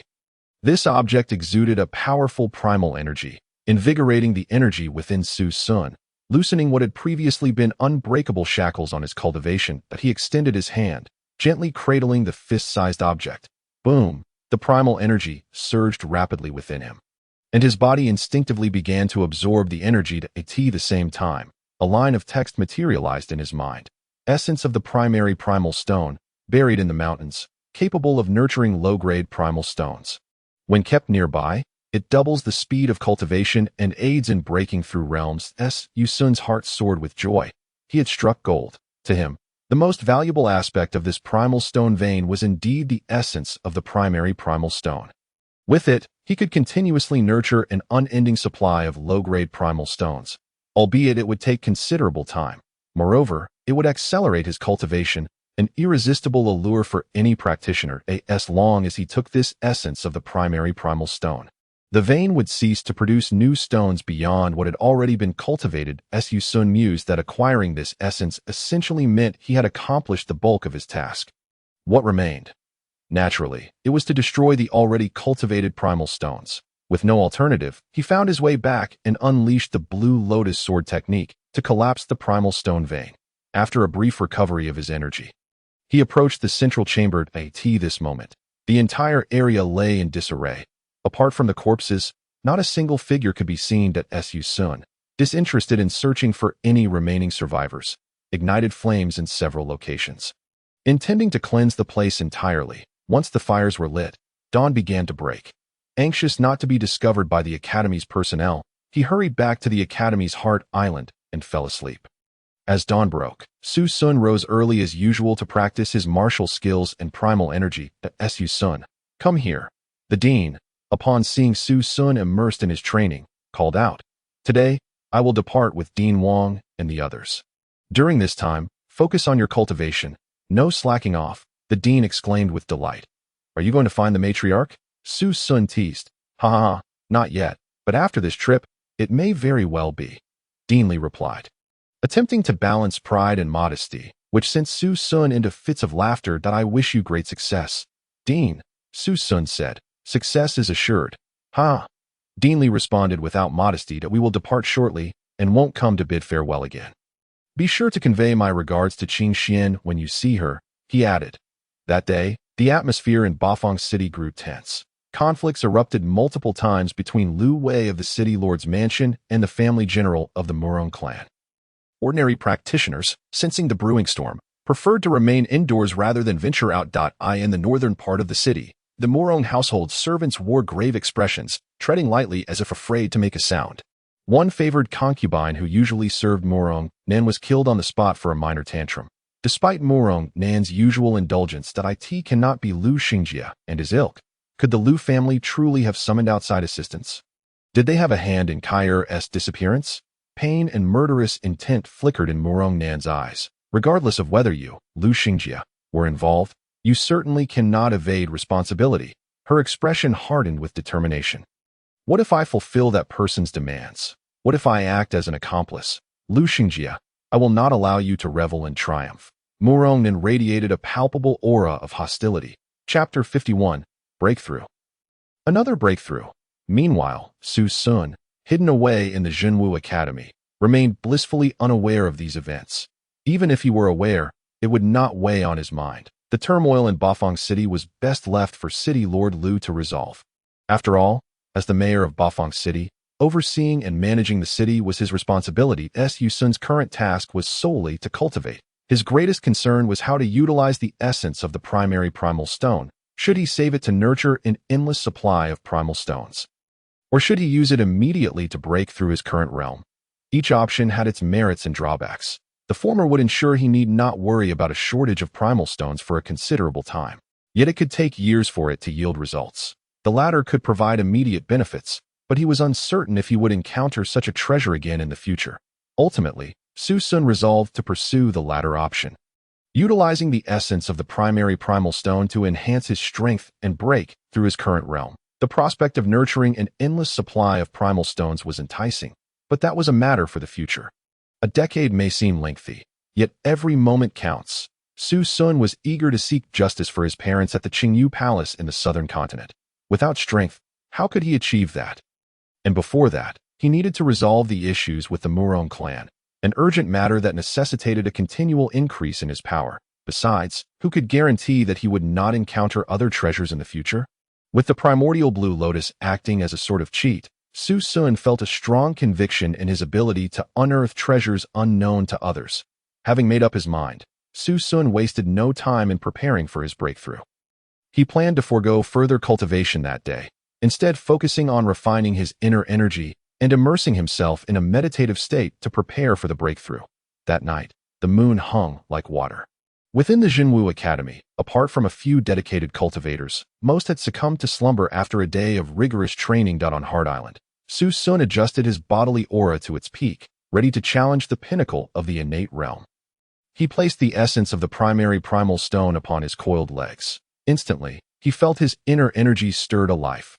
Even before his mental techniques began to operate, a vortex of primal energy appeared before him, drawing uncontrollably from the surrounding energies. What a remarkable treasure for cultivation! Su Sun couldn't help but exclaim at the sight. Focusing his mind and channeling his energy, Su Sun initiated the Taichu Guanju.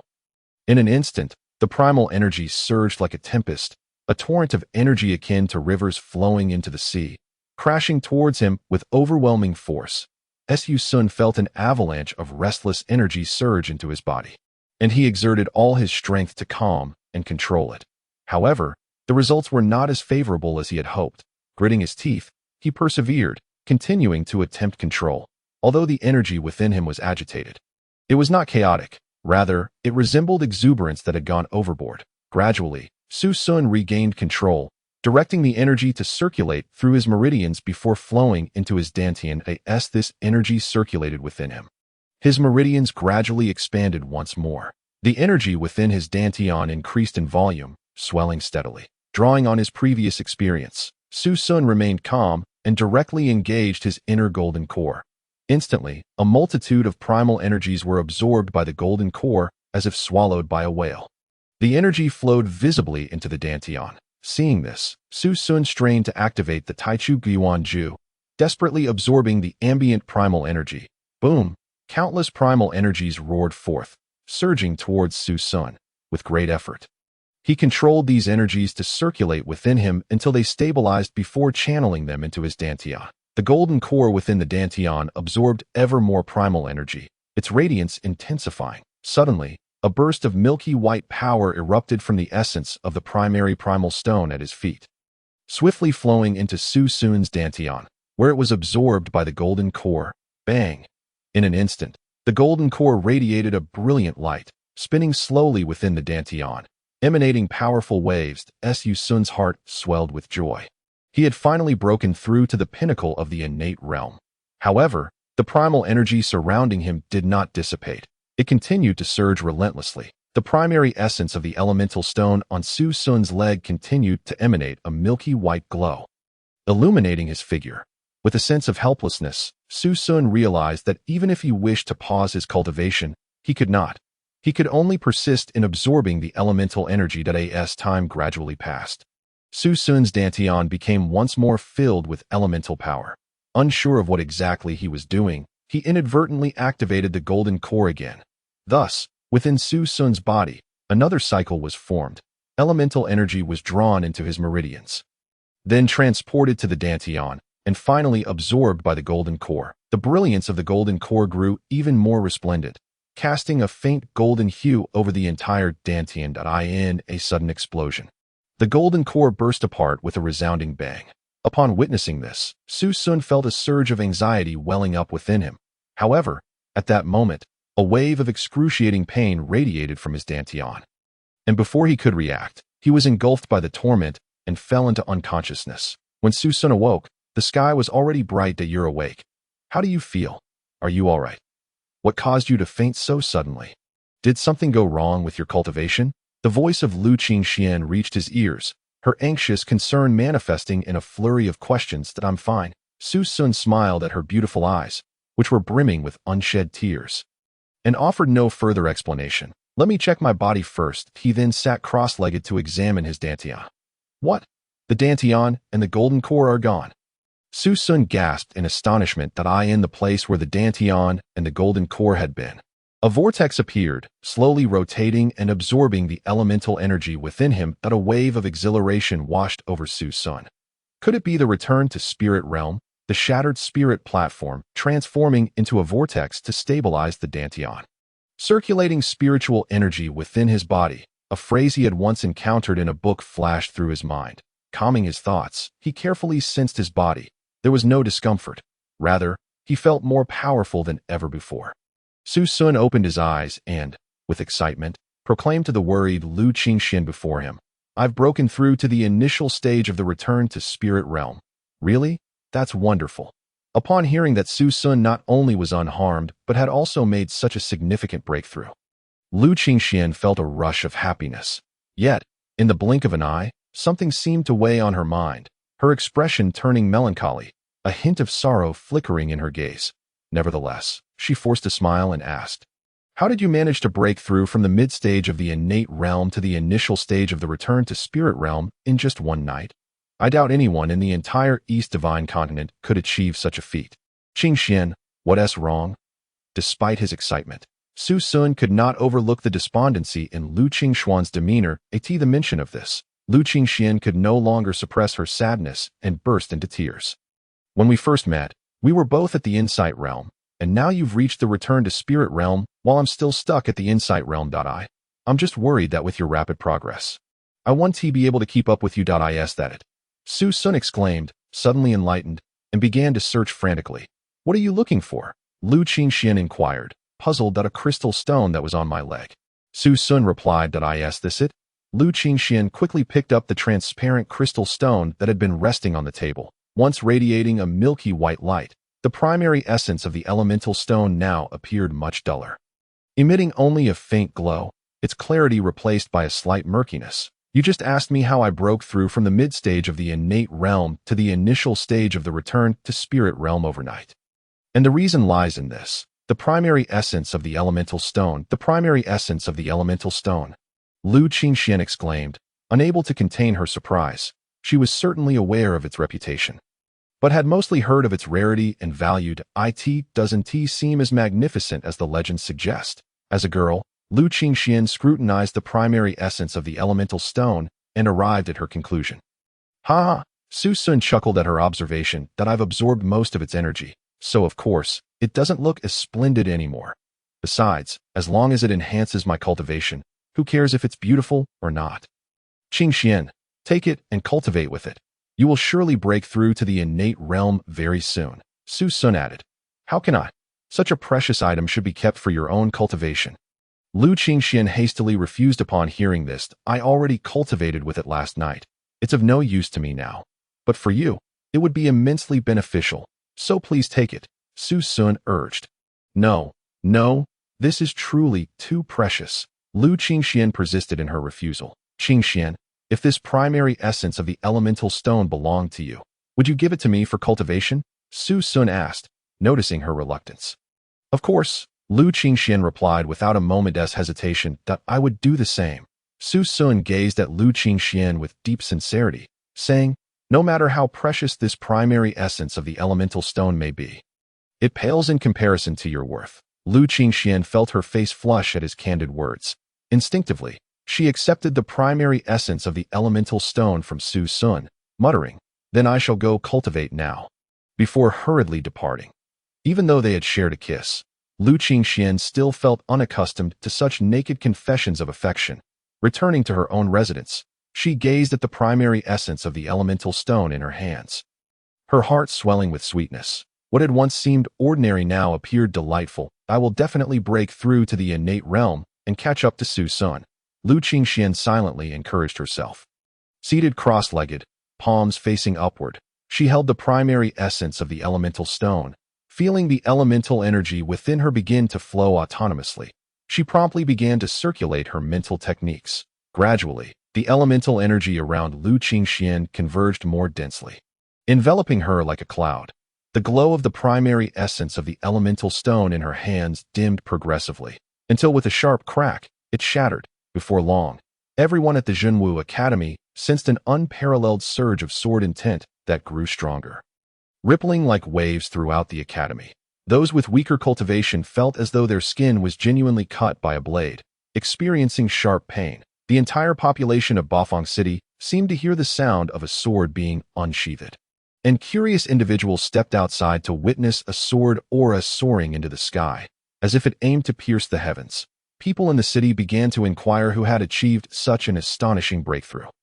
Su Sun sensed the commotion and realized it was Lu Qingxian who had broken through to the innate realm. Observing the magnitude of her breakthrough, he surmised she must have gained a great deal. With a slight smile, he anticipated her arrival. Sure enough, shortly after, Lu Qingxian, radiating sword energy, approached him with joy to congratulate him. In the kitchen of the Murong Manor in Bafang City, one maid washing vegetables remarked, it feels strange here. Everyone seems to be on edge. Hush, be careful. Are you trying to get yourself killed? Another maid washing dishes admonished her, startled. What is going on? The vegetable washing maid asked in a lowered voice. Don't you know? There have been many unsettling events in the manor recently. The dishwashing maid revealed, her innate curiosity piqued. Not long ago, our young Master Kai and Chief Steward Murong Chi went missing, and they still haven't returned. It doesn't bode well for them. The dishwashing maid continued. Recently, Chief Steward Murong Zhuo was murdered outside the city at Meihua Mountain, and even our Murong family's elemental stone mine was destroyed. Now, The factions in Bafang City that had previously allied with our Murong Manor are distancing themselves from us, and some have even pledged allegiance to Lord Lu. Isn't that infuriating? Heavens! Is that true? The vegetable washing maid gasped. Everyone in Bafang City knows that Lord Murong has always been at odds with Lord Lu. If Lord Lu decides to take action against our Murong Manor, it would be perilous. Of course, it's true. My brother's colleague's cousin's uncle is one of our Murong family's guards. He said so, and it must be accurate. But don't worry. After all, the Murong family has been rooted in Bafang City for many years. Lord Lu wouldn't recklessly target us. Besides, we're just ordinary servants. Someone as significant as Lord Lu wouldn't pay us any mind. The dishwashing maid concluded confidently. What nonsense are you two chattering about? The master is hosting distinguished guests tonight. If you don't get your act together, you'll be in for it. A stern male voice suddenly cut through their conversation. Upon hearing this, the two maids shrank back, daring not to utter another word, and diligently resumed their tasks. That night, the Murong Manor was ablaze with light. In the banquet hall, thick candles burned, illuminating the entire space as if it were daylight.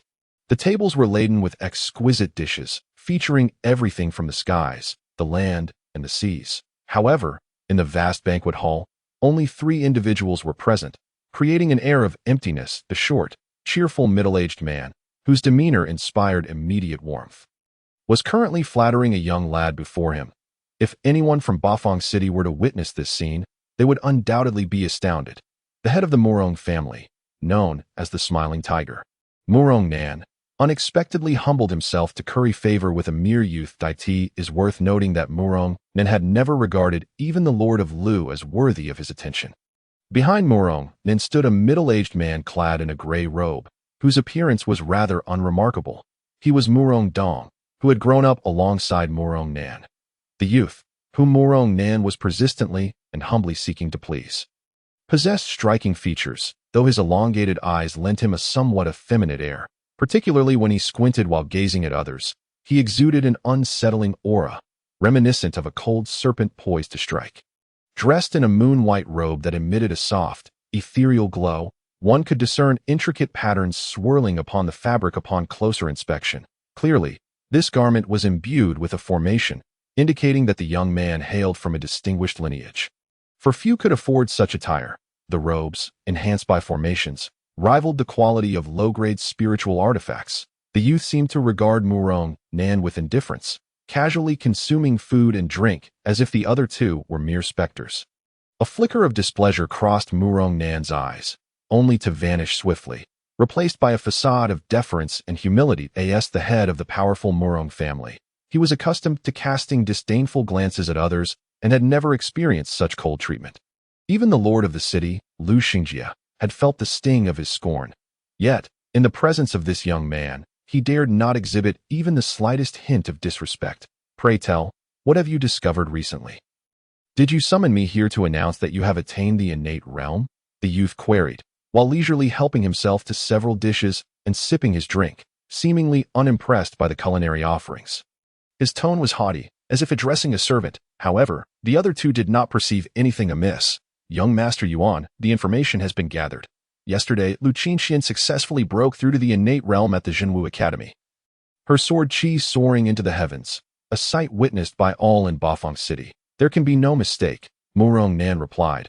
A smile of ingratiation plastered across his face. After all this time, she finally made her breakthrough. Truly, what a waste. It took her so long to reach the innate realm. The youth, surnamed Yuan, expressed his dissatisfaction, his words dripping with disdain. If anyone were to overhear this young man's remarks, they would undoubtedly retort, Lu Qingxian is merely 17 years old. Achieving the innate realm at such an age is a testament to her prodigious talent. Countless individuals toil their entire lives without ever reaching such heights. Is Lu Qingxian still at that academy? The youth inquired further. Young Master Yuan, my subordinates report that Lu Qingxian returned to the Lord's residence today. Murong Nan promptly responded. Very well, I shall pay her a visit. Lu Qingxian, I hope you do not disappoint me, the youth declared, anticipation gleaming in his eyes. Young Master Yuan, might we accompany you for a bit of revelry? Murong Nan asked, his expression one of eagerness. Perhaps, the youth replied noncommittally. Then let us set off at once. I can hardly contain my excitement. The youth, who had previously exhibited indifference, now brimmed with enthusiasm. Chapter 53. The Death of Lu Qingxian, Bafang City. Lord's residence Lu Xingjie sat in his study, his brow furrowed in concern that it was peculiar. Despite the destruction of the Murong family's Yuan stones and the assassination of Murong Zhua, the factions that had submitted to the Murong family had largely expressed their loyalty to him, both overtly and covertly. Logically, the Murong family should no longer pose a threat, yet he felt an oppressive weight, as if something ominous loomed on the horizon. Suddenly, he sensed an overwhelming sword intent approaching his study. Although this sword intent was not particularly powerful, it was remarkably pure. Only a swordsman who had immersed themselves in the sword path for many years could emanate such unadulterated energy that it was curious. However, that the swordsman's cultivation appeared somewhat lacking, merely at the innate realm. In this continent, practitioners of the same level, especially swordsmen, often wielded far greater offensive capabilities than others. Yet typically, swordsmen manifested at the breakthrough of the heart-settling realm or higher, possessing the clarity to discern their suitability for the sword path. Thus, the number of swordsmen was exceedingly rare. Father, are you inside? I've returned, came Lu Qingxuan's melodious voice from outside. Could it be? Lu Xingjie felt a flicker of hope, though the thought was too far-fetched for him to fully embrace. Father, I have splendid news. Are you in there? Lu Qingxuan's voice drew nearer, imbued with an unmistakable joy. Lu Xingjie could almost envision her broad smile radiating with delight. Ah, it is Qingxian.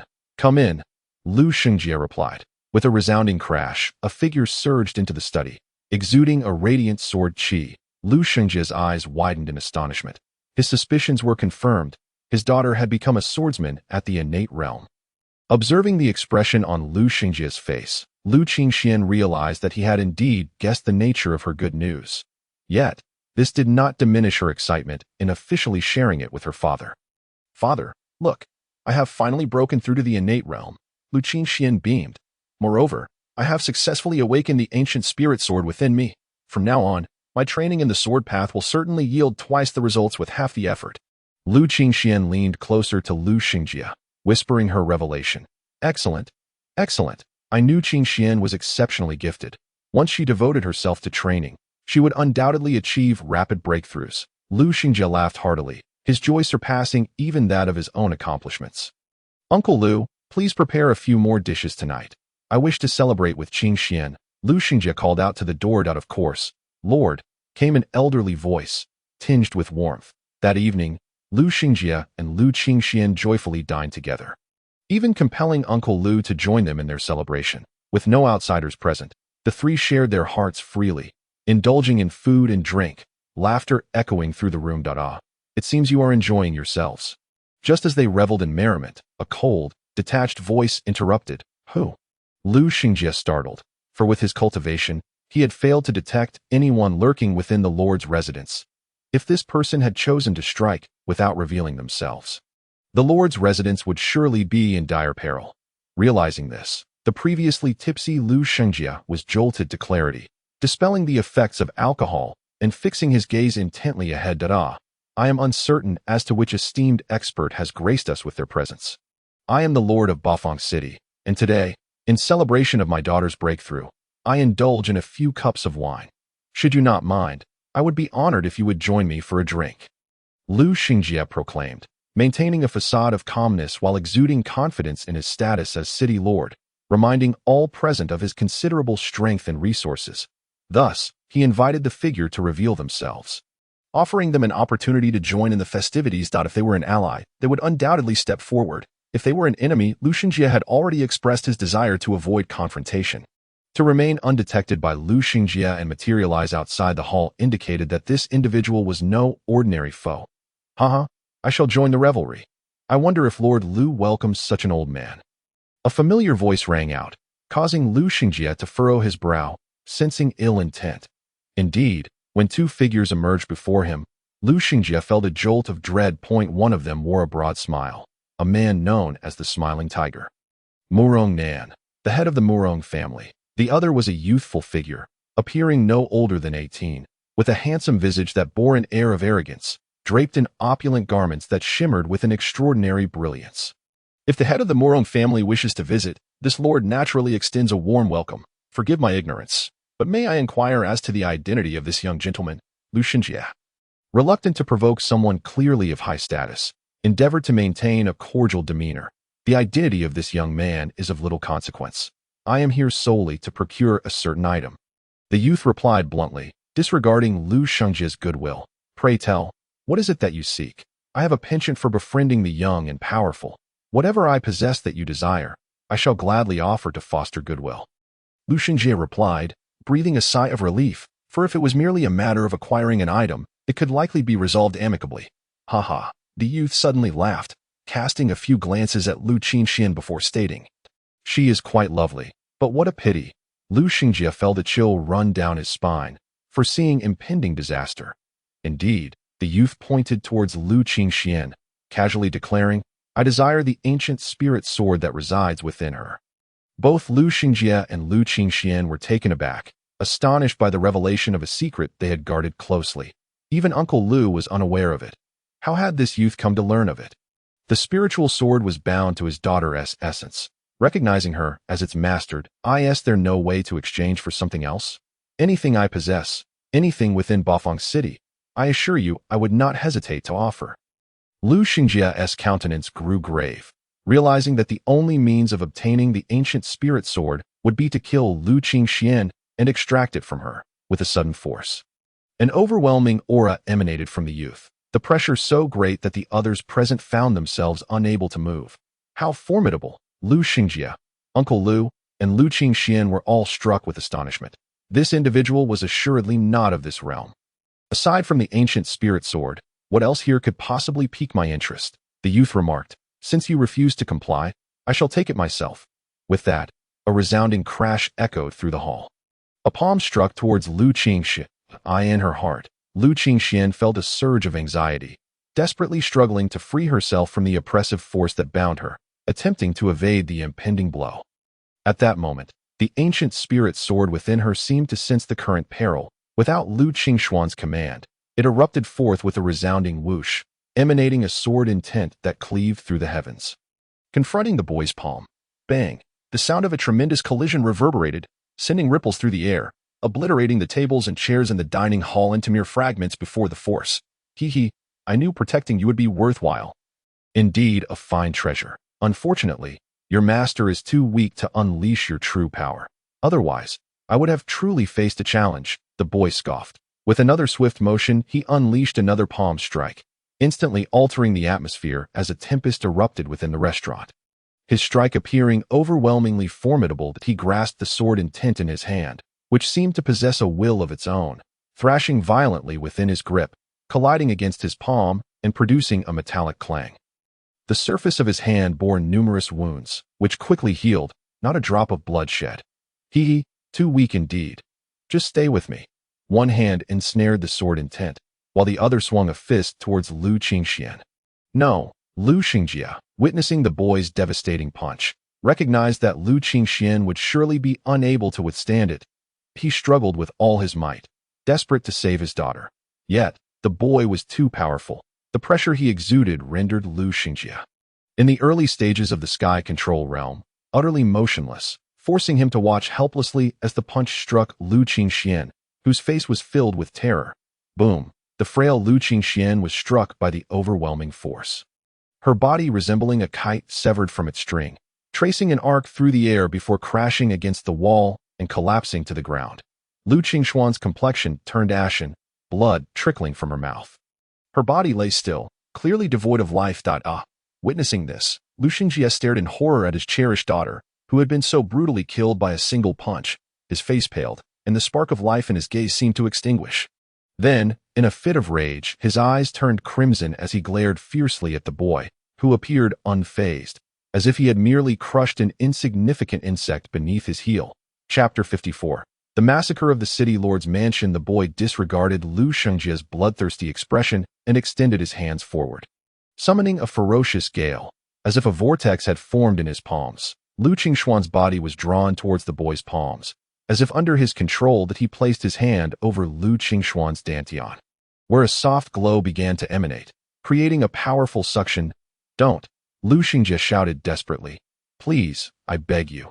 Do not proceed. The boy seemed to disregard his pleas, intensifying the force that a shadow of a short sword vaguely appeared within Lu Qingxian's dantian, flitting about as if unwilling to be extracted by the boy. Seeing the ancient spirit sword's resistance, the boy inwardly cursed, increasing his strength, gradually. The space the ancient sword roamed diminished until it was inevitably drawn out of Lu Qingxian's body. Boom! A flash of sword light burst forth, carrying a sharp sword intent and a silvery glow, causing Murong Nan and the others to squint, feeling as if a blade had grazed their skin, sending chills down their spines. It was the sword tip. The boy, seemingly unfazed, focused intently on the ancient spirit sword in his palm, a tip riddled with cracks, appearing as though it would shatter upon contact, yet exuding an overwhelming sword intent. That moment, the sword tip was trapped in the boy's palm, emitting a whimpering sound, as if it were lamenting, appearing pitiable. Lu Xingjie paid no mind to the ancient sword's plight. Instead, he was horrified to see that Lu Qingxian's abdomen had been ravaged, leaving a gaping wound the size of a bowl from the forceful extraction. His scalp tingled as he struggled to accept this reality. You devil! You are no human! Lu Xingjie turned, fixing his gaze on the boy with fierce intensity, enunciating each word deliberately. I will kill you. In vengeance for Qingxian, Lu Xingjie seemed to regain composure, his voice dripping with hatred and murderous intent, sending a shiver down Murong Nan's spine. Such individuals are the most terrifying. He knows what he intends to do, utterly calm, prepared to go to any lengths to achieve his goal, even if it means destroying the world. Enough of the noise. The boy appeared unaffected, still fixated on the ancient spirit sword in his grasp. Since you wish to die, I shall oblige. With a casual wave, Lu Xingjie was sent sprawling uncontrollably, feeling a formidable force coursing through him. With each inch traversed through his meridians, they shattered. By the time Lu Xingjie crashed to the ground, not a single meridian in his body remained intact. Ah, my lord. Miss. Lu Shu, who had been restrained, felt the boy retract his oppressive force, his body regaining movement. That he shouted, and, disregarding everything, drew a sharp sword, charging at the boy. Bang! Lu Shu, like Lu Xingjie, was sent reeling to the ground with a wave of the boy's hand, his entire body rendered powerless as his meridians were obliterated. The rest is up to you. The boy cast a glance at Murong Nan. I'm leaving now. Remember, your Murong family is now merely the lapdog of my Tai sect. Upon hearing the word lapdog, Murong Nan's face twitched. Recalling the tragedy that befell Lu Xingjie's family, he dared not voice any objections, instead responding respectfully. Yes, young Master Yuan, rest assured, my Murong family will obey. Tai's sect points east. We shall not dare to turn west. We shall stand in allegiance to Tai's sect. The Yuan surname boy snorted coldly, stowing away the remnants of the ancient spirit sword and producing an array disc to teleport away. Oh, is that not the great city Lord Lu, whose every stomp sends tremors throughout the 8-direction city? Why does he lie here like a dead dog? After the Yuan boy departed, Murong Nan shed his obsequious demeanor, strutting confidently before Lu Xingjie. Suddenly, Murong Nan stomped down on Lu Xingjie's head. A city lord of high standing and a strong practitioner in the early sky control realm, Lu Xingjie was accustomed to being revered and flattered. Never had he endured such humiliation. His face flushed crimson, teeth clenched tightly to stifle any sound. How does it feel, City Lord Lu, to be trampled beneath someone's foot? Murong Nan relished the sight of Lu Xingjie, flushed and unable to escape, feeling a surge of pleasure. In those days, you wielded your power over me. I suppose you never anticipated today's turn of events. Murong Nan exclaimed triumphantly that a gentleman may be killed but not humiliated. Kill me if you dare. Lu Xingjie gritted his teeth and spat out. Ha! Wishing to die is not so simple. Yet, I shall ensure you live long enough to witness your downfall, to see your city lord's mansion fall to ruin. Murong Nan, you beast, you are unworthy of being called human. Lu Xingjie bellowed in fury. You need not worry. No one will intrude. Young Master Yuan has already set up a soundproof array in the hall. You could scream until your throat gives out, and no one would come. Then let us begin with this loathsome old man, who has thwarted my plans time and again. I've longed to kill him. Murong Nan approached Lu Shu, a sinister smile gracing his face, tears still staining his cheeks, rendering him terrifyingly grotesque. Lu Shu lay unconscious, unresponsive. Murong Nan raised his foot and stomped down heavily, infused with vital force. Suddenly, the once benevolent Uncle Lu's head burst like a fallen watermelon, brain matter splattering forth. What a splendid hue! Murongnin gazed upon this scene as if in a trance. Lu Xingjie watched in despair, his eyes wide with agony, desperately attempting to rise, yet rendered immobile by his shattered meridians. My people are on their way. You shall remain here to listen to the anguished pleas of those outside.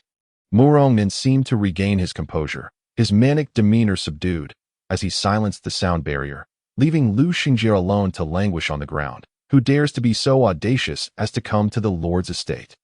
Ah, spare my life. Flee quickly. I beseech you, have mercy. Lu Wei has arrived. We are saved. Heavens, even Commander Lu Feihong has fallen. Why does the Lord not emerge? And where is Steward Lu? You butchers, I shall fight you to the end. Commander Lu is dead. Everyone, flee. Listening to the cacophony outside, Lu Xingjie shut his eyes in despair, tears streaming down his face. I'm sorry, I couldn't protect you. I've caused your demise. Forgive me, Qingxian, Uncle Lu. Feihong, I'm so sorry. Chapter 55. I will slaughter the Murong family. At some point, silence enveloped the outside. Murongnin entered with a triumphant expression. Did you hear that? Is it not the most enchanting melody in the world? Ha! Murongnan laughed maniacally. Murongnan, what man does is observed by heaven. Your end will not be a favorable one. Lu Xingjie glared at Murongnan, his voice cold. You shall never witness your own demise. Allow me to escort the esteemed city lord Lu on his final journey. Ha!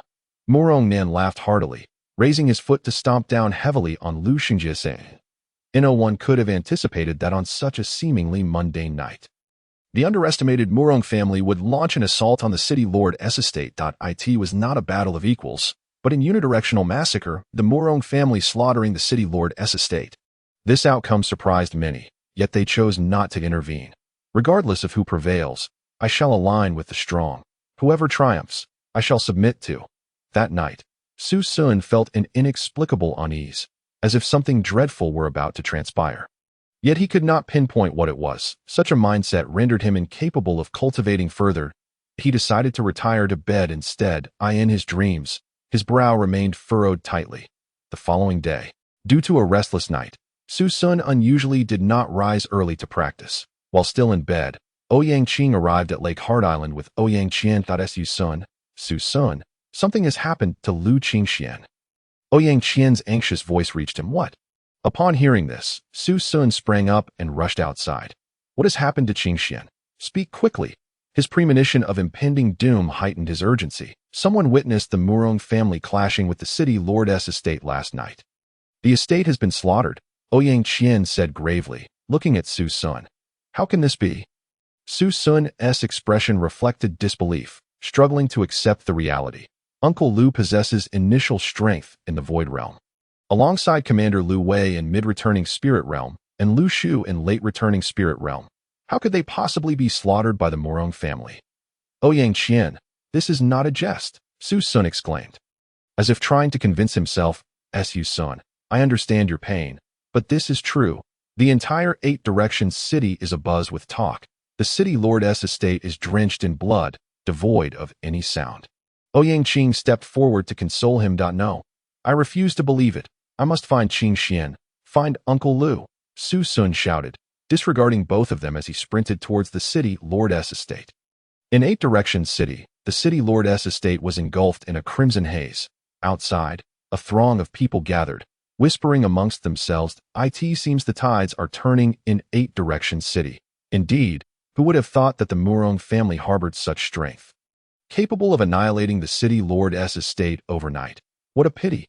City Lord Lu was a commendable leader. Alas, the Lu family met a tragic fate. Are you out of your mind? How can you utter such words? Is there no one to help retrieve the bodies? The dead deserve our utmost respect. Speak less. Did you not see the two individuals at the entrance? They are from the Murong family, and I've heard orders have been given that no one is permitted to enter and collect the bodies of the city lord's estate. This Murong family is utterly excessive. With all the lives lost, they have become the most powerful force in Eight Directions City. Must they act in such a manner? Best to remain silent. You cannot afford to offend the Murong family. Who dares? The Murong family has decreed that for 3 days, no one may enter. One of the Murong family lackeys, stationed before the city lord's estate, noticed a figure stumbling out of the crowd towards the estate and shouted arrogantly. Now that the city lord's estate has been obliterated, the Murong family stands supreme in 8 Directions City. The already arrogant Murong family members, including their servants, grew even more brazen. Stand aside. In a daze, Su Sun saw someone blocking his path. Without a glance, he swung a fist. Bang! The Murong lackey, merely at the Enlightenment realm, was no match for Su Sun's punch, his body recoiling uncontrollably, blood spilling forth. Ah, a murder! Run! The onlookers, witnessing the chaos, scattered in fear, worried that Su Sun might turn his wrath upon them. Of course, some who believed themselves capable remained at a distance, watching the unfolding drama not approach. This is an order from the Murong family. Heed it, or risk your life. Another lackey, who had been guarding the city lord's estate, paled at the sight of his companion being struck down. Stammering as he attempted to invoke the Murong family's authority to intimidate Su Sun. The Murong family. I shall exterminate you. Su Sun replied coldly, his voice resolute. Oh heavens, save me. The Murong lackey, upon hearing this, abandoned all thoughts of future repercussions and fled in terror. Bang! Before he could escape far, a punch landed on him, sending him crashing to the ground. Unable to rise, I shall spare none from the Murong family, Su Sun declared, casually brushing his hands as he strode into the city lord's estate. Upon entering, his eyes reddened at the sight of the carnage. The ground was littered with corpses, their eyes wide open in shock. He glimpsed severed limbs, even the bodies of young children, mercilessly slain. Such a river of blood was a scene he had only ever witnessed in films, where the knowledge of its falsity dulled the impact. However, when confronted with the stark reality, Su Sun found it unbearable, his heart aching. Qing Xian, uncle, he cried, rushing into the hall in search of them. No. Qing Xian. Upon entering a side chamber, Su Sun discovered Lu Qing Xian lying on the floor. Her once pristine white garment was now soiled and stained with blood. Her delicate face, usually radiant, now appeared pale and smeared with crimson. The small wound in her abdomen was particularly jarring. Qing Xian, I'm here. Wake up! Did you not promise to keep pace with me? How can you sleep so soundly? Su Sun held Lu Qing Xian, his voice hoarse with desperation. He recalled their first encounter on the street. Fighting alongside one another, he remembered their sweet kiss at the 8 Directions market. He thought of Lu Qing Xian, ever so intelligent and charming. Murong family, I shall not forgive you. I will annihilate you. Ah, wait, the ancient blue lotus. Perhaps it could aid me. In his despair, Su Sun suddenly remembered the ancient blue lotus, which had once provided him with immense assistance. Clutching Lu Qing Xian, he was uncertain how to utilize it, but resolved to channel its power desperately. Under Su Sun's urging, the ancient blue lotus gradually emitted a radiant glow, leaving him at a loss for what to do next. Please, give me a hint. I know not how to proceed. Su Sun's urgency brought him to the brink of tears. If sensing Su Sun's anxiety, a stream of information suddenly flooded his mind that it can preserve the soul, preventing its dissolution. But it will consume a significant portion of the ancient blue lotus's vitality. Following this, the ancient blue lotus will once again fall silent. Very well. Su Sun, seeing the possibility of preserving Lu Qing Xian's soul, paid no heed to the consequences and promptly agreed that though hearing Su Sun's response, the ancient blue lotus materialized outside his body, its leaves swirling above Lu Qing Xian's head. Gradually, a figure, barely the size of a palm, began to take shape, though it remained insubstantial. Looking frail, the visage was vaguely recognizable as Lu Qing Xian. The ancient blue lotus seemed to have drained its vitality. Its once vibrant leaves now appeared dull, with parts turning a ghastly gray. After the shadow of Lu Qing Xian formed, the ancient blue lotus swiftly returned to the swirling vortex within Su Sun felt intently. Lu Qing Xian's soul resided within the ancient blue lotus. Her eyes tightly shut, seemingly on the verge of vanishing. Qing Xian, do not worry. Whatever rare treasures or cultivation requirements are needed, I shall revive you, Su Sun declared resolutely. Chapter 56. The Bloodbath at the Murong Family, Part 1. Su Sun stored the lifeless body of Lu Qing Xian within the spatial realm of the ancient blue lotus, then proceeded to bury the remains of Lu Xinjie and the others. Upon witnessing the mangled corpses of Lu Xinjie and Uncle Lu, their heads trampled into a pulpy mess, He could only identify them by their clothing. Tears streamed down his face uncontrollably, and his hatred for the Murong family intensified. Murong family, I shall not spare you. After interring the bodies of the Liu family members, Su Sun turned resolutely towards the Murong residence.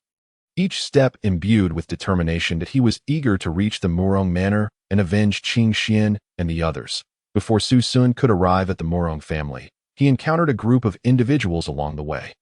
Captain Murong, it was him who killed 2 members of the Murong family and entered the city lord's mansion, exclaimed a sharp-faced little man upon spotting Su Sun, his voice brimming with excitement.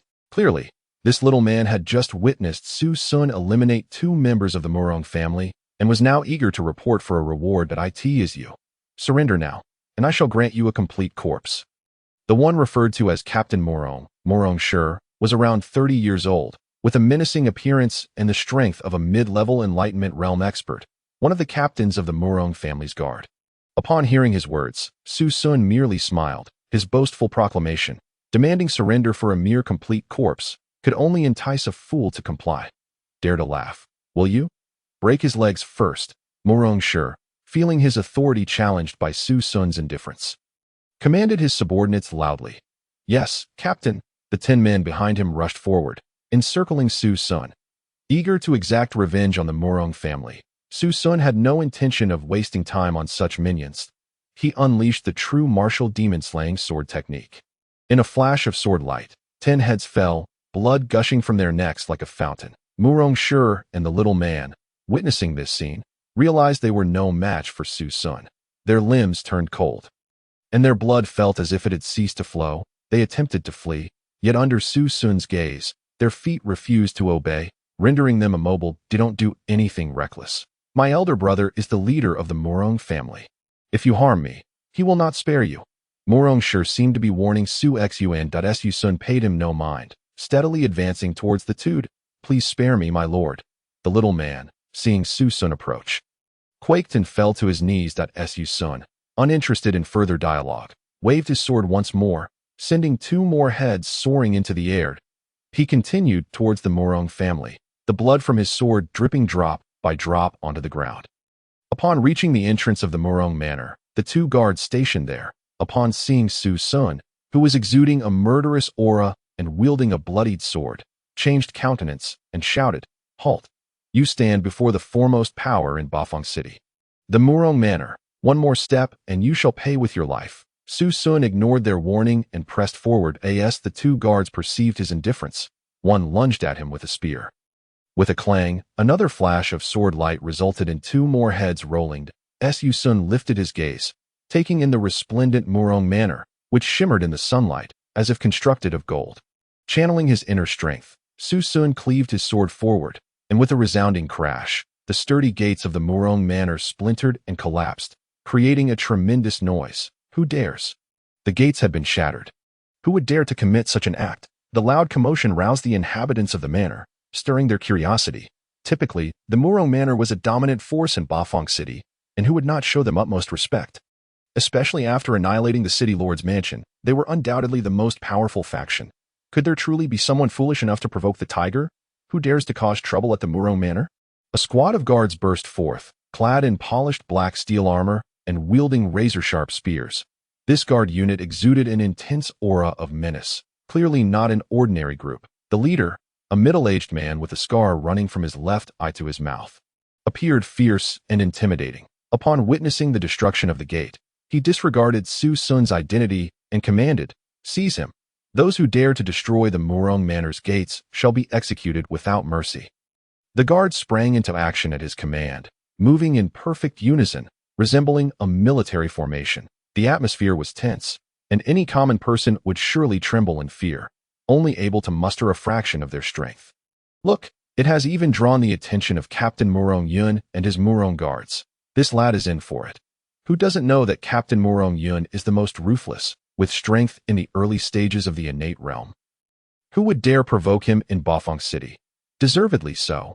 To dare rampage in the Murong family, he must pay with his life. In the face of the grim atmosphere and the disdainful and hateful remarks from the surrounding Murong family members, Su Sun unexpectedly smiled. A mere early-stage innate realm, and you dare to flaunt your authority before me? true martial demon-slaying sword. Su Sun emanated a powerful aura, clashing with the guards of the Murong family. Not only holding his ground, but subtly suppressing them. The onlookers from the Murong family fell silent, no longer daring to speak. Murong Yun was also taken aback by the terrifying strength of the young man before him. Even he could not suppress the guards of the Murong family under such circumstances. However, the arrow had already been knocked. It must be released. Kill! Murong Yun bellowed, charging towards Su Xu and I in the face of the advancing guards. Su Sun showed no signs of retreat, rushing forward to meet them in an instant. Su Sun's figure flickered, his sword dancing through the air, severing heads one after another in the blink of an eye. Only Murong Yun remained. The onlookers began to tremble. None expected the situation to unfold in such a manner. Is this the might of the Murong family? Too weak.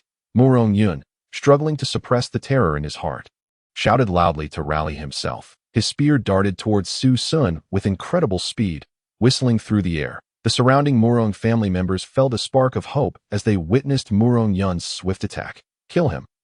Yet, in Su Sun's eyes, Murong Yun's speed appeared not only slow but also riddled with openings. Su Sun remained still, and just as the spear was about to pierce him, he gently deflected it with his sword, then swept horizontally, sending Murong Yun's head flying into the air. Disbelief etched upon his face. The crowd fell into a stupor. The seemingly invincible guards of the Murong family had been completely decapitated.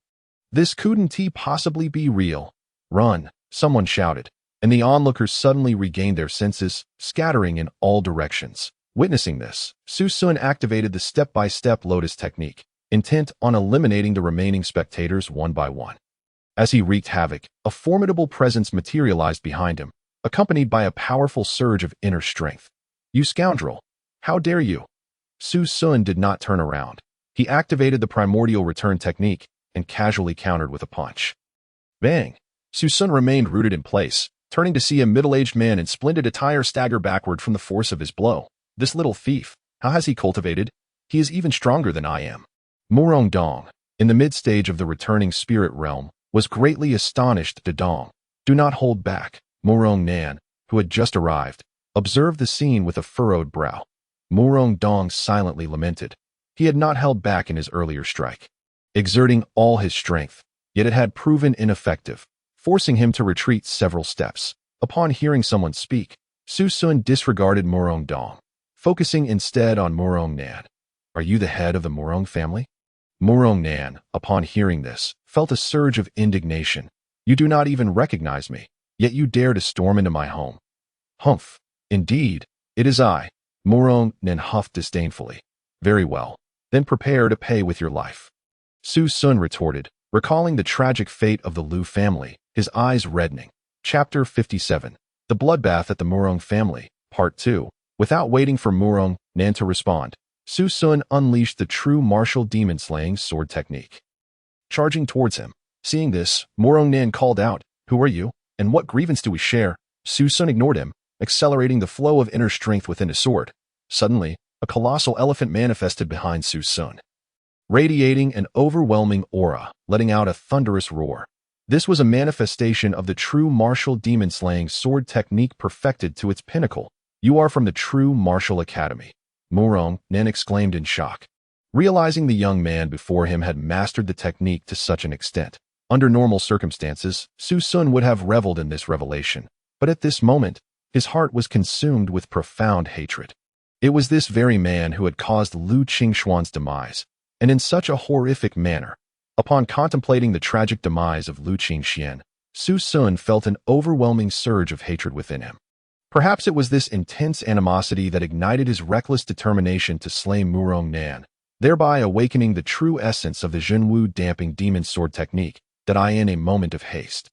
Murong Nan attempted to counter, but he was no match for the now unleashed fury of Su Sun. Their blades clashed, and he was forcefully propelled backward by a tremendous force at that moment. He realized that Murong Dong had indeed not held back. It was merely that Su Sun's profound yuan power was far beyond comprehension, and he had perfected the Zhenwu damping demon sword technique to its zenith, unleashing an astounding 120% of its potential. Dong, come join me. Murong Nan, no longer daring to be arrogant, called upon Murong Dong to unite against Su Sun. disregarding the possibility of being accused of overwhelming the weak with numbers.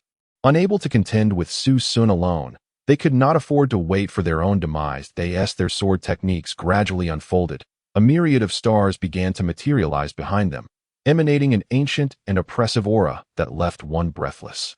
Although Su Sun had only recently entered the initial stage of the spirit return realm, he faced not only one but two opponents, one in the mid-stage and the other in the late stage, yet he remained unyielding.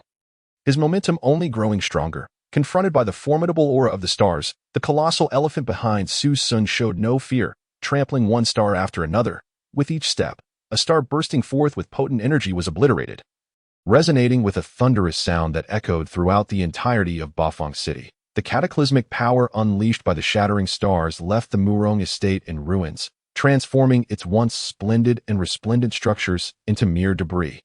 Claiming the lives of those with weaker cultivation, Murong Nan and Murong Dong, witnessing their combined efforts failing to suppress Su Sun, felt a deep sense of urgency. They desperately channeled their inner energy, striving to invoke the Murong family's Doxuan Xingyi sword technique. Yet they could not match Su Sun's prowess. Seizing the moment of their anxiety, Su Sun executed the step-by-step lotus movement, suddenly appearing beside Murong Dong and thrusting his sword into Murong Dong's chest.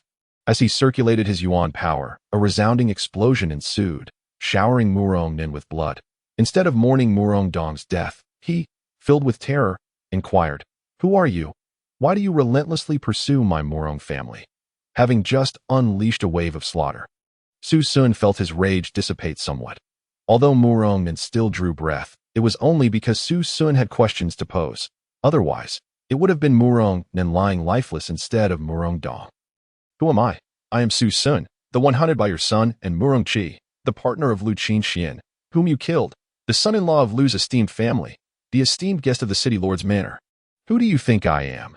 At these words, a flicker of fear and disbelief crossed Murong Nan's eyes. Could this be Su Sun? In his mind, although formidable, he could not fathom that Su Sun possessed such overwhelming strength. Suddenly, he seemed to recall something. "What did you say? Kair and Aching are after you. Where are they now?" Murong Nan, disregarding everything else, pressed on. "Huh? They came to hunt me, and seeing me standing before you now, it is evident that I have slain them," Su Sun revealed with a cruel smile. "Ah, it's you? I never expected it to be you." Murong Nan lamented upon hearing Su Sun's words, his heart filled with anguish. Once again, disregarding all caution, he summoned every ounce of yuan energy within him, abandoning defense to unleash the Doxuan Xingyi sword technique. The stars that materialized behind him seemed to solidify, their pressure intensifying. Yet Su Sun appeared unfazed by the increase in Murong Nan's assault, remaining composed and in control of the situation. As he observed Murong Nan's complete abandonment of resistance, Su Sun seized the opportunity, driving his sword toward Murong Nan's abdomen. Pooh! Murong Nan was pierced, blood gushing forth as he collapsed to the ground. "Why did you kill Qingxian? I know that with the strength of your Murong family, you could not single-handedly annihilate the city lord's manor," Su Sun coldly probed, his sword tip aimed at Murong Nan's brow. "Huh? I have lost my son, and you have lost your beloved. Now you understand the depth of my pain." Murong Nan retorted, failing to answer Su Sun's inquiry. Seeing his silence, Su Sun planted his foot firmly on Murong Nan's leg. The anguished cries of Murong Nan resonated through the air. "If you do not speak, I shall eradicate your Murong family," Su Sun threatened. "You?" Murong Nan, upon hearing this, hesitated. He understood that Su Sun was capable of carrying out his threat. "You swear, and I will divulge all I know, and you must spare them." Murong Nan fixed his gaze on Su Sun, knowing he could not abandon his family, even in the face of adversity. "I swear, if you truthfully reveal what you know, I will not slay them." Su Sun was aware that without an oath, Murong Nan would never divulge the truth. With Su Sun's vow laid bare, Murong Nan felt no fear of him breaking it, knowing that such an act would summon inner demons, hindering his cultivation. "I do not know who he is, only that his surname is Yuan, and that he possesses immense power." With a mere wave of his hand, he severed all of Lu Xingjian's meridians. He sought a treasure within Lu Qingxian, a sword he referred to as the Taigu spirit sword. A shudder coursed through Su Sun. He had not anticipated that the calamity befalling his family was due to the Taigu spirit sword. He promised to help me eliminate Lu Xinjie, but the condition was to submit to a force known as the Tai sect. I suspect he is a significant figure within that sect. Murong Nin continued. A wave of hatred surged within Su Sun. Yuan, Tai sect, I shall not spare you. Realizing Murong Nin had divulged all he knew, Su Sun raised his sword and aimed for Murong Nin's brow. I vowed to spare them, but I did not vow to spare you. Just as the blade was about to pierce, Su Sun sensed a powerful gust of wind from behind him, laden with lethal intent. Instilling a sense of imminent peril, without a moment to spare, he evaded Murong Nin, but it was too late. Bang! A palm struck his back. Pooh! He coughed up blood, sustaining his first injury of the night. Father, you have finally emerged, Murong Nin exclaimed joyfully at the sight of a powerful man in his 50s beside him. Humph! Worthless! The Murong family has been bested by a mere boy of 10-odd years. I am utterly embarrassed for you. The man's face was etched with disappointment. You are Murong Yu, Su Sun surmised, recalling Lu Xinjie's mention of a powerful figure in the Murong family whose fate was unknown. Huh. I never imagined that after my long absence, someone would still remember me. Murong Yu chuckled, seemingly pleased with himself, before quickly adding, but tonight, you must die. Su Sun could not help but laugh. You think that just because you struck me once, victory is assured? Do you believe I cannot withstand you? Su Sun activated the Taichu Gui Yuan technique, his already formidable aura surging yet again. Murong Yu's expression shifted dramatically as he realized the boy's final momentum was only slightly weaker than his own. Half a pound versus 8 tails. The outcome remains uncertain. I truly underestimated you. Murong Nin's demeanor shifted, the nonchalance replaced by a grave countenance. Come, let me experience the might of the strongest expert of the Murong family. Su Sun glared at the two before him, a fierce intent glimmering in his eyes. Chapter 58. The Bloodbath of the Murong Family, Part 3, confronted by seasoned masters honed through years of training. Su Sun dared not let his guard down. His aura soared steadily as his long sword began to emit a faint glow, the Jinwu damping demon sword technique poised for execution, while the shadow of the colossal elephant loomed behind him.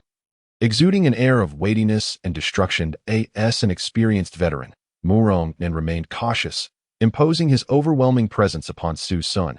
Jinwu damping demon sword. Su Sun initiated the assault, his sword infused with surging yuan power, slicing toward Murong Nin.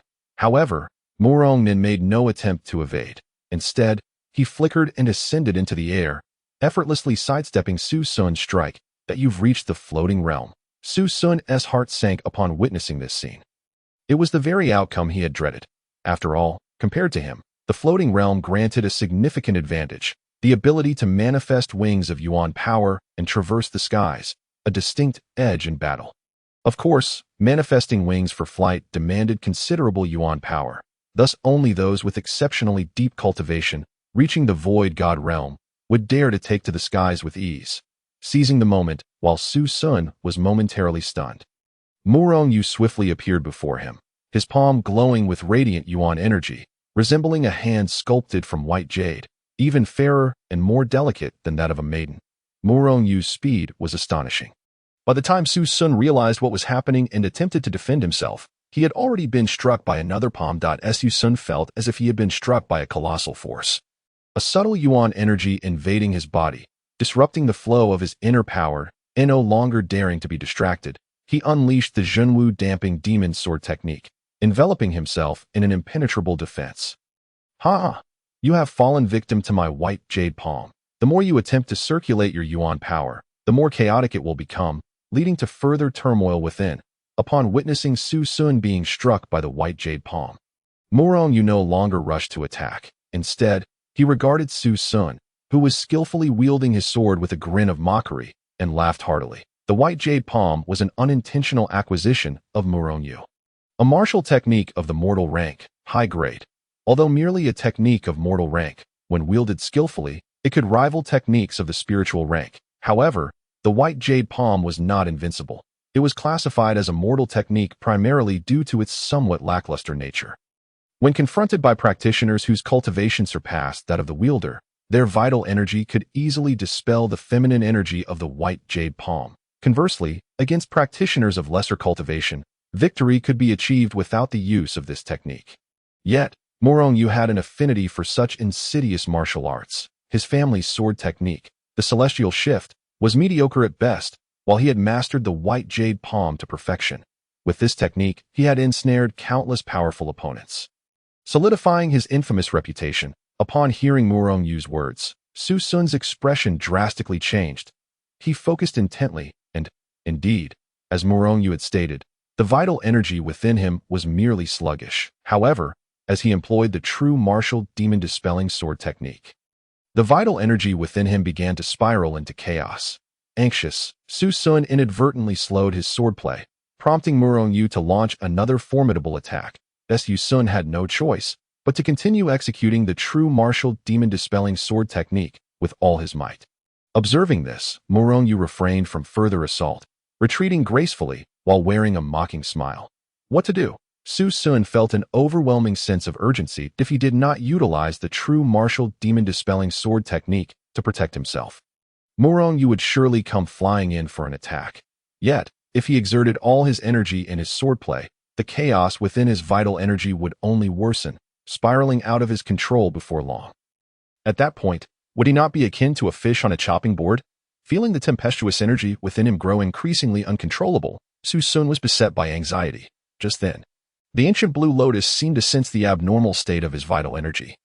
A faint energy flowing from it into Su Sun's meridians. This energy coursed through him. The already dimmed ancient blue lotus appeared even more lifeless, its leaves wrinkling slightly where this energy passed. A refreshing coolness spread, calming the tumultuous energy, rendering it gentle and manageable again. The meridians, previously stung by the chaotic vital energy, ceased their pain. Su Sun felt a surge of joy, though his expression remained inscrutable.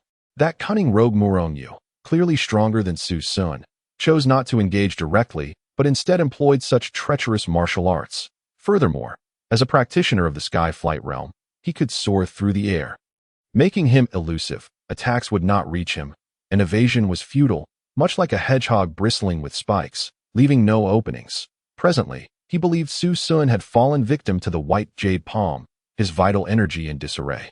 Thus lowering his guard. Su Sun, troubled by how to counter him, seized this opportunity to concoct a trap to eliminate Morong Yu.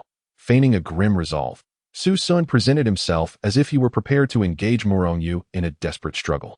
Morong the old rogue, even in death, I shall drag you down with me. Su Sun's sword erupted in brilliant light as he struck fiercely towards Morong Yu. Observing Su Sun's frenzied demeanor, Morong Yu's expression oozed satisfaction. Showing no surprise, after being struck by the white jade palm, Su Sun was not the first practitioner to exhibit the desperate struggle of a cornered beast. Morong Yu reveled in witnessing such frantic displays, where practitioners ultimately succumbed to chaos, losing all combat capability, and were then harvested in despair. Clearly, Su Sun was the next such victim. Morong Yu had no intention of clashing. Instead, he relied on his ability to fly, continuously evading while taunting Su Sun with a sardonic grin. Su Sun's sword strikes grew increasingly feeble and riddled with openings. Morong Yu's smile blossomed even brighter. Eventually, Su Sun appeared unable to command his vital energy any longer. His face contorted in agony as he endured the violent turmoil within. Cautious and calculating, Morong Yu awaited the moment Su Sun's complexion turned pale, sweat pouring down, only then descending to confront him. Daring to employ such treachery against my Morong clan. For you, dying so easily would be a release. I shall make you wish for death, but find it unattainable. Morong Yu declared darkly. Father, you are truly formidable. To dispatch this brat so effortlessly, exclaimed Morong Nan, who had been a silent witness to the entire scene, his face filled with admiration. You still have much to learn, Morong Yu replied with a smug expression.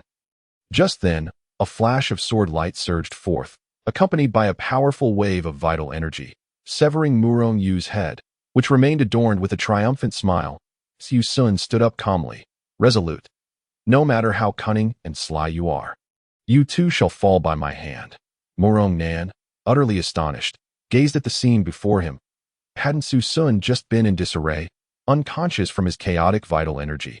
How had he recovered and slain his father? The earlier scene of overwhelming victory had flipped in an instant. The world had changed too swiftly for him to comprehend. Unable to bear the shock, Morong Nan, already gravely injured, fainted upon witnessing his father's demise.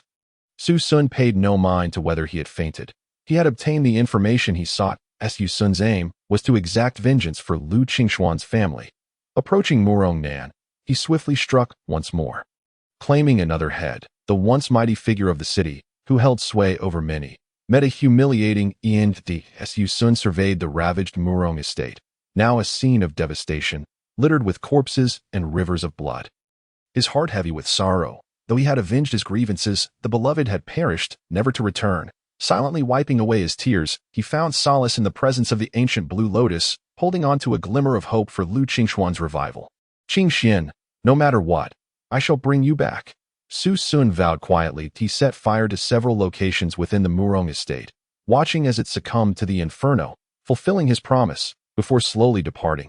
Upon returning to the true martial academy, he learned that the dean had yet to return, prompting his curiosity to lead him directly to Ouyang Qian's residence. Su Sun, are you injured? Why are you covered in blood? Ouyang Qian inquired anxiously upon seeing his state. I am unharmed. It is merely the blood of others. Hearing Ouyang Qian's concerned words, a warm current surged through Su Sun's body, filling him with comfort. Chapter 59. Departing for the Eastern Divine Academy. I am sorry, Su Sun.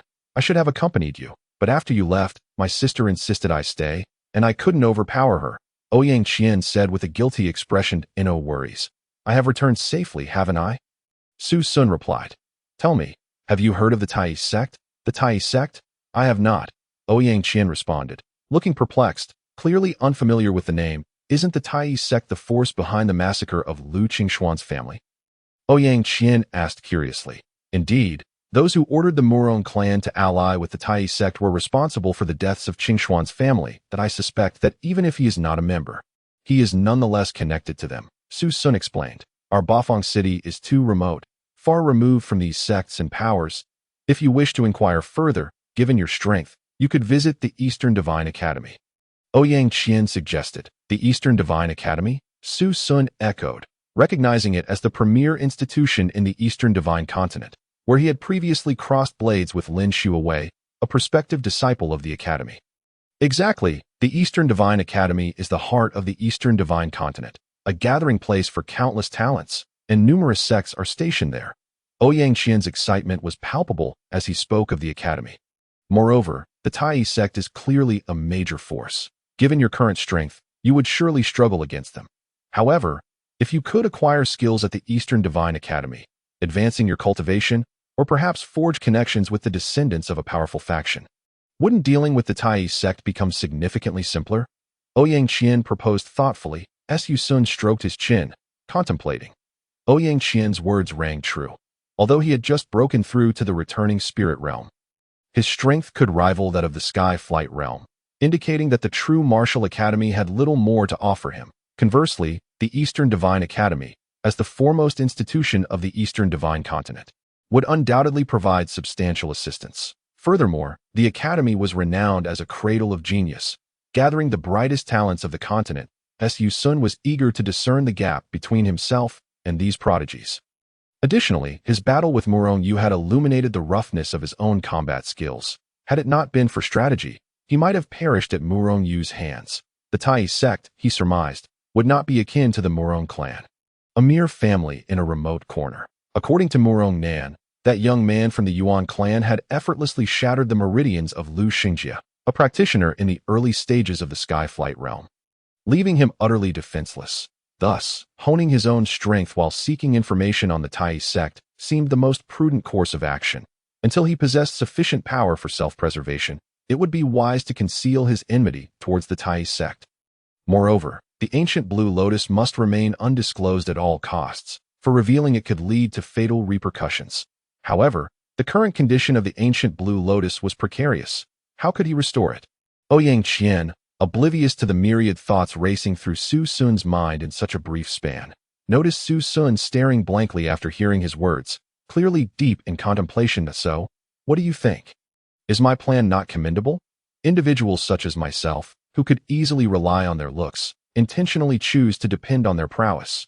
Ouyang Qian, filled with self-satisfaction, appeared utterly entranced by his own words. Upon hearing this, Su Sun snapped back to reality and could not help but chuckle.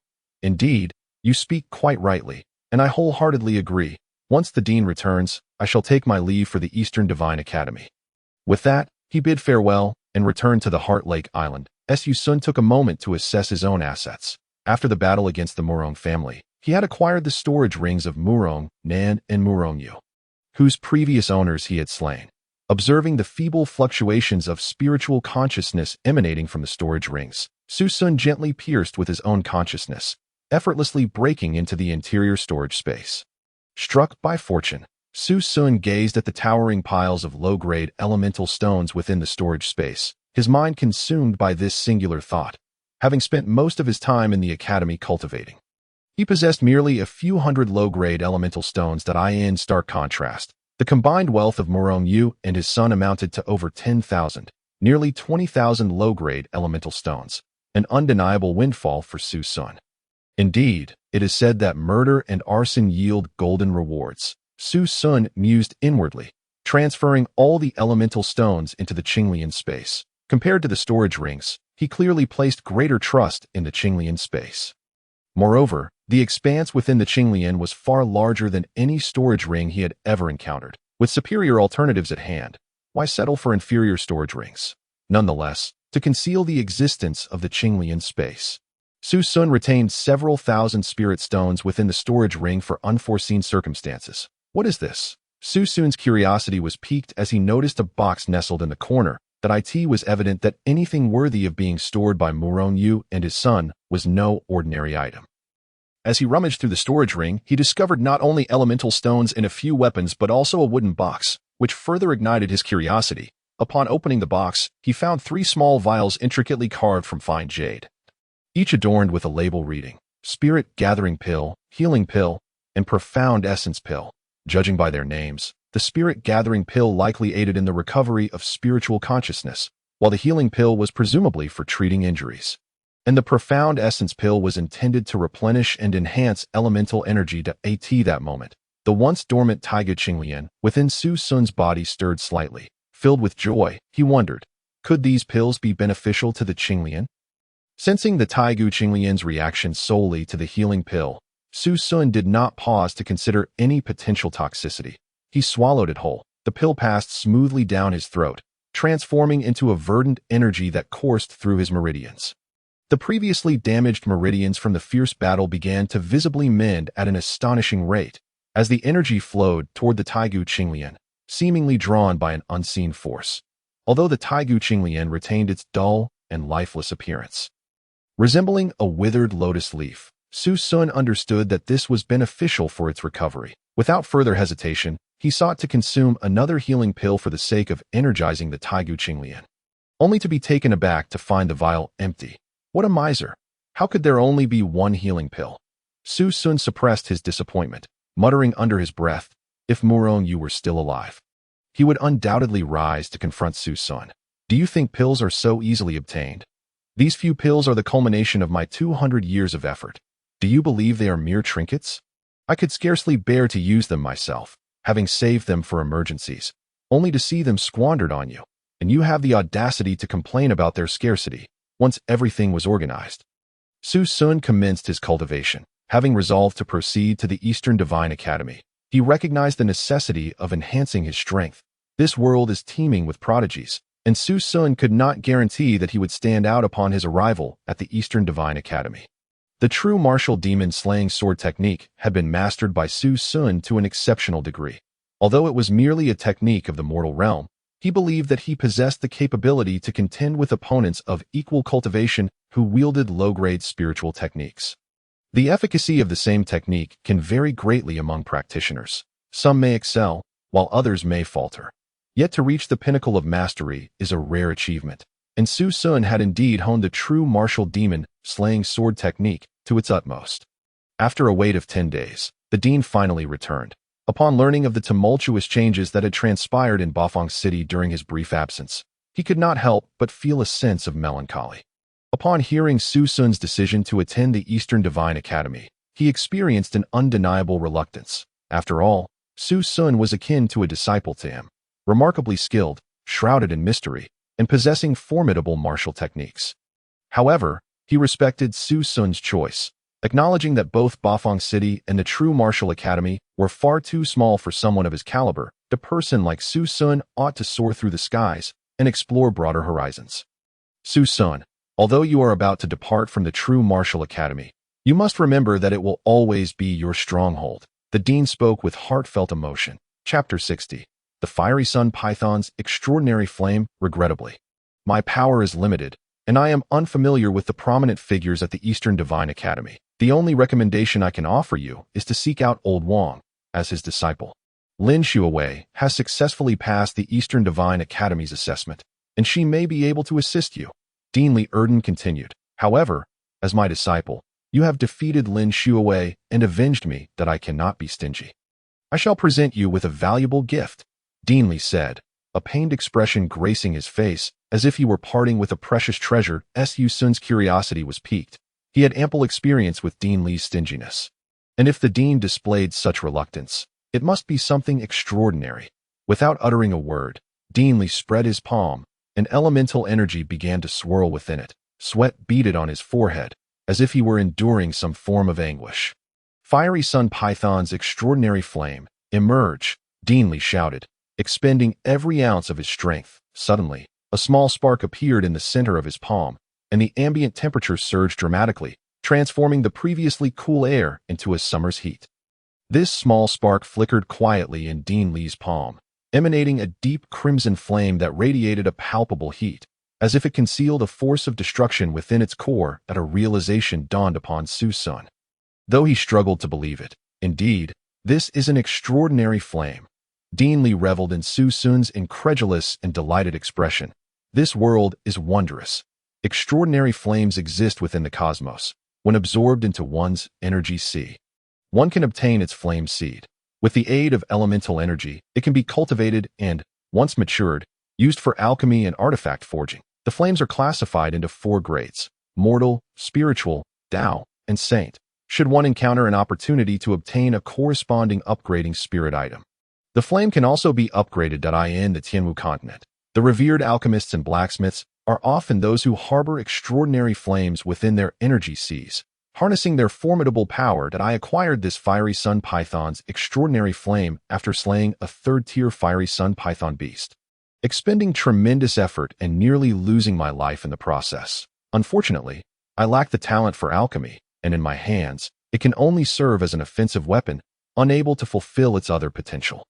The head of the Apothecary Guild, Old Ding, has implored me for this flame multiple times, yet I have been reluctant to part with it. I have heard from the Apothecary Guild's Old Ding that you possess exceptional talent in the field of alchemy. For the sake of our teacher-student bond, I shall bestow upon you this Fiery Sun Python's extraordinary flame. The recruitment period for the Eastern Divine Academy has passed this year. To gain entry, one must take an unconventional route.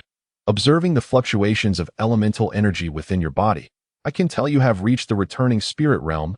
If you can become a novice alchemist, you might just gain direct access to the Eastern Divine Academy. Although I cannot avenge Qingshuan's grievances, Su Sun, I believe in you. You will undoubtedly become one of the most formidable beings on this continent. It brings me great joy to assist in your growth. After venturing out, Dean Li seemed profoundly affected, expressing such an extended sentiment. Su Sun felt his eyes welling with tears, unable to suppress his emotions, though the Fiery Sun Python's extraordinary flame was merely of low-grade quality. Its mere mention could incite covetous desires, for extraordinary flames are exceedingly rare. Even novice alchemists do not universally possess extraordinary flames, and for someone as miserly as Dean Li to part with it for a mere acquaintance is akin to bestowing a priceless treasure. Dean Li, seemingly unaccustomed to such sentimental declarations, immediately shifted gears. Do not waste any more time. Focus your mind. Use your consciousness to perceive this extraordinary flame and draw it into your energy whirlpool. Upon hearing this, Su Sun complied without hesitation. As soon as Su Sun's consciousness made contact with the extraordinary flame, he was instantly overwhelmed by an intense heat, as though he were on the verge of being scorched. Unable to bear it, he instinctively withdrew his consciousness. Calm your mind and use your consciousness to feel the extraordinary flame. Do not rush to touch it. Treat it as a friend and coax it into your energy whirlpool. Dean Li's voice resonated gently. Why didn't you say that sooner? With his consciousness already scorched, Su Sun felt an overwhelming urge to weep without tears. Following the dean's advice, he steadied his mind and focused, striving to sense everything around him. Not far off, the fiery sun python exuded an otherworldly blaze, radiating a multitude of heat waves. Under this relentless warmth, Su Sun's consciousness felt akin to the remnants of snow at winter's end. On the verge of melting away, he hastily controlled his awareness to distance himself from the fiery sun python's flames, quietly attuning to the heat waves. Gradually, he seemed to acclimate to the rising temperature. A surge of joy filled Su Sun as he attempted to project goodwill, conveying that he posed no threat to any beings. Slowly, it felt as if he witnessed a fiery sun python emerging from its egg, absorbing the fiery veins of the earth, ultimately maturing into the mighty fiery sun python king. Sensing the opportune moment, Su Sun began to summon, gently luring the fiery sun python's blaze toward the vortex within him. Boom! Once the fiery sun python's flames entered his body, it surged forth like a revitalizing elixir, unleashing an overwhelming torrent of heat. Observing this, Su Sun intensified his summons, coaxing the fiery sun python's flames as one might soothe a restless child, guiding them toward the vortex. Yet, the fiery sun python's flames behaved like a mischievous child, moving at a snail's pace, glancing back every few steps. Just when Su Sun finally coaxed the flames to the vortex, the vortex shimmered with brilliant light, and the previously flowing elemental energy diverted into a narrow channel, streaming toward the fiery sun python's flames. Feeling the continuous influx of elemental energy, the fiery sun python's flames gradually settled, becoming docile and obediently lingering beside the vortex. At this moment, Su Sun finally breathed a sigh of relief, sensing that the once smooth meridians within him now resembled a landscape ravaged by thunder. Pockmarked and uneven after the passage of the fiery sun python's flames, he had no choice but to continuously absorb the elemental energy in the air to nourish the damaged meridians. When Su Sun finally opened his eyes, the once clear daylight had transformed into a starry, resplendent night. Dean Li was seated nearby, evidently having been vigilantly guarding him throughout. Upon noticing Su Sun's awakening, the dean stood and remarked, "Focus on your cultivation. When you leave, there is no need to bid me farewell. And before you depart, do pay a visit to old Ding at the apothecary." Gazing at Dean Li's retreating figure, Su Sun silently vowed to repay the dean's immense kindness in the future. Neglecting the sensations of the otherworldly flames within, Su Sun continued his cultivation to restore his meridians as the moon waned and the sun rose high in the sky. Su Sun's meridians finally returned to their pristine state. Without regard for the outdoors, he began to command the fiery sun python's flames within him. With a flourish, a small cluster of flames appeared at his fingertips.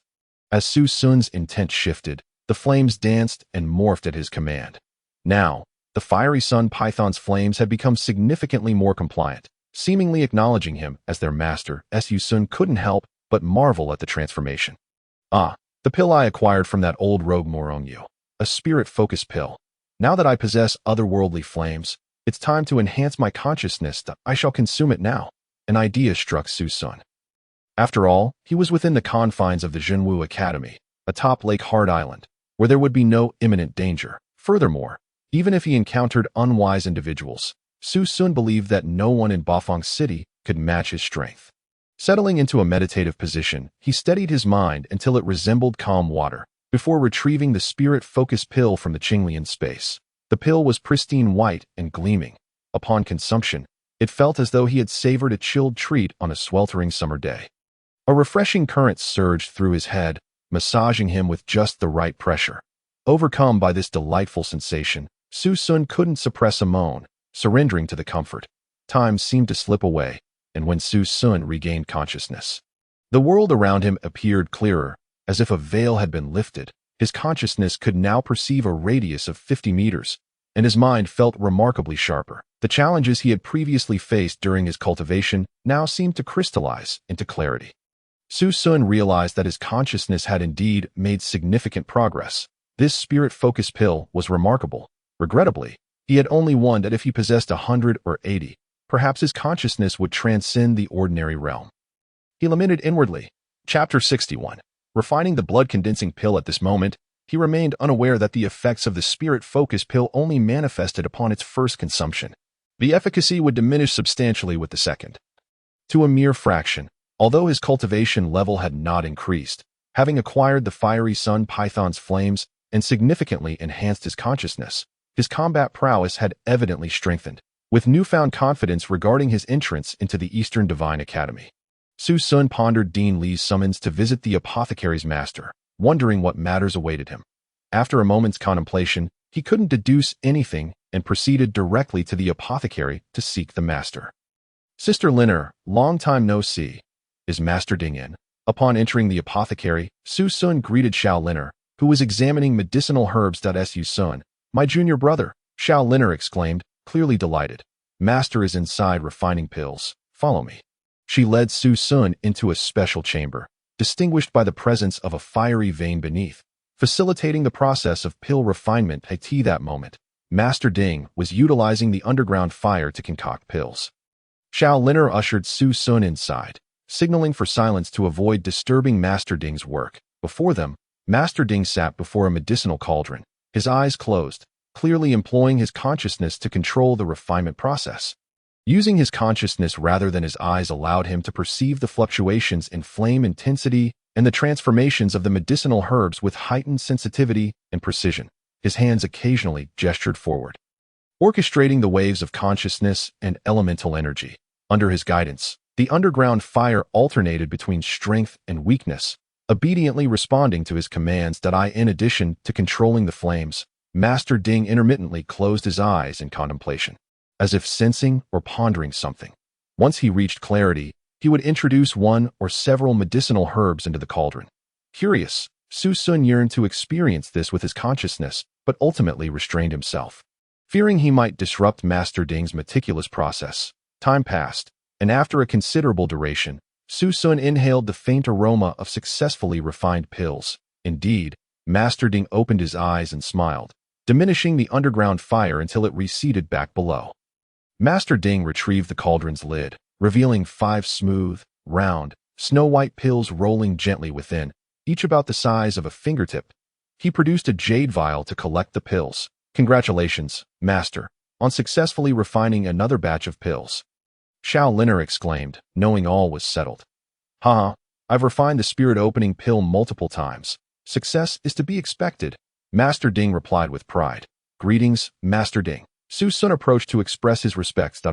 Su Sun has arrived. Master Ding acknowledged, securing the pills and gesturing for the two of them to come closer. I've heard about your situation.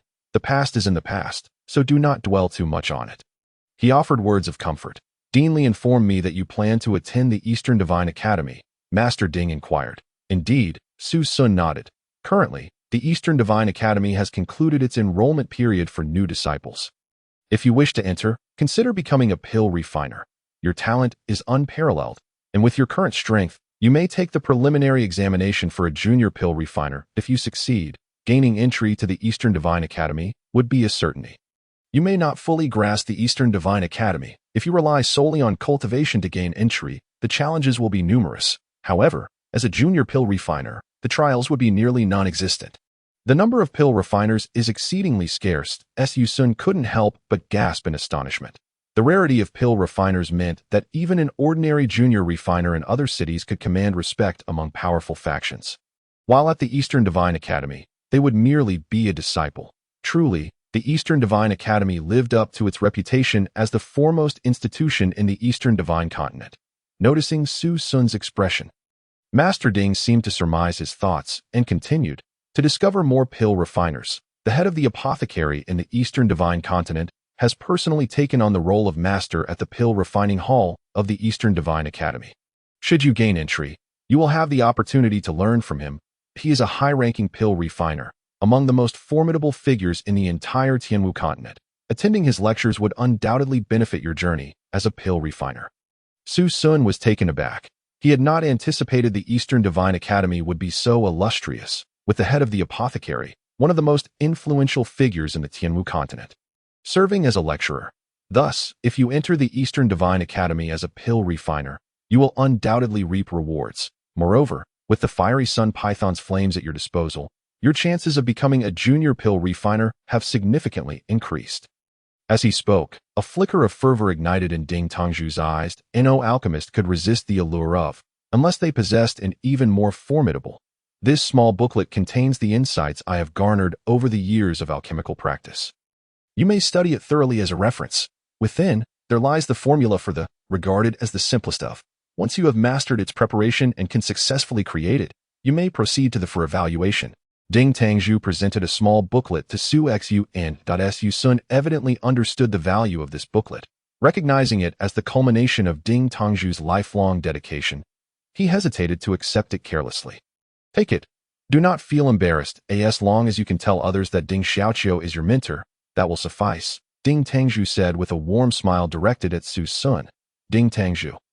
I will certainly inform everyone that you are my teacher, Su Sun exclaimed. While embellishments are delightful, they pale in comparison to the value of timely assistance, and Ding Tangzhu was indeed providing such support, aiding him in his journey to the Eastern God Academy. Should you encounter any difficulties, feel free to seek Liner, or come directly to me.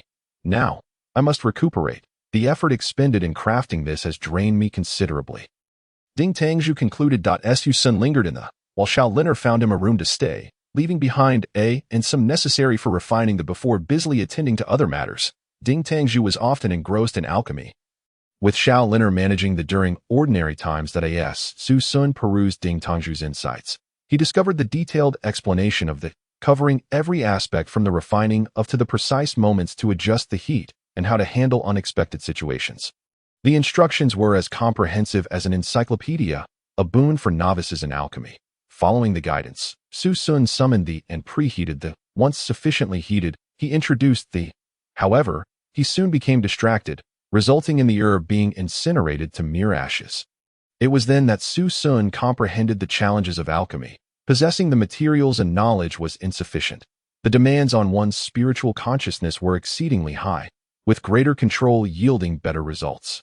When Su Sun attempted again, he remained wholly focused, meticulously controlling the to extract the essence of the while incinerating the remnants, striving to amalgamate the extracted essence. This process, while sounding simple, presented a grave challenge for Su Sun. Although his spiritual consciousness was sufficiently powerful to support the entire process of creating the, his control was lacking, leading to substantial depletion of his spiritual energy without guaranteeing perfection. Upon completing this attempt, Su Sun's complexion was pale, and his spiritual consciousness was severely weakened. He lifted the of the, revealing a single blackened, peanut-sized. Its surface was rough, starkly contrasting with the smooth, lustrous appearance described in his notes. Upon further examination, he realized this still contained some energy, albeit minimal, barely detectable without careful scrutiny. With a wry smile, Su Sun acknowledged the arduous path of becoming an alchemist. He sat in meditation, intending to restore his spiritual consciousness before continuing his endeavors. Chapter 62. I cannot offer such advice over the next few days. Su Sun relentlessly practiced alchemy while employing techniques to rejuvenate his spiritual consciousness. As the supply of dwindled, his alchemical skills steadily improved. When he finally succeeded in producing of the size of a fingertip, 10 days had elapsed. Gazing at the before him, devoid of luster and aroma, he frowned, questioning the quality of his creation. This is truly abysmal. Unbeknownst to him, achieving a complete within 10 days was commendable. The art of alchemy has always been easier said than done, fraught with unforeseen complications. Had Su Sun not possessed the and consumed to enhance his spiritual consciousness, it would have been improbable for him to succeed in creating the in such a short span. The also contains methods for refining. How could I have forgotten? Su Sun suddenly recalled. Could it be possible? He mused, astonished by the sheer brilliance of this alchemical techniques. Many challenges that had previously stymied him now appeared surmountable, as he could solve them with minimal exertion of his spiritual consciousness. Moreover, the alchemical section encompassed nearly all existing formulas. With the appropriate and sufficient, he could follow the methods outlined within to produce various. When Su Sun concluded his study of this alchemical section, 3 days and nights had passed in fervent learning. He had absorbed the techniques to such an extent that he now only lacked practical experience. Confident in his current level of spiritual consciousness, and aided by the Su Sun believed he could create a with potent effects. He summoned his and, adhering to this methods, refined the into, treating each one according to the prescribed techniques. Finally, he meticulously controlled it to refine and compress the forming a resounding ding echoed as he completed the process. Elated, Su Sun recognized that this was indeed successful. He had learned that when a of superior quality was produced, the wood emit a distinct sound. Known as among alchemists, there exists a saying in the alchemical world, a without is not a worthy. Indeed, upon lifting a rich aroma wafted forth, revealing a bright red the size of a fingertip rolling within. Its appearance surpassed even that of the crafted by Ding Tangzhu earlier. Su Sun carefully stored in a jade vial, feeling ready to present his achievement, and set off to bid farewell to Ding Tangzhu and Shaoliner. What, you have successfully refined it? Ding Tangzhu, sipping tea, nearly spewed it forth upon hearing Su Sun's declaration. How long had it taken him to finally master of this? A year, perhaps 2. Yet Su Sun claimed to have done so in just over 10 days? Ding Tangzhu pondered that perhaps Su Sun had merely produced the lowest quality version. Nevertheless, achieving such a feat in 10 days was still commendable. After all, it could be considered and in some respects.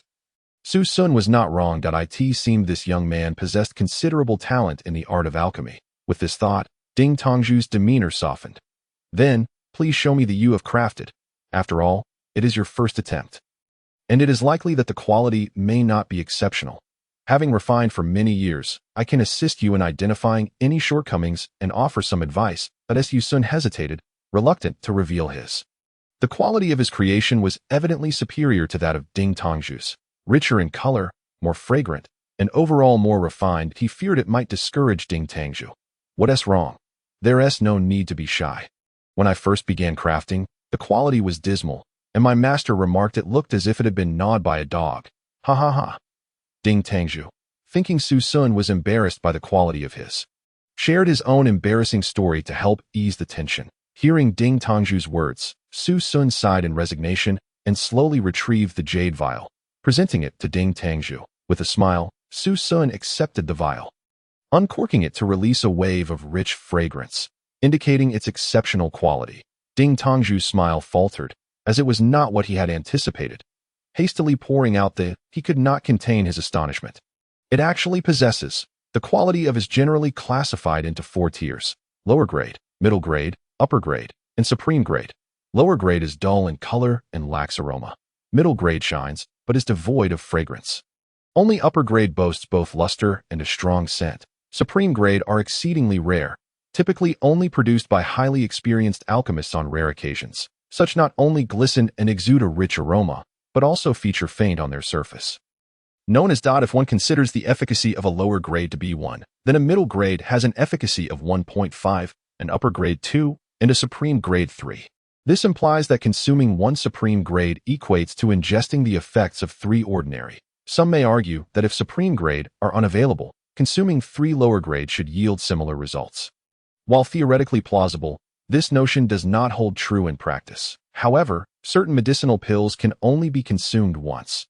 Subsequent uses lead to a significant reduction in their efficacy. At this juncture, the advantages of superior pills become apparent. For instance, take the spirit consolidating pill that Su Sun had previously ingested in a duel where both parties possess comparable strength. If one side has only inferior pills while the other wields a superior pill, which side stands a greater chance of victory? Su Sun also learned about pill patterns from the Qinglian True explanation. However, after successfully concocting the blood-consolidating pill, upon observing its vibrant red hue and rich medicinal fragrance, he hastily stored it in a jade vial without scrutinizing it closely, never imagining that he had produced a superior pill adorned with pill patterns. Thus, after hearing Master Ding's remarks, Su Sun could not help but gaze over. Indeed, 3 faint patterns adorned the surface of the blood-consolidating pill, resembling 3 shackles that bound its efficacy, preventing it from dissipating. Staring blankly at the exquisite blood-consolidating pill, Master Ding found himself at a loss. Having only dabbled in pill concoction for a mere 10 days, to achieve the creation of a superior pill was evidently beyond his expectations, reflecting on his prior assertion to Su Sun that, despite years of experience in alchemy, he could still offer insights on areas needing improvement. He pondered how he could possibly provide such advice when his own concoctions paled in comparison. Master Ding felt his face flush, a sensation akin to being struck, his cheeks aglow with embarrassment. This blood-consolidating pill, Master Ding stammered, unsure of how to articulate his thoughts. Su Sun, perceiving Master Ding's discomfort, felt a surge of compassion, recognizing that he had treated Su Sun rather well and had selflessly shared his alchemical insights. Therefore, Su Sun spoke up. Master Ding, I've been at this pharmacy for quite some time now, and I intend to bid farewell to Ouying Qian. Do you think it might be time for me to take my leave? Ah, I see. Then off you go, Master Ding responded, feigning ignorance of the underlying circumstances while addressing Su Sun. Chapter 63. The Bet with the Unsavory Man at the Break of Dawn, as the sky revealed but a hint of light. Su Sun rose to practice his cultivation that he diligently trained in both the true martial demonic sword technique and the Qinglian sword technique, and by the time he finished, the day had grown bright. After washing up and tidying his belongings, he set off towards the teleportation space in Bafang City. He had taken the time to bid farewell to those he needed to, including the director Li Erden, who had previously insisted on not saying goodbye. Su Sun made a special effort to express his gratitude to him. This parting might last for years, or possibly be forever, for those who had aided him. Su Sun did not wish to leave without a proper farewell. As he stepped out of the true martial academy, he couldn't help but glance back one last time, though his stay was brief. The memories held there were precious, and he had encountered many kind-hearted individuals. The thought of departing stirred a sense of reluctance within him. Yet, with the vengeance against Qingxian unresolved and the need to seek justice for his parents at the Qingshan Palace in the southern continent, Su Sun resolutely pressed forward. His silhouette, tinged with solitude and melancholy, bore an air of pride, his back straight as a flagpole. Upon arriving at the teleportation array, Su Sun paid 1,000 inferior yuan stones. Preparing to journey to Andu City, the Eastern Divine Academy is situated at the heart of the Eastern Divine Continent. In Fengxiang City, Bafang City, being a remote town, lacks a direct teleportation array to Fengxiang City due to its limited power, allowing only directional transfers to a handful of surrounding cities. Andu City, however, is one of the few large cities capable of such a transfer. Within the teleportation array, Su Sun felt a disorienting pull on his consciousness, as if his body were being tugged by the void. When he regained his senses, he found himself in an unfamiliar city. Observing the bustling crowd around him, Su Sun had no intention of lingering and proceeded to teleport again. After several repetitions, just as his yuan stones dwindled to a few hundred, he finally arrived in Fengxiang City. Su Sun couldn't help but lament the rapid depletion of his yuan stones. Merely traveling from Bafang City to Fengxiang City had exhausted the savings of Murong, Nan, and Murong Yu. It seemed imperative that he find a way to earn more yuan stones. Otherwise, in this unfamiliar city, he would be left without a place to stay. Nonetheless, his immediate goal was to visit the apothecary pavilion and take the assessment to become a junior alchemist. After inquiring about the directions, Su Sun arrived at an imposing tower-like structure, its sign emblazoned with the words Apothecary Pavilion. The characters danced elegantly, exuding a powerful aura, as if they were the finishing touch on a magnificent dragon painting. The already grandiose building appeared even more extraordinary with the addition of this inscription. Su Sun marveled at the splendor of the architecture in such a large city. Upon entering, he was greeted by a woman clad in pink attire. May I inquire what kind of medicinal pills or spiritual herbs the young master wishes to purchase? Though the woman was of average beauty, her cheerful demeanor was inviting. I wish to take the assessment for a junior alchemist. Could you guide me on how to proceed? Su Sun, unsure of whom to approach for the assessment, felt relieved at the woman's arrival. The woman in pink gave Su Sun a casual glance and confirmed. You mean you wish to assess for a junior alchemist? Indeed, Su Sun affirmed. Very well, please follow me, she said, gesturing for him to accompany her into the depths of the apothecary pavilion. Upon entering the assessment area, he discovered a middle-aged, unsavory man embroiled in a heated argument with a beautiful young woman, while onlookers stood by, silently observing the spectacle without a hint of intervention. At this moment, Xie Jiaran was filled with excitement. She had finally arrived in Fengxiang City to take the junior alchemist assessment. The Xie family was a prominent clan in Wuling City, although their martial prowess was not the highest, not even breaking into the top 10. The current clan leader, Xie Lingyun, was a middle-grade alchemist, earning the family respect from other factions who dared not offend them. Xie Jiaran, the youngest daughter of the Xie family, was renowned for her beauty and exceptional demeanor. Living up to her name, not only was she strikingly beautiful, but she also possessed extraordinary talent. At the tender age of 16, she had already reached the Guiling realm and displayed remarkable aptitude in alchemy. successfully concocting middle-grade junior pills. Consequently, the CF family doted on her, resulting in a somewhat spoiled yet kind-hearted nature. "What are you doing touching my backside, you lecherous fiend?" Jiaren glared furiously at the unsavory man before her. "There are so many people around. It was merely an accidental brush," the man replied nonchalantly. Jiaren scanned the sparsely populated hall, realizing that hardly anyone had come to register for the junior alchemist assessment. "You did not merely brush against me," she shot back, recalling the forceful pinch she had just received. Anger surged within her as she beheld the man's repugnant face, wishing she could eliminate him on the spot. "If you desire to touch my rear again, how about I let you? Or perhaps you'd prefer a few more attempts?" "Ha!" the unsavory man taunted, seemingly oblivious to the fury radiating from Jiaren. "You shameless scoundrel." Jiaren's eyes brimmed with tears as she fought to hold back her emotions. Having grown up under the protection of her family, she had never encountered such lewd remarks or been subjected to ridicule in Wuling City. "How do you know I lack teeth? Have you experienced it firsthand?" The man sneered, licking his lips in a manner that was nauseating to behold. The crowd erupted in laughter, yet no one stepped forward to assist.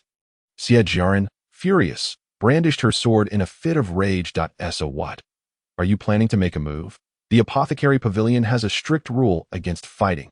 You know, violating it would not only disqualify you from the alchemist assessment, but could also ban you from stepping foot in the apothecary pavilion again," the unsavory man declared, emboldened by the situation. Upon hearing this, Jiaren remembered the pavilion's regulations and reluctantly lowered her sword. Engaging in a confrontation with such a rogue, leading to dire consequences, was simply not worth it. She suppressed her murderous intent, turned away, and resolved to treat the incident as a mere bite from a dog, dismissing him entirely. The onlookers, witnessing her withdrawal, also redirected their attention. Who would want to continue watching the unsavory man now that the beautiful girl had exited the scene? Su Sun observed the situation unfold and grasped the essence of what was happening. Faced with such a charming young lady, he felt compelled to assist. "Ouch! Who the hell touched me?" the unsavory man suddenly shouted, drawing everyone's gaze back to him. "My apologies, my apologies. It was crowded, and I accidentally bumped into you." Su Sun feigned an apologetic expression. Seizing the opportunity when the unsavory man was distracted, Su Sun concentrated his yuan force into a needle-like formation and sharply jabbed it into the man's rear. The unsavory man rubbed his backside, glancing around the empty space, his face contorted with anger as he barked, "Are you blind? There's no one around. But when you were groping that lady, you didn't mention there was no one around. Did you? If no one is here, why are you getting so close to her?" Su Sun retorted, dropping the pretense of innocence. Hearing the commotion behind her, Jiaren turned around, her eyes radiating gratitude as she regarded Su Sun. "Ah, a hero saving a damsel in distress. You just couldn't resist, could you?" the unsavory man jeered. "Unlike you, I am a gentleman of refinement. I can have any beauty I desire," Su Sun replied with confidence. "There is no need for you to shamelessly take advantage of others' daughters." Su Sun cast a disdainful glance at the lecherous man and remarked. The lecherous man observed Su Sun, clad in a blue robe. With a handsome visage and a tall, elegant stature, resembling a refined young gentleman, he realized that his own status could not compare to that of Su Sun. However, upon noticing Su Sun's youth, the lecherous man was convinced that this young fellow's alchemical skills were lacking, perhaps even struggling to identify spiritual herbs. Thus, the lecherous man retorted, "But you are merely a foul exterior. The essence lies within. How about this? Since we are both vying to become junior alchemists, let us make this assessment the benchmark. Whoever produces a higher quality elixir will emerge victorious. What does victory or defeat matter, anyway?" Reflecting on the Qinglian true solution in his mind, Su Sun felt unperturbed. Even Ding Tangzhu, who had been a junior alchemist for many years and was rich in experience, could only produce top-grade elixirs.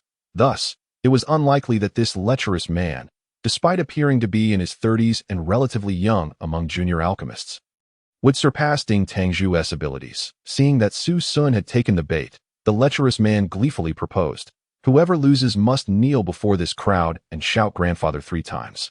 What do you say? I see no merit in that." Su Sun replied indifferently, "What? Are you afraid? Dare not accept." The lecherous man, sensing Su Sun's hesitation, became increasingly convinced of his earlier assumptions. This was merely a young master with a handsome face, possessing no real skills. Chapter 64. The test begins. Refining the tranquility pill, the lecherous man, grappling with his own insecurities, held a deep disdain for those who appeared splendid yet were lacking within. Your demand puts me in quite a predicament. I certainly do not wish to have such a lecherous grandson. Su Sun disregarded the lecherous man as sarcasm and continued to speak coolly. Ha! Xie Jiran, who had been observing Su Sun, could not help but burst into laughter upon hearing his words. The onlookers, glancing at the lecherous man's countenance and then at the graceful Su Sun, also wore expressions of barely concealed mirth. The lecherous man felt the laughter around him pierced through him like daggers, his face turning a deep crimson. Then what do you suggest? The lecherous man resolved to refine the elixir diligently, determined to embarrass Su Sun. Very well. If someone loses, they shall kneel at the entrance of the apothecary pavilion and proclaim I am the lecherous man 3 times. Su Sun contemplated for a moment, then gazed at the lecherous man's face and declared, Ha! The crowd could no longer contain their laughter, exclaiming, This person is too wicked, truly rubbing salt into the wound. Knowing full well of the other's lecherousness yet still proposing such a wager, the lecherous man, already flushed with anger, felt his face grow even redder, turning purple like an eggplant. Good. Let it be so. The lecherous man gritted his teeth and agreed that he was determined that after winning the competition, he would thoroughly humiliate Su Sun in front of everyone, making him regret ever appearing in this world. Hello, I am Xie Jiran. What is your name? Thank you for standing up for me earlier. Xie Jiran approached Su Sun. Her cheeks flushed as she expressed her gratitude for his gallant assistance and no need for thanks. I am Su Sun, he replied nonchalantly. Brother Su, do you feel confident about the upcoming contest? If you are uncertain, I can step in. I have once refined a medium-grade elixir, Xie Jiran offered. Impressive. Su Sun glanced at Xie Jiran, who was merely in her teens, yet capable of refining a medium-grade elixir. But he marveled at the abundance of talent in this world, realizing that the person he had casually assisted was a genius in alchemy. I have only refined a medium-grade elixir once. Most of the time, I work with low-grade ones, Xie Jiran confessed, feeling a bit shy under Su Sun's gaze. That is still commendable at such a young age. Being able to successfully refine a medium-grade elixir, you will surely become remarkable as you grow older, Su Sun praised. Just as Xie Jiran was about to respond, a stern voice echoed, All right, those wishing to be assessed as junior alchemists, line up and pay the fee of 10,000 low-grade yuan stones. Su Sun was taken aback. There was a registration fee, and it was 10,000 low-grade yuan stones. He only had a few hundred low-grade yuan stones in his pocket. What to do? Su Sun felt a surge of anxiety. Having been attentive to Su Sun, Xie Jiran noticed the embarrassment on his face and asked, Are you short on yuan stones? Su Sun nodded and explained. I came from Bafang City and originally had 20,000 low-grade yuan stones, but I did not anticipate the cost of the teleportation array would be so steep that as he spoke, his face flushed, revealing that he now had only a few hundred yuan stones left. Seeing Su Sun's cheeks redden, Xie Jiran found him quite endearing and couldn't help but chuckle softly, saying, I have some. Use mine for now. Without waiting for Su Sun to respond, she stepped forward to pay the fee.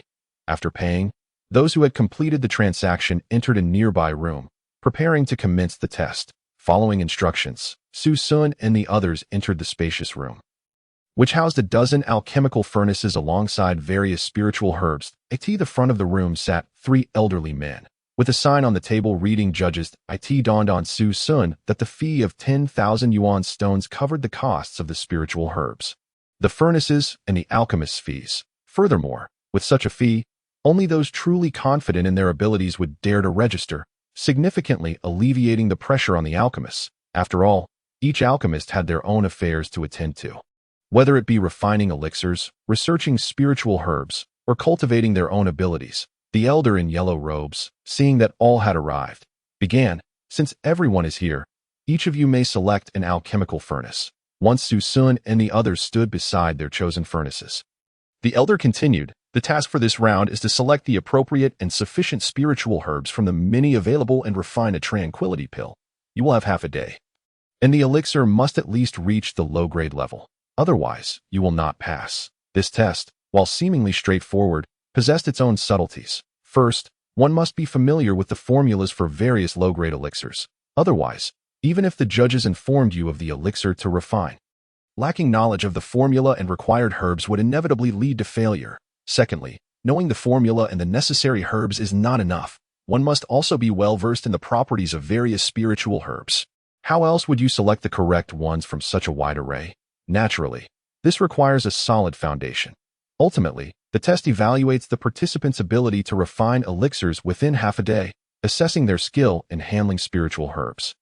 Mastery of flames, control over their consciousness, and overall command of the entire refining process. Upon hearing that they were to refine the tranquility pill, a wave of despair washed over the crowd. Generally, participants would be tasked with refining more common low-grade elixirs. Yet the tranquility pill, while still a low-grade elixir, was among the more complex. Its effect was to calm the minds of practitioners, significantly aiding their cultivation. Consider the benefits. If every time you were about to meditate, you consumed a tranquility pill, would you not find it easier to perceive the surrounding spiritual energy? Would you not be able to sense with greater precision the flow of elemental energy within your body? If you consumed a tranquility pill just before a breakthrough, would it not help ease your anxiety? Would it not facilitate your advancement? Generally, elixirs that offer greater assistance to practitioners are more challenging to refine. And the tranquility pill is no exception.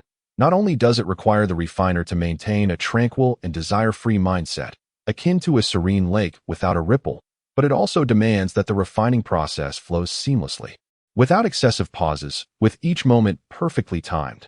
Thus, upon learning that they were to refine the tranquility pill, the crowd wore expressions of dread, except for 3 individuals. The lecherous man, possessing a clear understanding of his own abilities, was confident he could successfully refine it. Xie Jiran, having previously refined a tranquility pill and received guidance from her grandfather, the intermediate alchemist Xie Lingyun, was also confident in her ability to succeed. As for Su Sun, he remained blissfully unaware of the challenges ahead. He believed that with the Qinglian true solution, refining a low-grade elixir would be a simple feat. Is there a problem? The elder in yellow robes inquired. The room fell silent. Since there are no questions, let the test begin, the elder proclaimed. Su Sun did not rush into action.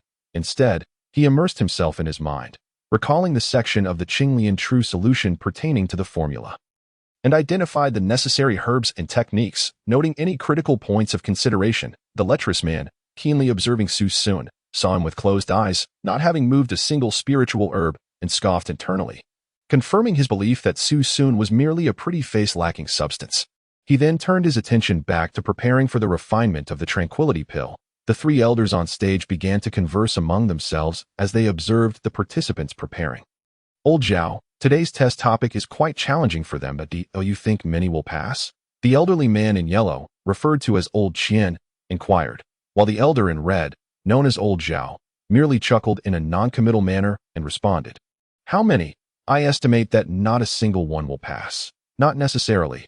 Old Sun, the elder in green, countered, observing Old Zhao's assertiveness. "Not necessarily. You are well aware of the difficulty of the Qingxin pill, and considering only one portion of spiritual medicine has been prepared, I find it hard to believe they will be able to concoct it." Chapter 65. Whose elixir produced the sound of alchemy?